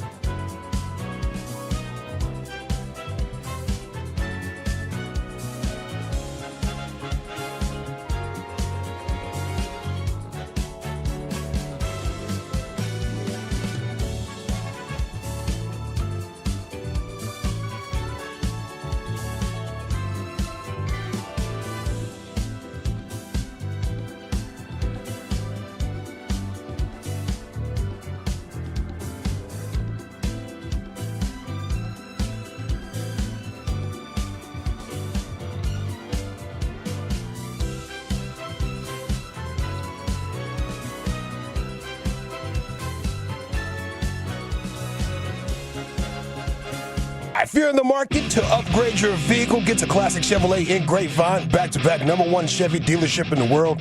They've got more new Chevys than anyone, and they're all priced to sell. Silverados, Tahoes, Blazers, Malibus, Equinox, and more. Visit ClassicChevrolet.com. This is Texas. This is Classic Chevrolet. Together, let's drive, relax, and enjoy the difference. Based on new Chevrolet registrations 2023 and 2024. Yes, sir. Thank you, Lucius. And thanks to the guys downstairs watching the front door. I went down there to get some water because our water filter thingy is broken. Freezing. I said, man, it feels like 40 degrees down here. To the security guy, he said, I wish. It is, it's quite a winter blast down there. And even though you have a front door. And the sun's out now, too, but that helps. But some of the coldest days I ever remember in Green Bay, sun out, no clouds. Those are the coldest days ever because there's nothing to hold the heat in. The clouds just can hold some heat in there. But, man, days like this. But I guess it is warming up. 24 degrees nice now. To see the sun. 31 tomorrow, 36 Friday, and then back to normalcy and 72 on Tuesday. It's 80. It's gonna be like 85 when we're in Arizona. All right, football's finest is coming up at 5 o'clock here. This is a C note, Cowboys news of the evening. Micah Parsons' reaction on Twitter was a simple LFG, which, of course, as I taught my soccer players, means let's freaking go. That was his reaction to the NFL salary cap being up $22 million this year. I have to imagine that means at least another mil or two for him, maybe 4 or 5 mil. So that's pretty sweet. Ed Werder tweeting, good time to be the best young pass rusher in the NFL. Yeah. And then another story going viral. Todd Archer says the Cowboys absolutely can sign Micah early and would be wise to. Do you think that the Cowboys have seen the light on this and they're going to get something done, or are we going to drag this out over the next 2 years, Brian? Maybe 3, franchise tag and all that. I don't know if it's seen the light, but I think they have a plan for what they would like to do. I know everybody's laughing right now as they say planning Dallas Cowboys. They don't. There we go. I knew that was coming. There we go. But with Micah, I think the willingness of him to listen. He's anxious of getting it done. David Mulugeta is generally pretty good to. I mean, he's a very aggressive agent as far as he wants to get things done. So, yeah, I wouldn't be surprised if they took the news. They probably had an idea. A lot of teams had an idea. I don't know if they expected it to be this much, but good for them. And so yeah, I think there's a I don't know if it's seen the light, but I think there's a possibility here. I really do. I just think that all the deals that they've done early have been so team friendly, and I think they need to compromise on that. Yeah. Well, this one might not be friendly, but it might be less than what they. If the cap's going up. That's right. Yeah. There you go. Especially with an edge who's an athlete edge, not necessarily a great technique edge or hard-working edge. He's just, an amazing football player. I don't know how long that's going to hold up. Does that go into your 30s? I want to get this deal done, right? And have him hitting the end of it at age 28 or 29 instead of 31 or 32. I just think there's so many advantages to it. OC Clayton Adams, we talked quite a bit about what he said, yesterday about the overall scheme, but reflecting on Cooper Beebe specifically, who he coached in college and helped recruit, makes it seem like the offensive line assignments are fluid. He says, one of the best things about Beebe is the versatility. 2-time All-American at Kansas State, but started games at every position. Says that versatility has given us a great opportunity to find the best fit for everybody up front. Where is Cooper Beebe's best fit, and how do you approach that? Do you just draft the best offensive lineman if he's the top player on your board, and they're so versatile and flexible now that they can make anything work? I love the idea, and we workshopped this last week, and I got to give you a lot of credit for this. Brian was bringing up, hey, do you think Zabel from North Dakota State could play center? Yeah. And then I asked around. Dan Brugler is going to join us tomorrow at 3:00. Was like, what do you think about Zabel playing center? He said, I think he's the best center in the draft. If he was there at 44, and that's a guy that's played tackle and guard as well, so he's got position flexibility. If the Cowboys scout him up and evaluate him as, that's a center, and you can move Cooper Beebe back to his natural spot, where I do think his best spot is guard. Is it right guard in particular? He played left guard at K-State. Okay.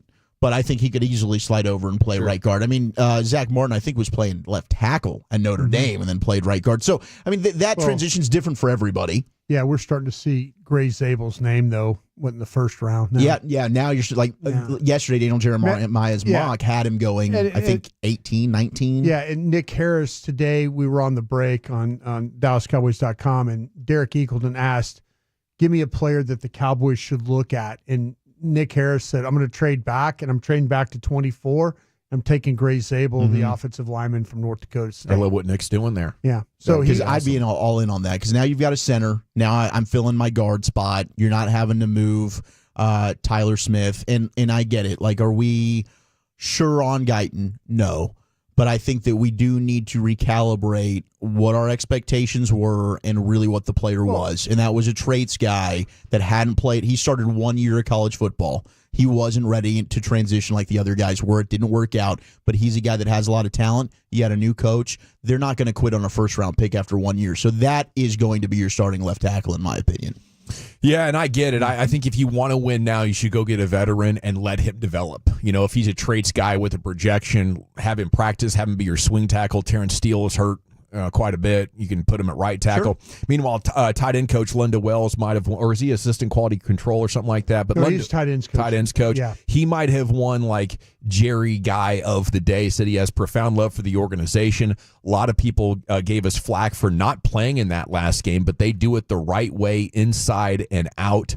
The Jones family did a phenomenal job of hiring the coaches. We got a familiar face in Shoddy. It takes in consideration outside of my family life. So he loves being here. Do you think, other than salary cap management and meddling with the coach at times, usurping his authority, that you would call this a model organization? You worked inside of it, Brian. Yeah. What's Linda talking about there? Because I don't think any fan would say it's a great franchise inside and out at this point. Well, I think there's some elements to it. I think there's some things the thing that I appreciated about it, I appreciated being on that stage. I appreciated where that team was as far as, with where it was in the world and the understanding of what it meant to a lot of people around the world.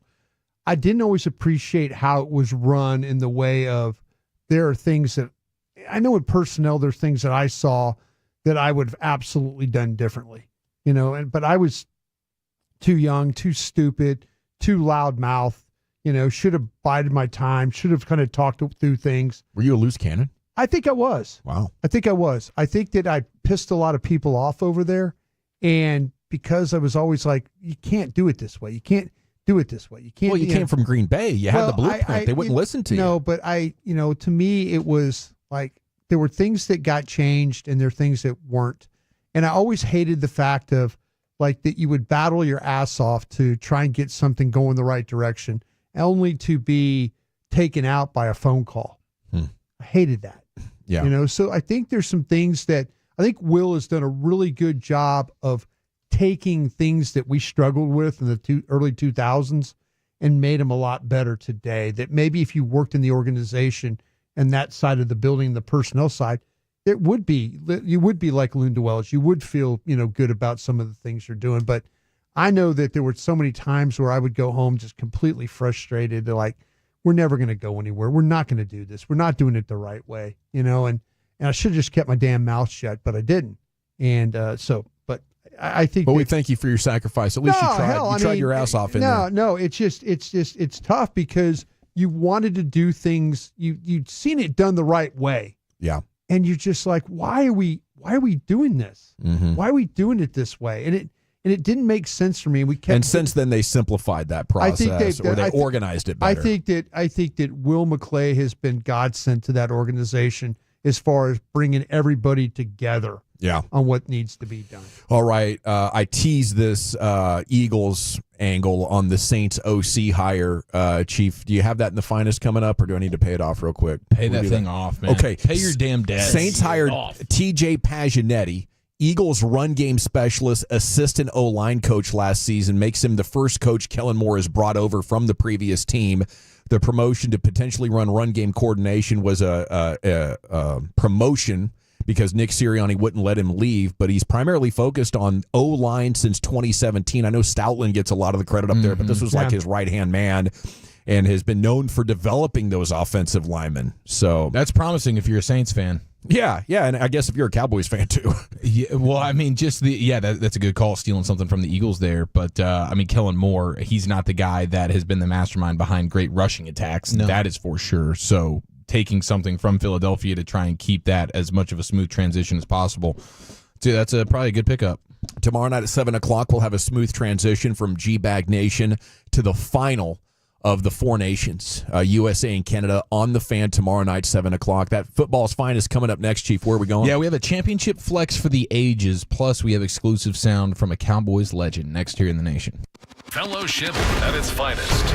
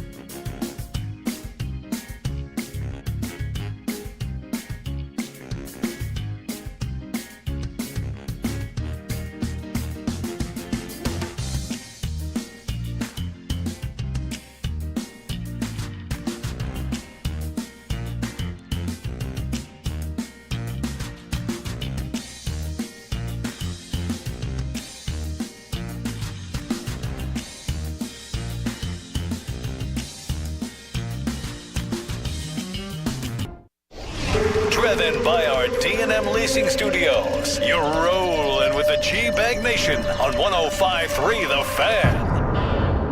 Hour 4, G-Bag Nation on The Fan. The Expressway's 20 minutes away. LA Live coming up at 5:40. Time now for football's finest. Here's Eric Chiafalo. We'll hear from a Cowboy legend coming up here in just a few minutes. 877-881-1053. I do think there is a position group that we're kind of glossing over a little bit when it comes to the Cowboys and how much they desperately need it. We talk plenty about the offense, but I think most of their needs really are defensively. Defensive tackle gets talked about a lot, linebacker, but goodness gracious, man, what are we going to do in this secondary?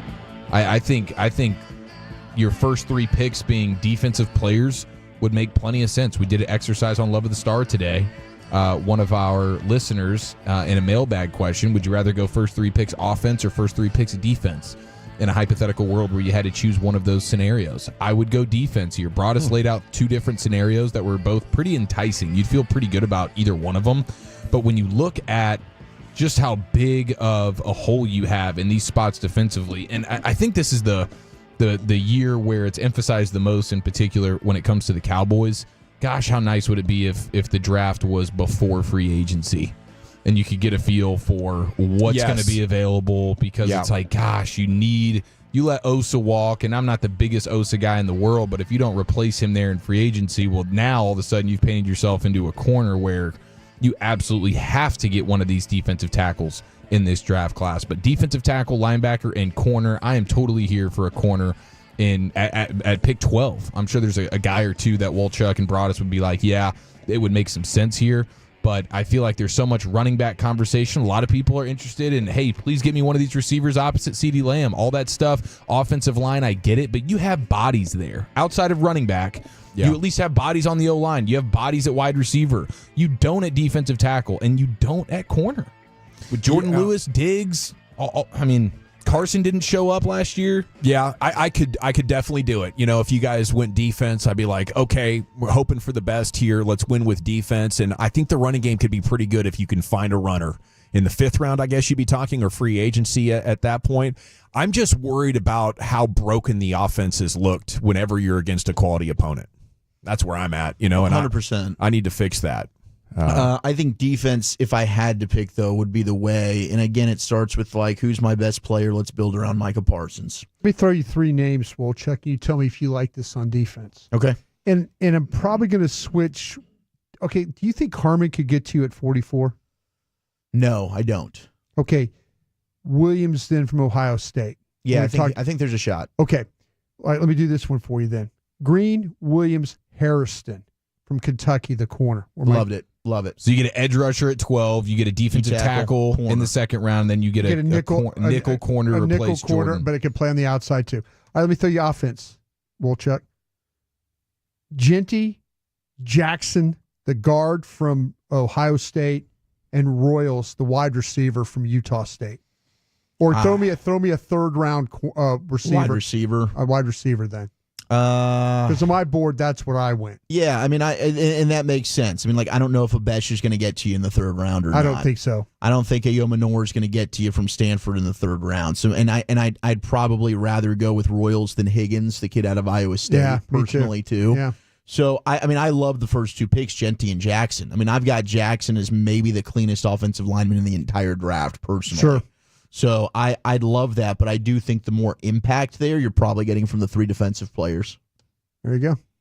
Yeah, I think defense would be where I would want to go, and the need for an edge rusher opposite Micah Parsons is obviously huge. We'll see what happens with Sam Williams off the ACL, but he's not a guy that has proven to be someone you can really depend on there. So I think the need for defense is going to supersede the need for offense, and you're just going to cross your fingers that you have the right coaches in place and plan in place to get the most out of those guys. But you are in a situation where you have so many needs that you're not going to be able to really solve all the problems that you have. But I think on defense right now, it's slim pickings, and we'll see how free agency pans out. But it is definitely Eberflus doesn't have a ton to work with as it stands right now. How about this for a championship flex? I've never seen this move before, but Eagles wide receiver A.J. Brown bought a life-size mannequin to display his unwashed, which I think is appropriate, game-worn Super Bowl jersey in his man cave. So he got, and it comes courtesy of, I believe, his girlfriend or his wife's Instagram page. POV, your boyfriend, girlfriend buys a 6'2" mannequin to put his game-worn Super Bowl uniform on. So now you have the entire uniform. Yeah, he's got the Socks. entire uniform. He's got the pants. You can see like blood stains or whatever it is on his thigh pad right there.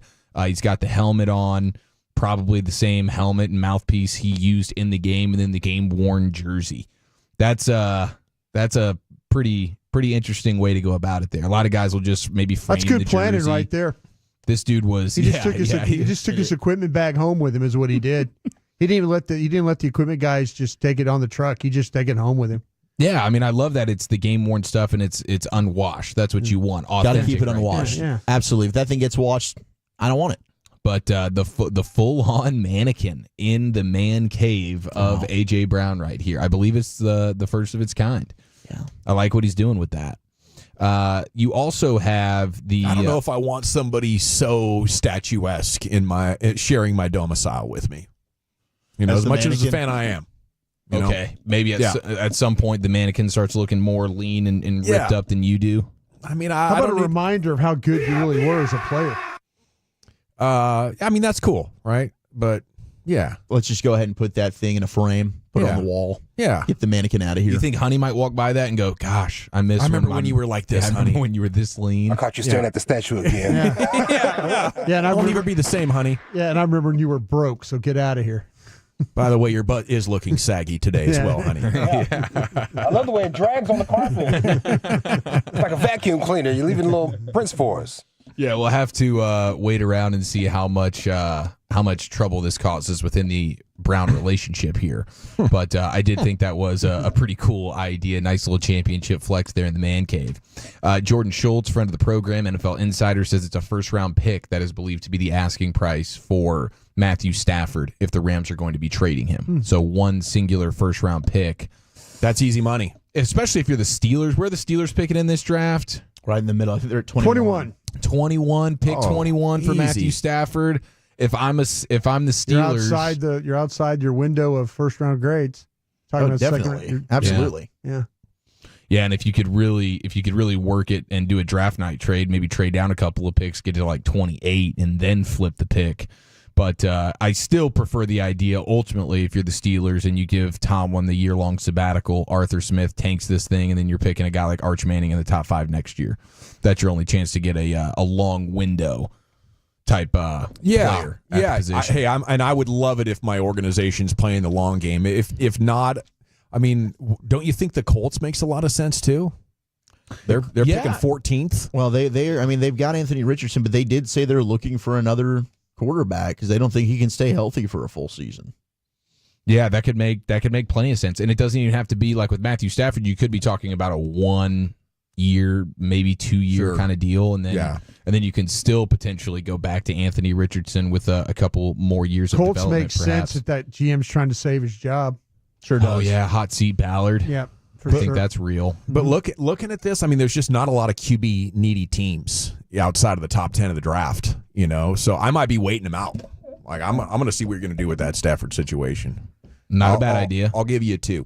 Yeah. Well, it's like I saw Washington to trade for Cooper Kupp. Like they are a team that might do that, and I've also seen that they might end up just cutting Cooper Kupp. So if you're Washington, then maybe you just don't want to get into a bidding war for other teams. That makes some sense, but otherwise, wait it out.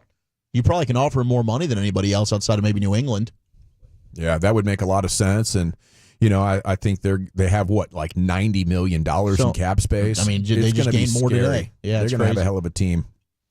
Did you guys hear the exclusive sound of the ghost of Tom Landry? I was lucky enough to get to talk with the ghost of Tom Landry earlier today. Wow. It was amazing. Well, for those who missed it, here's some sound on the Baseball Show of Record, the KNC Masterpiece. Here's a little snippet of their Tom Landry conversation today. Kevin. Hey, Coach. How's it going? Kind of weird at the moment, but good otherwise. How are you? I died 25 years ago, And I can't believe what I'm watching here from heaven. Me and Tex Schramm are rolling over in heaven, left and right, watching this stuff. We can't cuss here in heaven, Kevin. You can't? We don't want to. We are in the presence of God. Mm-hmm. And I'd like to tell you, if you're going to be a leader at this station, Kevin, you need to get a fedora and a suit and tie. Okay. You're sloppy dressing. How are you going to lead? I had to lead people like Hollywood Henderson, and you had to lead Mike Bassick, and you didn't do the best job. Man, are you sure about that, Coach? I thought I did a really good job with Mike Kevin, Bassick. play along with the bit. Okay. And take a load off. Oh, my God. Take a load off. I had no idea Baskey had this particular skill set after all these years doing radio. I don't think I've ever seen it, dude. He is so loosey-goosey right now. Next week will be must-listen appointment radio as he does his final 5 shows before becoming the Rangers television analyst full-time. I wonder if we could get Baskey to join us on our Tito's Day. You think he'd be willing to do extra work? No, I don't mean not us. Extra pay. I don't mean us in the G-Bag Nation per se. I just mean he starts off the Tito's Day at 10 starting a.m. a new with the gig. Masterpiece. I don't think he needs to. Like he would get himself in hot water right off the jump. Yeah. I tried to make him a problem drinker at a couple different occasions during our, what was that, 7 years together, 8 years together. It never came together. Not once. You never saw him. Maybe like 5 drinks in was the most. Wasn't the New York City Super Bowl media party the one for the ages with? Yes, that was legendary. That was fun. Is that CA? CA, yes. I think, was the headliner, but I thought Baskey held his own. I was too hammered to remember. So I think that was the trip where Baskey snuck off with Tim Collins, went and saw Mamma Mia on Broadway. That's right. Yeah, dreams do come true. Mm-hmm. That's special. I hope it gets back to New York. That is would just be a amazing. different type of deal. I'd never been to New York City, haven't gone back, but man, it's freaking awesome. Yeah, I think we just have the next 2 are locked in at this point. I don't know when we'll get the 2028, I guess. 29 Vegas. 29. They had a report that Vegas is probably going to get 2029 on Friday. They're already looking at trying to go back there. So we have San Francisco and Atlanta. Those are guarantees. And then L.A. Oh, and then LA's. Yeah. Oh, wow. Okay. All right. So New York is still not there. Well, what do you think about Caleb Williams, who didn't do much in the way of impressing people in year 1 as the Chicago Bears quarterback, #1 overall pick, but he has signed the new Topps promo card. He has signed it. It's obviously his card, and he signs it with Green Bay sucks, and then he puts his signature and his number on there. Is that a good move for a guy who's done nothing to? I mean, this would make sense if Aaron Rodgers did this after all those years of just completely owning the Bears, for instance. Double down. Let's go. But reminds me of when I went after Dale Hansen in my rookie year on radio here at the Fan. Just do it. And I think it's good. You know, know, worse for wear. Yeah, it can't get worse. No. I think he's maybe taking the lead of his coach. Yes, because he's the one that Ben Johnson in his opening presser is like showing love to Campbell and O'Connell, and then he gets to LaFleur and he talks about how he loved just beating them all those years as the OC in Detroit. So the infighting and the rivalries they're stoking this thing, and I as a just a casual football fan, it fires me up. Yeah, I am excited. Animosity is going to be real. No doubt. It endears you to the fan base there in Chicago. They're going to love Caleb Williams even more. You're letting them know we're coming for you, and as soon as we get an offensive line, it's going to be a hell of an effort. So we'll see what they do next week in that department. Yeah, they got some right. right. Trey Smith seems to be a favorite to go to Chicago right now. Yeah, his girlfriend apparently is from there or lives there. I saw Bears fans are doing the FBI kind of like figuring out a way to get Trey Smith. That's awesome. To be on their offensive line. So, yeah, that was uncovered. I saw a projection of Zach Martin to the Chiefs. Yeah. Wouldn't that strengthen your side team a little bit? Like my side team's the Chiefs. And like rooting for them even more. Yeah. I think I probably would. And if you're Zach Martin and you're still thinking about playing, wouldn't that be the obvious choice to want to go. There's no other place, maybe. I don't imagine you'd want to go to Philadelphia after being a Cowboy for so long, but sometimes it happens, highest bidder. Sometimes players get in the game and their relationships with people matter more than the city or what the fans would have to say about you. That would be awkward, though. You got to draw a line somewhere, right? You do. I mean, wouldn't you completely turn, Walchuk, on Zach Martin, a man that you've loved for forever, borderline in love with, if he goes to Filthy? Yeah, I think he's Emmitt Smith of this generation. Yeah, I'd be so ticked off. When Emmett left Arizona, at least Arizona stunk. Okay? Yeah. Philly's good. All righty. No. Well, an edition of the finest every evening, 5 o'clock here in the nation. Is Team USA getting some defensive reinforcements with McAvoy now infected inside a hospital? That's coming up next. We'll hit the expressway at LA Live at 5:40, and we're back here in the nation. I want to chat for...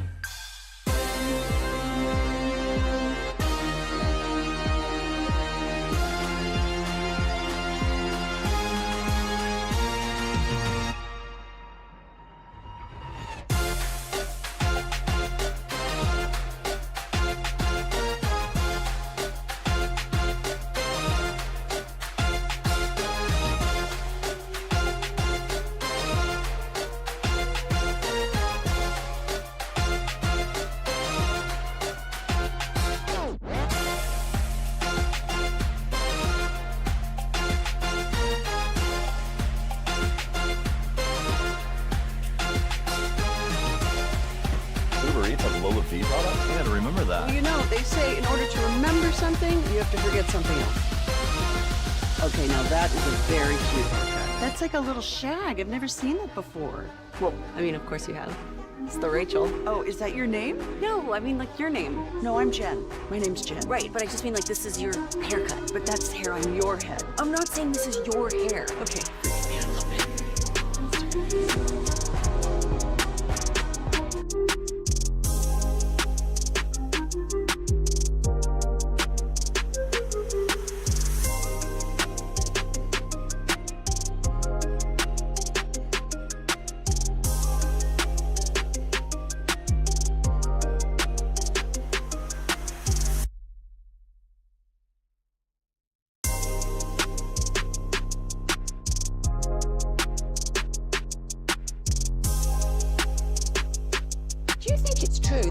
Forget something else to remember that Uber Eats has groceries. No, that's absurd. Hey, remember when you used to be Pepper Lady? Pepper Lady? Wasn't it Cinnamon Sisters? Basil Babes. Saffron Squad? Nutmeg Maidens? Paprika? No. Nutmeg Maidens. I just said that. Was it Spice Girls? Doesn't sound right. Was it Saffron Squad?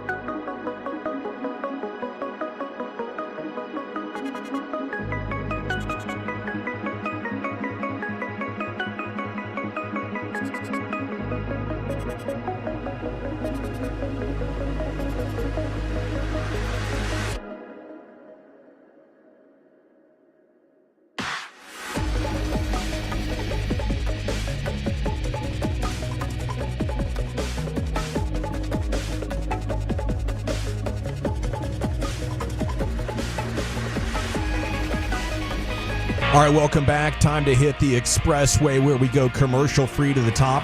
The Expressway is brought to you by the On Time Experts.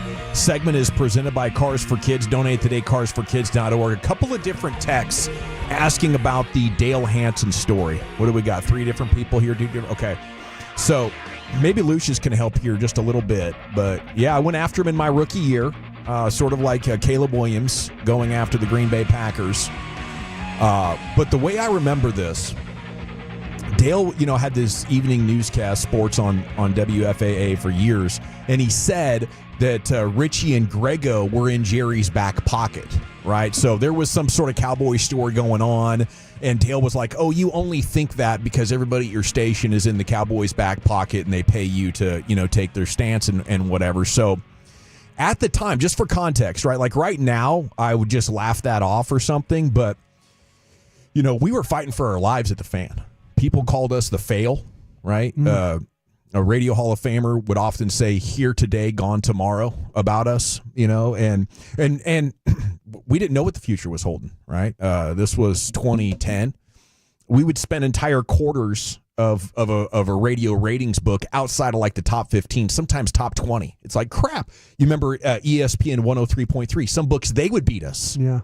And shout out and they to were trying to quit. Yeah, shout out to Randy Galloway and stuff. And they had a good presentation going on, but for like 5 hours out of the main 6 a.m. to 7 p.m., they were running like satellite national programming and they were beating us, and it was like crap. So I was feeling feisty, and I was solo at nights with Lucius and Tamondrick the Preacher Man. Salute to Tamondrick, by the way. So I did this segment every night, I don't know, for maybe a month or so, called Dale Unveiled. And I called him Stale Hansen, and he needed to go because, I was just doing whatever I could to fight at him, right? Because, what I did is I talked to as many people around the market as I could that knew gossip about Dale. It's like, okay, you want to gossip about us and just, say what's on your mind? I'm going to go to people that actually worked with you or worked around you, maybe were your rivals. Dick Wolf. And it was Dale Unveiled every night, and we gave him heck for a while. And then Mark Elfenbein, salute to Elf, he ran into him at like a fundraiser or something and was like, hey, are you ever going to apologize to Gavin Dawson? And we had the great soundbite for a while. I do not apologize. Being right means never having to say you're sorry. And I do not say I'm sorry to anybody. Ask the lovely Mrs. Hansen. Yeah, I was demanding an apology, and Elf went up to him and asked him if he was going to give it. And, he didn't right there. I just think he's a lousy general. Yeah. And then, actually, the next training camp, we were in Oxnard. And CA and I were sitting there having a pepperoni pizza. He liked jalapenos on his half of it. And Mike Fisher comes over and says, hey, it's Dale Hansen's birthday. He wants you to come over. So I'm like, oh, crap, here we go, right? And Dale was on one, and he was in the zone. He's holding court. Like, the servers are like, who is this guy? We need him to quiet down or calm down. But, it was just such a – you were probably around. He glamoured you, bro. Yeah. He larger than life personality type. Yeah. So he bought me a beer, and glamoured him. And we had a toast to 105.3 The Fan.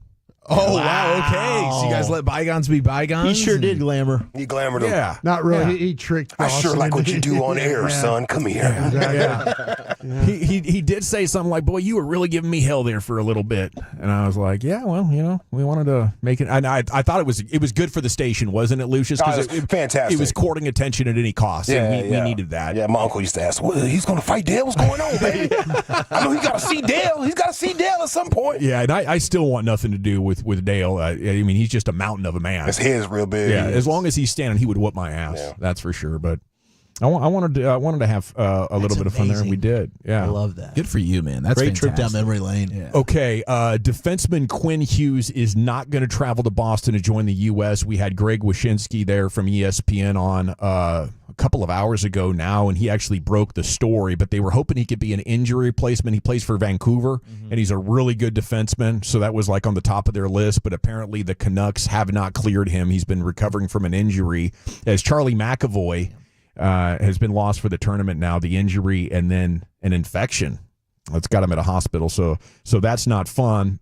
So the Americans are going to have Sabre center Tage Thompson and Devils defenseman Brett Pesk as injury insurance for tomorrow night's final, which is at 7 o'clock right here on 105.3 The Fan. We're going to have the play-by-play for you. So sorry So badass. to the Fatties. I know they're excited about Blake and Fred and all the great work they're doing as we are as well, but there will be no Fatties tomorrow, and I guess no hot stove for the Rangers either. We're going, well, I guess it's no longer hot stove because they're spring training. And Jared's already out there. We'll join him next week. Luka Doncic likely off minutes restriction tonight as the Lakers take on the Hornets.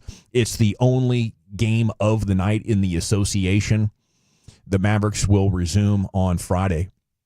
817. Gavin, I played against Dale Hansen at an underground poker room in Dallas years ago. That dude does not shut up. LOL. Yeah, and it's great. Dale's one of the guys that it's going to keep on going, and you love every story and every take. I mean, he was just an absolute talent. That dude's dry snitching right there.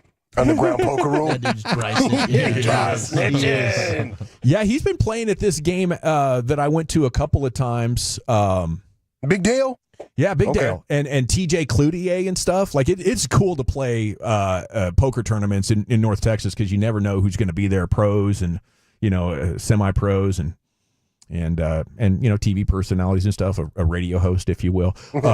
Kyrie Irving, here we have some audio. Excited about the post All-Star portion of the schedule. Do you share this excitement, Kyrie? We had how many minutes together? Yeah. And I think everybody saw it.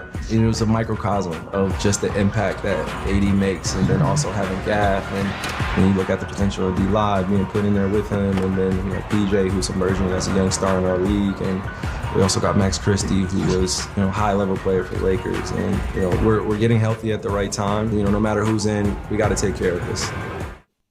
Yeah, I think at this point, guys, they will make at least the play-in. I'm confident in that. The basketball they played in those couple of games after the Gafford and Davis injuries. And I'm hoping it's possible that they get healthy at just the right time and go on this magical run. Maybe they could be the first play-in team to win a championship. Wolchuk, what do you think about that? If they're healthy, I think they absolutely have the pieces to do it. I mean, we got a glimpse of just how special it can be. And I know that doesn't make up for the return that they got, and I think that that's ultimately what Maverick fans will always be ticked off about, and that Luka's not a Maverick. But for this team right now, I think Kyrie's right. They deserve us to just be pulling for the players. You don't have to pull for the front office, but I'll always be a Maverick fan. I've said this with the Cowboys. Like, the players come and go. I love the team, right? And I'm a DFW sports fan, so I hate it. It stinks that Luka's gone. But I'm rooting for Kyrie and those boys to go out there and win as many games as possible and win an NBA championship. Yeah. And I do think that you're probably right. I heard, because I am a fatty, and they said second easiest schedule. Okay. In the second half of the season. In the West. In the West. So, hey, that's a good path to at least make the play, into your point. Yeah, and we'll see. We don't know how injured Anthony Davis is, and how quiet they're being about it does make me a little bit nervous. But they're going to be so loaded. I think I would consider it the deepest and highest quality roster, at least in the West. What OKC has, what Minnesota has, what Denver has, and I know Draymond Green's talking about a championship in Golden State, but I would take fully healthy with Lively back. It's just absurd how they're going to be able to rim protect, play defense with their length and their speed, and probably get into transition. And maybe we've seen enough from the half-court offense, especially with AD's 3 quarters of brilliant work. While it might not be move the ball around, execute offense, like just throwing it to AD when he has a guy one-on-one is about as good as it gets in per 100 possession metrics. Yeah, you just wonder how much the wear and tear on Kyrie is going to be by the time you get to postseason time, because you're going to have so many guys out. And then you're just really going to be watching, even if they get everybody back together and they're healthy going into the postseason, you are watching everything on the edge of your seat, just waiting for the next Derek Lively or Anthony Davis or Kyrie or whatever injury situation. And that's what's kind of a bummer. It's like watching Tony Romo at the end. You're just like, every snap you have to appreciate, because this could be the last one. Yeah, no doubt, man. Kyrie does not have the best track record of staying healthy.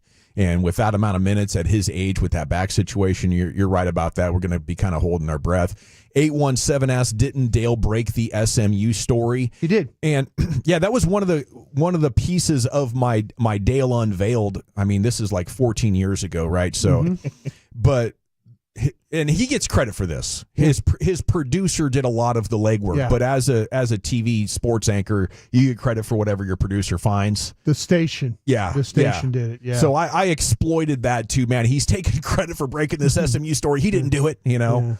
Yeah. He's just up there, grandstanding or whatever. But that was kind of the vein we were operating in. Rich Paul, CEO of Clutch Sports, top agency in the NBA, might be making the Mavs better one way or another. He was on the Gilbert Arenas podcast yesterday. Take a listen. I'm glad I didn't know. And I'm glad that whoever else didn't know, because it probably wouldn't have happened if you did know. Because now you start to open up the opinions and the conversations and different cans of worms. And so you can't get those things done with people knowing. And, everybody going to have their issues about it. That's not my place. Only thing I can do is whatever happens, guy get there, okay, well, how do we make this situation the best we can make is how I look at it. All right. So, I mean, that's great. Just Rich Paul wanting to make the Mavericks the best situation for Anthony Davis. It is in a lot of ways an agent-run league. As he said, 99% of the time he knows what's going to happen before it does, but this was one of the few situations. So I just wonder, how do Rich and LeBron look at the Lakers right now? Do they like them? LeBron can opt out coming up this offseason. So you have the Kevin Durant possibility. You have maybe there's a LeBron James possibility in there, but I can't imagine he would be signing for the mid-level exception, which I think is around 13 or 14 million. So it would take a lot of cap gymnastics to get there. But that's interesting. LeBron can opt out. Rich Paul focused on making the Anthony Davis situation as good as it can get. Rick Welts, Mavs CEO, talking about where they are, where they go from here. The big headline maker was he probably underestimated the reaction from Mavericks fans about the Luka Doncic trade. How did you take that? I mean, I don't know. I don't know how. Maybe everyone naturally would have had to have underestimated to an extent. But what did you think was going to happen? Come on. I'm glad you're being honest. But dude, I mean, you're just trading a beloved stud in the prime of his career for a team that's been built off loyalty and having one main superstar that is loyal to that city. It's tied and intertwined in the community. You had 40 years of going from Dirk to Luka, and you just said, you know what, the hell with this. We want to microwave a championship right here, right now. But you were just in the finals with this guy.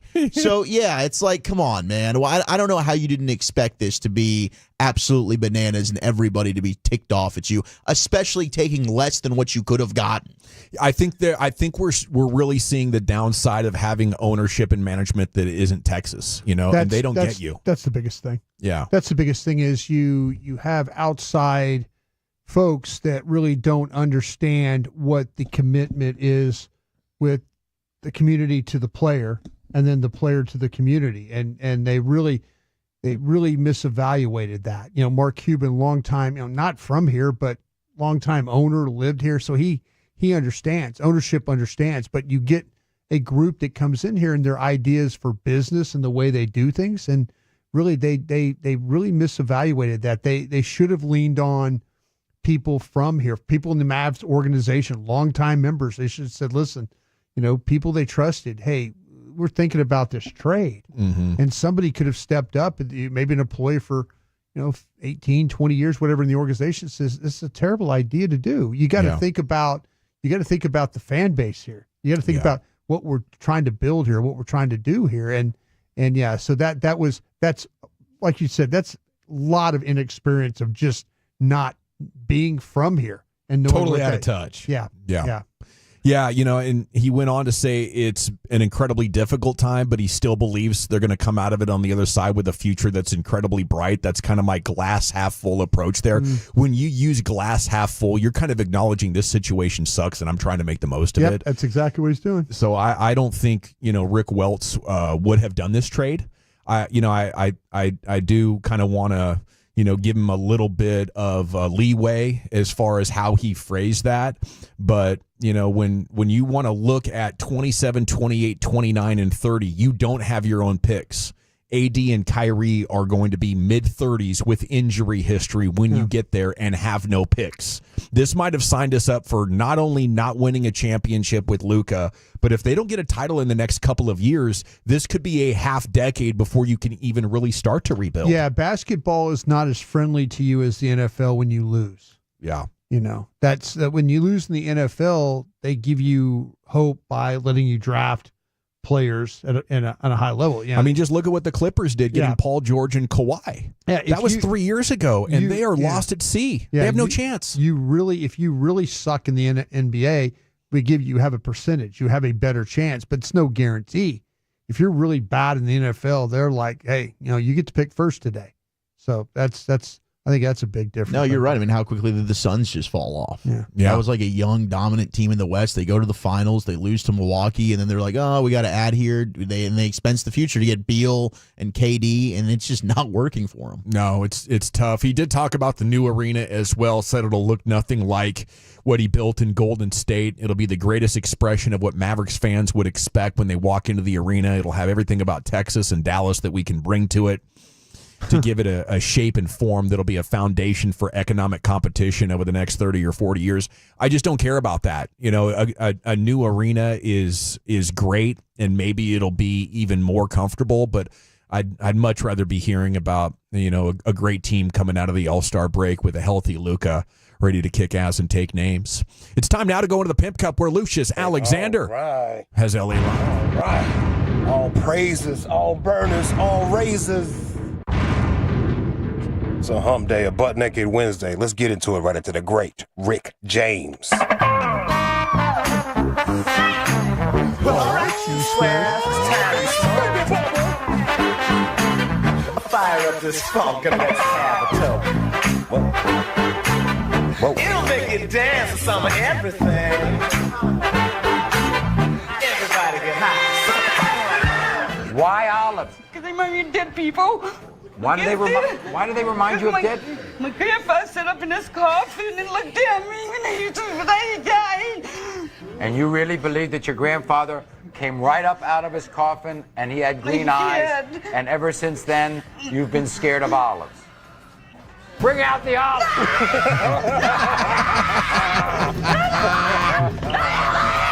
It's Butt Naked Wednesdays. Man, I might have seen that episode. Maury was awful, bro. He was. So you said you're scared of cotton. Yeah. Bring out the cotton. Love that, bro. Oh, they should have taken. I'm so. Anyway, LA Live for Wednesday, February 19th, 2025. It is a butt naked Wednesday here in LA Live. Word to Miss Badu for naming today. I just want to thank Miss Badu. I just want to thank you and let you know that I too was born underwater with $3.06. Tell y'all about Miss Badu. If you ever get in her aura, she's going to change you. Every man that she's ever had close to her changed. For the better. For the better? For the better. For the better. Now you might start dressing goofy. Oh. You might wear shoulder pads in public. Shout out to Andre 3000. You might be like Common and wear a sweater in the middle of the street in the summer. Oh, no. It might happen to you, but you got that Baduism in you. I'm telling you what about Miss Badu. I tell you what. Man, I just looked it up. That's me too. I was born underwater with $3.06. Yeah, That's you deep. might laugh, but you did not do your math.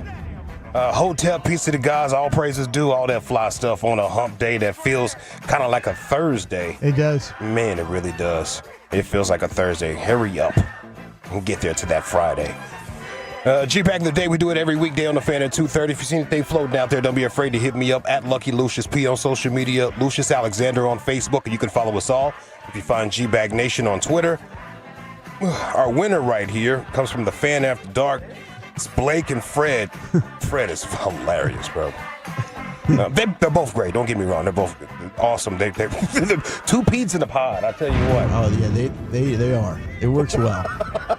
I've been scratching my head, my chin, my butt, everything. Listen to these guys like, what's going on in there? Here you go. 682 is not dating me. Blake, I'm starting to not like you. I'll finish. What a thing to say. On Valentine's Day. What a thing, man. Why? What did he say? I loved you when you started. Okay. But you got to stop being a hater. You smash on Fred, and he's pretty non-objective despite being a KC native. Oh, we got a Fred truther on there. Okay, we got Fred Burner on here. First of all, hey, look, hey, thanks, but that's what. But I mean, we both bust on each other. Say what? You got sincere. No way, you just said that. No way. Frank, stopped down and got sincere. But we both bust on each other. Here. Let me pull the curtain back a little bit. Pull the curtain back. So everybody knows. Continuing the tradition of excellence in that evening show, man. You guys carried that baton well for a while. Thank you. It was fun. You can get away with that type of stuff. Oh, it's great. Okay, we got Fred Burner on here. First of all, hey, look, hey, thanks, but that's what. But I mean, we both bust on each other. Oh my God. Okay. And that's why you're a fatty. Okay. All right. Let me get the vibe right again. That's hilarious to me still. It's because the way he just stopped down. Yeah. It's the stopping down. But. Whoa. We both bust on each other, by the way. Yeah, it's cool. LA Live 105.3 The Fan on a butt-naked Wednesday. I got a question for the Tolos right here. A little throwback. What's a funny fashion trend that you participated in? What's a fashion trend that you participated in? Like you look back at the photos and say, yeah. Rolled up my sleeves in my sport coat, Lucius.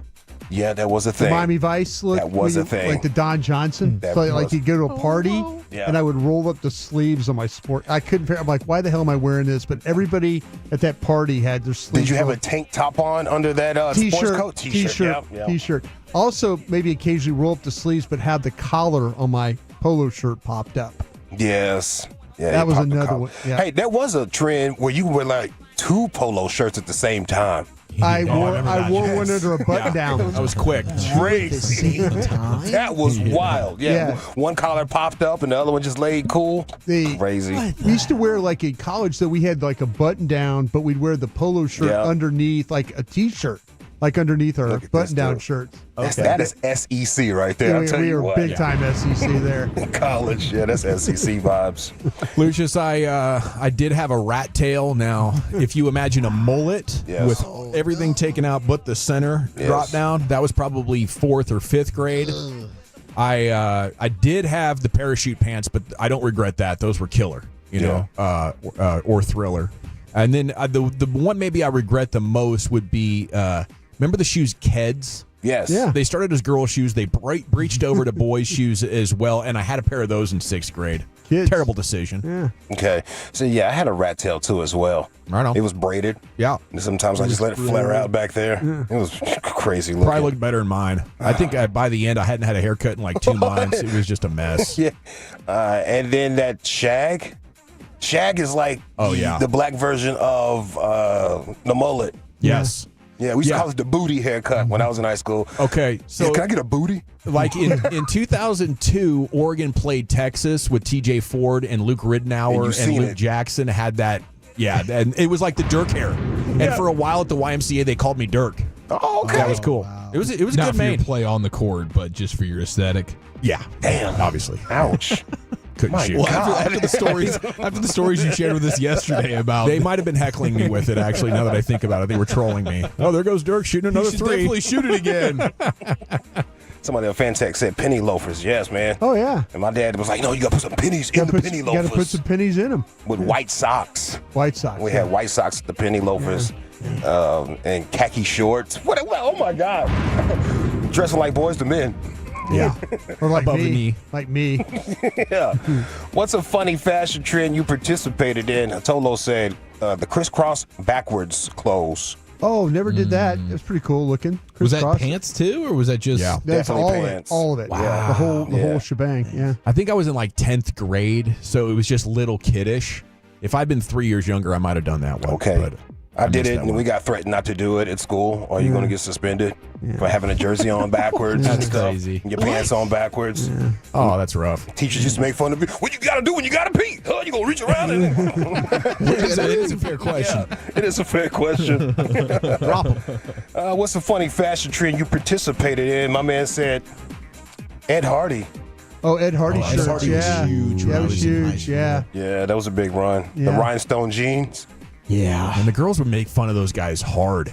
It'd be like some MMA fighting dude. Yeah. He's super Yeah. drunk with an Ed Hardy rhinestones on his and an eagle. Or a faux hawk. It was always somebody coming in the bar demanding you turn the TV on to the UFC fight or something like that. The Ed Hardy dudes were always Shout out to yelling. Troy, man. I feel like Always he yelling never at really me. grew out of that phase.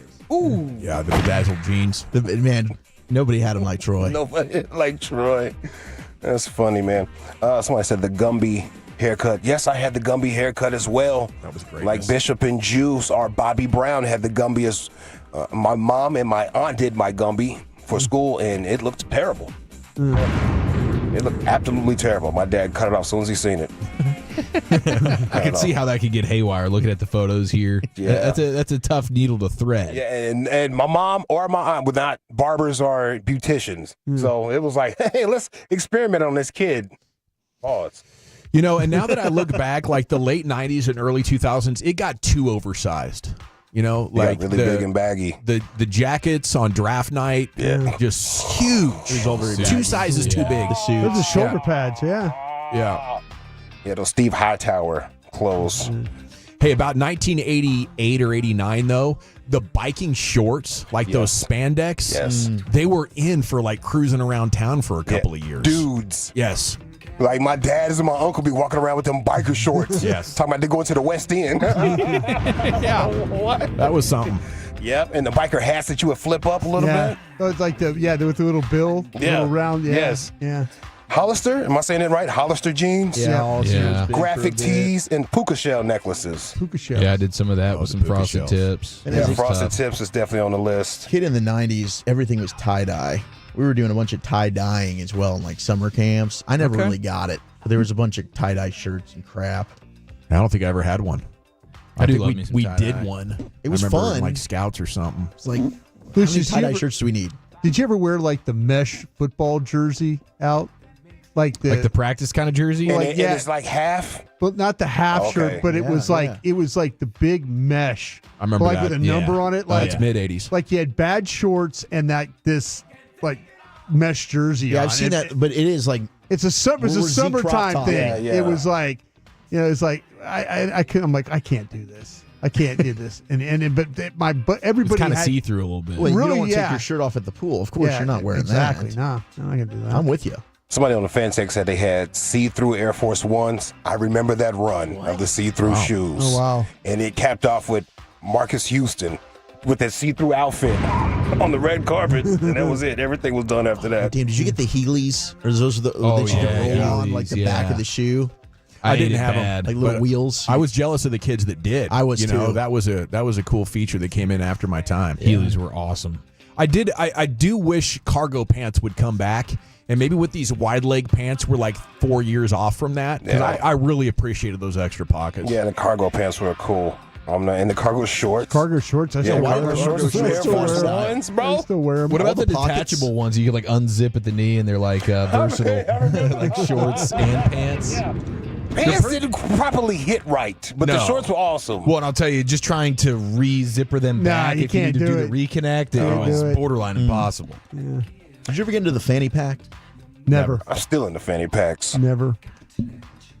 I think it's decent as a holster. Like if you don't want to tuck it or put it in your jacket or something like that, if you get one of those fanny pack holsters for concealed carry, it's pretty cool. I was getting ready to say, bro, if you see me at the pool in the summer and I got that fanny pack with me, Fanny pack? Yeah. just know. It's really smart. Just know you're convenient. Just know. Yeah. Just know. I'm not the one. Yeah, I'm not the one or the two. You got to have a good butt to put that thing in the back of your pants. Otherwise, it's going to slide down or give you trouble. Like some cops can wear that thing in the back of their pants and it disappears on their body. You know, they don't even feel it. Built different. Yeah. What's a funny fashion trend that you participated in? FUBU? I remember FUBU. I had platinum FUBU. Yeah. Fat Albert. The Fat Alberts, the Pink Panthers, and all that other stuff. I had a little Fat Albert on my cheek. We said the rat tail already. That's cool. Faux hawk. Yeah, the faux hawk. What about the Jinkos, man? We're getting a lot of texts about the Jinkos. I think Jinkos might be number one on the list. Yeah, dude. Jinko jeans. And I loved those. The big shorts are back. We were shopping in California. I took Abby down to Mission Beach or something like that. Oh, they like them. And we're cruising through. And I was like, wow, this looks like 2001 here. Big shorts. The big Shaqs. Yeah. Shaq has some big ass shorts. Because if they can look big on Shaq, that's a whole lot of denim. You guys never wore members only jackets? Still got members only jackets. Yeah, still you can get them at the what's that called? The thrift stores. Yeah, if you know what you're doing. I was a big V-neck T-shirt guy for a while. I went with the V-neck and had a faux hawk at the same time. V-neck faux hawk? Yeah, I was out there banging Blink 182 in your ears. Yeah, I was out of control, man. About those Jinkos, my friend used to wear his Jinkos all the time, but we from the South. Is that something Bobby was just so he would what, the Jinkos? Bobby says there was something they wanted to burn. It's Jinkos. He looks like he looked like a Jinko wearer too. He says he wants to burn every photo of me wearing them. But my man would starch his Jinkos, like heavy starch, where they're like cardboard almost. Crazy. He was the only one in school starching his Jinkos. Shout out to you. My man Lawrence, what's a funny fashion trend that you participated in? Harem pants. Those are the hammer pants. The hammer pants. Yep. I had a pair of those polka dots. There goes the frosted tips. Von Dutch.